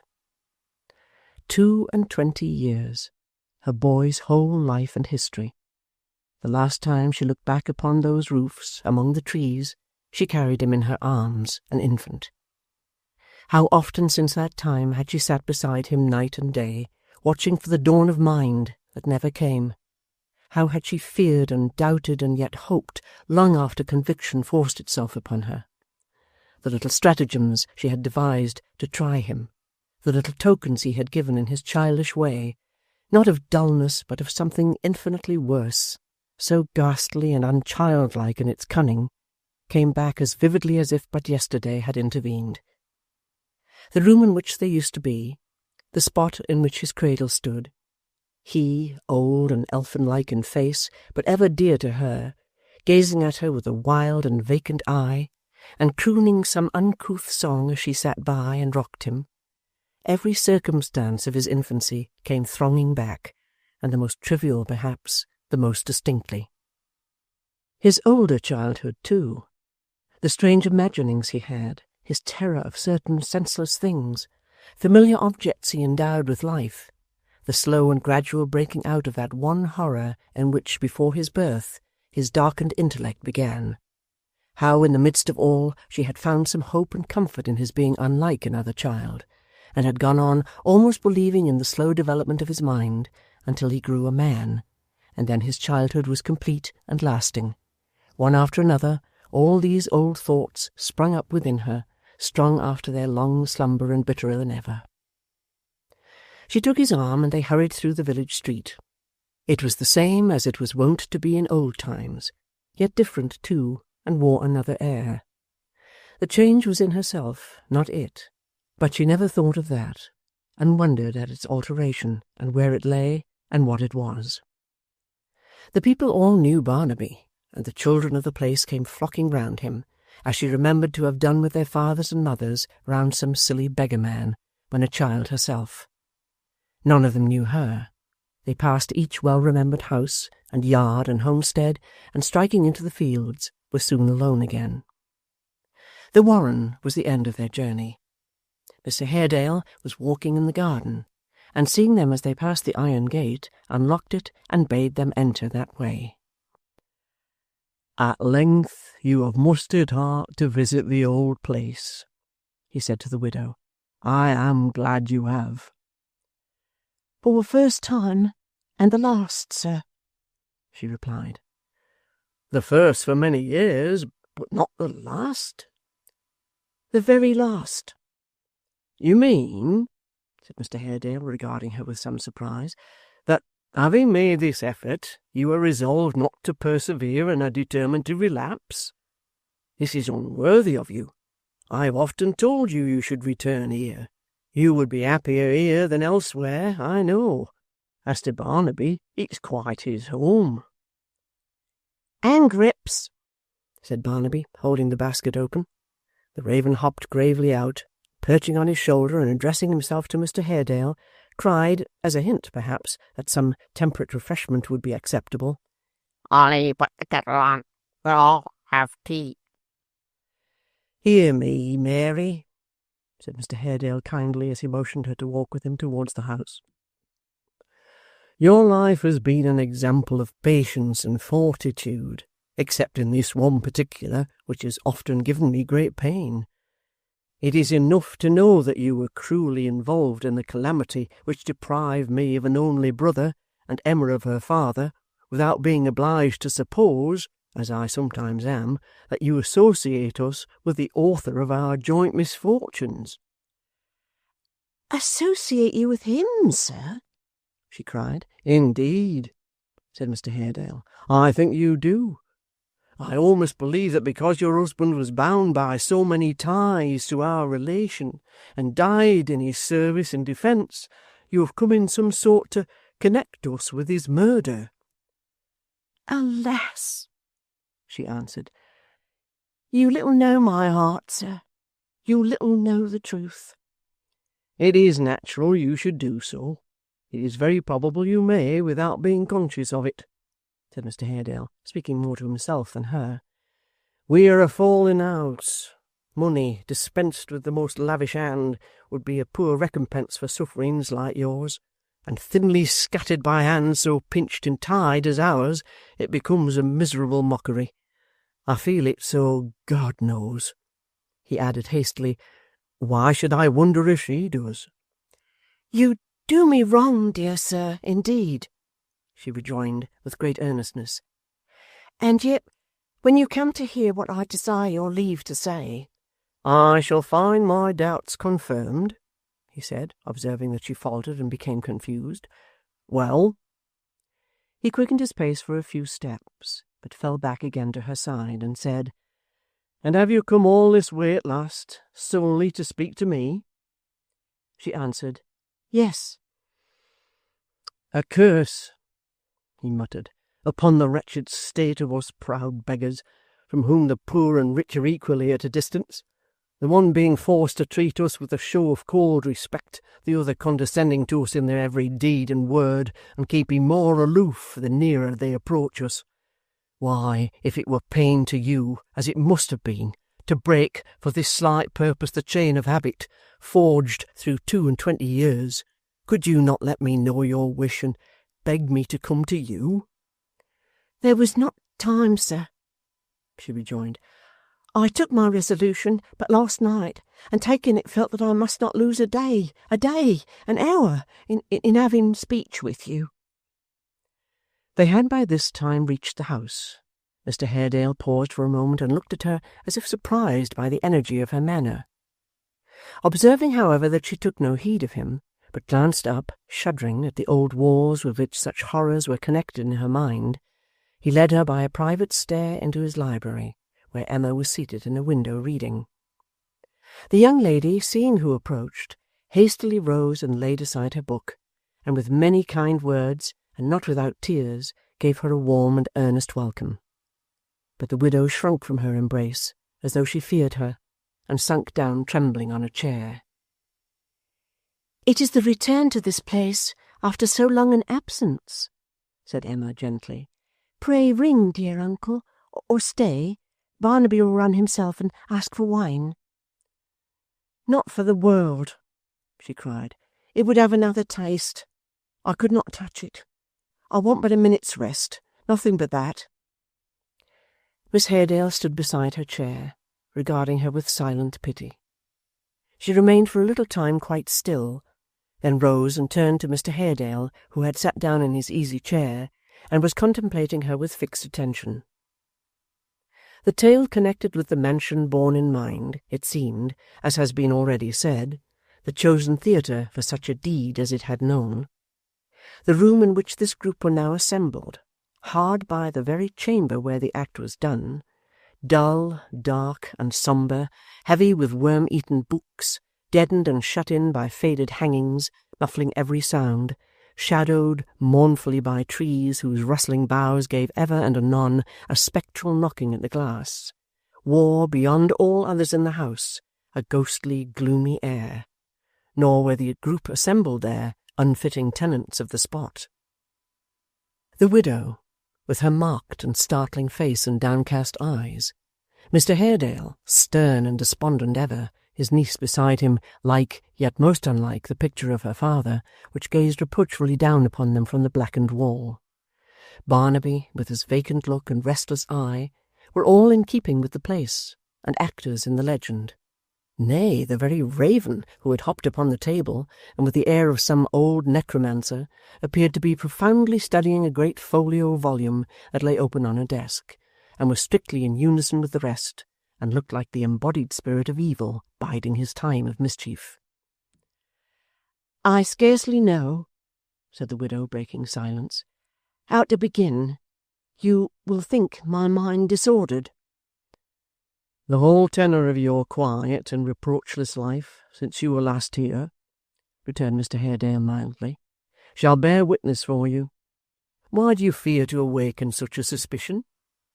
You do not speak to strangers. You have not to claim our interest or consideration for the first time.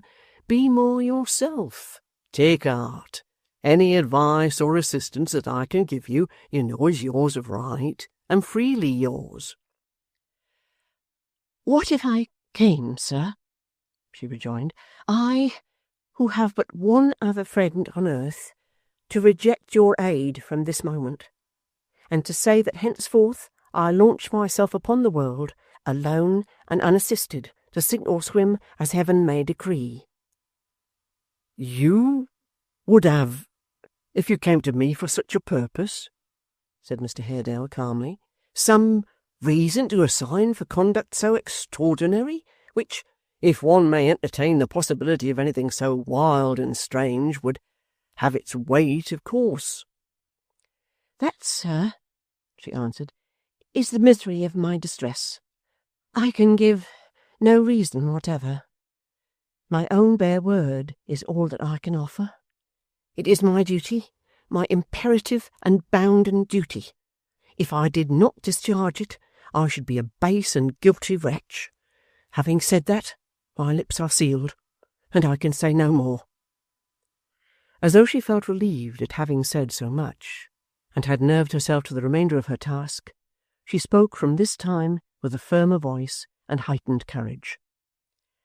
"Heaven is my witness, as my own heart is, And yours, dear young lady, will speak for me, I know, that I have lived since that time we all have bitter reason to remember, in unchanging devotion and gratitude to this family.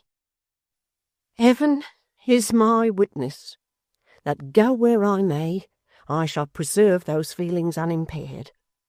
And it is my witness, too, that they alone impel me to the course I must take, and from which nothing now shall turn me as I hope for mercy. These are strange riddles, said Mr. Haredale. In this world, sir, she replied, they may perhaps never be explained. In another, the truth will be discovered in its own good time. And may that time, she added in a low voice, be far distant. Let me be sure, said Mr. Haredale, that I understand you, for I am doubtful of my own senses. Do you mean that you are resolved voluntarily to deprive yourself of those means of support you have received from us so long, that you are determined to resign the annuity we settled on you 20 years ago, to leave house and home and goods and begin life anew, and this for some secret reason or monstrous fancy which is incapable of explanation, which only now exists and has been dormant all this time? In the name of God, under what delusion are you labouring?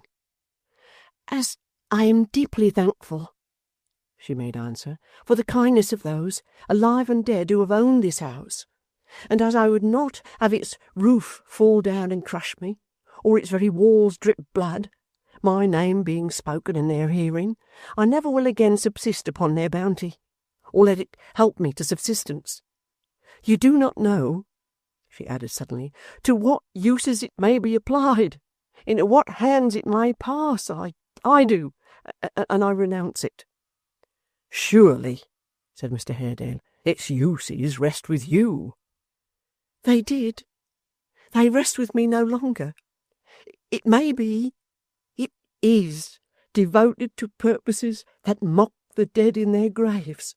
It never can prosper with me. It will bring some other heavy judgment on the head of my dear son, whose innocence will suffer for his mother's guilt. What words are these? Cried Mr. Haredale, regarding her with wonder. Among what associates have you fallen? Into what guilt have you ever been betrayed? I am guilty, and yet innocent, wrong, yet right, good in intention, though constrained to shield and aid the bad. Ask me no more questions, sir, but believe that I am rather to be pitied and condemned. I must leave my house tomorrow, for while I stay there, it is haunted. My future dwelling, if I am to live in peace, must be a secret. If my poor boy should ever stray this way, do not tempt him to disclose it, or have him watched when he returns. For if we are hunted, we must fly again. And now, this load is off my mind. I beseech you, and you, dear Miss Haredale too, to trust me if you can, and think of me kindly as you have been used to do. If I die, and cannot tell my secret even then, for that may come to pass, it will sit the lighter on my breast in that hour for this day's work, and on that day, and every day until it comes, I will pray for and thank you both, and trouble you no more. With that, she would have left them, but they detained her, and with many soothing words and kind entreaties besought her to consider what she did, and above all to repose more freely upon them, and say what weighed so sorely on her mind. Finding her deaf to their persuasions, Mr. Haredale suggested, as a last resource, that she should confide in Emma, of whom, as a young person and one of her own sex, she might stand in less dread than of himself. From this proposal, however, she recoiled with the same indescribable repugnance she had manifested when they met. The utmost that could be wrung from her was a promise that she would receive Mr. Haredale at her own house next evening, and in the meantime reconsider her determination and their dissuasions, though any change on her part, as she told them, was quite hopeless. This condition made at last, they reluctantly suffered her to depart, since she would neither eat nor drink within the house, and she and Barnaby and Grip, accordingly went out as they had come, by the private stair and garden gate, seeing and being seen of no one by the way. It was remarkable in the Raven that during the whole interview he had kept his eye on his book with exactly the air of a very sly human rascal, who, under the mask of pretending to read hard, was listening to everything. He still appeared to have the conversation very strongly in his mind, for although, when they were alone again, he issued orders for the instant preparation of innumerable kettles for purposes of tea, he was thoughtful, and rather seemed to do so from an abstract sense of duty than with any regard to making himself agreeable or being what is commonly called good company. They were to return by the coach. As there was an interval of full 2 hours before it started, and they needed rest and some refreshment, Barnaby begged hard for a visit to the Maypole. But his mother, who had no wish to be recognized by any of those who had known her long ago, and who feared besides that Mr. Haredale might, on second thoughts, dispatch some messenger to that place of entertainment in quest of her, proposed to wait in the churchyard instead.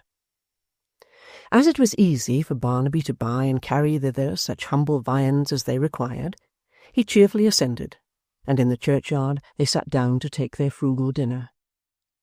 Here again the Raven was in a highly reflective state, walking up and down when he had dined with an air of elderly complacency, which was strongly suggestive of his having his hands under his coat-tails, and appearing to read the tombstones with a very critical taste.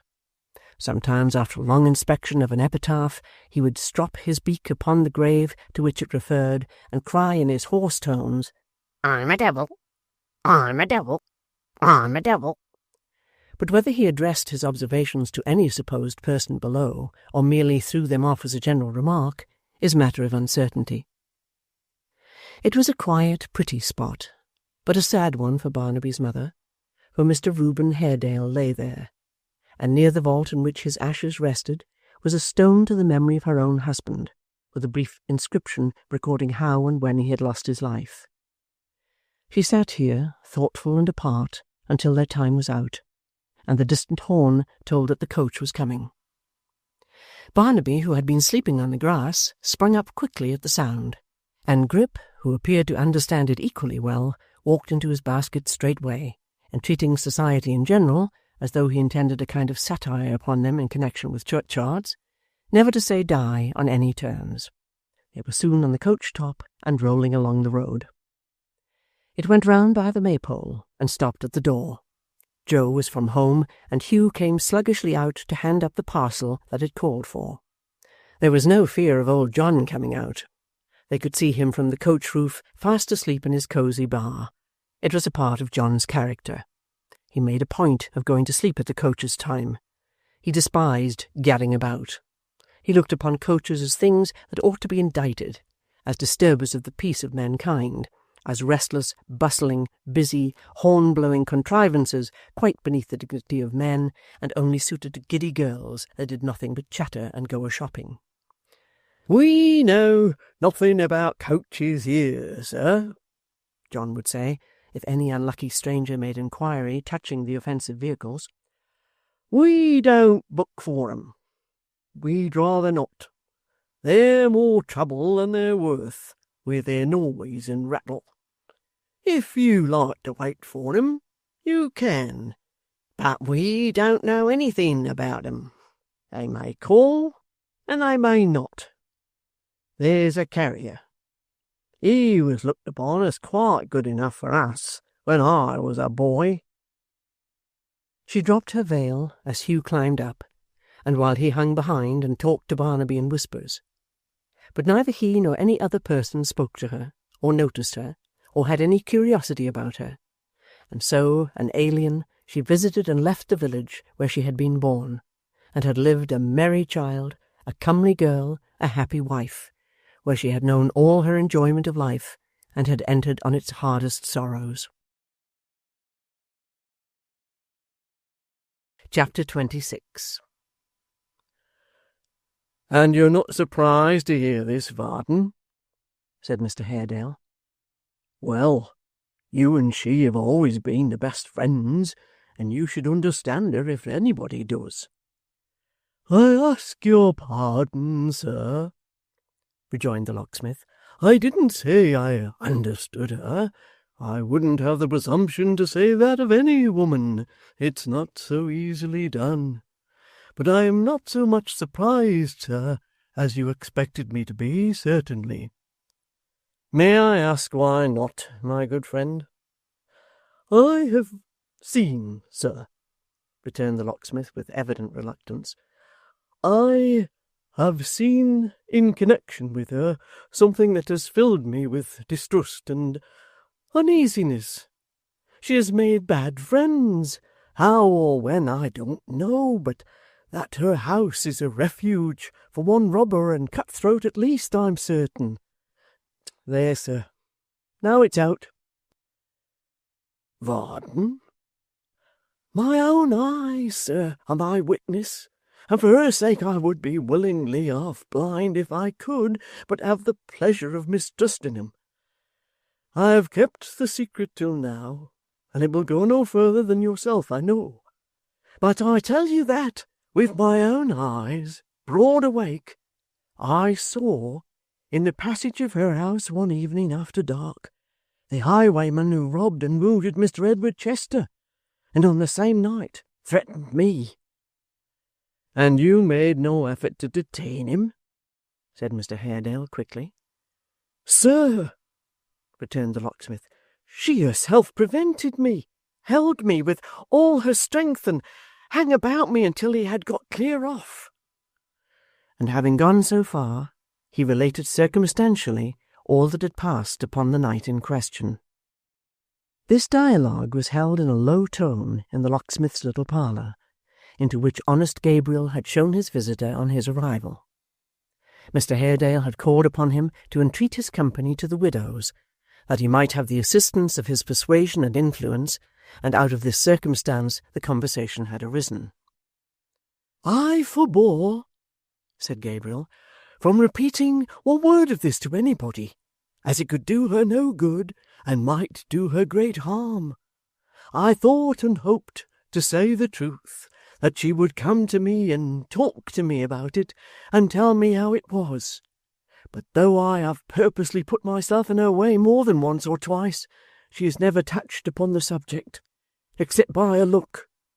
And indeed, said the good-natured locksmith, there was a good deal in the look, more than could have been put into a great many words. It said, among other matters, don't ask me anything, so imploringly that I didn't ask her anything. You'll think me an old fool, I know, sir. If it's any relief to call me one, pray do. I am greatly disturbed by what you tell me, said Mr. Haredale after a silence. What meaning do you attach to it? The locksmith shook his head, and looked doubtfully out of window at the failing light. She cannot have married again, said Mr. Haredale. Not without our knowledge, surely, sir.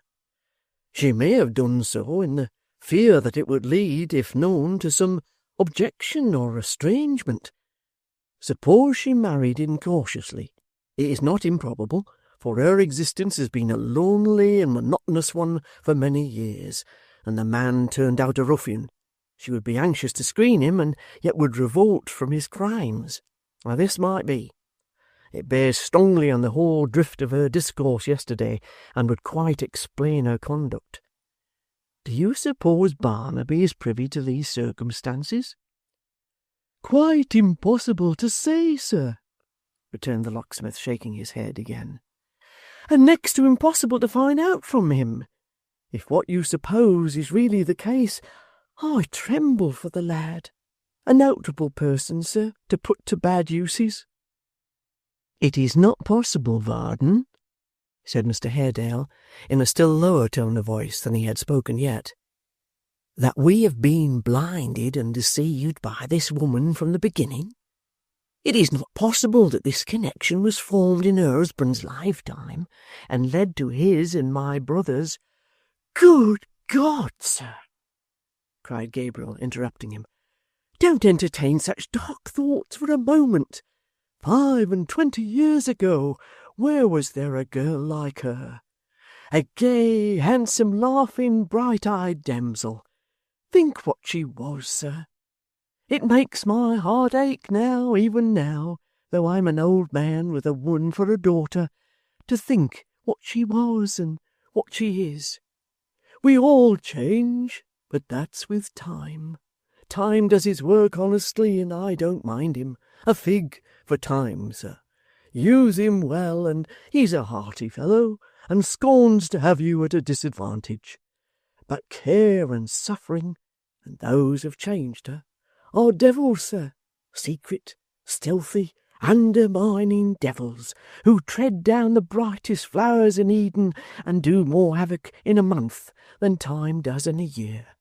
Picture to yourself for 1 minute what Mary was before they went to work with her fresh heart and face. Do her that justice, and say whether such a thing is possible. "You're a good fellow, Varden," said Mr. Haredale, "and are quite right. I brooded on that subject so long that every breath of suspicion carries me back to it. You are quite right." "It isn't, sir," cried the locksmith with brightened eyes and sturdy, honest voice. "It isn't because I courted her before Rudge and failed that I say she was too good for him. She would have been as much too good for me. But she was too good for him. He wasn't free and frank enough for her. I don't reproach his memory with it, poor fellow. I only want to put her before you as she really was. For myself, I'll keep her old picture in my mind, and thinking of that and what has altered her, I'll stand her friend and try to win her back to peace. And damn, sir," cried Gabriel, "with your pardon for the word, I'd do the same if she had married 50 highwaymen in a 12-month, and think it in the Protestant manual too, though Martha said it wasn't, tooth and nail till doomsday." If the dark little parlour had been filled with a dense fog, which, clearing away in an instant, left it all radiance and brightness, it could not have been more suddenly cheered than by this outbreak on the part of the hearty locksmith. In a voice nearly as full and round as his own, Mr. Haredale cried, "Well said," and bade him come away without more parley. The locksmith complied right willingly, and both getting into a hackney coach which was waiting at the door, drove off straightway. They alighted at the street corner, and dismissing their conveyance, walked to the house. To their first knock at the door there was no response. A second met with the like result. But in answer to the third, which was of a more vigorous kind, the parlour window sash was gently raised, and a musical voice cried, "Haredale, my dear fellow, I am extremely glad to see you. How very much you have improved in your appearance since our last meeting. I never saw you looking better. How do you do?" Mr. Haredale turned his eyes towards the casement whence the voice proceeded, though there was no need to do so to recognize the speaker, and Mr. Chester waved his hand and smiled a courteous welcome.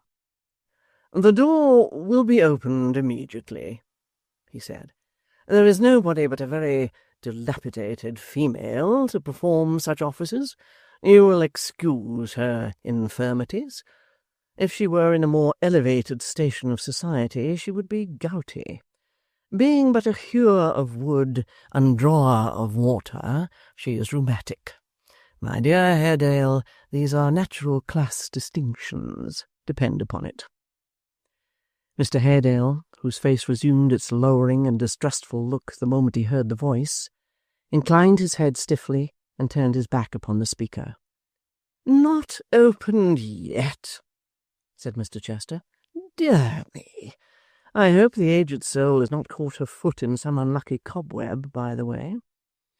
She is there at last. Come in, I beg." Mr. Haredale entered, followed by the locksmith.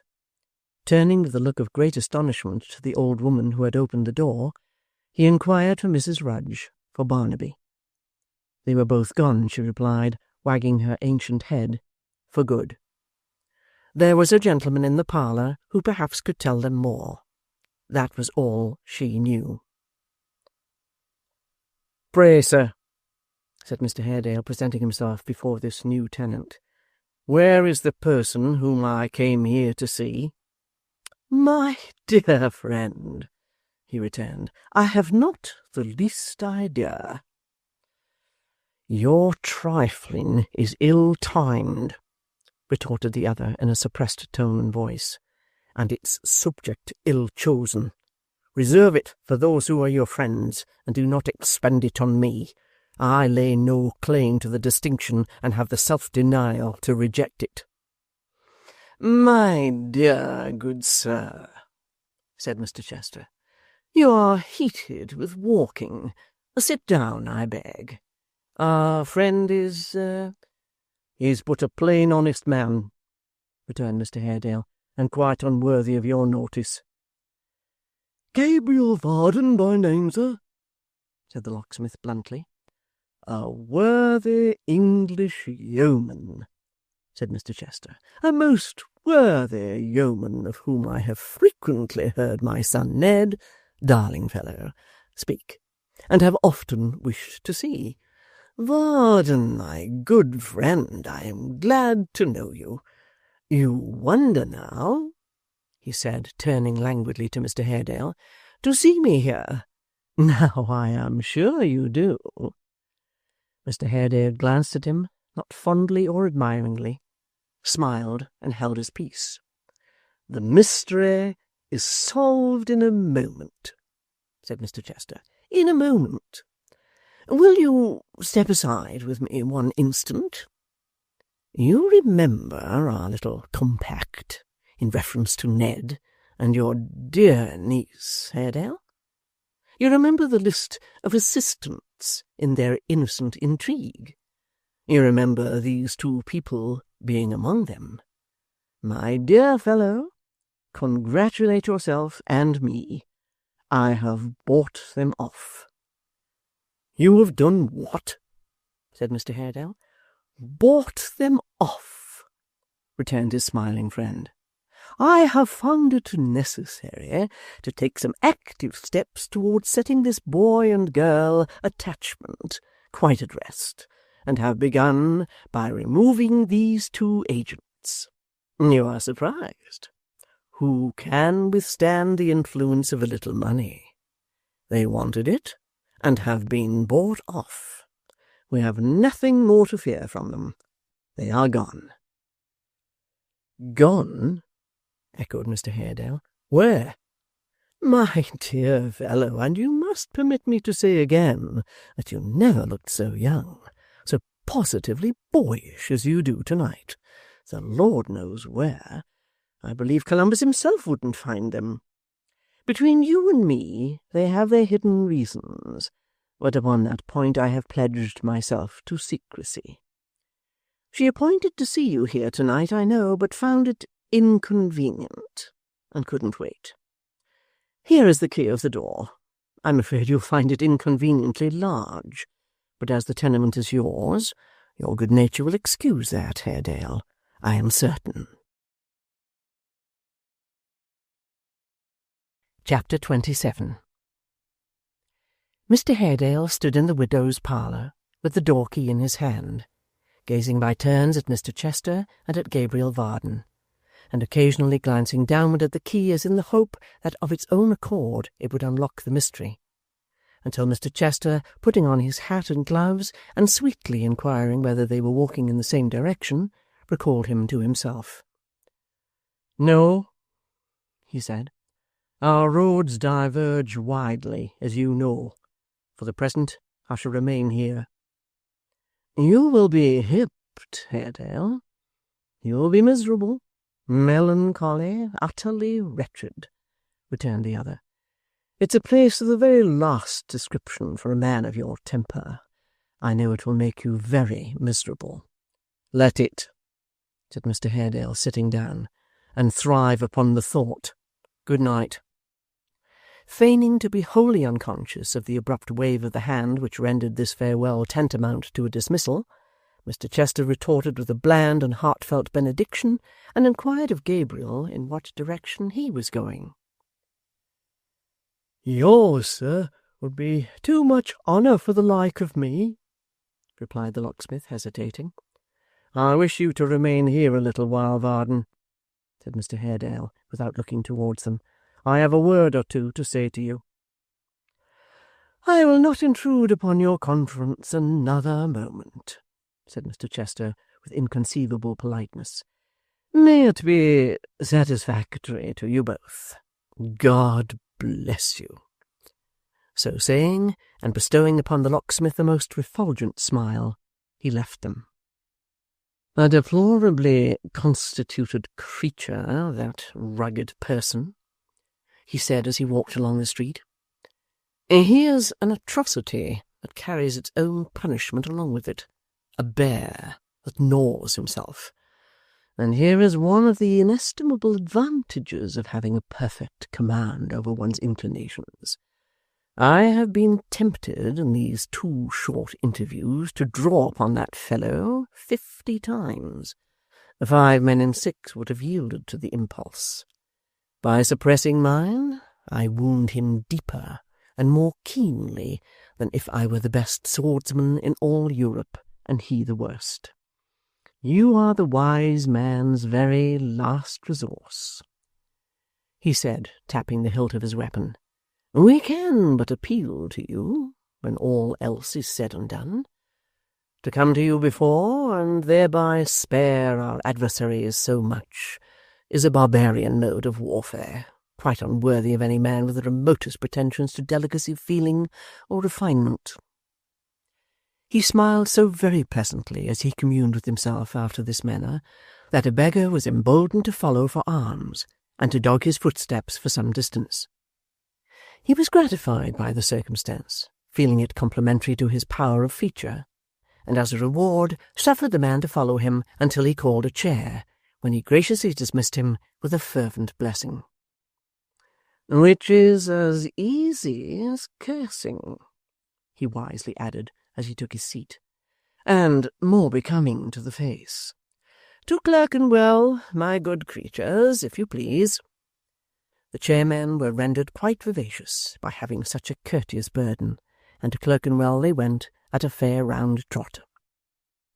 Alighting at a certain point he had indicated to them upon the road, and paying them something less than they expected from a fare of such gentle speech, he turned into the street in which the locksmith dwelt, and presently stood beneath the shadow of the Golden Key. Mr Tappertit, who was hard at work by lamplight in a corner of the workshop, remained unconscious of his presence, until a hand upon his shoulder made him start and turn his head. 'Industry,' said Mr Chester, 'is the soul of business, and the keystone of prosperity. Mr Tappertit, I shall expect you to invite me to dinner when you are Lord Mayor of London.' 'Sir,' returned the 'prentice, laying down his hammer and rubbing his nose on the back of a very sooty hand, 'I scorn the Lord Mayor and everything that belongs to him. We must have another state of society, sir, before you catch me being Lord Mayor. How do you do, sir?' 'The better, Mr Tappertit, for looking into your ingenuous face once more. I hope you are well.' 'I am as well, sir,' said Sim, standing up to get nearer to his ear, and whispering hoarsely, 'as any man can be under the aggravations to which I am exposed. My life's a burden to me. If it wasn't for vengeance, I'd play at pitch and toss with it on the losing hazard.' 'Is Mrs Varden at home?' said Mr Chester. 'Sir?' returned Sim, eyeing him over with a look of concentrated expression. 'She is. Did you wish to see her?' Mr Chester nodded. 'Then come this way, sir,' said Sim, wiping his face upon his apron. 'Follow me, sir. Would you permit me to whisper in your ear 1/2 a second?' 'By all means.' Mr Tappertit raised himself on tiptoe, applied his lips to Mr Chester's ear, drew back his head without saying anything, looked hard at him, applied them to his ear again drew back, and finally whispered, 'The name is Joseph Willet. Hush! I say no more.' Having said that much, he beckoned the visitor with a mysterious aspect to follow him to the parlour door, where he announced him in the voice of a gentleman usher. "Mr. Chester." "And not Mr. Eddard, mind," said Sim, looking into the door again, and adding this by way of postscript in his own person. "It's his father." "But do not let his father," said Mr. Chester, advancing hat in hand as he observed the effect of this last explanatory announcement, "do not let his father be any check or restraint on your domestic occupations, Miss Varden." "Oh, now, there! And I always a-saying it!" exclaimed Miggs, clapping her hands. "If he hadn't been and took Missus for her own daughter, well, she do look like it, that she do. Only think of that, Mim." "Is it possible," said Mr. Chester in his softest tones, "that this is Mrs. Varden? I am amazed. That is not your daughter, Mrs. Varden?" "No, no, your sister." "My daughter indeed, sir," returned Mrs. V., blushing with great juvenility. "Ah, Mrs. Varden," cried the visitor. "Ah, ma'am, humanity is indeed a happy lot, when we can repeat ourselves in others, and still be young as they. You must allow me to salute you." "The custom of the country, my dear madam. Your daughter, too." Dolly showed some reluctance to perform this ceremony, but was sharply reproved by Mrs. Varden, who insisted on her undergoing it that minute. For pride, she said with great severity, was one of the 7 deadly sins, and humility and lowliness of heart were virtues, wherefore she desired that Dolly would be kissed immediately, on pain of her just displeasure, at the same time giving her to understand that whatever she saw her mother do, she might safely do herself, without being at the trouble of any reasoning or reflection on the subject, which, indeed, was offensive and undutiful, and in direct contravention of the Church Catechism. Thus admonished, Dolly complied, though by no means willingly, for there was a broad, bold look of admiration in Mr. Chester's face, refined and polished though it sought to be, which distressed her very much. As she stood with downcast eyes, not liking to look up and meet his, he gazed upon her with an approving air, and then turned to her mother. "My friend Gabriel, whose acquaintance I only made this very evening, should be a happy man, Mrs. Varden." "Ah," sighed Mrs. V., shaking her head. "Ah," echoed Miggs. "Is that the case?" said Mr. Chester compassionately. "Dear me!" "Master has no intentions, sir," murmured Miggs as she sidled up to him, "but to be as grateful as his nature will let him for everything he owns, which it is in his powers to appreciate. But we never, sir," said Miggs, looking sideways at Mrs. Varden, and interlarding her discourse with a sigh, "we never know the full value of some wines and fig trees till we lose 'em. So much the worse, sir, for them as has the lighting of 'em on their consciences when they're gone to be in full blow elsewhere." and Miss Miggs cast up her eyes to signify where that might be. As Mrs. Varden distinctly heard, and was intended to hear, all that Miggs said, and as these words appeared to convey in metaphorical terms a presage or foreboding that she would at some early period droop beneath her trials and take an easy flight towards the stars, she immediately began to languish, and taking a volume of the manual from a neighbouring table, leant her arm upon it as though she were hope, and that her anchor. Mr. Chester, perceiving this, and seeing how the volume was lettered on the back, took it gently from her hand and turned the fluttering leaves. "My favourite book, dear madam. How often, how very often in his early life, before he can remember," this clause was strictly true, "have I deduced little easy moral lessons from its pages for my dear son Ned. You know Ned?" Mrs. Varden had that honour, and a fine affable young gentleman he was. "You're a mother, Mrs. Varden," said Mr. Chester, taking a pinch of snuff, "and you know what I, as a father, feel when he is praised. He gives me some uneasiness, much uneasiness. He's of a roving nature, ma'am, from flower to flower, from sweet to sweet, but his is the butterfly time of life, and we must not be hard upon such trifling." He glanced at Dolly. She was attending evidently to what he said, just what he desired. "The only thing I object to in this little trait of Ned's is," said Mr. Chester, "and the mention of his name reminds me, by the way, that I am about to beg the favour of a minute's talk with you alone. The only thing I object to in it is that it does partake of insincerity.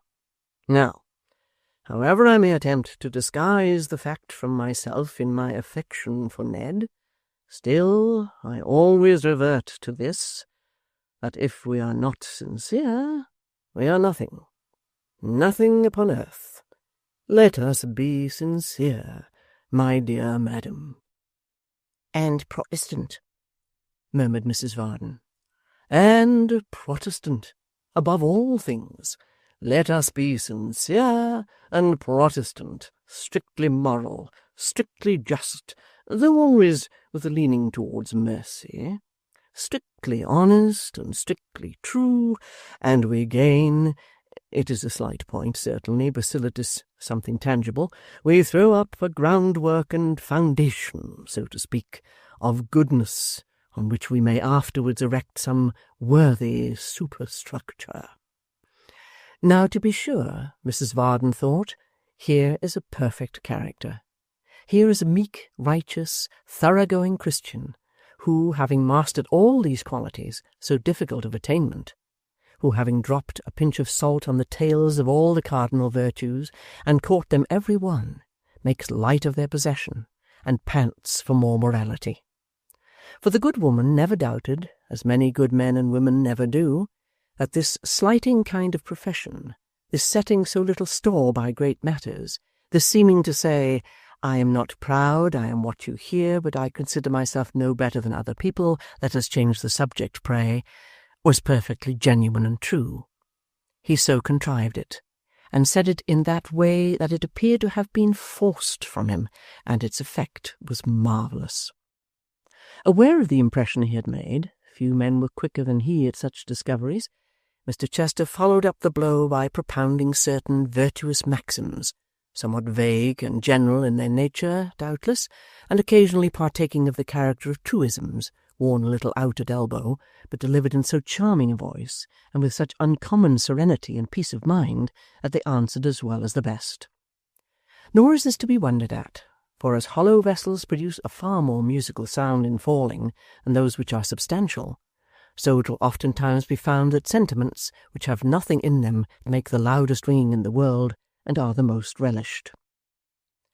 Mr. Chester, with the volume gently extended in one hand, and with the other planted lightly on his breast, talked to them in the most delicious manner possible, and quite enchanted all his hearers, notwithstanding their conflicting interests and thoughts.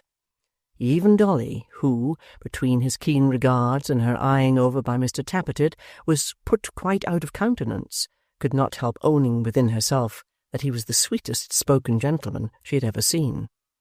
Even Miss Miggs, who was divided between admiration of Mr. Chester and a mortal jealousy of her young mistress, had sufficient leisure to be propitiated. Even Mr. Tappertit, though occupied as we have seen in gazing at his heart's delight, could not wholly divert his thoughts from the voice of the other charmer. Mrs. Varden, to her own private thinking, had never been so improved in all her life, and when Mr. Chester, rising and craving permission to speak with her apart, took her by the hand and led her at arm's length upstairs to the best sitting-room, she almost deemed him something more than human. "Dear madam," he said, pressing her hand delicately to his lips, "be seated." Mrs. Varden called up quite a courtly air, and became seated. "You guess my object," said Mr. Chester, drawing a chair towards her. "You divine my purpose. I am an affectionate parent, my dear Mrs. Varden." "That I am sure you are, sir," said Mrs. V. "Thank you," returned Mr. Chester, tapping his snuff-box lid. "Heavy moral responsibilities rest with parents, Mrs. Varden." Mrs. Varden slightly raised her hands, shook her head, and looked at the ground as though she saw straight through the globe, out at the other end, and into the immensity of space beyond. "I may confide in you," said Mr. Chester, "without reserve. I love my son, ma'am, dearly, and loving him as I do, I would save him from working certain misery. You know of his attachment to Miss Haredale. You have abetted him in it, and very kind of you it was to do so. I am deeply obliged to you, most deeply obliged to you, for your interest in his behalf. But, my dear ma'am, it is a mistaken one, I do assure you." Mrs. Varden stammered that she was sorry. "Sorry, my dear ma'am," he interposed. "Never be sorry for what is so very amiable, so very good in intention, so perfectly like yourself.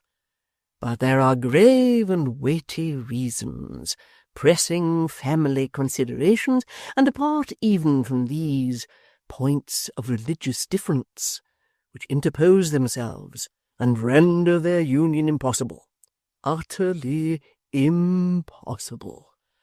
I should have mentioned these circumstances to your husband, but he has, you will excuse my saying this so freely, he has not your quickness of apprehension or depth of moral sense. What an extremely airy house this is, and how beautifully kept! For one like myself, a widower so long, these tokens of female care and superintendence have inexpressible charms." Mrs. Varden began to think, she scarcely knew why, that the young Mr. Chester must be in the wrong, and the old Mr. Chester must be in the right. "My son Ned," resumed her tempter with his most winning air, "has had, I am told, your lovely daughter's aid and your open-hearted husband's." "Much more than mine, sir," said Mrs. Varden. "A great deal more. I have often had my doubts. It's a—" "A bad example," suggested Mr. Chester. "It is. No doubt it is. Your daughter is at that age when to set before her an encouragement for young persons to rebel against their parents on this most important point is particularly injudicious.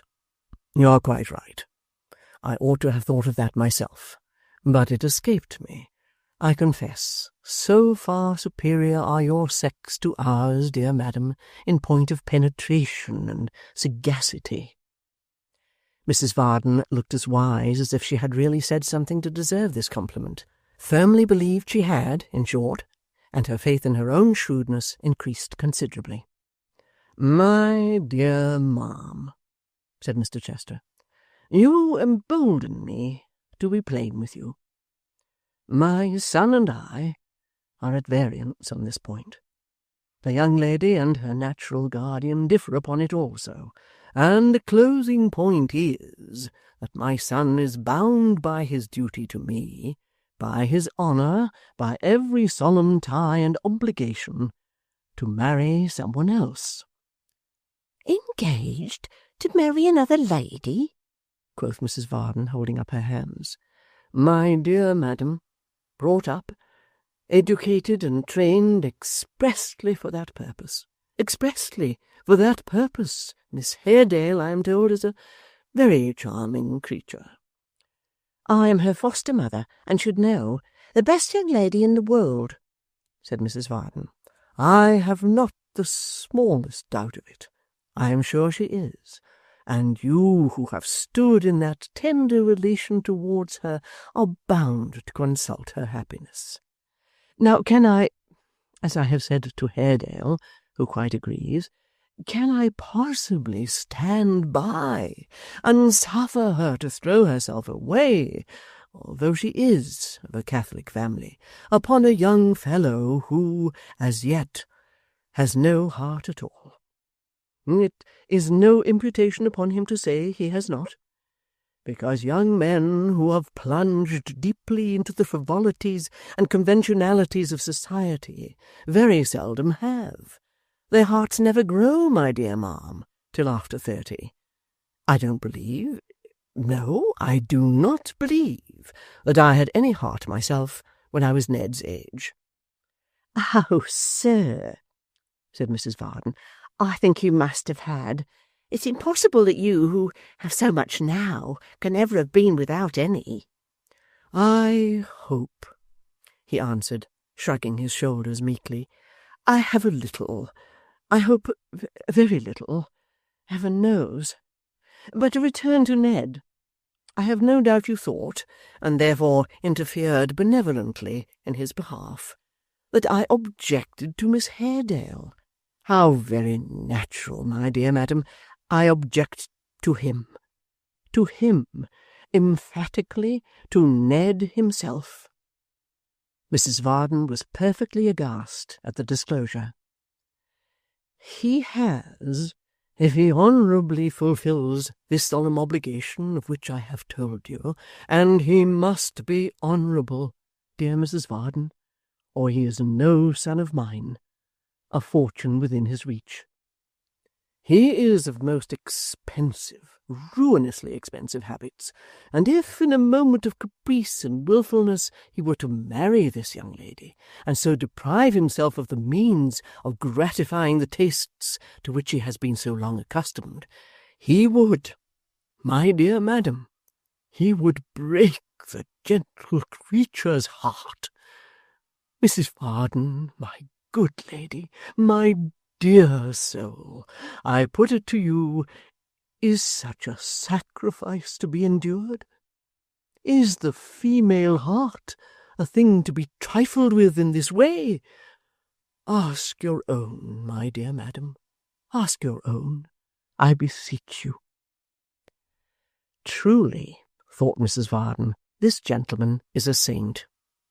But, she added aloud, and not unnaturally, if you take Miss Emma's lover away, sir, what becomes of the poor thing's heart then?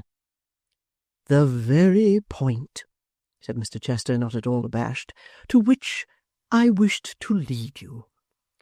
A marriage with my son, whom I should be compelled to disown, would be followed by years of misery. They would be separated, my dear madam, in a 12-month. To break off this attachment, which is more fancied than real, as you and I know very well, will cost the dear girl but a few tears, and she is happy again.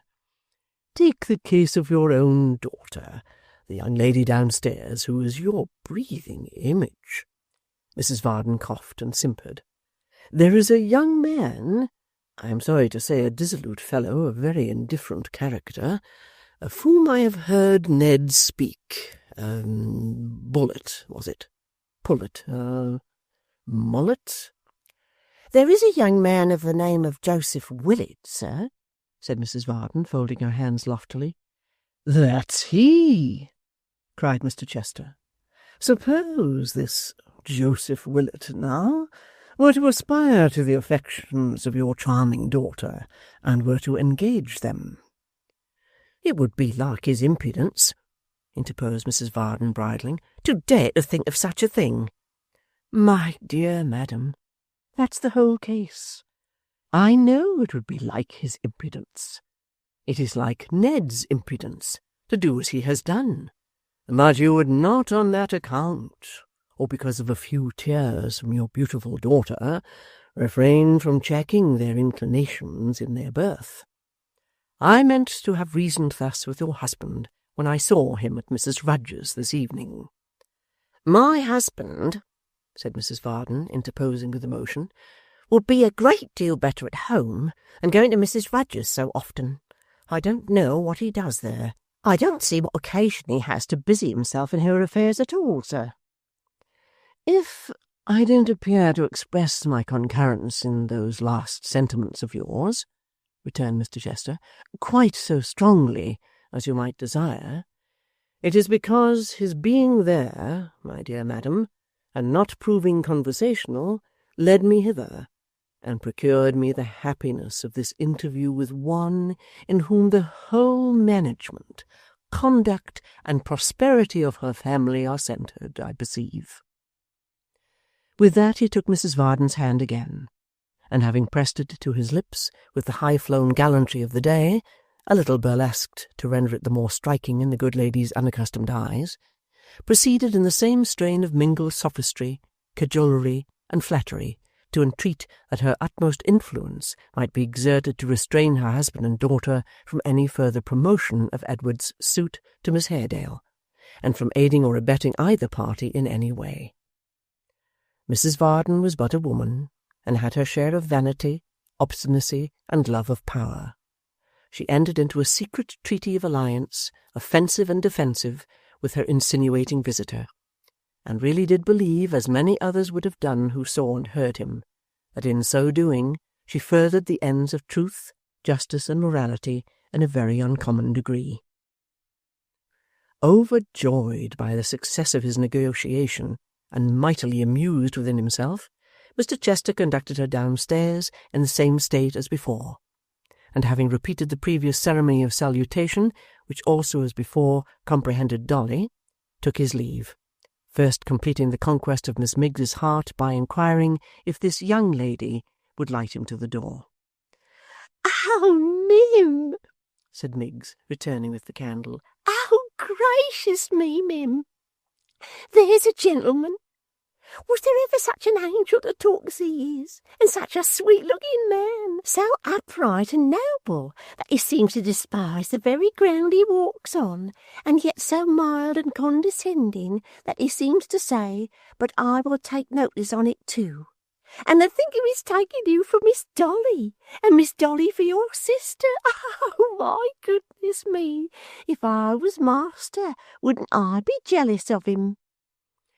Mrs. Varden reproved her handmaid for this vain speaking, but very gently and mildly, quite smilingly indeed, remarking that she was a foolish, giddy, light-headed girl whose spirits carried her beyond all bounds, and who didn't mean half she said, or she would be quite angry with her. "For my part," said Dolly in a thoughtful manner, "I half believe Mr. Chester is something like Miggs in that respect. For all his politeness and pleasant speaking, I'm pretty sure he was making game of us more than once." "If you venture to say such a thing again, and to speak ill of people behind their backs in my presence, miss," said Mrs. Varden, "I shall insist upon your taking a candle and going to bed directly. How dare you, Dolly? I'm astonished at you. The rudeness of your whole behaviour this evening has been disgraceful. Did anybody ever hear," cried the enraged matron, bursting into tears, "of a daughter telling her own mother she has been made game of?" What a very uncertain temper Mrs. Varden's was!